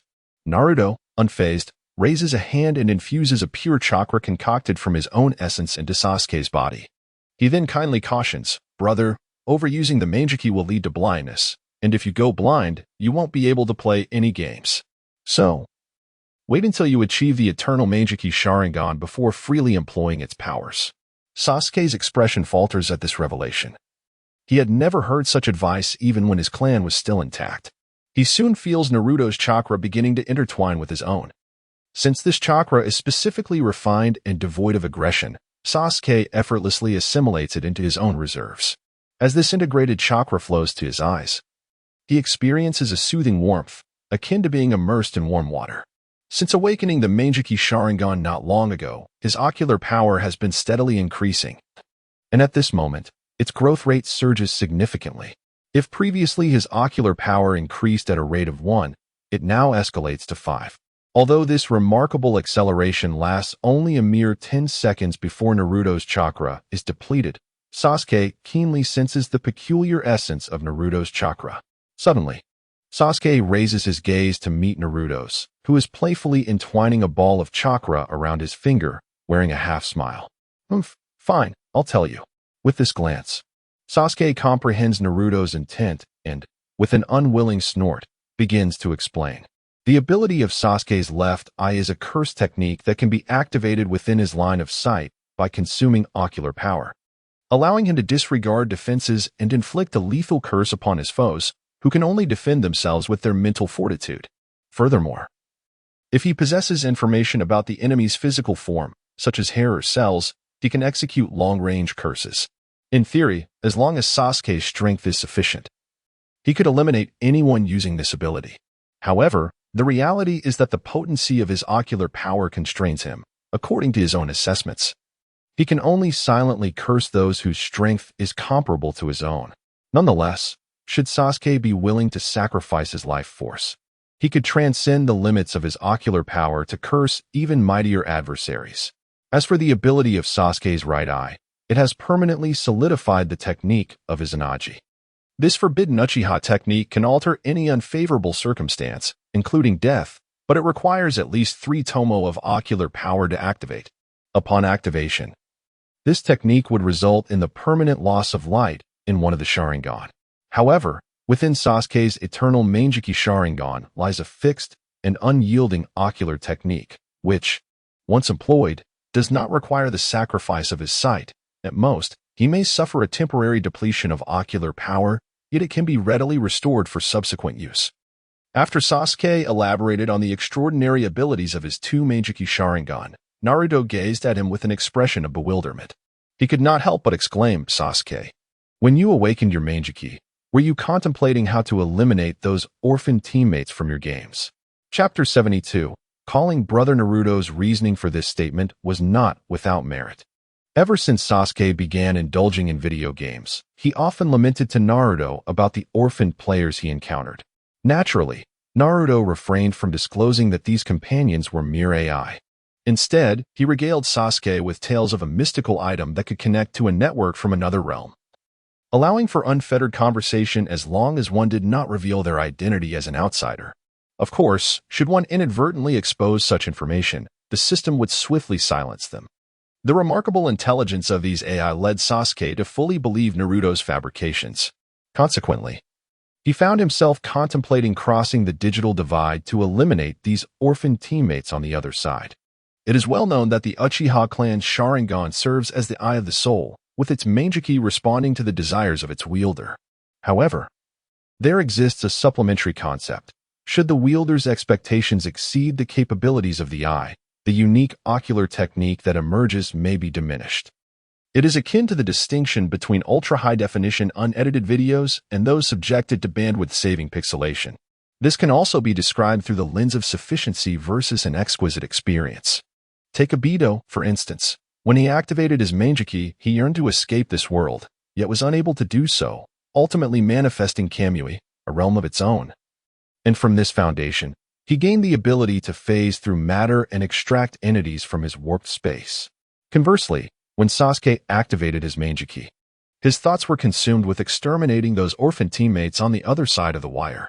However, the ocular power of the Manjiki could not facilitate such interdimensional travel. Thus, the ability was curtailed, resulting in his left eye's capacity for remote cursing of adversaries, an endeavor he could accomplish within the same realm. Along the line, his right eye, Izanagi, served as a complementary ability. Should he encounter an adversary impervious to curses, he could expend his life force to enact the curse, subsequently employing Izanagi to alter the unfavorable circumstances and evade death's grasp. Upon hearing Naruto's words, Sasuke instinctively recoiled 3 meters away, as if confronted by a specter. "Naruto, can you read minds?" It was evident that Naruto had hit the mark. With disdain, Naruto replied, "Did I not mention that I possess a deep understanding of the Sharingan? Moreover, did you not incessantly bemoan your orphan teammates to me? How many times have I urged you to read more? Yet, you only study what is immediately necessary, promptly forgetting it afterward, devoid of any sense of cumulative knowledge. Reflect on how many fundamental questions you have posed me today." Sasuke found himself at a loss for words. Though unwilling to concede, the truth was undeniable. "I shall endeavor to read more in the future. The Manjiki has imparted its secrets to you. Now grant me your chakra. I sense that if this continues, it shall not be long before I attain the level of the eternal Manjiki, allowing me to exact vengeance upon Itachi and that masked man." In an instant, Sasuke cast aside his previous irritation and regarded Naruto with excitement. "By the way, why does your chakra seem to facilitate the evolution of my ocular power? I am quite curious," he inquired, suddenly recalling a pertinent question. As Naruto meticulously refined his chakra, he remarked, "This is a long story. Share your chakra with me, and let us endeavor to extract it to its utmost limits in exchange. Also, lend me a bit of your ocular power. I wish to see if I can awaken a Manjiki Sharingan." Given that the chakra lineage of Ashura could facilitate the awakening of Indra's Rinnegan, it stood to reason that the reverse should also hold true. Even if it did not succeed, Naruto was determined to attempt it, for there was nothing to lose. Sasuke, though perplexed, complied. First, he gently touched Naruto's eyes, implanting his Manjiki ocular power within them. Subsequently, he began to exert himself to extract his vast reservoir of chakra. At that moment, Naruto began to selectively recount the tale of the two brothers, Ashura and Indra. Both were sons of the sage of 6 paths, Kagaya Tsutsuki. The elder brother, Indra, inherited their father's sage eyes, the eternal Manjiki Sharingan, and his descendants founded the Uchiha clan. Meanwhile, the younger brother, Ashura, inherited their father's sage body, endowed with immense chakra, superior physical attributes, and remarkable regenerative capabilities, leading to the establishment of the Senju and Uzumaki clans. Thus, we once shared a common ancestor. each inheriting the powers of sight and body, allowing our chakras to complement one another, correct? Sasuke inquired, curiosity piqued. There is a connection, yet it is not the paramount factor. The elder Indra was deemed more intelligent and capable, perceived as the rightful heir to the ninja lineage established by the Sage of Six Paths, prompting Ashura himself to concede. In the end, however, as the sage neared death, he chose to pass the mantle of the ninja lineage to Ashura, who embodied ideals more in line with compassion. This decision incited Indra's resentment, leading to a fierce conflict between the brothers, a struggle that persisted even after their demise, as their chakras continued to reincarnate within their descendants, perpetuating this evenly matched battle. In this generation, the reincarnation of Indra's chakra resides within you, while that of Ashura's is within me. Do not be misled by our seemingly amicable relationship. The previous incarnations of our chakras often harbored deep animosity, frequently clashing violently, not only due to the long-standing feud between our clans, but also because of the unresolved grievances between the two brothers. Their chakras subtly influenced their reincarnated forms, igniting the latent hatred within. After a moment of silence, Naruto mused internally. It is akin to the relationship between Naruto and Sasuke in the manga. They appear to possess distinct personalities, yet gradually evolve into reflections of Indra and Ashura. The same can be said for the previous generations Hashirama Senju and Madara Uchiha. Following this explanation, Sasuke experienced an epiphany. No wonder, he thought. Upon first encountering Naruto, he felt a strange familiarity coupled with an inexplicable annoyance. Subsequently, he instinctively quipped, "Well then, Naruto, call me brother."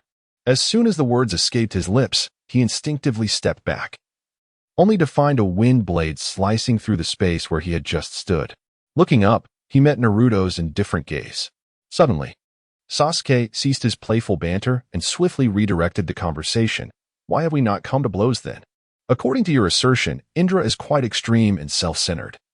Yet I do not possess such traits." After Naruto's warning, he chose not to dwell further on the matter and replied casually, "A person's character is influenced by their education and the environment they inhabit. The chakra of these two individuals only subtly influences one's disposition.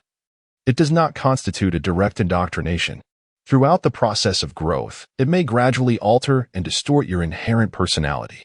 Although we are still in our youth, we have already become remarkably strong.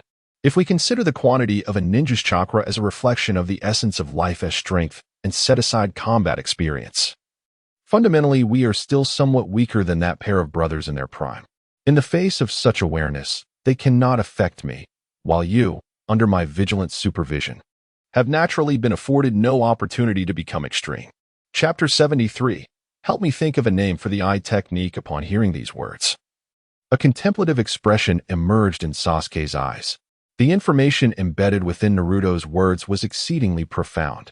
In that moment, Sasuke felt a whirlwind of emotions. After a brief silence, he inquired, "Naruto, what do you aspire to do in the future?" The tales of ancient ancestors felt distant and irrelevant, and after hearing them, he felt no need to dwell further. At this juncture, with Naruto's assistance, he had acquired formidable strength. Sasuke had resolved that, after a period of time, once he had fully mastered the powers of his Manjiki Sharingan and reached the pinnacle of his abilities, he would seek out his brother, Itachi Uchiha, to confront him directly. Just as he had once stated, should Itachi harbor grievances, they would together eliminate the mastermind behind it all, avenging their deceased parents and clan. Conversely, if Itachi's motivations were purely for the sake of attaining greater ocular power, Sasuke would choose to eliminate his brother first, followed by the masked man, thereby avenging their lost family and bringing closure to this saga. Sasuke possessed unwavering confidence in this course of action. However, he had not contemplated what life would entail after the vengeance was fulfilled, which led him to seek Naruto's counsel for any valuable suggestions. Regardless of Naruto's aspirations, Sasuke had resolved to support him. His philosophy was straightforward. Having benefited from Naruto's kindness throughout his life, he would endeavor to repay that debt in his remaining years. What to do upon hearing this query? Naruto chuckled, his expression complex. He understood that Sasuke's inquiry was not merely about trivial immediate plans. This question required no hesitation, for the foremost goal was to eradicate the abhorrent existence of Konoha from the world. What Sasuke truly sought was a lifelong purpose, a cause worthy of his utmost sacrifice, an ambition that could fill the void within him following his quest for vengeance. In the past, the third Hokage, Hiruzen Sarutobi, had posed a similar question to Naruto, to which he had replied that he was uncertain of his desires, wishing to learn and experience more before making a decision.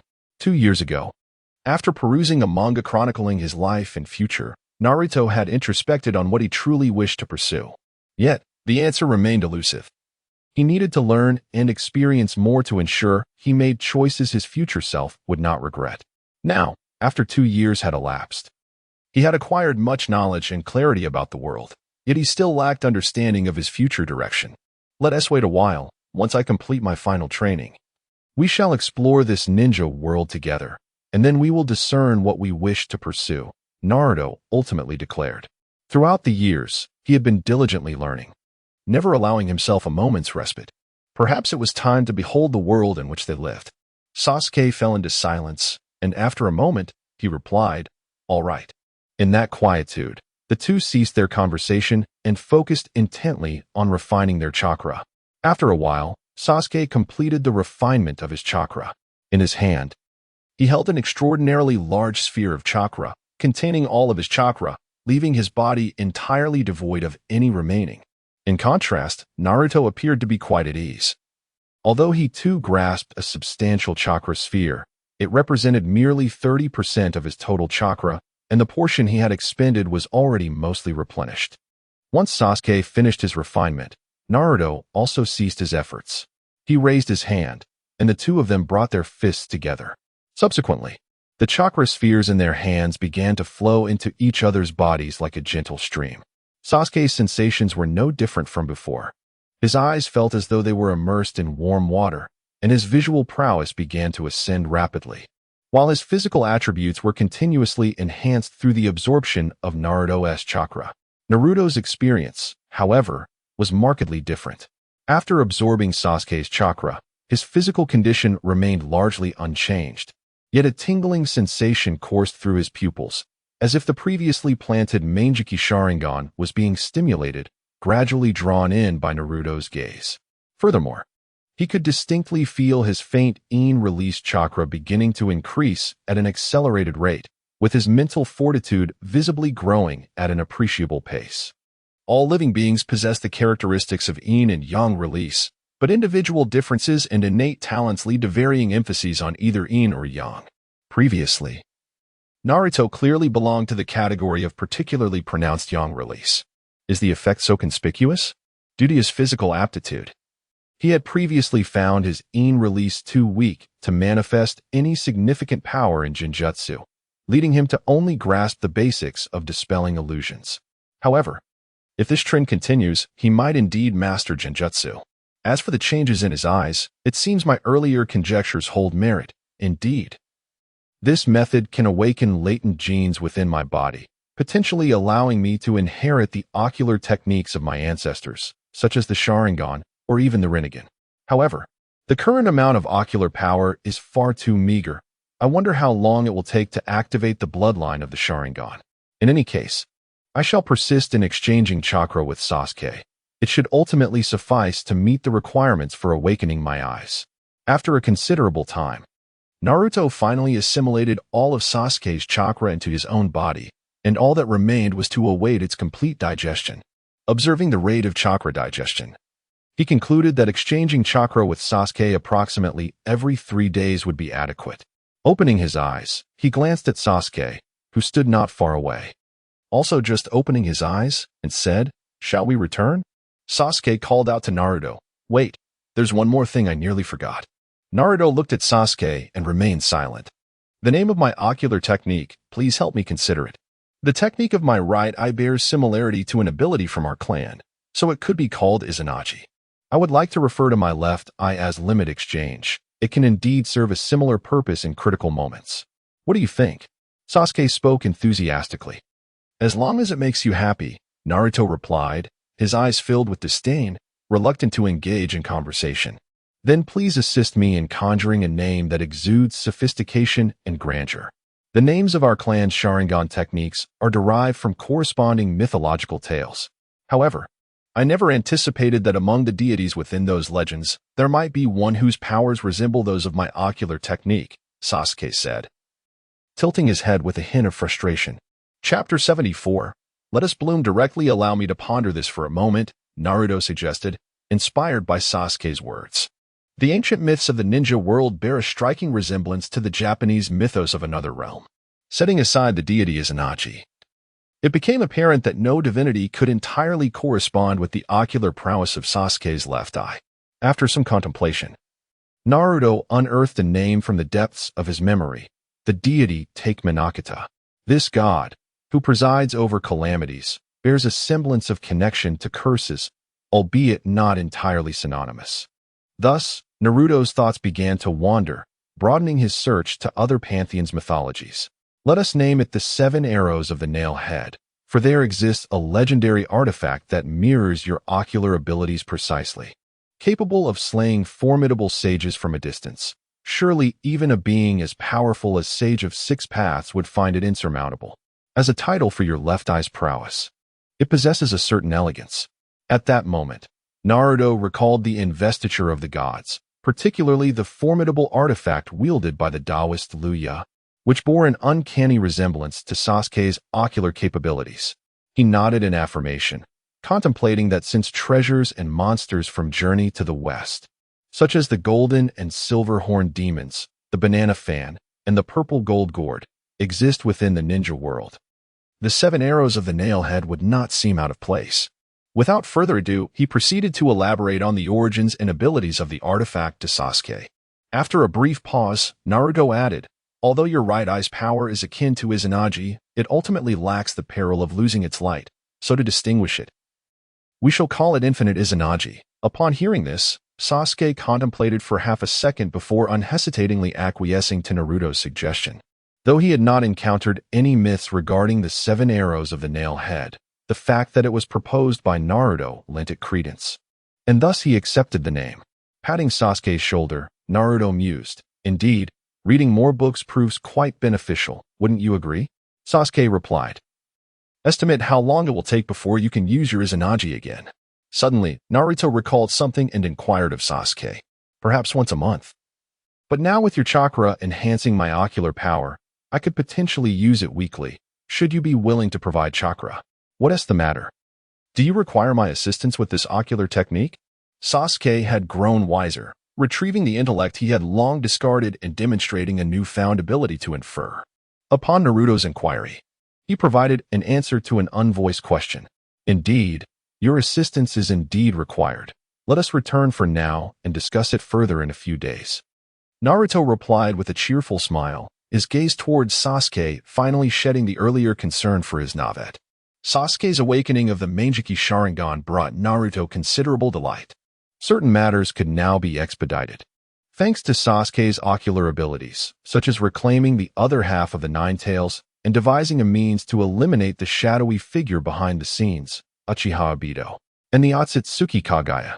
Initially, Naruto envisioned that when Orochimaru executed his plan to bring down Konoha, he would take the opportunity to summon the Shinigami via the third Hokage to extract the soul of his father, along with the half of the Nine Tails that possessed the Yin attribute. However, it now appeared that such an endeavor was unnecessary. Presently, Naruto needed to meticulously devise a plan, contemplating the potential repercussions of his forthcoming actions. At this moment, Sasuke remained oblivious to Naruto's thoughts. He nodded in agreement, assuring Naruto, all right, if you need assistance, just ask. I will not refuse anything I am capable of. Let us return for now. I wish to familiarize myself with the powers of the Mangekyou Sharingan. Naruto nodded, placing a hand on Sasuke's shoulder. With the activation of the Flying Thunder God technique, the two found themselves beneath the waterfall in an instant. Before parting ways, Naruto spoke. When you have the time, visit the underground chamber of the Uchiha clan's Nanha Shrine. There lies confidential information visible only through the Mangekyou Sharingan. Upon your return, share your findings with me. Some of it may be credible while other parts are deceptive. I shall assist you in analyzing it. Having perused the manga, Naruto was aware that the stone tablet chronicled the ancient tale of the brothers Indra and Ashura, along with various methods for the evolution of the Sharingan. Furthermore, it contained the Sage of Six Paths counsel to the descendants of the Uchiha, imparting the true means of achieving peace as envisioned by him. However, portions of this tablet had been altered by Kagaya Tsutsuki, blending truth with falsehood. Although the manga hinted at these alterations, nothing could rival the detailed insights gained by witnessing the content firsthand. Sasuke nodded coolly before turning away. Meanwhile, Naruto, after dispatching a shadow clone to reflect on matters, commenced his final training exercise of late. He aimed to enhance his reflexes. The training method was straightforward. Numerous shadow clones would hurl an array of shurikens and kunai at him from various angles, coupled with an assortment of differently sized and weighted stones. Moreover, these projectiles were infused with wind-style chakra to accelerate their trajectory. Naruto's primary self exerted every effort to rely on his physical reflexes, aided by the Flying Thunder God technique, to evade all incoming projectiles. This endeavor aimed to swiftly integrate the Flying Thunder God technique into practical application. As this training began, Naruto appeared somewhat clumsy, yet as time progressed, he would naturally grow more adept. Ultimately, he aspired to unlock his full physical potential, enabling him to nimbly evade all obstacles, marking a significant accomplishment in his training. As time swiftly passed, Naruto's contemplation gradually led him to a conclusion, culminating in the formulation of a strategic plan of action. Subsequently, he dispatched another shadow clone to focus on studying the Reaper Death Seal. Although Naruto had previously learned this sealing technique, his current focus was on how to reverse engineer it. Once he thoroughly mastered this technique, he would be poised to execute his plans. Meanwhile, Sasuke took the opportunity to visit the Nana Shrine. Upon his return, his expression bore a complex mixture of emotions, as the convictions he once held steadfastly began to waver. He found himself questioning whether his brother Itachi had truly refrained from taking his life solely in pursuit of greater ocular power. For inscribed upon that stone tablet was a clear revelation. To attain the eternal Mangekyou Sharingan, one must seize the Mangekyou Sharingan belonging to a blood relative and merge the powers of two pairs of eyes. Nevertheless, the subtle influences of Naruto over the years had begun to take root within him. He had grown considerably more composed, resolving to delay any irrevocable decisions until he had fully grasped the truth of the matter, ensuring that his choices would not haunt his future self. As the days unfolded in a methodical regimen of training, time slipped away. Before he knew it, he had arrived at the momentous occasion of graduation from the 6th grade of the Ninja Academy. Chapter 75. Idle chatter about class division. The graduation examination had long been smoothly passed. The assessment merely consisted of the transformation technique, which Naruto had mastered at the tender age of 5. Additionally, there was an optional written test that bore no significance on the graduation outcome. Upon graduating as a Genin, the appointed Jonin leader was none other than Kakashi Hitaki, who had diligently shared stories and imparted life lessons to Naruto and Sasuke daily over the past 2 years. In an effort to preserve his dignity as a teacher, Kakashi had devoted his leisure moments to reading, thereby enlightening Naruto and Sasuke with a plethora of obscure knowledge previously unknown to them, particularly the peculiar tales and oddities occurring throughout the ninja world. Although Naruto maintained a nonchalant attitude towards graduation, he surprisingly chose to attend the class division in person that day. After all, his companions of 6 years were about to embark on separate paths. Undoubtedly, this was a day worthy of commemoration. As they walked along, Naruto, clad in black casual trousers, a white shirt, and an orange jacket, walked alongside Sasuke, who was dressed in a sleek black denim outfit. Both wore expressions of aloofness on their handsome faces, which, while making them appear somewhat unapproachable, did not deter the admiring glances from the young women they passed.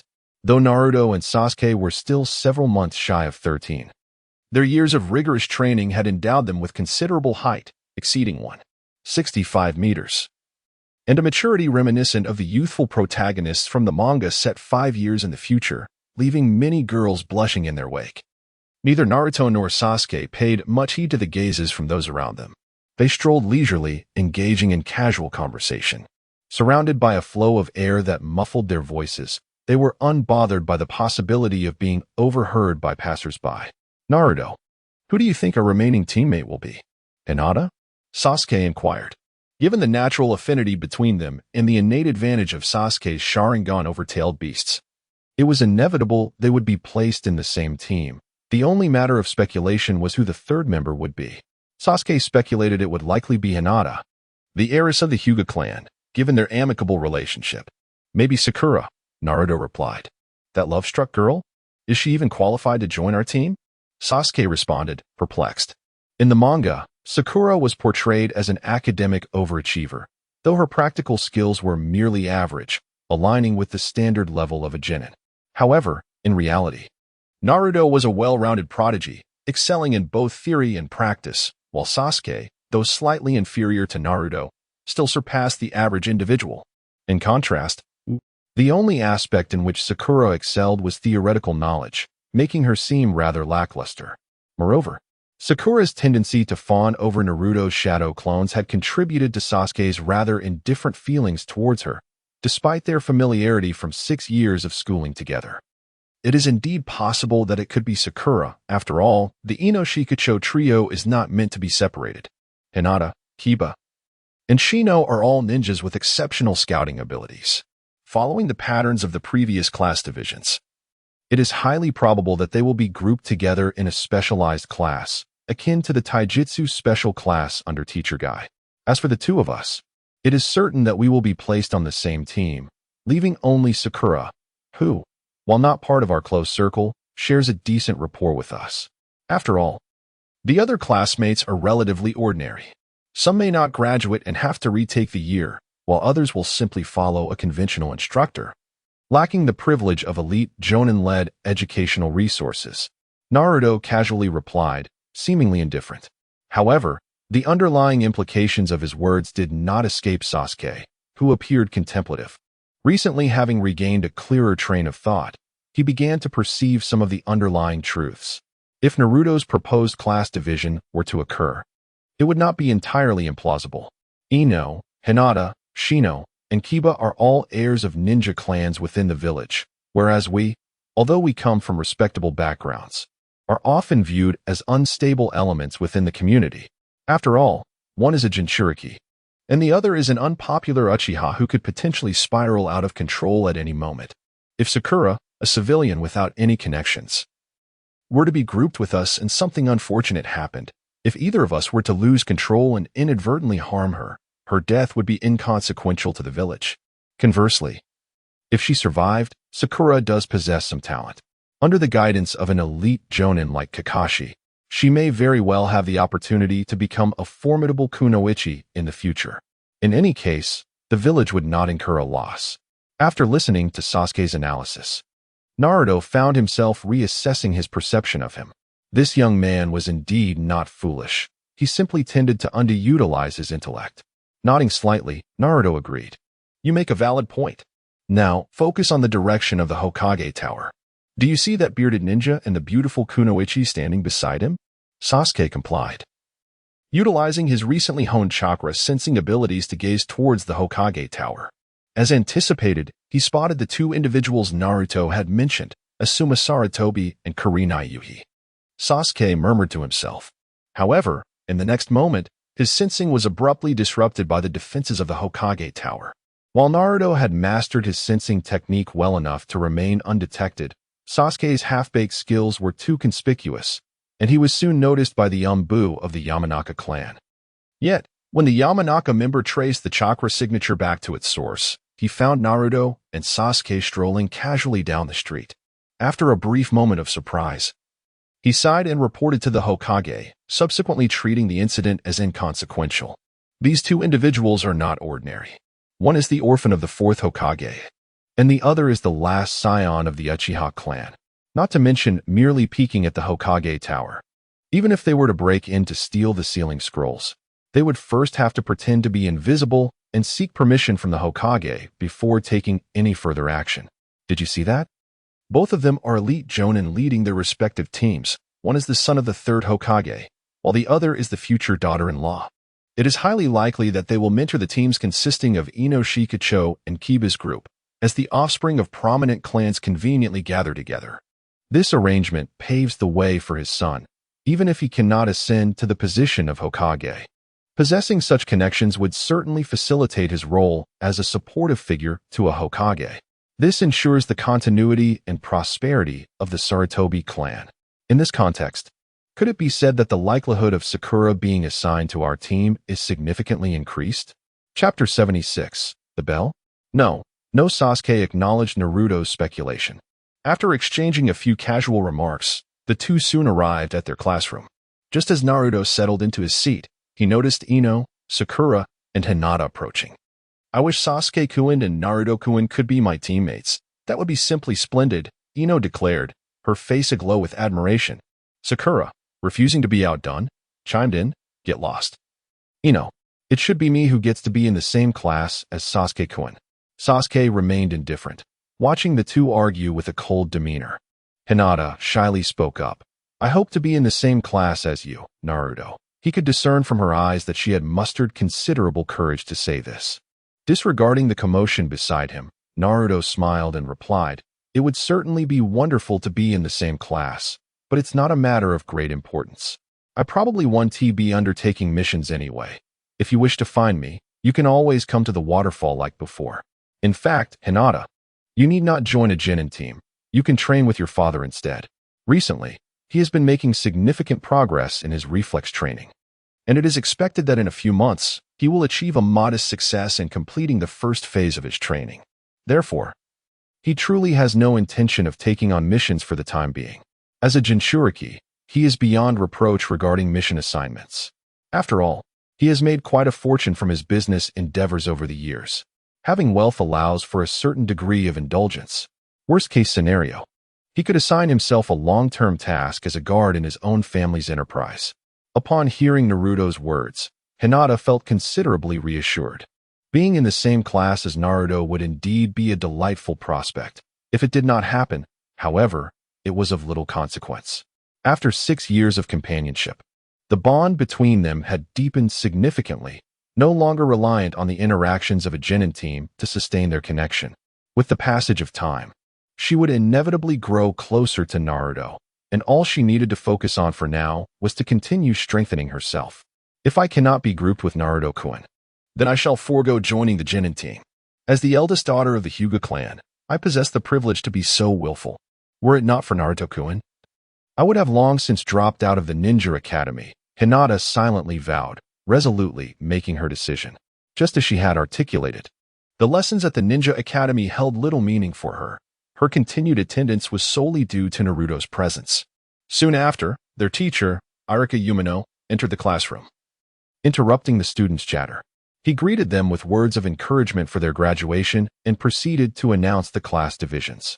As Naruto anticipated, the grouping mirrored that of the manga precisely. Team Ino Shikacho comprised Ino, Shino, and Kiba, while Naruto was placed in the same class as Sakura and Sasuke. The remaining classmates, who were either familiar or strangers, were of little concern. Upon hearing the class assignments, Ino appeared disheartened, while Hinata resolutely contemplated her decision to withdraw from the Genin team. Only Sakura, brimming with excitement, rushed over and embraced Sasuke's arm, exclaiming, Sasuke-kun, from this moment onward, we shall be teammates.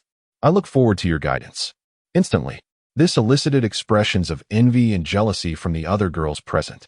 Before long, the newly appointed Genin in the classroom were escorted away by their respective instructors.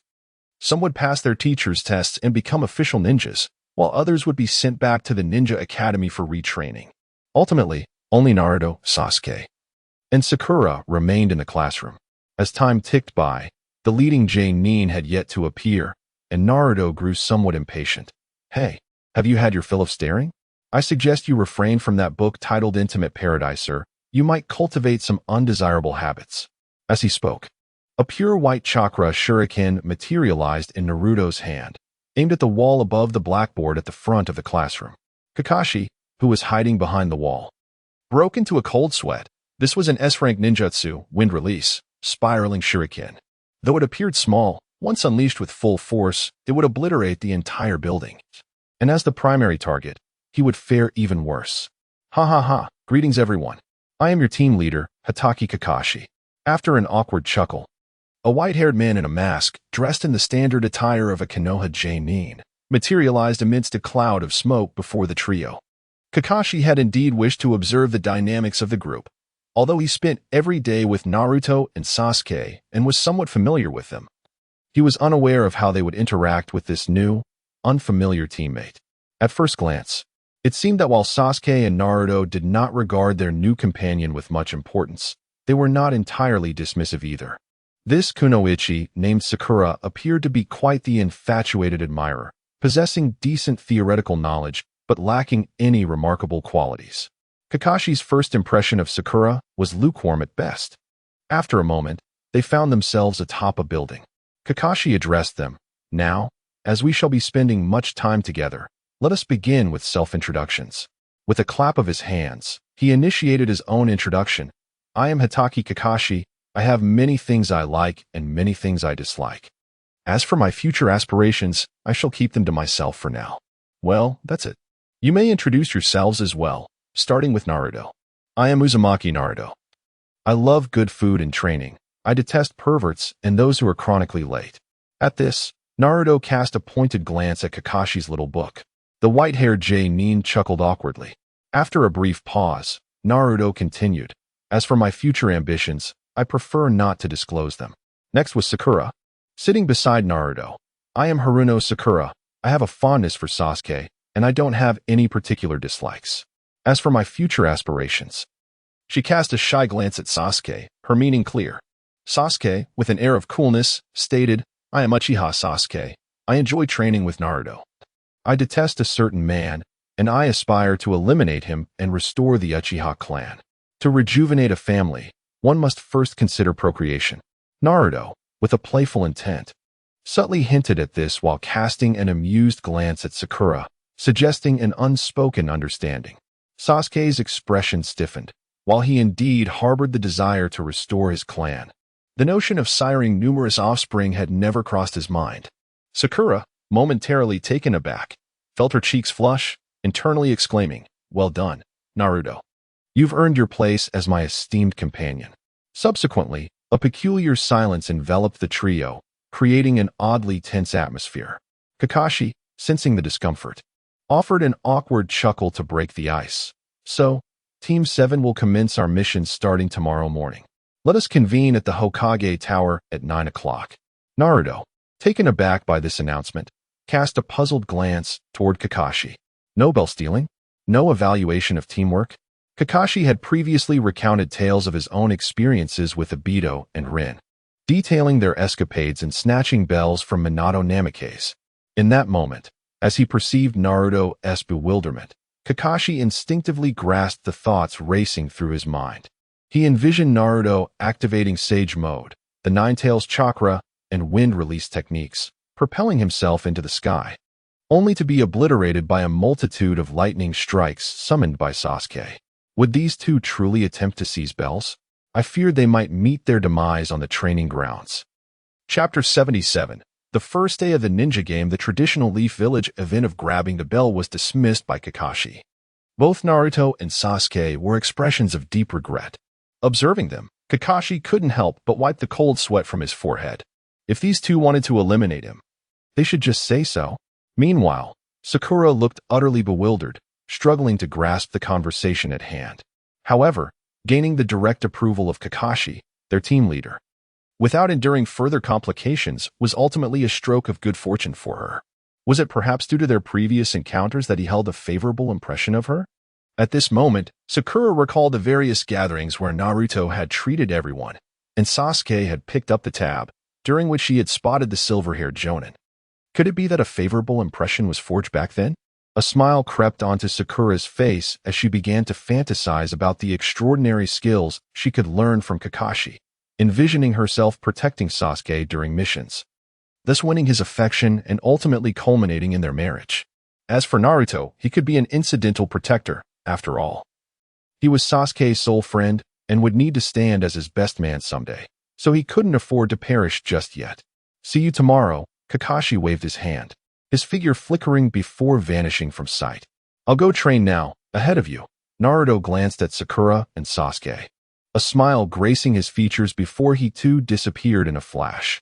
Traditionally, a graduation celebration would ensue at this hour, where friends would gather for a meal to commemorate the commencement of their new lives as ninjas. However, due to the varying schedules of each team and their recent busyness, this segment was temporarily canceled, prompting Naruto to choose training instead. After Naruto departed, Sakura turned her gaze expectantly towards Sasuke, hoping that this aloof boy would, upon Naruto's prompting, finally notice her as the ideal candidate for his partner. Yet Sasuke merely offered a brief farewell. "I will also go train. See you tomorrow, Sakura," and with that, he vanished before her eyes. Ultimately, the rooftop was left with only the pink-haired girl, her hair tousled by the wind. Even as he disappeared, Sasuke pondered Naruto's earlier words. Why was it necessary to have many children to revive the clan? Was it not sufficient for Uchiha Sasuke to defeat Naruto and become the strongest ninja in the world, thus earning the respect and reverence of all for the Uchiha name? Was there truly such a profound connection between revitalizing the Uchiha and procreation? "Just wait, Sasuke-kun. You will eventually be mine," she huffed, turning away from the rooftop as she left. The next day, Naruto continued his training as usual, but he had allocated a shadow clone to accompany Sakura, his teammate, in their ninja games, and Sasuke did likewise. Outside the Hokage building, the members of Team 7, including their leader Kakashi, gathered. Along the way, a sense of unrest lingered in the air. Naruto caught sight of an injured teaching assistant named Mizuki, being apprehended by the head of the Umbu for interrogation and taken into the shadows. Sakura, curious yet hesitant, refrained from inquiring further. Meanwhile, Naruto and Sasuke displayed indifference. Naruto, having an inkling of the circumstances surrounding Mizuki's capture, and Sasuke, who simply found matters concerning the weak unworthy of his attention. Eventually, Kakashi took the initiative to explain to Sakura that Mizuki, a nin, was under investigation for allegedly murdering a comrade during a recent mission. Last night, he had attempted to incite Konoha's third Hokage's grandson, Konohamaru, to steal the Forbidden Scroll, only to be caught red-handed. Sakura nodded in understanding, while Sasuke remained unimpressed, even considering Mizuki to be rather foolish. In a formidable military establishment like Konoha, even Sasuke, despite his limited real combat experience, recognized that he could easily overpower a weakling like Mizuki with a mere finger, finding it less challenging than dealing with the simple-minded foes in the land of the ancients. What audacity, then, did Mizuki possess to engage in such folly? Meanwhile, Naruto pondered, reflecting on how he did not appear easily deceived, leading Mizuki to bypass him and choose the naive Konohamaru as his target instead. Ironically, Mizuki's actions led him directly into a trap, as he found himself pursued throughout the night, ultimately captured by the Umbu after realizing he was alone. Once ensnared in their grasp, he would likely divulge all his secrets. As the first antagonist introduced in the manga, Naruto had a vivid impression of Mizuki. It was Mizuki's manipulation that had prompted Naruto to steal the Forbidden Scroll, inadvertently leading him to master the Shadow Clone technique, a forbidden skill that would become his signature in battles and a means of growth. This outcome, however, was merely a ploy by Sarutobi Hiruzen to gauge Naruto's true character, whether he was an uncontrollable Jinchuriki or a bearer of the so-called Will of Fire, capable of inheriting the legacy of Konoha. Thus, Sarutobi's attitude towards Naruto would be determined. In the manga, Naruto inherited the Will of Fire and, as a reward, received the Shadow Clone technique prepared specifically for him. In contrast, the Naruto of reality was a stark departure from his manga counterpart, both in temperament and ability. Hiruzen would not resort to such manipulative measures to test him. If he sought the Forbidden Scroll, he could directly approach Sarutobi, who would likely not refuse, though he would prefer to remain detached from Naruto. As Mizuki was led away, Team 7 proceeded to the mission hall. Under Kakashi's guidance, they undertook their very first mission as ninjas. In a D-rank mission, the task was to clear a vast expanse of crops outside the Hidden Leaf Village. While Naruto and Sasuke pulled weeds sporadically, Kakashi sat beneath a tree, lost in thought. Sakura, eager to catch the attention of her beloved, worked diligently.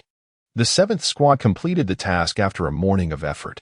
After reporting the completion of the mission, they departed, leaving Sakura to continue her training. As Naruto observed Kakashi snapping back to reality almost simultaneously with the mission's conclusion, he glanced at Sakura, who was panting heavily beside him. With a sudden puff of smoke, both Naruto and Sasuke vanished. Only Sakura, who had toiled all morning, and Kakashi remained in silent contemplation. Chapter 78, Sakura's Awakening 87. The amount of chakra is truly astonishing.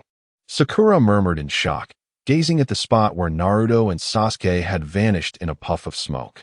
Although she was aware of their formidable strength, being the top 2 in their class, the sheer magnitude of chakra they exhibited far exceeded her expectations. Creating a shadow clone to accompany her in accepting ninja missions since morning, and tirelessly completing the continuous task of weeding, the clone showed no signs of depleting chakra whatsoever. It was hard to believe that even a typical jonin could possess such terrifying reserves of chakra. Pondering these thoughts, Sakura unconsciously glanced at Kakashi beside her. After submitting their mission at the Hokage building, Sakura joyfully received her share of the mission reward. Although the monetary sum was modest, it marked her first earnings, filling her with delight. Kakashi, glancing at the sky, smiled and said, "Well then, Sakura, let us temporarily disband for now. This afternoon, I will guide you in training. Let us meet at the waterfall in the northeast of the village." "Okay," the young girl responded sweetly, her anticipation for the afternoon's training growing. In the afternoon, when Sakura arrived at the small waterfall as promised, the silver-haired jonin was already waiting there. It was at this moment that Sakura realized her earlier astonishment had been premature. Surrounding the entire waterfall were countless shadow clones of Naruto and Sasuke. Some clones were practicing the transformation and nature alteration of chakra, while others were honing their skills and throwing ninja tools, engaging in combat to enhance their reaction speed, or simply meditating on the ground. After a rough estimate, Sakura realized that Naruto was maintaining a staggering number of shadow clones, easily numbering in the thousands. Though Sasuke's count was not as high as Naruto's, it was still impressive, reaching nearly half that amount. Despite having never witnessed Naruto and Sasuke in action, the sheer number of clones hinted at their strength, offering a mere glimpse of their capabilities.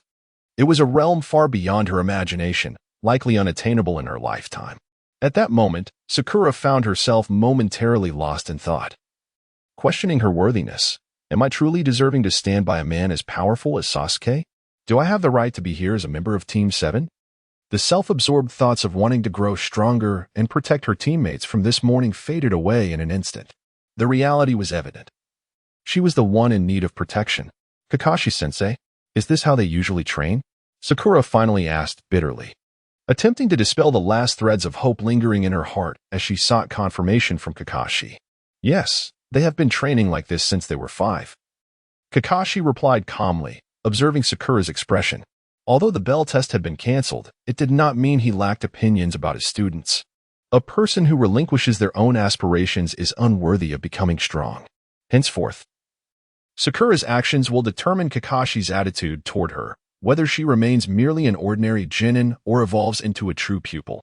Unbeknownst to her, Kakashi's subtle emotional shifts elude her perception as her mind swirls with a multitude of conflicting thoughts, feelings of inadequacy, yearning, and stubborn defiance.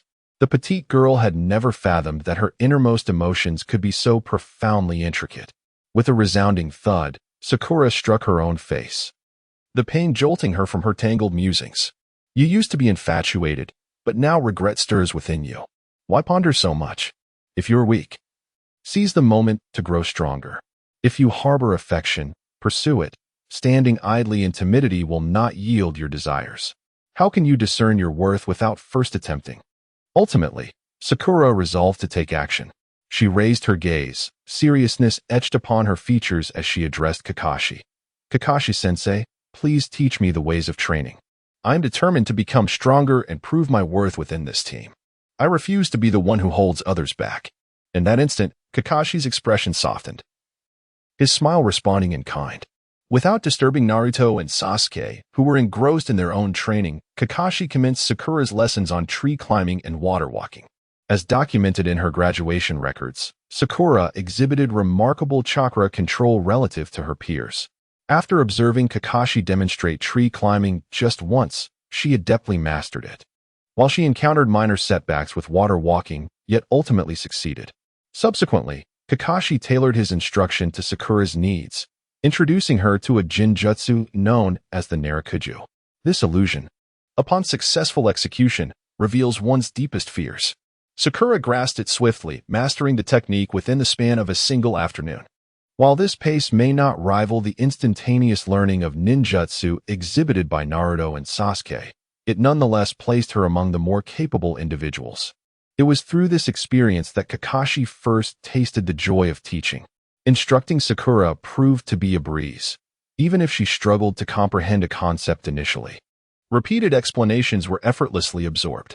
This allowed Kakashi, in his role as a teacher, to relish the fulfillment of imparting knowledge without the frustration of dealing with a particularly slow learner.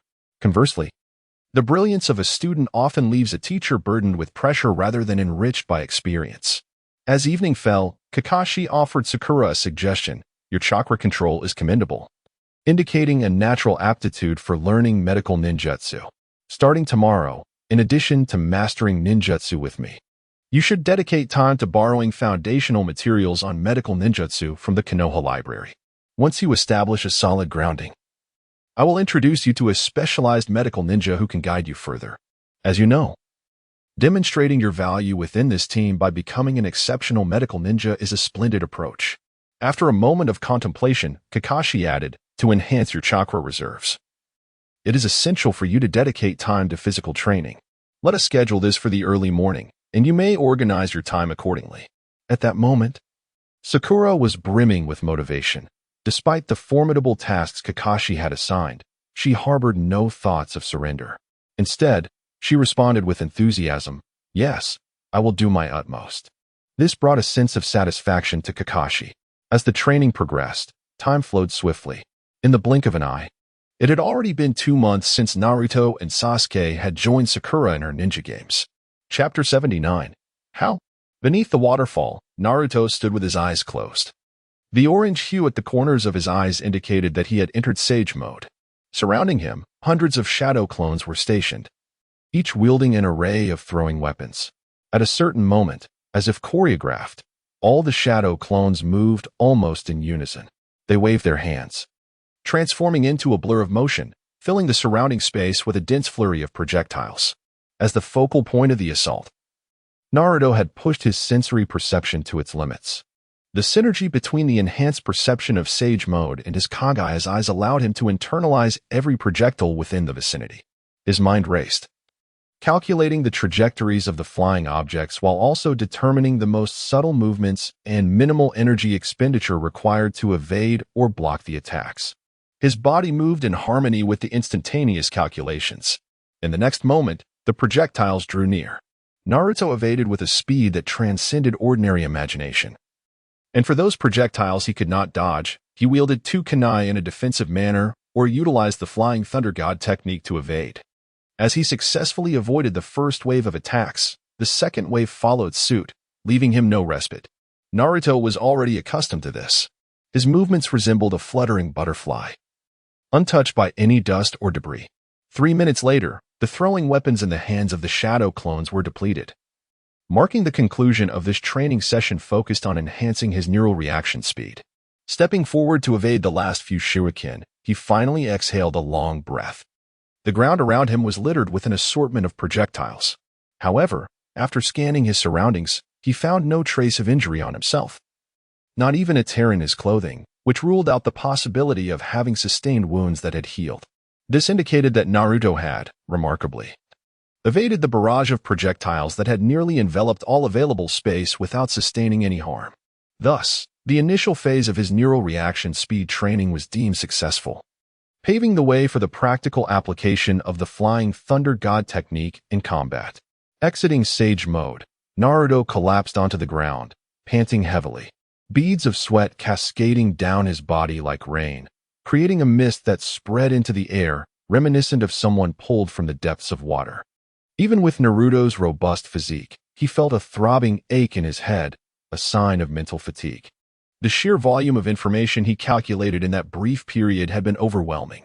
Nearby, Sasuke, who had approached unbeknownst to Naruto, looked at his comrade's disheveled state and taunted him with a hint of schadenfreude. Naruto, your neural reaction speed is lacking. Look at me. I don't even need to engage in such rigorous training to reach your level. If I were to train with such intensity, I can only imagine how much stronger I would become. In recent times, through relentless exchanges of chakra with Naruto, Sasuke has witnessed a significant enhancement in his ocular prowess, ultimately mastering the eye technique known as Susanoo. At this moment, he exudes an air of confidence. As he speaks, Sasuke steps aside, emulating Naruto's recent training. With a multitude of shadow clones, he hurls projectiles towards himself, positioning himself at the center of the onslaught, navigating through the dense barrage with an almost prescient agility. Sasuke manages to evade the attacks with ease, relying less on the flying thunder god technique than Naruto. After a brief interval, the barrage concludes, and Sasuke, with a nonchalant demeanor, returns unscathed, hands casually tucked into his pockets. Casting a triumphant glance at Naruto, he tilts his chin slightly, the meaning unmistakable. Having endured a prolonged period of being overshadowed by Naruto, Sasuke has finally discovered an area in which he surpasses him. It would be a disservice to his Sharingan not to flaunt this achievement. After a short respite, Naruto has regained substantial stamina. Observing Sasuke's bravado, he remains unfazed. Approaching Sasuke, he lightly taps his eyes, causing the seals of a new sealing technique to spread. I have temporarily sealed your Sharingan. Why not give it another try? This innovative sealing technique, developed by Kakashi, is designed to immobilize the Sharingan, allowing it to be reactivated when necessary. Sasuke's expression falters as he senses his ocular power, yet finds himself incapable of activating the Sharingan. While he could forcibly break the seal, lacking knowledge of the solution means that it would take him approximately 5 minutes through sheer force. Though this duration may seem brief, in the heat of battle, it could prove fatal. However, Sasuke does not dwell on the matter for long. With a confident smirk, he asserts, "Humph, even without the Sharingan, I possess an exceptionally formidable neural reflex speed. Achieving this level is a mere trifle, just watch." Naruto remains non-committal, gesturing for him to proceed. 3 minutes later, Sasuke returns, his body marked with wounds, the chakra of the Nine Tails aiding in his recovery. Had he not forcibly dispelled the seal and activated Susanoo to shield himself, he might have had to resort to the infinite Izanagi to avoid death. Of course, Naruto would have intervened to save him. How did it go? Naruto inquires calmly, devoid of mockery, yet Sasuke feels a flush of embarrassment on his cheeks. Once the Sharingan is deactivated, what emerges is the true measure of Sasuke's neural reflex speed. Faced with the same training as Naruto, he finds himself unable to complete it with composure, nearly becoming a pincushion for a multitude of shurikens. Moreover, Sasuke distinctly realizes that without the Sharingan, achieving a flawless evasion of all attacks akin to Naruto's, even with the flying thunder god technique, remains beyond his reach. Not only can he not accomplish this now, but even with focused training on enhancing his neural reflex speed, he would still fall short of such prowess. There must be some secret he is unaware of. Or perhaps you are simply more skilled, Sasuke finally manages to utter after a prolonged silence. After a moment of silence, Sasuke finally felt a sense of calm wash over him and curiously inquired, "Naruto, how have you achieved this level? Could you share your secret with me?" Just as Sasuke had previously mentioned, after such rigorous training, coupled with the formidable dynamic vision granted by his Sharingan, his neural reaction speed could potentially surpass that of the current Naruto. However, this enhancement would only be temporary. Recently, Naruto had been consistently drawing upon Sasuke's ocular power, and his eyes were undergoing a transformation. Awakening his Sharingan was merely a matter of time.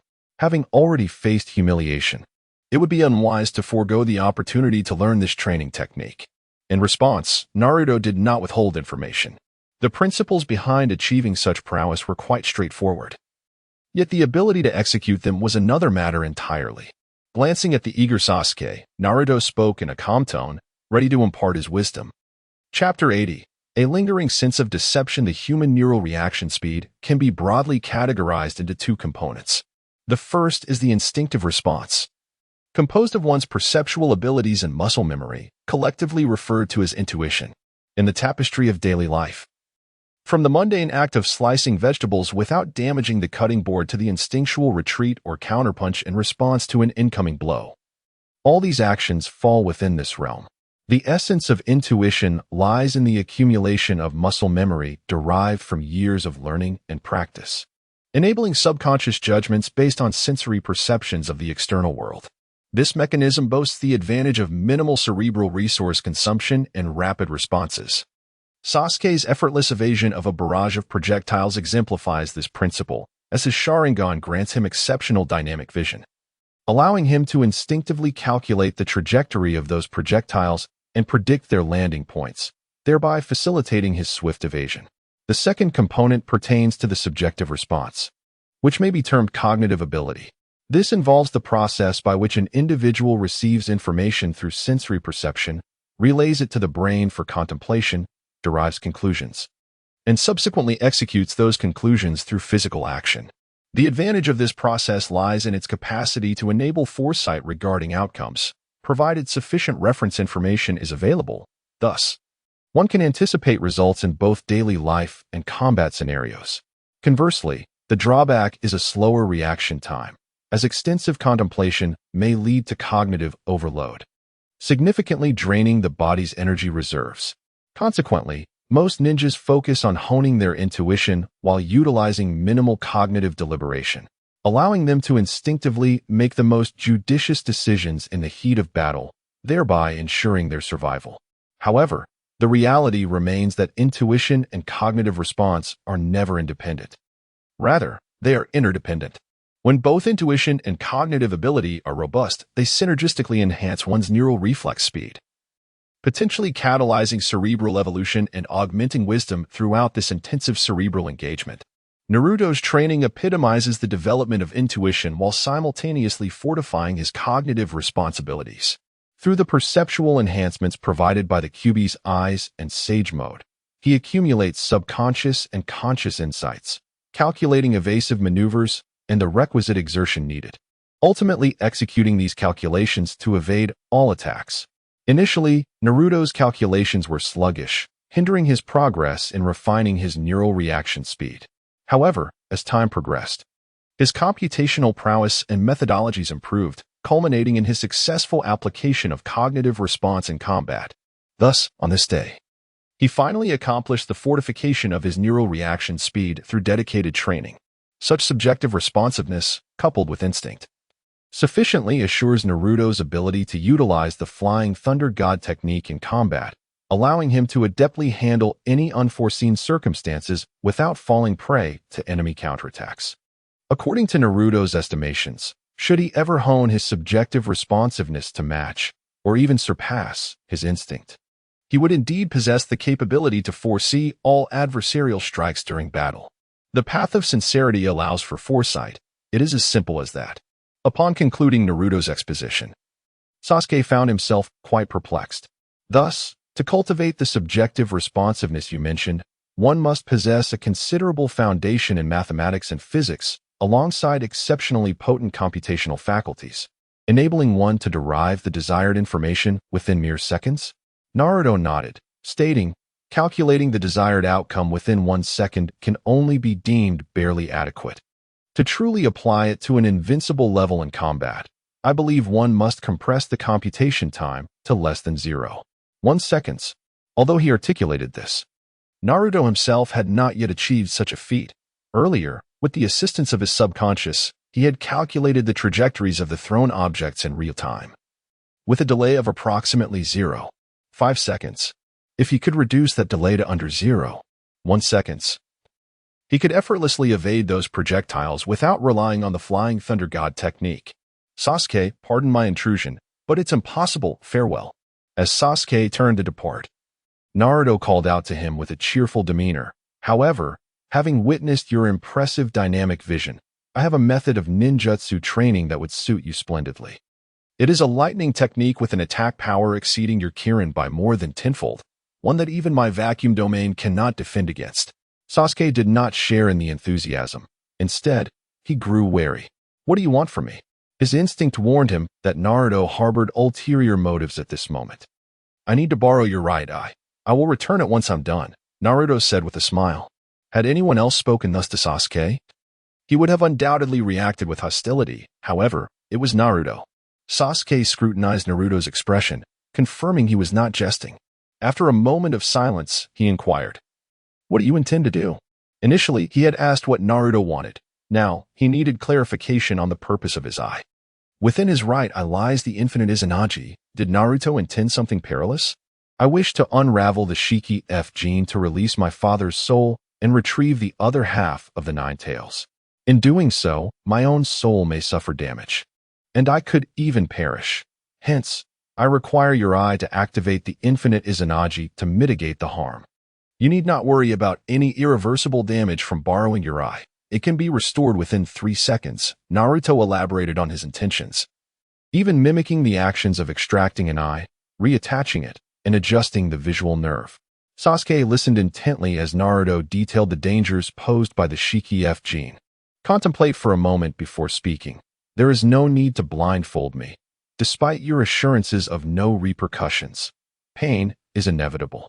I possess the ability to utilize infinite Izanagi when your soul is on the verge of being seized by the Grim Reaper following your use of the Reaper Death Seal, thus averting your demise. After all, this ocular technique serves not merely to escape the clutches of death, but to alter an undesirable fate, as long as I can change the destiny that leads to your capture by the Reaper.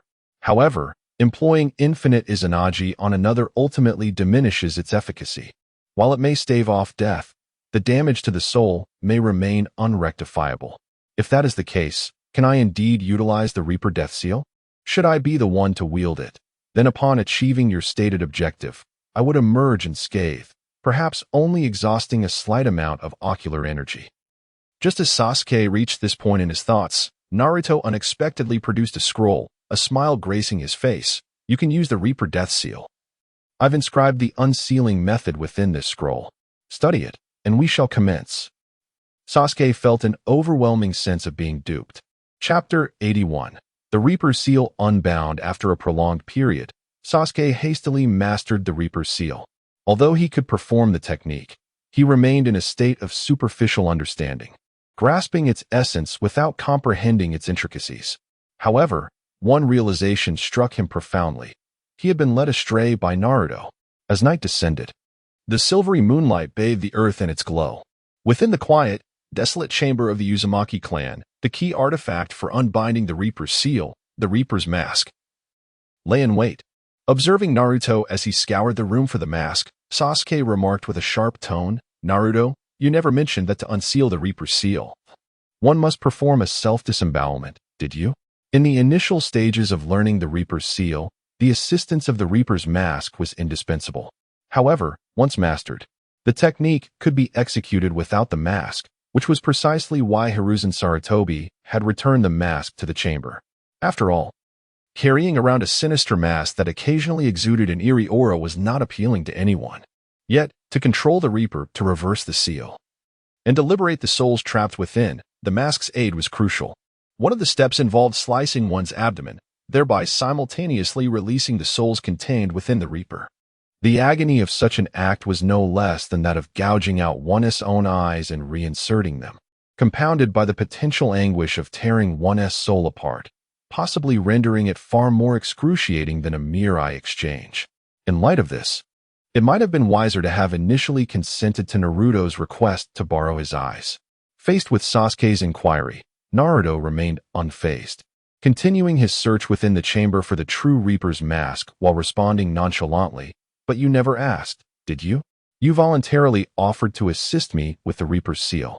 Sasuke felt a surge of frustration, nearly succumbing to an outburst of expletives. Ultimately, he exhaled deeply, regaining his composure. Regardless of the pain, he resolved to fulfill the commitment he had made. To do otherwise would be undignified. Moreover, Naruto's offer of a Super S-rank lightning technique training method upon completion of the task served as a form of consolation, aiding Sasuke's mental preparation. At that moment, Naruto triumphantly lifted a grotesque mask, a hint of joy evident in his voice as he proclaimed, "Found it." He turned to Sasuke, urging, "Let us head to the Valley of the End and unbind this seal." Sasuke's eye twitched slightly, but he reluctantly placed a hand on Naruto's shoulder. In the blink of an eye, the scene shifted. The two found themselves in a recently uncovered hidden cave near the Valley of the End. Naruto handed the Reaper's mask to Sasuke, then activated Sage Mode, employing the Kagaya's eye to guard against any unforeseen complications. Sasuke took the mask's side, and after a brief pause of 3 seconds, he finally donned the Reaper's mask. Simultaneously, he began to clumsily form the hand seals required for the Reaper's seal. Within the cavern, the chilling atmosphere intensified as a towering, semi-transparent figure of death materialized behind Sasuke. Upon its emergence, the specter cast a gaze rife with malevolence toward Naruto. In this desolate cave, with only Naruto and Sasuke present, the identity of the adversary was glaringly evident since Sasuke had summoned it. Under the watchful eye of the Grim Reaper, Naruto felt an unsettling chill creep through his body. With a slight furrow of his brow, he quickened the flow of chakra within him, dispelling the ominous sensation. For the moment, he deemed it unwise to confront this entity. Recognizing that its spiritual strength vastly surpassed his own, Naruto mused to himself, temporarily extinguishing his intention to utilize sealing techniques to subdue the Reaper and turn it into his puppet.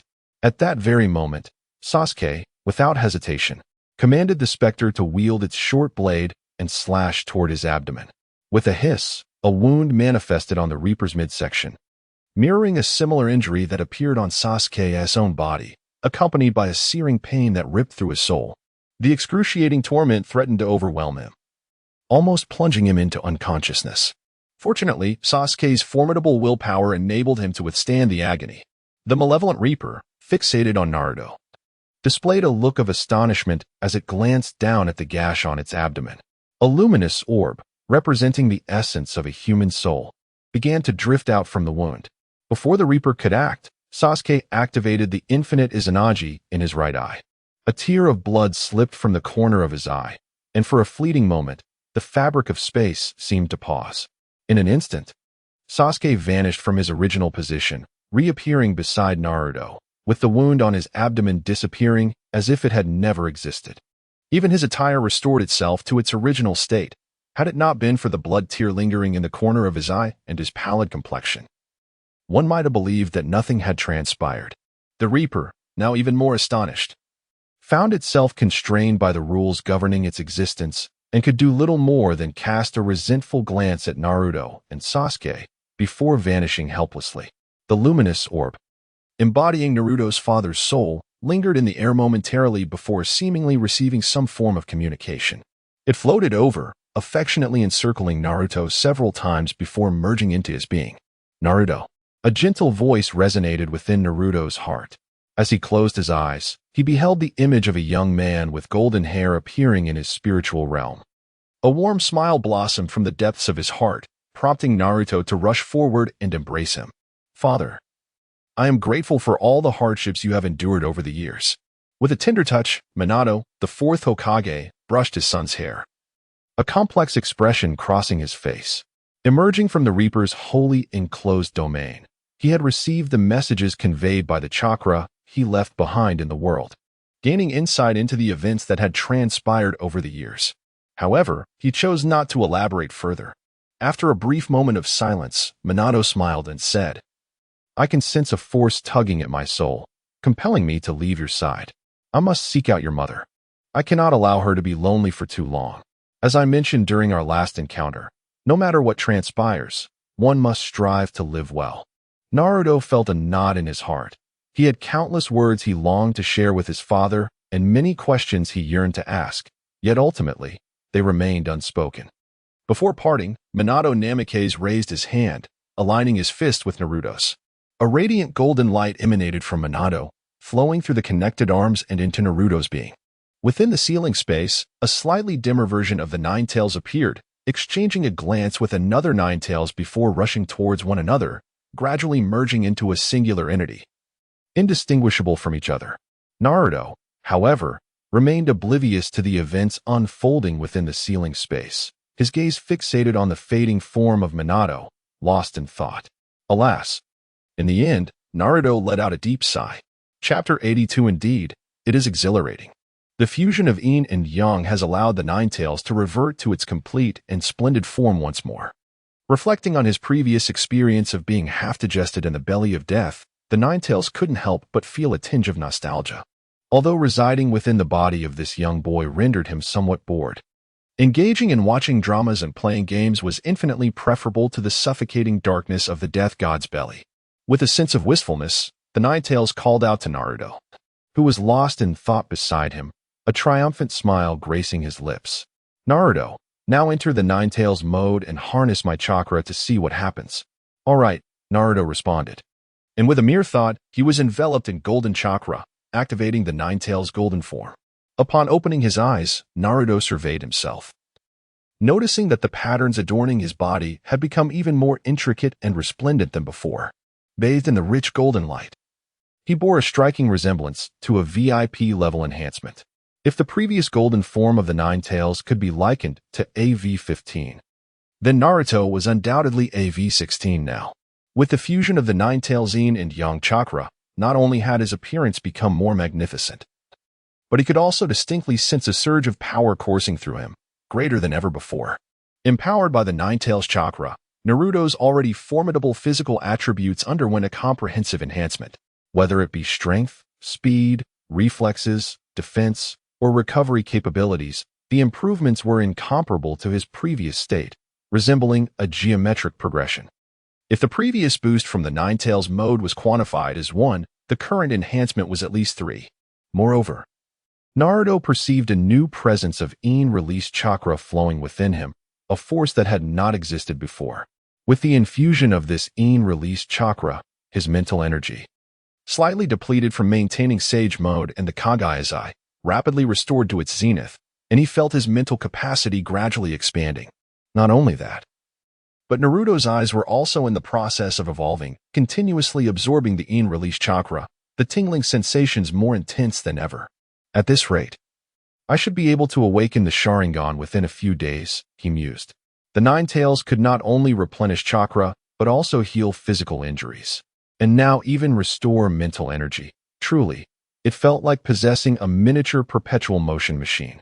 As long as he refrained from overexerting chakra within a short time, the chakra refined from the natural energy would sustain him throughout his battles. According to the strength evaluation methods of the ninja world, the combined powers of the Ninetales and himself placed them firmly at the level of a Kage, and among them, he would be considered among the strongest.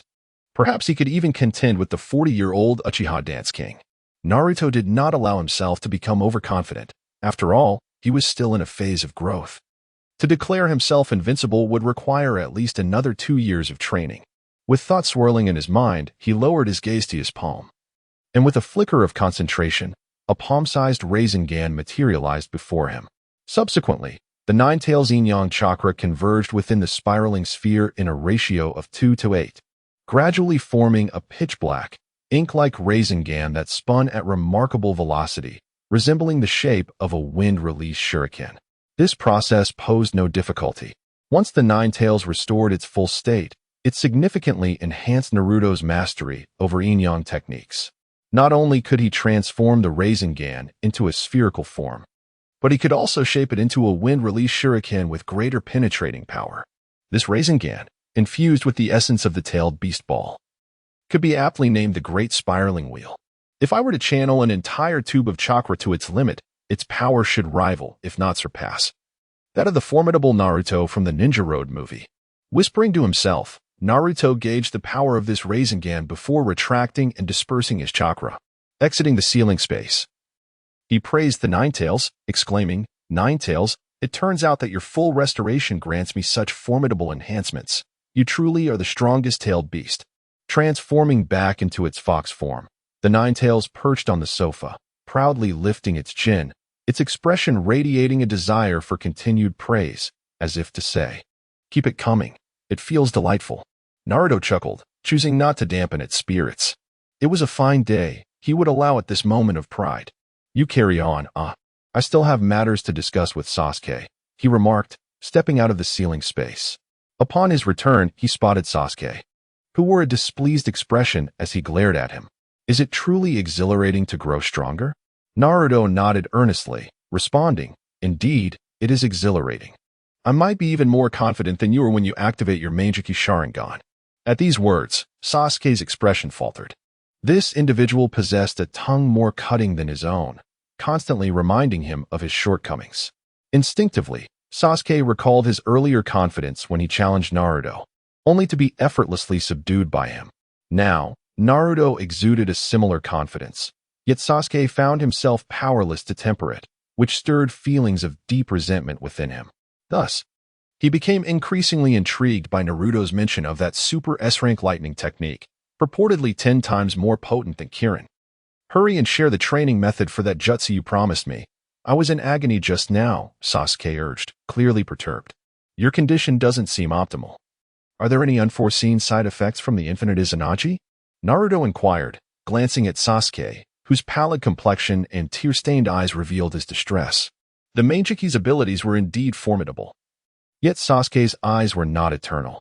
Experiencing unexpected adverse reactions during use was a phenomenon not uncommon.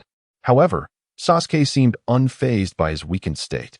With a spirited demeanor, he replied, "It's nothing serious. The only issue is that after using infinite Izanagi, I cannot recover chakra.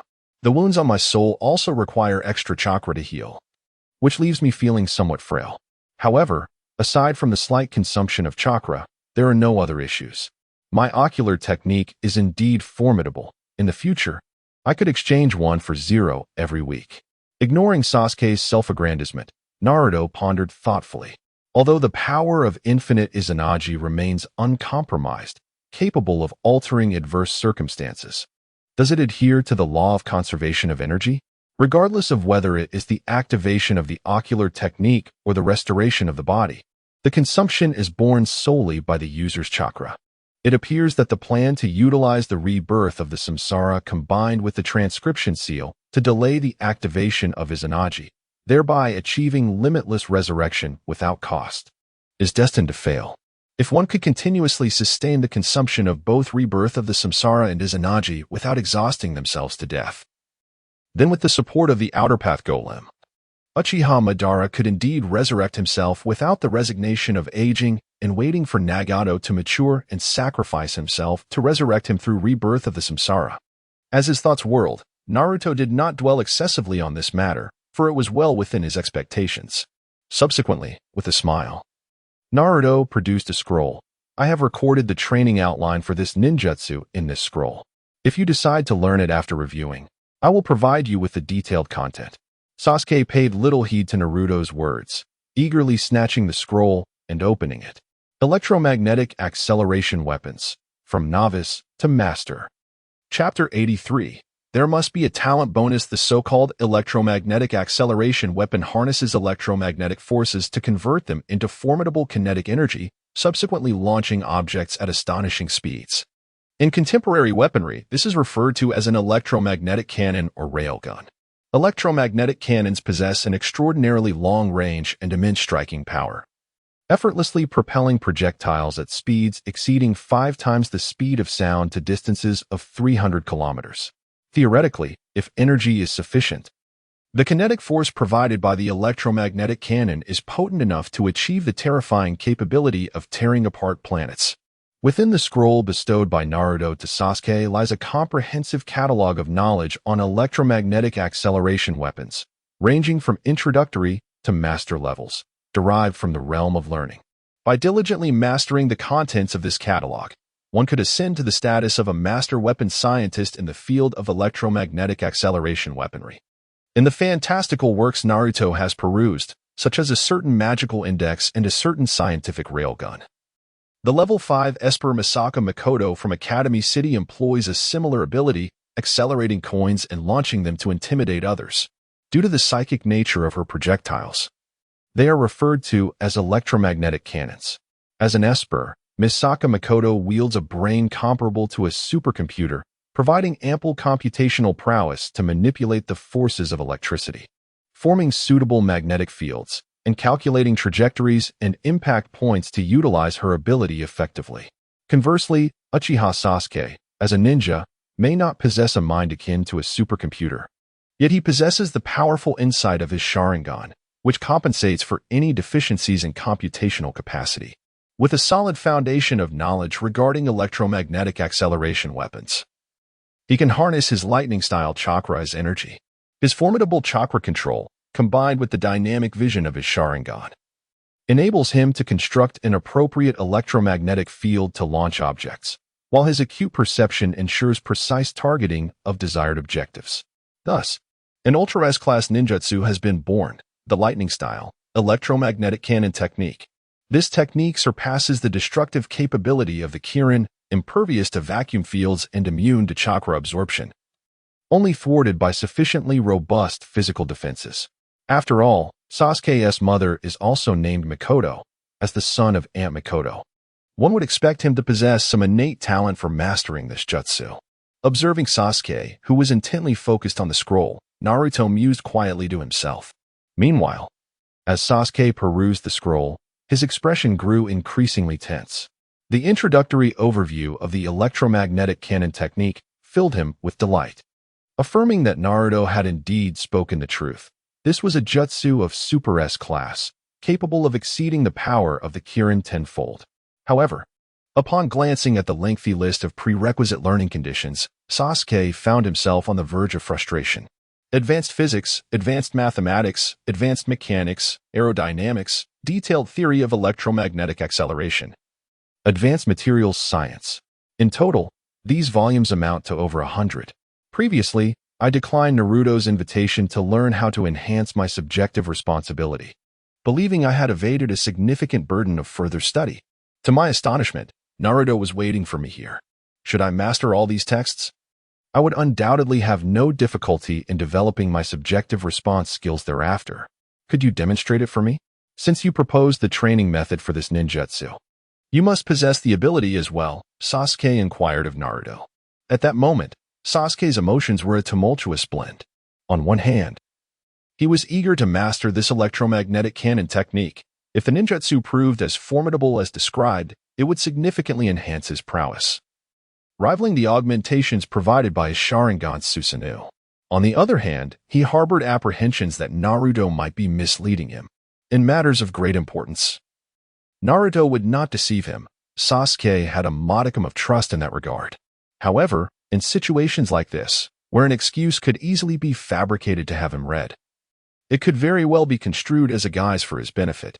In such circumstances, it was entirely plausible for Naruto to be duplicitous. So cautious? Your mind seems quite agile when disinterested in learning, Naruto murmured softly. Sasuke caught the remark but turned his head, feigning ignorance. Regardless of their camaraderie, he needed to ascertain the legitimacy of this endeavor. He had no desire to labor through an array of daunting tomes unnecessarily. Humph, follow me, Naruto replied with a smirk. Exiting the cave, to successfully develop a ninjutsu version of the electromagnetic cannon, mere knowledge of electromagnetic acceleration principles would be insufficient. Numerous challenges would arise, necessitating Sasuke's proactive engagement to surmount them and ultimately create the technique. Thus, Naruto chose to alleviate Sasuke's concerns, enabling him to focus on his role as a mere tool. Moments later, atop the statue of Uchiha Madara, Naruto held a shuriken in his hand, simultaneously concentrating a formidable amount of wind-release chakra. Let me make it clear. I will not utilize the electromagnetic cannon technique, as lightning release is not my forte. Instead, I shall demonstrate the power of kinetic weaponry. I will imbue the shuriken with immense wind-release chakra, propelling it to achieve a similar effect to that of an electromagnetic cannon. However, due to my limitations in computational ability and perception, I cannot ensure precise targeting. Wherever it lands is left to chance. Sasuke, upon hearing this, remained unfazed. He merely sought to verify whether the technique's potential genuinely matched the descriptions found within the scrolls. With that, Naruto concentrated the wind-release chakra to its utmost limit and subsequently hurled the shuriken. Whoosh! The air was cleaved asunder. Due to its extraordinary velocity, the shuriken appeared to teleport, materializing a staggering 1,200 meters away in an instant. As it sliced through the air, it began to heat up due to the rapid friction.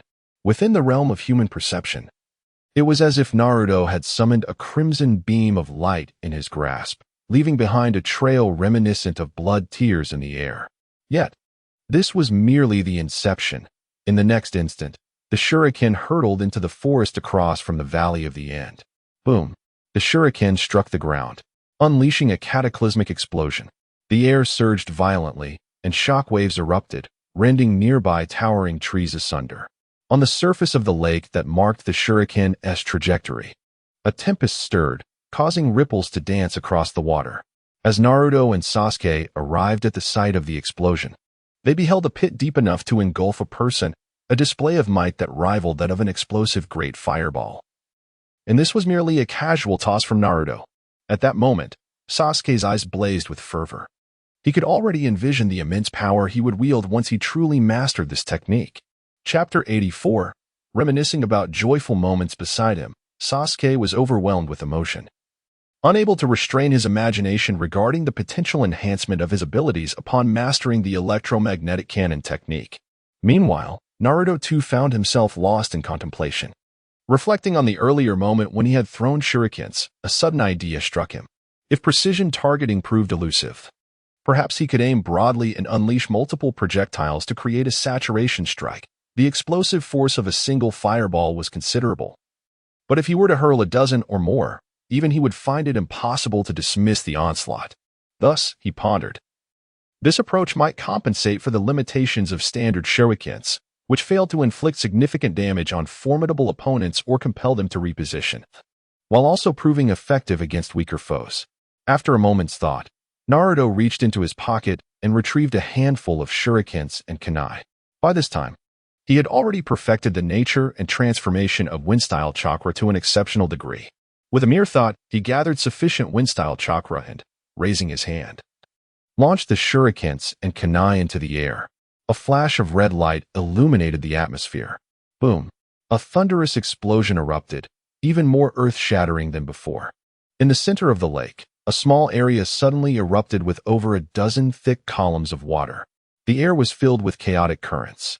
Naruto, observing the target area of his thrown projectiles with his divine eye, calculated the outcome and realized his idea had been sound. Even if the projectiles could not harm opponents of equal strength, they could still compel movement, effectively targeting weaker adversaries.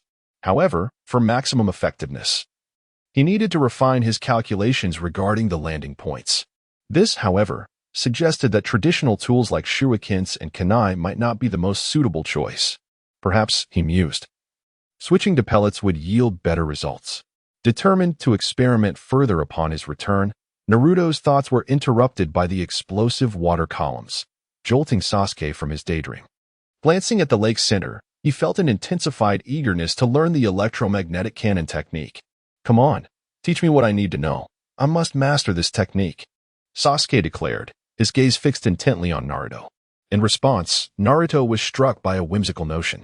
Years later, after he had finally mastered the electromagnetic cannon, Sasuke opted for coins as his chosen projectiles, as they were readily accessible. Whenever he employed the technique, electric sparks would dance around his hand as he flung a coin toward his enemy, concluding with a cool proclamation. This is my unique ninjutsu. Lightning release. Coin toss. The thought made Naruto chuckle aloud. What are you laughing at? Sasuke inquired, a frown forming as he sensed Naruto's mischief. Oh, it's nothing, just a joyful memory. Naruto replied with a grin, raising his hand. Take your time learning. There's no need to rush. Sasuke paused momentarily before raising his own hand. As their fists met, he felt an overwhelming influx of complex ideas flooding his mind. The method of transmitting information bears a significant advantage. It eliminates the need to invest excessive time in memorization. However, comprehending the content may require an indeterminate amount of time. Let us return, suggested Naruto with a smile directed at the now-focused Sasuke. Kakashi-sensei has been assigned a mission to escort the bridge builder from the Land of Waves, and we shall depart tomorrow morning. It is the perfect opportunity to venture out and explore. Whether by coincidence or fate, despite Naruto's lack of insistence on undertaking a high-level mission, Sarutobi Hiruzen ultimately entrusted the task of escorting the bridge architect, Tazuna, to Team 7. Nevertheless, Naruto remained indifferent to the matter. At that moment, he felt quite content. His plans were progressing smoothly, his strength had significantly increased, and he had successfully persuaded Sasuke to assist him in developing the electromagnetic cannon technique, which brought him immense joy. Sasuke, too, was in good spirits, eagerly anticipating the formidable power the technique would bestow upon him. With a thought, Naruto activated the Flying Thunder God technique, transporting both himself and Sasuke to a luxurious apartment situated in the heart of the village. "See you tomorrow. Good night, Sasuke," he offered with a brief farewell before using the technique once more to return to his own home. Upon arrival, he found the house empty. Jiraiya had once again ventured into the red light district. Although he had promised Naruto to refrain from peeping, Naruto could not interfere with his choices regarding companionship, as it was merely a transaction, one willing to pay and the other willing to receive. After attending to his personal hygiene, Naruto lay down to sleep, ready for the new chapter of his life to commence the following day. The goals he had set for himself were finally on the verge of realization, and he yearned to explore the world he inhabited. Within the sealed space, Kurama reclined languidly on the sofa, his attention half-heartedly absorbed in a drama. Upon noticing Naruto's entrance, Kurama's demeanor shifted noticeably. "Care for a game of chicken?" Naruto asked with a grin. Recently, Kurama had become engrossed in PlayerUnknown's battlegrounds, leaving little time for television. Each time Naruto entered, Kurama eagerly beckoned him to join in the game. However, this time was different. Instead of rushing to power up his computer, Kurama fixed an intense gaze upon Naruto and asked, "Do you remember the small goal you set 2 years ago?" Naruto paused momentarily, understanding the reference to Kurama's words. He had once vowed that once he amassed sufficient power, he would erase the village beneath his feet from the map of the ninja world. With his current strength greatly enhanced, coupled with Kurama regaining the other half of his power and restoring to his prime, Kurama felt a stirring excitement. Much like Naruto, he harbored a profound disdain for the village. Noticing Naruto's astonished expression, Kurama's demeanor darkened. "You have not allowed Ashura's chakra to sway you and forgotten your original intention, have you?" In Kurama's view, Naruto shared a deep camaraderie with him, and to possess such power without taking action could only be attributed to that reason. "Is this really the time for arrogance? Have you already become inflated with pride?" Naruto replied, a mixture of amusement and exasperation evident in his voice. In order to shield himself from the unremovable foreign chakra within his body, Naruto has diligently adhered to the principle of introspection, ensuring that he remains impervious to external influences. The Nine Tails, perplexed, inquired, "If it is not Ashura's chakra, then what causes your hesitation?" "I am not hesitating," Naruto replied. "I am merely in a phase of growth. In this world of ninjas, I cannot yet claim absolute invincibility. If I do not resolve the threats posed by Obito, Uchiha, and Kagaya, it would be unwise to rush into the fray. Given the current circumstances, it will not be long before Sasuke merges with his brother's Sharingan and unlocks the eternal Mangekyou Sharingan. His power should increase significantly, allowing him to utilize Kakashi's Sharingan from a distance to eliminate Obito. As for Kagaya, while I can perceive her presence now, capturing her may prove challenging. Henceforth, I will meticulously study sealing techniques to devise a definitive solution for Kagaya. Once I have dealt with these shadowy figures, the ninja world will operate according to our will. You have read the manga. You must recognize that my approach is indeed the most prudent course of action." Naruto spoke calmly. Chapter 85, The Wise Client. With a few words, Naruto rendered Kurama speechless.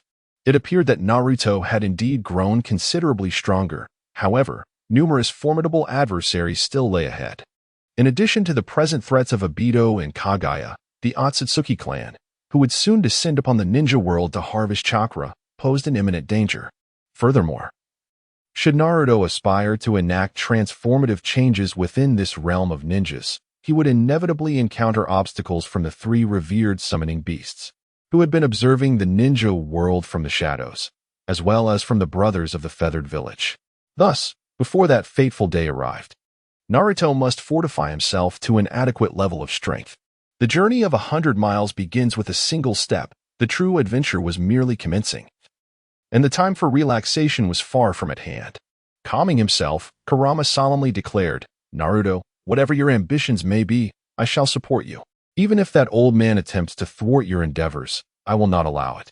The latter part of his statement echoed solely within the fox's heart. "Very well. Let us engage in a game," Naruto replied with a smile, scooping up Kurama from the sofa as he made his way to the computer. The following day, at the village entrance, as Naruto arrived, his travel bag slung over his shoulder, the members of Team 7, Kakashi, Sasuke, and Sakura, also gathered in succession. Their employer, Tazuna, awaited them at the village gate, his face betraying a palpable impatience. When they met to accept the mission, Tazuna immediately voiced his grievances. "You are dreadfully slow. I have been waiting for ages." However, the trio from Team 7 responded with indifference to Tazuna's complaints. Sakura was engrossed in a medical ninjutsu book. Sasuke gazed vacantly at the sky, his thoughts consumed by the complexities of advanced mathematics that seemed as perplexing as an ancient tome. Naruto wore a similar expression, though his focus was on a different subject altogether. After all, in order to convey knowledge through chakra, he first needed to grasp it himself. Naruto was studying the sealing techniques that Kakashi had meticulously explained to him not long ago. With Kakashi acting as a translator, Naruto found the learning process significantly more manageable. Kakashi, facing Tazuna's discontent, smoothly interjected, "Well, the timing is just right. Since we are all here, let us set off, Mr. Tazuna." Glancing at his three students, each absorbed in their own pursuits, he added with a hint of exasperation, "Naruto, be mindful of your surroundings and ensure the safety of our employer." "Sure," Naruto replied nonchalantly, seemingly unfazed.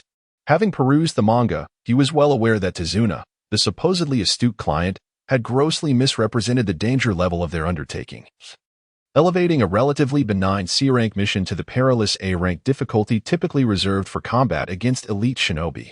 He had also employed moral coercion to manipulate the three young genin into continuing with the assignment.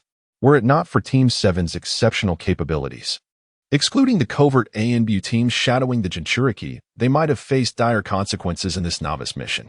Previously, when Naruto was tasked with missions alongside his shadow clones, the intricacies of interacting with this astute client confirmed that the content of the manga was not deviated from reality. In the mission hall, the feelings of anxiety and tension were ever present on Tazuna's face. Such a sagacious client, whether through the lens of a ninja's universal values or those of another realm, would deem it fundamental to terminate cooperation and compensate for economic losses.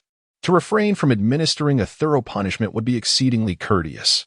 Thus, Naruto had long resolved to accompany this wise client on a legitimate departure from the village.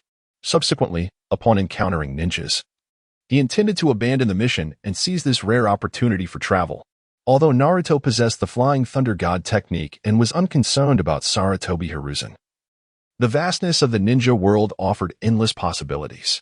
However, the rare team-building exercise of Team 7, along with the reimbursement of travel expenses, coupled with the presence of 3 teams of free ANBU bodyguards trailing behind, made this situation exceedingly delightful. Naturally, Naruto was more than willing to indulge the sagacious client for a while. The group set forth from Konoha, ensuring to accommodate Tazuna, an ordinary man, by maintaining a leisurely pace, while a ninja could traverse the borders in a day and night. It took the group an entire week to cross the Fire Country's borders and enter the Land of Waves with Tazuna in tow. Along the way, the 3 members of Team 7 diligently immersed themselves in their studies. Kakashi, also somewhat distracted, continued his research on sealing techniques. Despite having devised a method to seal his Sharingan, liberating himself from the constant drain of chakra, he increasingly recognized the formidable potential of this discipline, which could serve as a significant asset in his future endeavors for strength. He had not forgotten Naruto's assertion that the Yin sealing technique could comprehensively resolve his chakra deficiencies. Tazuna, already a guilt-ridden drunkard, sensed the reluctance of Team 7 to engage in conversation and thus refrained from making a fool of himself. During moments of leisure, Naruto would pause to observe the local customs and cultures of the towns they passed through. Sasuke emulated Naruto, taking in the sights along the journey. Yet, in Sakura's eyes, nothing compared to the beauty of the Uchiha youth. In the quietude, this C-rank mission seemed destined to conclude in such a leisurely manner. However, it was not long before they crossed a river, enabling them to deliver Tazuna to his destination, and upon the completion of the bridge, they could depart. It was at this juncture, having entered the Land of Waves for less than half a day, that an unforeseen turn of events transpired. On a woodland path, The three members of Team 7 casually encircled Tazuna, with Kakashi taking the rear as they moved forward. Along the way, they passed through a puddle. Sakura instinctively surveyed the surroundings with unease, but found nothing amiss. Naruto and Sasuke continued to drift into their own thoughts, feigning indifference. They deemed the situation too weak to warrant action. This reflects Sasuke's thoughts, with just a fleeting perception of chakra's intensity. He can ascertain that such feeble adversaries could be easily subdued with a mere finger.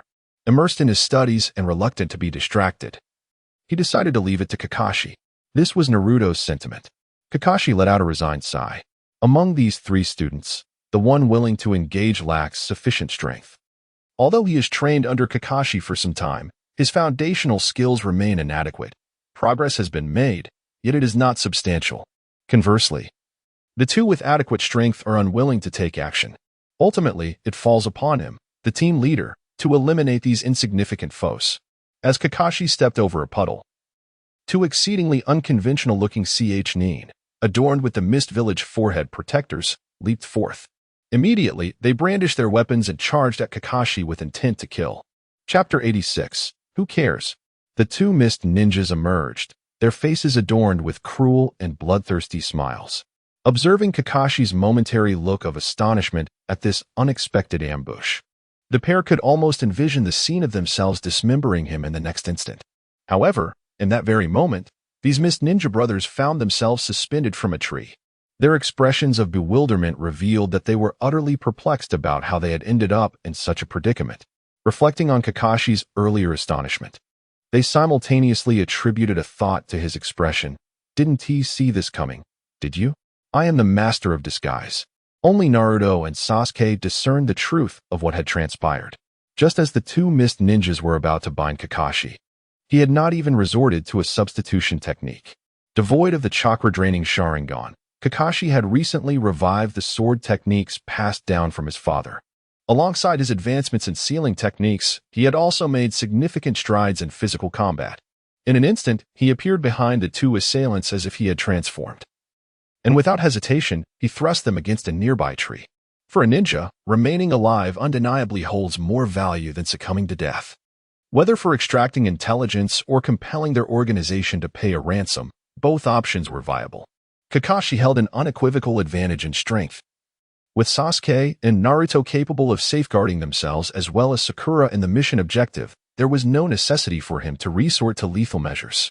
Stay put, or you know what the outcome will be, Kakashi warned the two Mist Ninjas suspended from the tree. He then turned his impassive gaze toward Tazuna. Mr. Tazuna, I request an explanation regarding this matter. Ninja involvement is not expected in a C-rank mission. Unless you provide a compelling reason, we are entitled to abandon this task. Recovering from the shock of the sudden attack, Tazuna's expression changed upon being questioned by Kakashi. With a resigned sigh, he began his performance, tearfully recounting the tragic plight currently faced by the Land of Waves. The malevolent merchant, Kato, had seized control of the nation's lifeblood, forcing its citizens into desperation and leaving them reliant on bridge construction to reopen channels of communication with the outside world for their salvation. With excessive funds consumed in the bridge's construction, they had resorted to deceitfully inflating the mission's rank to summon ninjas from Konoha for protection. Among the four members of Team 7, only the relatively inexperienced and emotional Sakura was moved, casting a sympathetic glance at Tazuna. Yet, this sympathy was but a fleeting sentiment. She had not forgotten the principles outlined in the ninja handbook. In contrast, Naruto, Sasuke, and Kakashi remained indifferent. Their perspectives aligned in viewing Tazuna's cunning as a violation of a ninja's code of conduct. The fact that they had not executed him was already a considerable display of civility, particularly Naruto, who scoffed at Tazuna's tale. The esteemed Sentai Fu sought the assistance of Kakashi and his companions in the endeavor of national restoration, initially cloaking this request under the guise of safeguarding the actress, thereby assigning it an A-rank task.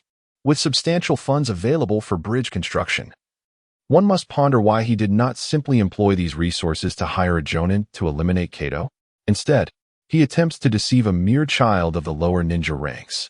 Such reasoning is indeed questionable, particularly for Kakashi, who, throughout his extensive career, has encountered similar circumstances on numerous occasions. The act of misrepresenting task rankings is a grave irresponsibility towards the lives of the ninja, and Kakashi would never condone such behavior. After a weary sigh, he addressed the members of Team 7. Henceforth, we shall abandon this mission and return to the village. Naruto nodded in agreement, prompting Sasuke to follow suit. Sakura, seeing Sasuke's affirmation, also concurred, united in their decision. Team 7 secured the bindings of the Mist Ninja's ghostly brothers and prepared for their return. Sasuke, the city we passed earlier was quite prosperous. We should take a moment to explore it upon our return. Indeed, Naruto, that city boasts a culinary street. We ought to sample its delicacies. Perhaps we might discover some dishes to incorporate into our hot spring inn. Sasuke and Naruto engaged in their conversation, seemingly oblivious to their surroundings. This left Dazuna in a state of panic. Initially, Dazuna had calculated that the esteemed reputation of the Leaf Ninjas would allow him to attempt to secure their protection for the construction of the bridge with minimal expenditure. A significant portion of the funds provided by the people of the Land of Waves had already been squandered on food and drink along the journey. The remuneration for encountering B-rank ninja missions is only marginally higher than the C-rank tasks involving skirmishes with common bandits. In light of current market prices, this translates to little more than the cost of several barbecues. Although the people of the Land of Waves are impoverished, they would not resort to such deception in critical matters. Having already allocated substantial funds for bridge construction, there was no reason to economize in this regard. Should a B-rank mission unexpectedly escalate due to the appearance of a Jonin, resulting in a reassessment of the mission's rank to A or higher, it could only be deemed a fortuitous circumstance, a risk that ninjas are obligated to bear, with compensation to be negotiated post factum. However, the current situation, where the task's rank was falsely reported due to insufficient funds, can solely be attributed to Dazuna's misjudgment. From Naruto's perspective, Dazuna's intentions were easily discernible. Once the mission commenced, it was likely that these Leaf Ninjas would be reluctant to abandon their task out of pride. Consequently, Dazuna could save a considerable sum of money. However, he did not foresee that events would unfold so contrary to his expectations. These Leaf Ninjas resolutely and decisively chose to forego the mission. And had they not hailed from the reputable village of Konoha, Dazuna's very life could have been at stake. It was only at this moment that Dazuna comprehended the gravity of the situation. He could envision a dire fate without the protection of the Leaf Ninjas. He would likely be slain by Kato's henchmen within 3 days, his remains scattered to the winds. His daughter and grandson would likewise be unable to escape the clutches of death. Before Dazuna could contemplate how to salvage the situation, he witnessed Team 7 unhesitatingly turning away, leading the bound Mist Ninjas, intent on departing. With a thud, Dazuna fell to his knees in a show of utter submission, repeatedly bowing his head as he implored, "I beseech you not to abandon the mission. Please forgive my transgressions. I shall find a way to make amends for the remuneration. I earnestly request that you continue with your task and save me, save the Land of Waves." Within Naruto's perception, Dazuna's emotions were a tumultuous blend of fear and a hint of secret glee, making his intentions conspicuously apparent. Merely a few low-ranking ninjas, he mused. And if I plead earnestly, how could you possibly refuse? Furthermore, Naruto could foresee that should they decline, a profound resentment would fester within this man. Yet, who truly cared? Apart from Sakura, who cast a fleeting glance back at Dazuna, the rest remained unmoved, resolutely continuing on their path. Thus, the group gradually distanced themselves, bringing the escort mission to the Land of Waves to a close. Chapter 87. Insights in the dense forest. Zabuza withdrew his beheading sword from Dazuna's chest, causing blood to surge forth. After parting ways with Team 7, Dazuna embarked on his return journey, consumed by resentment and reluctance. He consoled himself with the thought that without those contemptible ninjas, he could safely return home. Yet, self-consolation was merely an illusion. He had not traveled far before encountering Zabuza and Haku. Life ebbed away with the flow of blood, yet this did not stir the formidable ninja, known as the Demon, in the least. Only the handsome youth accompanying Zabuza displayed a flicker of compassion, though he ultimately remained silent. "Lord Zabuza, shall we rescue the Demon brothers?" Haku gently inquired. Recalling the information gleaned from Dazuna, they had successfully eliminated their target, but had also learned about Kakashi and his team, as well as the fate of the missing Demon brothers. Kakashi, The copy ninja, renowned for his prowess, posed a formidable challenge, however, accompanied by 3 lower-ranked ninjas. He might exhibit caution. Let us pursue them and see if we can negotiate for the captives. If negotiations fail, we must attempt to rescue them. Our secrets have already been exposed, and regardless of success or failure, we cannot remain in the land of waves. After a moment of contemplation, Zabuza resolved to act. His ambition for the position of Mizukage required not only funds but also manpower. Though the demon brothers were of average strength, they were invaluable subordinates that he could not afford to lose. With that, Zabuza sprang onto a branch and leaped forward. "Hey!" Haku responded obediently, then followed suit. Dazuna was dead. 30 kilometers away, by a stream within the land of fire, Sasuke, who was roasting fish by the fire, suddenly spoke. Naruto, calmly enjoying his meal, offered no comment. Unlike Sasuke, who relied on the capabilities of his Manjiki Sharingan to ascertain the old man's fate, Naruto could distinctly sense Dazuna's chakra even from such a distance. Recently, that chakra had vanished, accompanied by the approach of 2 powerful chakra signatures, presumably Zabuza and Haku. Sakura, however, was filled with confusion. "How can you two know this from so far away? Are you divine? Please explain what this mission entails." After finishing his fish and washing his hands, Naruto turned to Kakashi. He was skeptical that any task assigned to someone of his status as the Jinchuriki would be a mere ordinary mission. Such coincidences were implausible. Even a simple task could escalate from a C rank to an A rank. Before embarking on their mission, it is likely that the covert operatives had thoroughly investigated the ancestry of the task issuer. "Have you not noticed that 2 teams of operatives have vanished from our vicinity?" Kakashi remarked in a hushed tone. Upon hearing this, Naruto pondered thoughtfully. Previously, he had been indifferent, but Kakashi's reminder prompted him to recall the details. Upon closer inspection, he discovered the missing operatives, located within the borders of the Land of Waves, a mere 80 kilometers away. These covert agents were moving at great speed, soon to be beyond the limits of Naruto's perception, although he could only vaguely sense their presence at that moment. It was not difficult to deduce certain truths based on the information gleaned from the manga and the words of Dazuna. "Have these operatives, who are accompanying me, gone to confront that so-called international merchant, Cardo? Were we dispatched on this escort mission merely to gain some experience? And perhaps to find an excuse to eliminate Cardo, thereby winning the favor of the people of the Land of Waves and seizing his assets? However, now that we have abandoned the mission, those operatives will directly seek trouble with Cardo, subsequently attributing his demise to these rogue mist ninjas. They would kill their employer out of greed. And we from Konoha would pursue those who violate the ninja code, silencing them to cover up the truth." Naruto spoke softly, his gaze shifting to the duo of rogue mist ninjas bound to a tree, ensnared by the Jinjutsu of the Sharingan. Not long ago, they had extracted a wealth of information from these 2, including the existence and intentions of Zabuza and Haku, leaving no detail overlooked. Kakashi remained silent, nodding in affirmation of Naruto's thoughts. The funding of the ninja villages is perpetually strained. As a competent Hokage, one would inevitably seek ways to secure resources for the village's development, even if it meant engaging in morally ambiguous activities. Naruto regarded this with a sense of disdain. It is no wonder that ninjas remain in the shadows. The rulers of the largest ninja village cannot transcend such limitations and hence fail to become a dominant force in the world.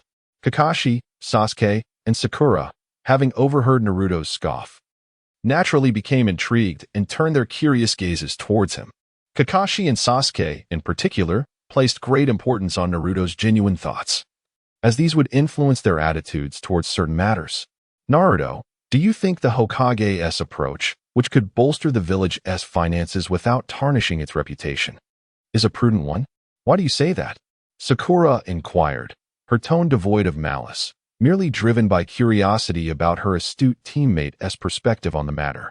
Just as Naruto was about to respond, he paused momentarily and then smiled, saying, "Let us discuss this later. We have 2 guests arriving shortly." No sooner had he spoken than the sound of wind slicing through the air reached their ears. Suddenly, before Team 7, 2 figures materialized. One of them was attired in fitted garments, wielding a large executioner's sword upon his shoulder, his face wrapped in bandages, devoid of eyebrows, and enveloped in a menacing aura.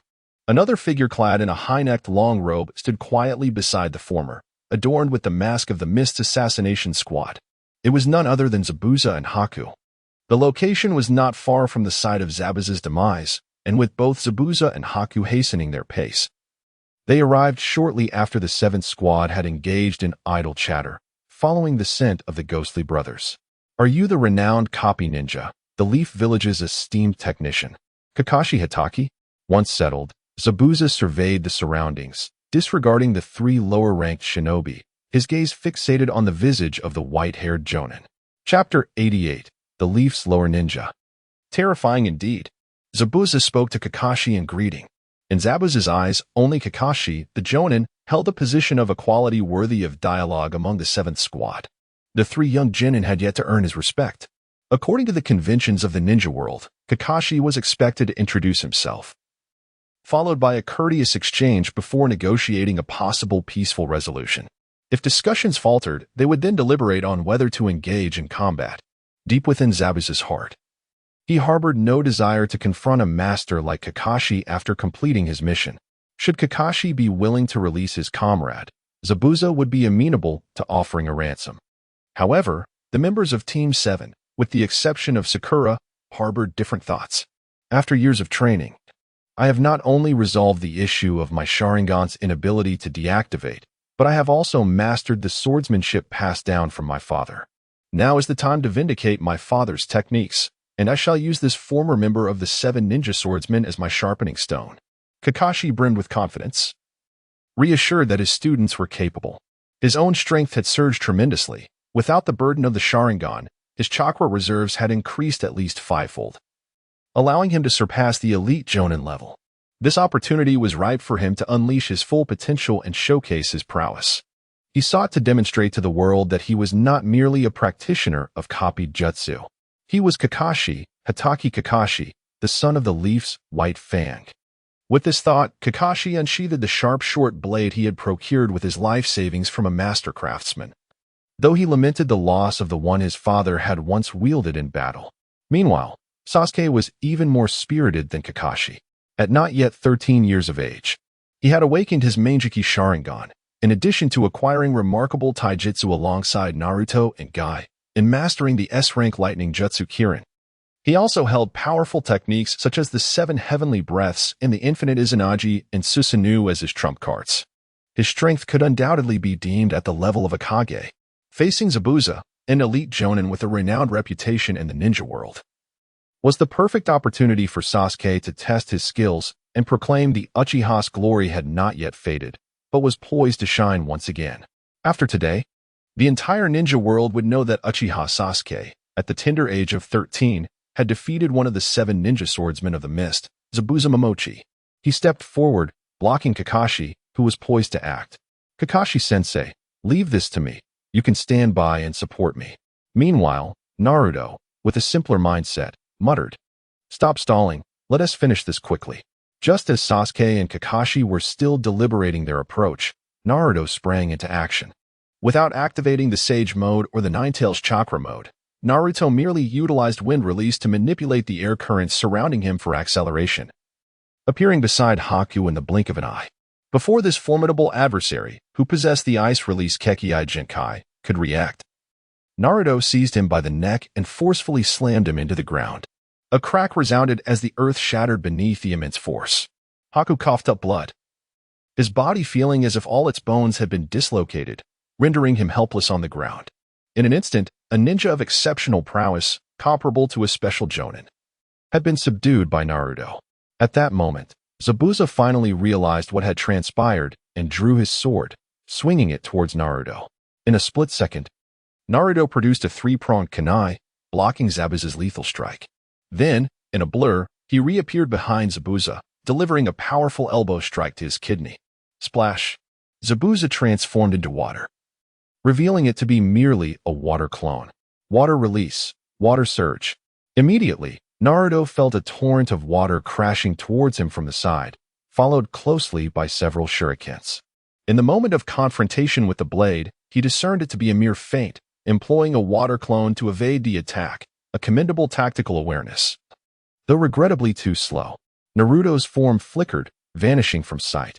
Raising his hand, Naruto firmly grasped Zabuza's neck. Boom. The ground fractured once more. Akin to what had happened with Haku, Zabuza was similarly pinned to the earth, though this time, Naruto exerted even greater force. However, due to Zabuza's superior resilience, he did not succumb to immediate death, merely experiencing the same debilitating sensation as Haku, his body weak and his bones rattled, temporarily stripped of combat capability. The entire confrontation lasted no longer than 5 seconds, during which Naruto had dispatched both an elite Jonin and a ninja of special Jonin caliber. Meanwhile, Kakashi had yet to reach a consensus with Sasuke on who should engage first. Sakura, standing nearby, gaped in astonishment at Naruto, perceiving him as a veritable monster. She could scarcely follow the flow of battle, only catching glimpses of Naruto's form flickering like a shadow, appearing and disappearing multiple times. Then, she witnessed her formidable teammates effortlessly dispatch 2 powerful foes as if they were mere vegetables. Although aware of Naruto's strength, she could not fathom that he had attained such a level of prowess. Could the Hokage truly be Naruto's opponent? This thought emerged in Sakura's mind, a notion that would have been inconceivable to her in the past.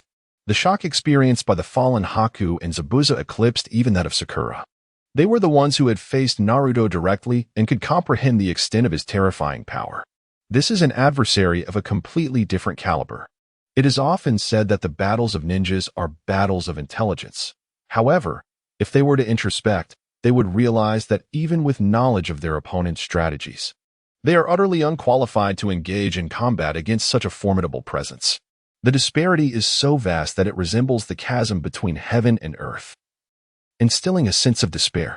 What is even more disheartening is that this individual of such immense power appears to be merely 12 or 13 years old, resembling nothing more than a child of a lower ninja rank. Has the lower ninja of Konoha reached such terrifying heights? Only Kakashi and Sasuke possess a modicum of understanding regarding Naruto's capabilities.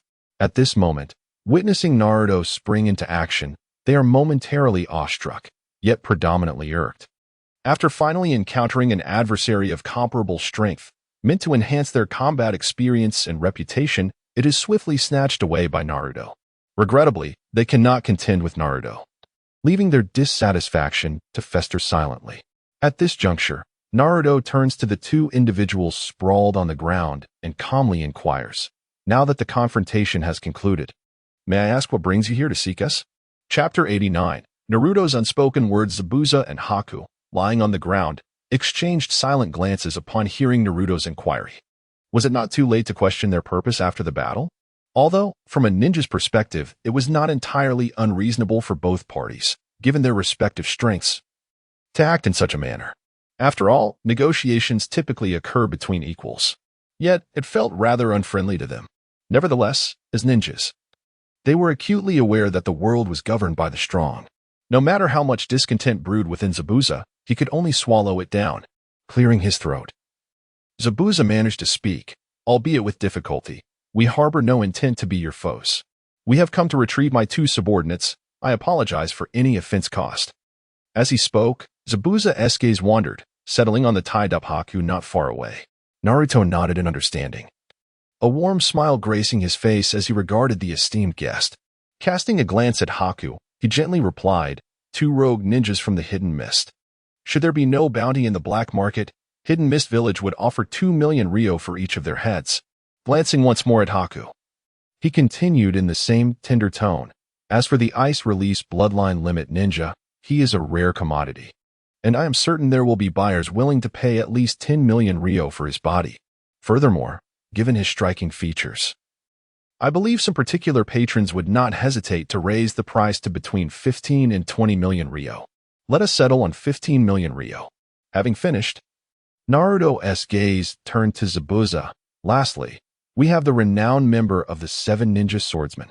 Your head, along with the executioner's blade you wield, commands a high bounty in the black market, totaling 41 million ryo. A fair price would be 60 million ryo. Please proceed with the payment, Lord Zabuza." At that moment, Naruto's smile was bright and warm, his tone gentle. Yet, Zabuza felt no warmth emanating from him. He contemplated rejecting Naruto's proposal. But the memory of their brief clash lingered in his mind. The overwhelming strength was something he could not oppose, even after 20 years of training.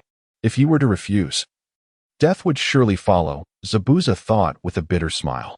Even as a fearsome demon, he now felt nothing but helplessness in the face of Naruto. He was indifferent to dying in the line of duty, yet could not accept being crushed like an ant underfoot. Lord Zabuza, please take care of yourself. I am merely a tool and unworthy of such an expenditure, Haku interjected, his expression conflicted, ultimately voicing his thoughts. Years of missions had indeed allowed Zabuza to amass considerable wealth. However, these funds were intended for the prosperity of the hidden mist village following a successful coup against the Mizukage. He was but a tool, and it was not worth such a financial sacrifice from Zabuza. It is widely acknowledged that Sundara individuals possess a strong sense of rebelliousness. Had Bai remained silent, Zabuza might have contemplated paying the ransom solely for his own benefit. However, Bai's words had the opposite effect, prompting Zabuza to eliminate the option of self-preservation from his thoughts. Silence. You are a tool I have painstakingly cultivated. How could I possibly abandon you so easily? Money can be earned again, but from this day forth, you shall work twice as hard to repay me. Zabuza, mustering his strength, barked an order. He then turned to Naruto and implored, Please, sir, spare us. We are willing to pay, but at present, my funds are limited. Let us agree on a method, and I shall deliver the full amount once I have gathered sufficient resources. Naruto, unfazed, produced paper and ink, swiftly jotting down the amount and date before tossing it before Zabuza. Sign here.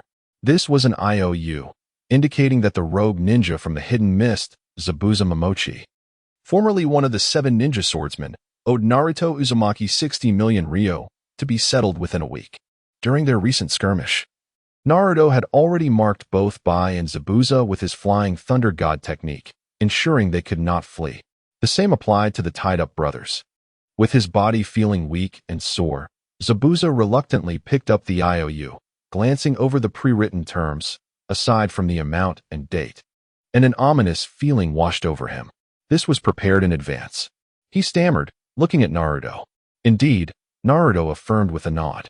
For formal ninjas affiliated with a ninja village, capturing rogue ninjas for the bounty is a perfectly natural endeavor, arguably the most legitimate source of income one could attain. After receiving information from the brothers, Naruto anticipated that these two would come to rescue their comrade, which is why he refrained from allowing the surrounding Umbu to guard these two trivial figures or immediately using the Flying Thunder God to return to Konoha. It would be utterly irrational to neglect such an opportunity for extra income. In Naruto's future aspirations to shape the world according to his will, he recognized that, alongside absolute power, wealth was indispensable. Money and might have been timeless truths governing the world since antiquity. Observing the complex expression on Zabuza's face, Naruto smiled and reassured him. Rest assured, I, Naruto, do not speak in riddles. Since you have chosen to pay me, I will not go back on my word and harm you. As esteemed guests, you may, at necessary times, offer funds to receive my additional assistance. Handing Zabuza a kunai, Naruto continued. You are familiar with the Flying Thunder God, right? Should you require it, simply channel your chakra into this kunai to illuminate the coordinates, and I shall sense it and teleport to you. As Zabuza regarded the kunai handed to him, a bitter smile crept across his face. Assessing Naruto's features and hairstyle, he finally recalled the legendary 4th Hokage, the Yellow Flash, who once commanded great respect within the ninja world. Before me stands a youth, reminiscent of a miniature version of the illustrious 4th Hokage. Is he perhaps the son of the legendary hero? I place my trust in you. With a long exhale, Zabuza realizes that there are no more chances left. If he were to provoke other formidable adversaries and manage to evade today's confrontation, he might still harbor the confidence to escape their pursuit. However, should he encounter a practitioner of the Flying Thunder God technique, lacking the prowess of the God of Ninjas, it would be prudent to prepare for his demise. Cleaning his neck and readying a coffin for the inevitable. Chapter 90. I desire world peace. Ultimately, after Zabuza settled his debts, he departed with Bai and his 3 subordinate brothers. However, their expressions were far from pleasant as they left. If one were to compel Sasuke to encapsulate it in a single phrase, it would be that they bore the countenance of a lineage ascending to the heavens. This reaction was entirely understandable. Anyone who experiences a significant financial loss, relinquishing years of savings in an instant, would likely wear a similar expression. Once Sabusa and his entourage had vacated, Naruto returned to the warmth of the fire, lifting the previously steeped tea and savoring each sip. At this moment, Team 7 Kakashi, Sakura, and Sasuke regarded Naruto with a newfound sense of reverence. This reverence was not solely rooted in Naruto's formidable strength, but also in his remarkable acumen. Although Naruto had previously exhibited astounding business prowess, establishing a luxurious hot spring hotel that yielded millions in profit annually, this venture paled in comparison to the recent windfall. In such a brief span, he had amassed 60 million ryo, a sum that would take an ordinary elite shinobi team years of relentless missions, risking their lives for employers, to accumulate, even while engaged in the most perilous tasks. Moreover, this fortune was a collective asset, not the property of any single individual. At this juncture, they suddenly perceived that Naruto's disdain for Sarutobi Hiruzen was not without justification. As the adage goes, without comparison, there is no harm.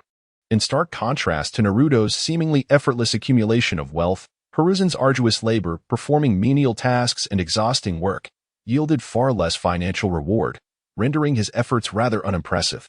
Kakashi then provided Sasuke and Sakura with a concise overview of the events surrounding the mission in the Land of Waves. Despite their relatively brief acquaintance, Kakashi had come to regard Sakura as a trusted disciple, thus feeling no reservations in sharing the details.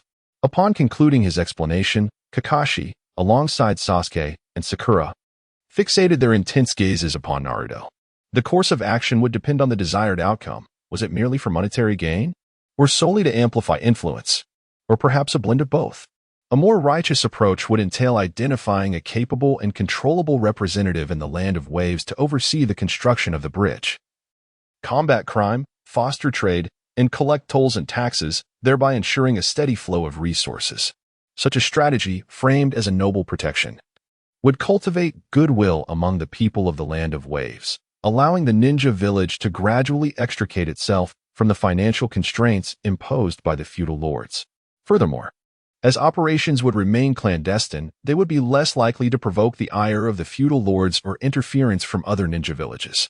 Conversely, if one desired to exploit the situation to the fullest, it would be simple enough to divide the subordinate shinobi into two factions, one to champion the common folk of the Land of Waves as the righteous side, while the other, disguised, would assist Kato as the antagonist, orchestrating a fade of conflict. In their pursuit of victory, they naturally draw upon their savings and cherished treasures to compel the ninjas of both sides to fight valiantly. The value created by the people of the Land of Waves is thus seized by the ninjas during this process. The advantage lies in the swift depletion of both parties' resources, leaving no remnants behind.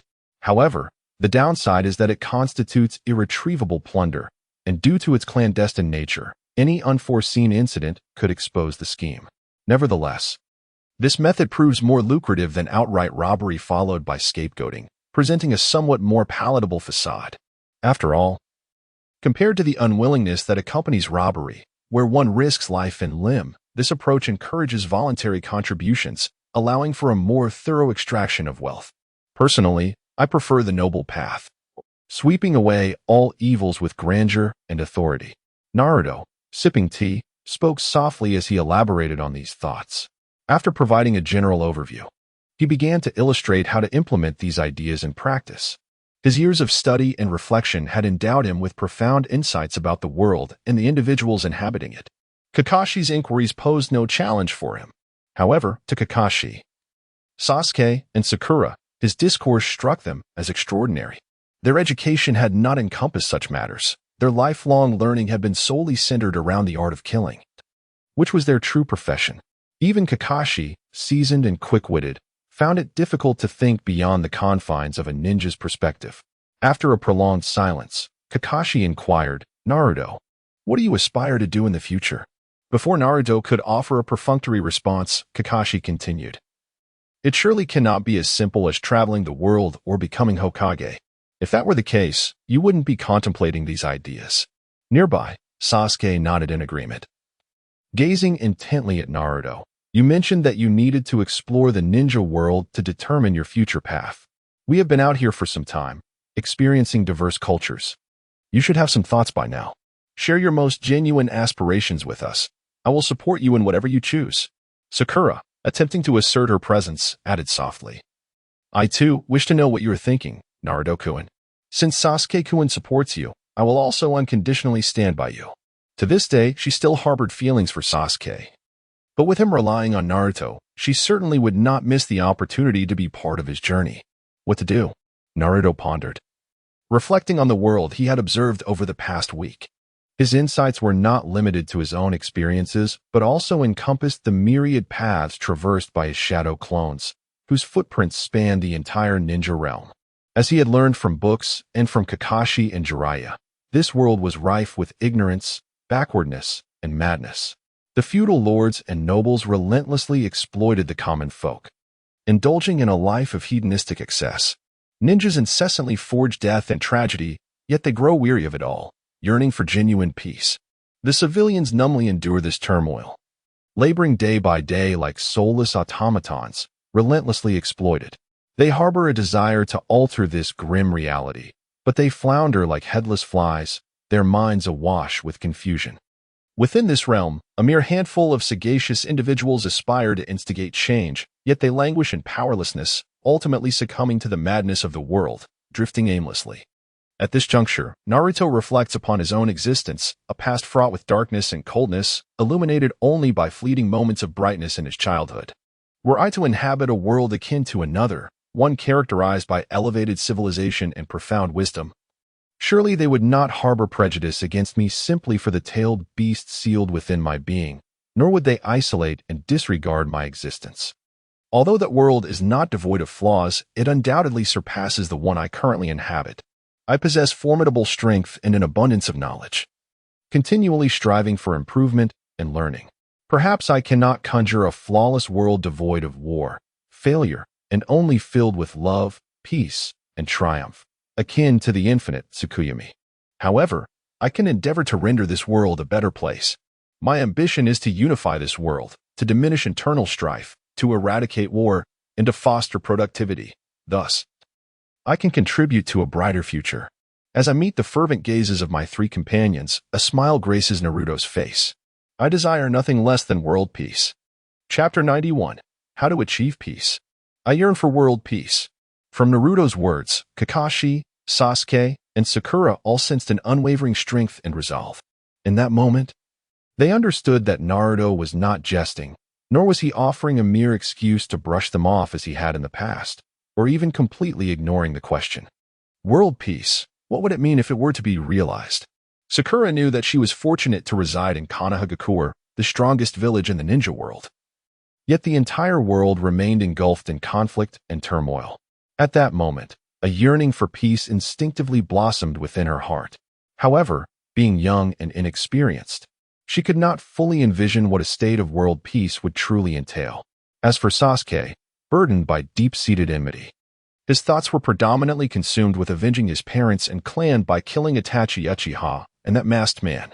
The very notion of peace felt exceedingly distant from him, as his desires were fundamentally at odds with the cessation of conflict. Hearing Naruto speak, he found himself plunged into contemplation. What, indeed, is peace? Among the trio, only Kakashi experienced a wave of melancholy upon hearing the word peace. He was born in an era of war. His father perished during a mission gone awry amid the chaos of conflict. He had himself been steeped in warfare, witnessing slaughter and the loss of dear friends.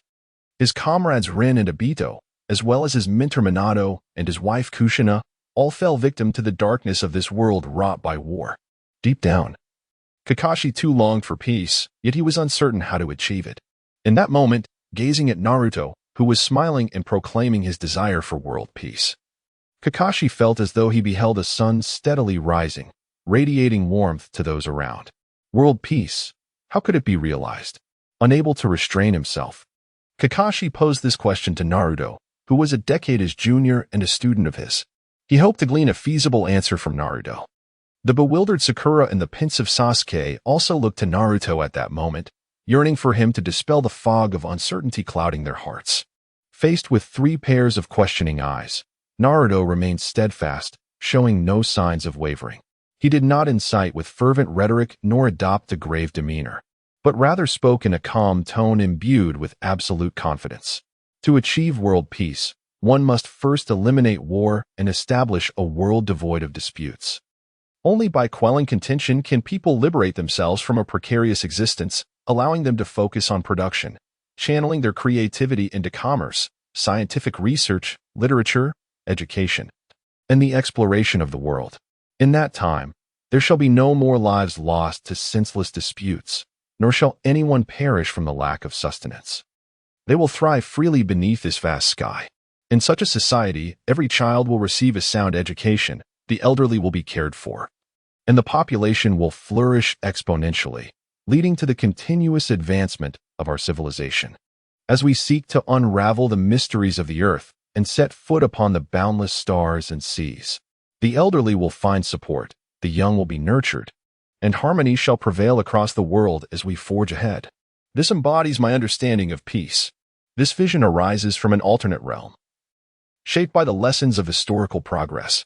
It is a thriving world with over 7 billion inhabitants, replete with imperfections yet persistently ascending. In stark contrast to the current ninja world, it boasts a population that exceeds it tenfold. This disparity is a manifestation of fundamental differences in productivity. It is precisely this conviction that imbues Naruto's words with an undeniable and absolute confidence. As Naruto speaks, Kakashi, Sasuke, and Sakura instinctively begin to construct that envisioned scene in their minds. Although they have never experienced such a prosperous world and cannot precisely fathom what it truly looks like, merely sketching an outline from Naruto's words evokes a profound sense of beauty and longing. Compared to the present ninja world, that realm seems like paradise. Yet, how shall we dissolve disputes and realize such peace? Naruto reiterated this question. The harsh reality snapped Kakashi and the others back from their reverie of idyllic visions. They then heard Naruto continue. To extinguish conflict, one must identify the root of the issue. Through my years of observation and study, I have discerned that the origins of this world's turmoil lie with us, the ninjas, as well as the feudal lords and aristocrats. Upon hearing Naruto's assertion, Kakashi and the others, who identify strongly with their ninja status, instinctively wished to refute him. However, they quickly restrained themselves, and after some reflection, they could not deny the truth in his words. In this world, ordinary individuals lack the power to influence the course of development. Neither their abilities nor their wisdom afford them such agency. They exist merely as tools for the exploitation and oppression of those in power, living solely to create value for the enjoyment of the elite. Only those who wield strength and knowledge, ninja and feudal lords, possess the qualifications to shape the trajectory of the world. The existence of ninjas has always been as instruments of conflict. They undertake missions, earn coin, and either protect or destroy targets, honing their skills in the art of killing, never engaging in production. During the Warring States period, ninjas were merely seen as tools, and even the occurrence of war had a severely limited impact on the world at large. However, with the establishment of the ninja villages, the number and strength of ninjas have experienced a geometric increase. They gradually began to wield the power to influence the dynamics of the world. In the event of war, cities could be razed and nations obliterated.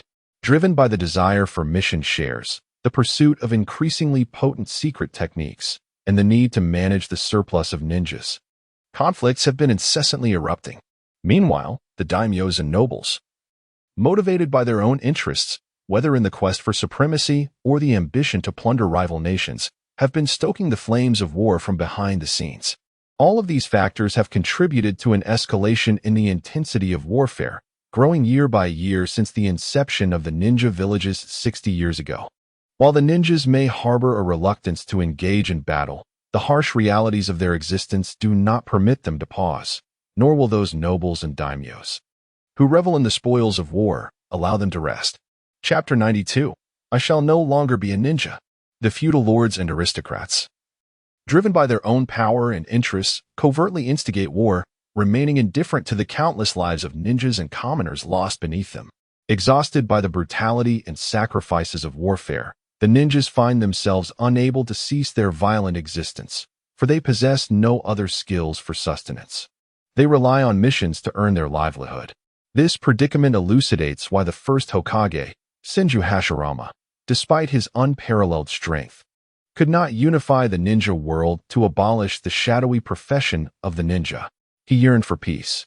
Yet the constraints of being a ninja left him uncertain about how they could survive in a world devoid of conflict. Ninjas perpetuate the tragedies of this world while simultaneously yearning for peace. They desire to escape this dark and hopeless existence, but are at a loss as to how to effectuate change. At this moment, as Naruto articulates his thoughts, even while striving to maintain composure, his tone grows increasingly impassioned. Observing Naruto's expression turn grave and his voice rise with fervor, Kakashi, Sakura, and Sasuke are struck by a profound sense of awe. They sense that Naruto is on the verge of revealing something astonishing, something that might even transcend their comprehension. Thus, the world necessitates transformation, not only to alter the current grim state, but to elevate the spirits of all its inhabitants. They must come to understand the anguish of war, to fear it, to abhor it from the depths of their hearts, and to genuinely desire peace. Only then can true harmony be achieved. Even if there are ambitious individuals and warmongers who aspire to reignite conflict in a world that has attained peace, such a world shall not provide fertile ground for their existence. This is the pathway to enduring peace. As Naruto reaches this juncture, he pauses in contemplation. The words he seeks to utter next require immense courage, thoughts potent enough to reshape the world. What are you trying to say, Naruto? For the first time, Sasuke listens to Naruto unveil his most authentic sentiments, pursuing a noble goal of world peace worthy of a lifetime of struggle. And he feels a surge of fervor within him. Unable to restrain himself, he inquires of Naruto the words left unspoken. I shall no longer be a ninja, Sasuke. At this moment, Naruto resolves firmly, meeting the astonished gazes of his three companions as he utters this extraordinary declaration. A ninja proclaiming he will cease to be a ninja. Even though Kakashi and the others had prepared themselves mentally, they are nonetheless taken aback. This represents a profound renunciation of one's identity and stance. At this juncture, having surmounted the barriers within his heart, Naruto's thoughts flow with clarity. Confronting their bewildered expressions, he continues, Indeed, I shall no longer be a ninja. And there is no need for ninjas to exist in this world any longer. Those who possess a natural talent for chakra yet are averse to conflict may, upon mastering the application of chakra and ninjutsu, integrate these skills into their daily lives, as well as engage in the study of chakra tools. Civilization necessitates advancement, and the utility of chakra will undoubtedly prove beneficial. Conversely, those endowed with chakra abilities who yearn for battle and bloodshed, desiring strength through these trials, may choose to become full-time soldiers dedicated solely to maintaining peace and order, thus sparing themselves from the mundane struggles of daily life. They fight for justice, transforming from shadowy ninjas into agents of light. In this way, even if the number of individuals adept in chakra proliferates, the cycle of repetitive ninja wars that decimates their ranks may be averted. Consequently, even the current ninjas may embark on a rightful pursuit of peace. As Naruto articulated his vision, Kakashi and his companions transitioned from shock to contemplation. After a considerable pause, they were compelled to concede that Naruto's ideas, though radical and a complete repudiation of their ninja vocation, represented the singular pathway for those entrenched in darkness yet yearning for peace. Observing the evolving expressions of his comrades, from astonishment to deep reflection, and ultimately to understanding and aspiration, Naruto recognized that they had genuinely embraced his vision.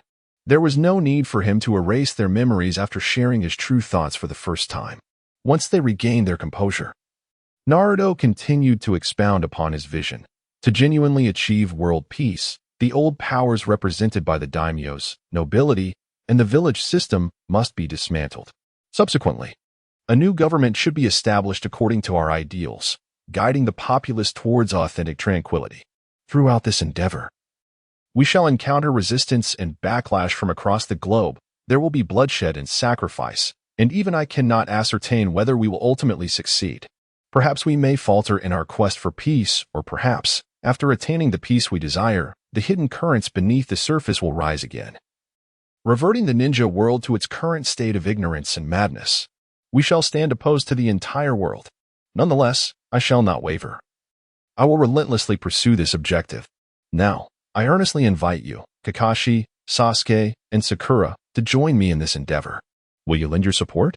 In the end, Naruto extended a heartfelt invitation to his closest friends to truly guide this world towards peace.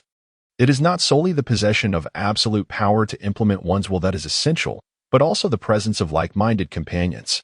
Only with a sufficient number of friends rallying to support this vision can we ensure that the peace we achieve is embraced by all and ultimately sustained. I have stated before that whatever path you choose, Naruto, I will unreservedly stand by you, even if it means opposing the world itself. With a hearty laugh, one might assert that this presents a more formidable challenge. Meeting Naruto's earnest gaze, Sasuke could not suppress the thrill that crept across his face, his eyes inadvertently transforming into the kaleidoscopic pattern of the Sharingan, brimming with an eager restlessness. Beside them, Sakura, witnessing Sasuke's unwavering support, felt no hesitation herself.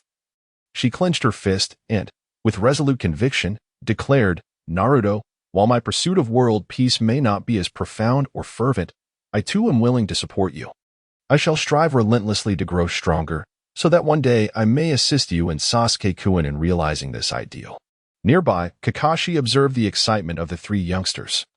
A hint of resignation etched upon his face. Peace, though undeniably challenging, is indeed a feasible aspiration.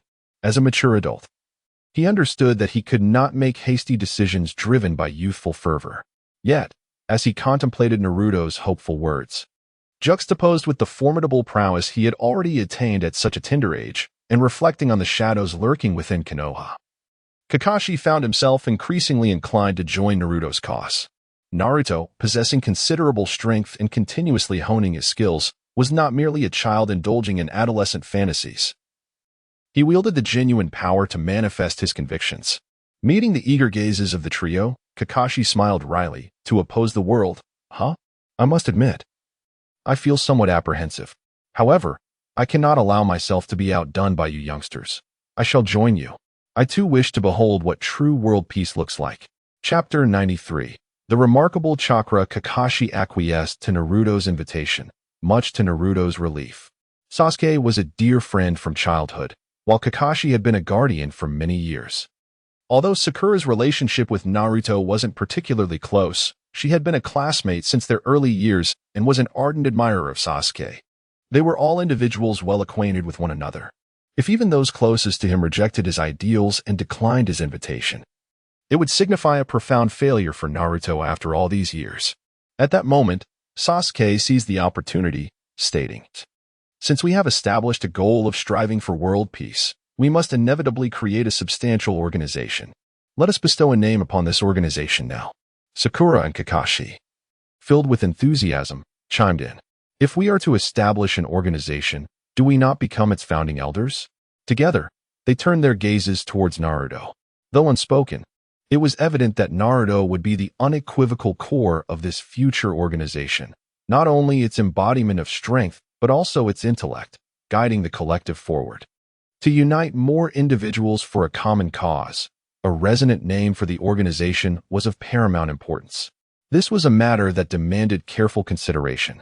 Since we are 4 individuals here, determined to establish an organization dedicated to the pursuit of love and peace.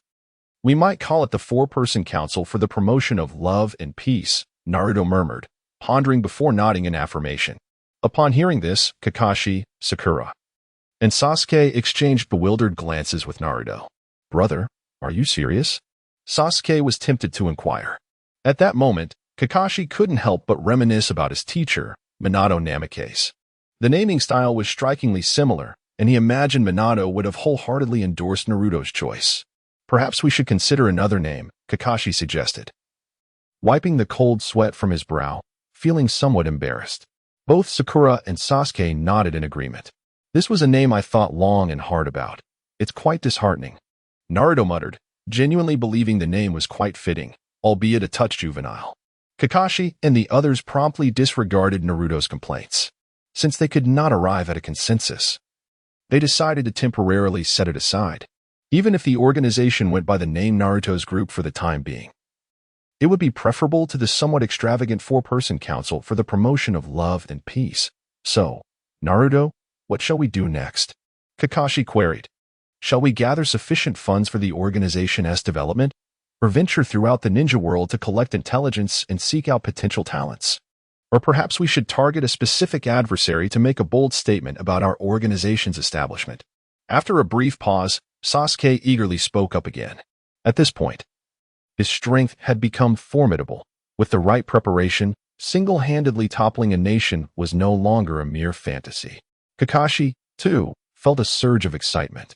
As an elite shinobi from the Umbu, he had spent recent years tending to the younger generation, a role he found far from tedious. However, it is inevitable that one occasionally yearns for challenges. In the past, Kakashi, numb and mechanical in his execution of tasks, felt no fervor or passion. Yet, the present is a different tale. He now possesses a new, worthy objective to strive for. Sakura gazes at Naruto with fervent eyes, despite her modest abilities.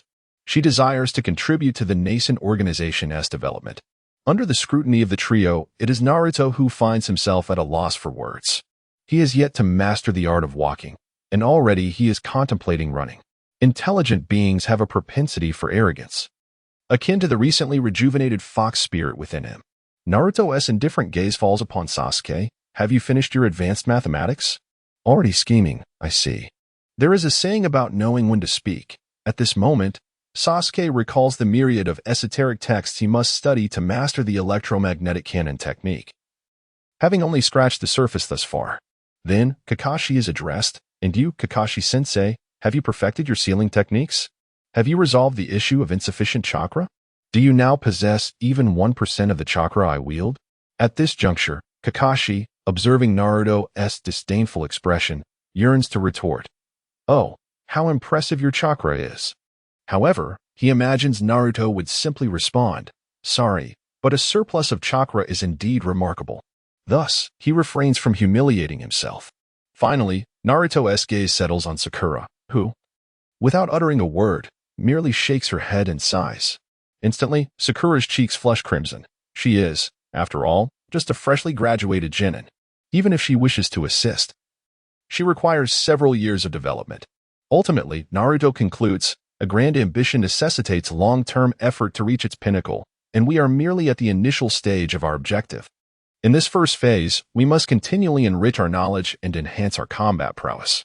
Only then, as we transition into the second phase, shall we possess the requisite strength to propel our plans forward, inching ever closer to the third phase, and ultimately, our goal. Upon hearing this, the trio ponders deeply. In the face of a monumental aim, anyone claiming it can be achieved in a single leap is undoubtedly dreaming. It is only by accomplishing the smaller objectives beneath this grand vision that one can attain ultimate victory. At this moment, Naruto turns to Sakura, the girl with flowing hair, whose thoughts predominantly dwell on winning Sasuke's favor. He coolly declares, "Sakura, prepare yourself. Upon our return to the village, you will undertake the training regimen I have devised for you. The difficulty is hellish. I hope you can endure." If not, the latter part of his statement remains unspoken. Yet Sakura understands all too well. If she could not even complete the training regimen for self-improvement, then not only would she lack the qualifications to participate in this organization and fulfill that grand objective, but she would also be unworthy of standing beside Sasuke. This truth was one Sakura had comprehended long ago, and thus, in this moment, she was certainly not daunted by Naruto. She raised her fist, brimming with confidence, and declared, "I will undoubtedly accomplish the training plan you devised. I shall grow strong enough, just as I have proclaimed, to reach a level where I can be of assistance." Regardless of her yearning for peace or her devotion to Sasuke, she would never relinquish her resolve. Chapter 94. Sister-in-Law 3 days later. The 4 members of Team 7 leisurely returned to Konoha Village, indulging in food and drink along the way.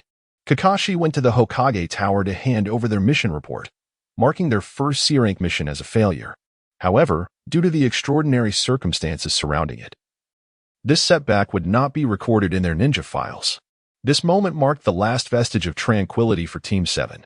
The village was visibly bustling with activity. In approximately 2 months, the CH-NIN exams were set to take place. As a joint CH-NIN exam, many lords and nobles would come to observe, prompting the village to commence preparations well in advance. Nonetheless, this particular CHNIN exam bore little relevance to Team 7. Naruto and Sasuke held no interest in participating in what they perceived as mere children's games. Sakura, on the other hand, lacked the requisite strength.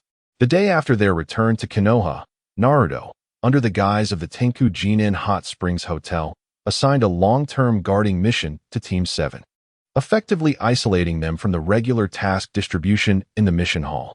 Consequently, the entire team plunged into a focused and rigorous training regimen. During his routine physical enhancement training, Sasuke diligently studied the plethora of books pertaining to the application of the electromagnetic cannon technique. Meanwhile, Kakashi, while honing his Konoha blade technique, delved deeply into the study of sealing techniques. He also took the time to instruct Sakura in ninjutsu, imparting knowledge on the applications of genjutsu and sealing arts. The yin sealing technique, in particular, proved to be an excellent method for enhancing chakra limits, even proving beneficial for Naruto and Sasuke, who naturally possessed vast reserves of chakra. However, with the multitude of skills they were currently learning, they had little mental space to devote to this technique.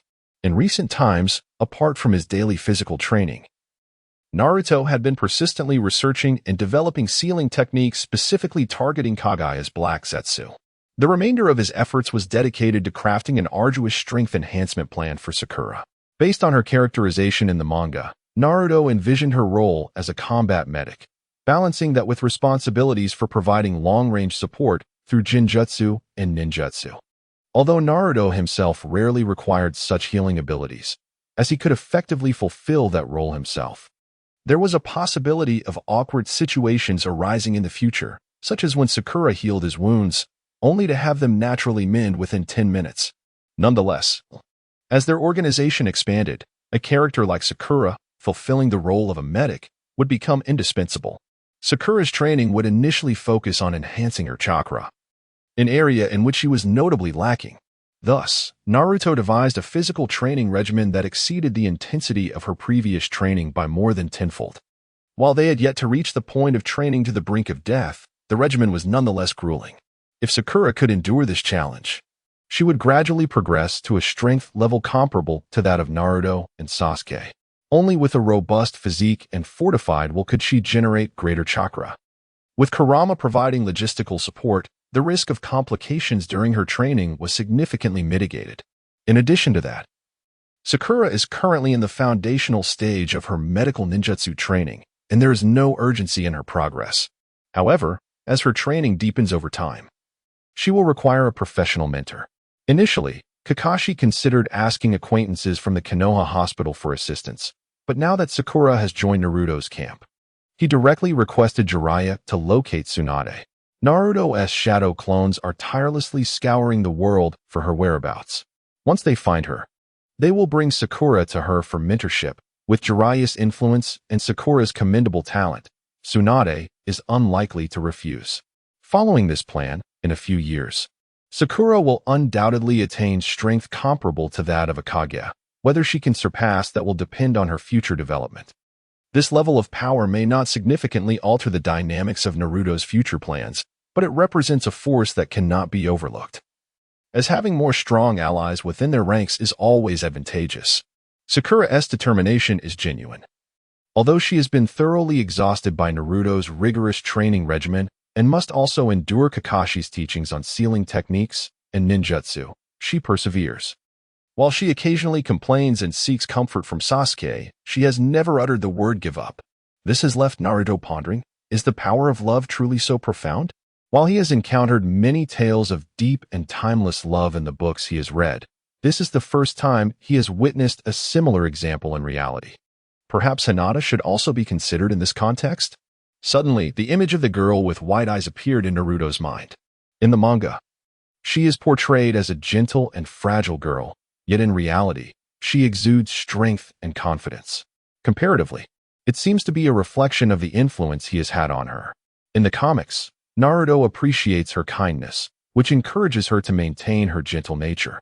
Yet she retains a strong side that allows her to stand up in the face of danger. In reality, he hopes for her to be strong and possess extraordinary abilities. Consequently, she diligently trains, setting aside her outward fragility to become the person he envisions. The current Hinata has become a worthy heir of the Hyuga clan. No longer the weeping and fragile young lady tormented by three mischievous boys. She is indeed an irresistible girl. Lost in thought, Naruto murmurs to himself. Hey, are you Uzumaki Naruto? As evening descends and his training concludes, Naruto teleports to the entrance of the Heavenly Hot Springs Hotel, eager to indulge in a relaxing bath and a meal before heading home to rest. Just as he readies himself for a well-deserved respite, he is halted by the voice of a young girl. Turning his gaze, he spots a petite girl with black hair and white eyes, her face scrunched in a displeased expression. Beside her stands another individual, also sporting black hair and white eyes, adorned with a Konoha forehead protector, who is similarly regarding Naruto with a rather unfriendly demeanor. Yes, that's me. Are you Hanabi? After a moment of contemplation, Naruto deduced the identity of the little girl and tentatively inquired. A girl with white eyes who had not been caged like a caged bird could only be Hinata or her sister Hanabi. She doesn't seem all that impressive. I wonder why my sister is so fond of you, the little girl murmured softly, as she cherished the moments spent playing with her sister. However, whenever they were together, the name Uzumaki Naruto was the one she heard most frequently from her sister's lips. Previously, Hanabi had never encountered Naruto, and at this moment, she and her brother Neji were enjoying a rare outing at their family's resort, only to fortuitously cross paths with Naruto. Chapter 95. The bill doubled. Hanabi's murmurs did not escape Naruto's ears, and naturally, Neji, standing beside her, also overheard. Subsequently, Naruto observed that Neji's already sour expression had grown even more displeased. Has he transformed into a protective brother? Naruto pondered. Although this was his first time having a face-to-face encounter with Neji, Hinata had frequently spoken to him about her elder brother. Occasionally, he would catch glimpses of Neji at school. Neji's life story was remarkably similar to that depicted in the manga. Orphaned in his youth, he had been branded as a caged bird. Despite possessing considerable talent for training, he was consumed by resentment towards his family in this village. In the manga, Hinata was portrayed as timid, lacking the capacity to shoulder the responsibilities of the main family. This led Neji to feel that his father had been sacrificed in vain, fostering a deep-seated animosity towards Hinata, the heiress of the main house. It was only after being confronted by Naruto's words in the manga, which revealed his father's true wishes, that he was able to dispel the bitterness within him. In reality, although Neji still harbored resentment towards the main family and the village, Hinata's outstanding performance made him reconsider the worth of his father's sacrifice. Furthermore, Hinata's frequent practice sessions with him preserved the close bond they had shared in childhood, extending his affection to little Hanabi as well. At this moment, Neji had no desire to protect the main family. His sole wish was to safeguard his sister. Therefore, when confronted with Naruto, the rascal who had taken his sister's attention, Neji naturally felt a sense of displeasure. Yet, it was merely a mild annoyance. 2 years prior, Naruto's display of strength had become the talk of the village's elite and the higher echelons of the shinobi world. Although the younger generation had not witnessed that scene, they had been forewarned by their elders to avoid provoking Naruto, lest they risk a beating, or worse, their lives. Unfazed by his brother-in-law's displeasure, Naruto cheerfully invited, Hanabi, Neji, would you care to join me for dinner? It's on me. He paused for a moment, fearing rejection, and added, I'll call Hinata. Although she is currently training with our father, I promised her I would bring you along. Hanabi's eyes twinkled at the mention of Hinata. Naturally, she could not refuse. Just a moment, she replied. With that, Naruto executed a flying thunder god technique and arrived outside the Hyuga estate. The guards, upon seeing Naruto, wasted no time in notifying the main house.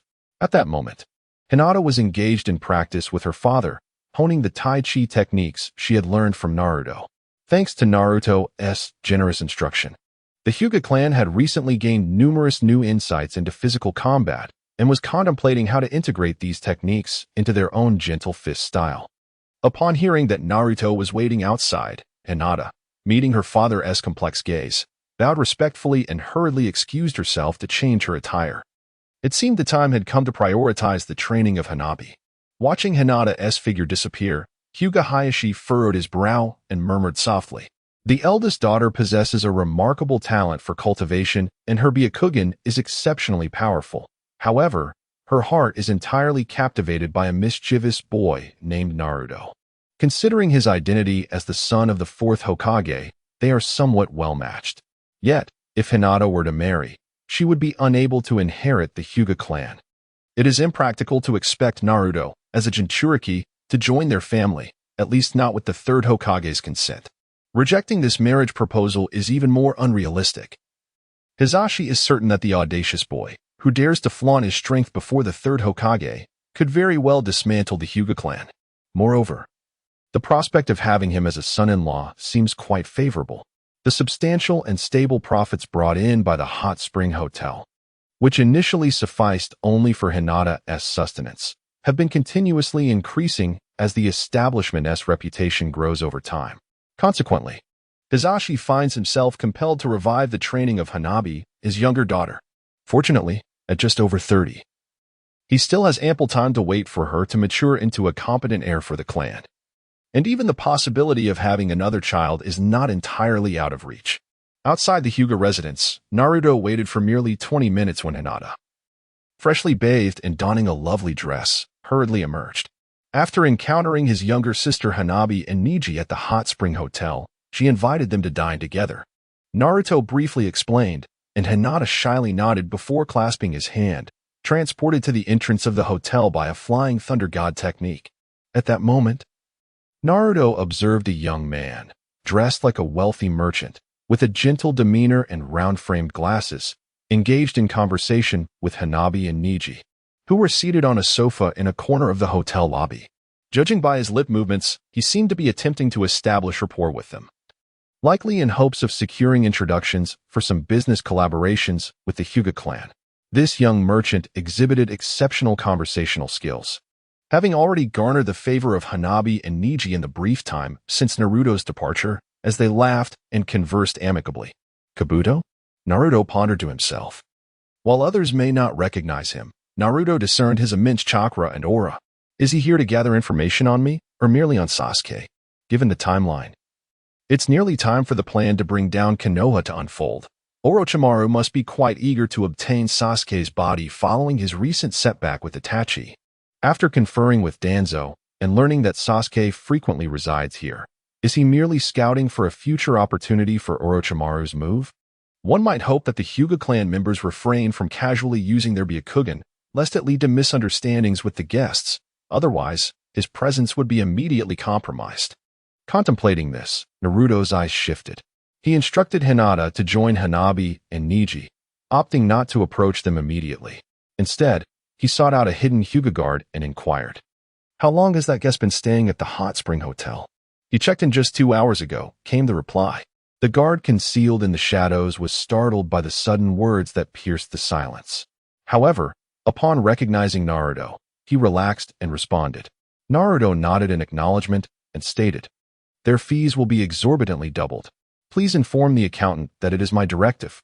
If the client expresses any inquiries regarding the invoice, simply provide a vague excuse to placate them." The Hyuga guard was momentarily taken aback, gazing at Naruto in confusion, unable to comprehend the rationale behind his stance towards this particular client. Nevertheless, he refrained from probing further and swiftly departed to relay the message. Chapter 96. The persona of the wealthy cannot collapse. After issuing his instructions, Naruto strolled towards the corner where Hinata and the others were seated, appearing utterly nonchalant. Upon noticing Naruto's approach, the disguised merchant, Kabuto, inquired smoothly, "And who might this young gentleman be?" "I am Naruto Uzumaki, one of the shareholders of this establishment. Welcome to our hotel. Should you have any requests, please feel free to convey them to the staff," Naruto replied with a warm smile, before beckoning Hanabi and the others to depart. "I have matters to attend to, pardon my departure," he remarked, nodding at Kabuto as he led Hinata, Hanabi, and Niji away. Watching them leave, a flicker of intrigue crossed Kabuto's eyes. "Well, the initial phase has gone quite smoothly. I've already encountered one of my target individuals on this first visit. It shouldn't be long before I can complete my task," he mused to himself, subsequently seeking a staff member to guide him to the hot springs and dining area. Meanwhile, as Naruto dined with Hinata and the others, His face was alight with mirth. Niji, curious, asked, "What is so amusing? The fellow we just met is a spy, and I just hit him with a supersized bill. You understand what that means, right?" Naruto exclaimed, barely containing his laughter. In an instant, Niji comprehended why Naruto could not cease his laughter. Given that the man was indeed a spy, regardless of the exorbitance of the charges, he could not simply leave. He would have to endure the financial burden. Moreover, such spies had no chance of returning as patrons, thus they could be mercilessly exploited. And, should the spy wish to avoid being fleeced, the solution was even simpler. Summon the Umbu, and it wouldn't be long before he was taken for a chat. The four individuals dining together were all beneficiaries of the hotel, naturally having no objections to this course of action. "You are quite the rascal," Hanabi remarked innocently, voicing her thoughts with a laugh. Both Hinata and Niji could not help but chuckle as well, filling the private room with an atmosphere of joviality. The following day, when Kabuto received the bill presented by the hotel manager, he nearly lost his composure upon seeing the long string of zeros. Over 100,000 ryo for a single day? Such exorbitance cannot be justified, even for a luxury hotel. Kabuto protested. Prior to entering the hot spring hotel, he had reviewed the general price list, and even if he maintained a lavish spending style befitting a wealthy merchant, his expenses should not exceed 30 to 40,000 ryo per day, well within an acceptable range. Yet now, he was confronted with a bill that was a staggering supersized sum. Although the delectable cuisine and meticulous service were indeed enticing, Kabuto felt a pang of anguish at the financial blow. The hotel manager, with an unwavering smile, replied, "Esteemed guest, our pricing is transparent and clearly stated. Here is the detailed consumption statement for your review." With that, he presented a bill to Kabuto, each item listed clearly, with the final service charge comprising the bulk of the expenses. Recently, with the Chunin exams drawing near, many influential individuals are vying for reservations at this hotel, prompting us to temporarily increase certain dining and service fees. We kindly ask for your understanding. As Yakushi Kabuto's gaze fell upon the service fee section, the hotel manager promptly provided an explanation. Kabuto narrowed his eyes, a murderous intent blossoming within him.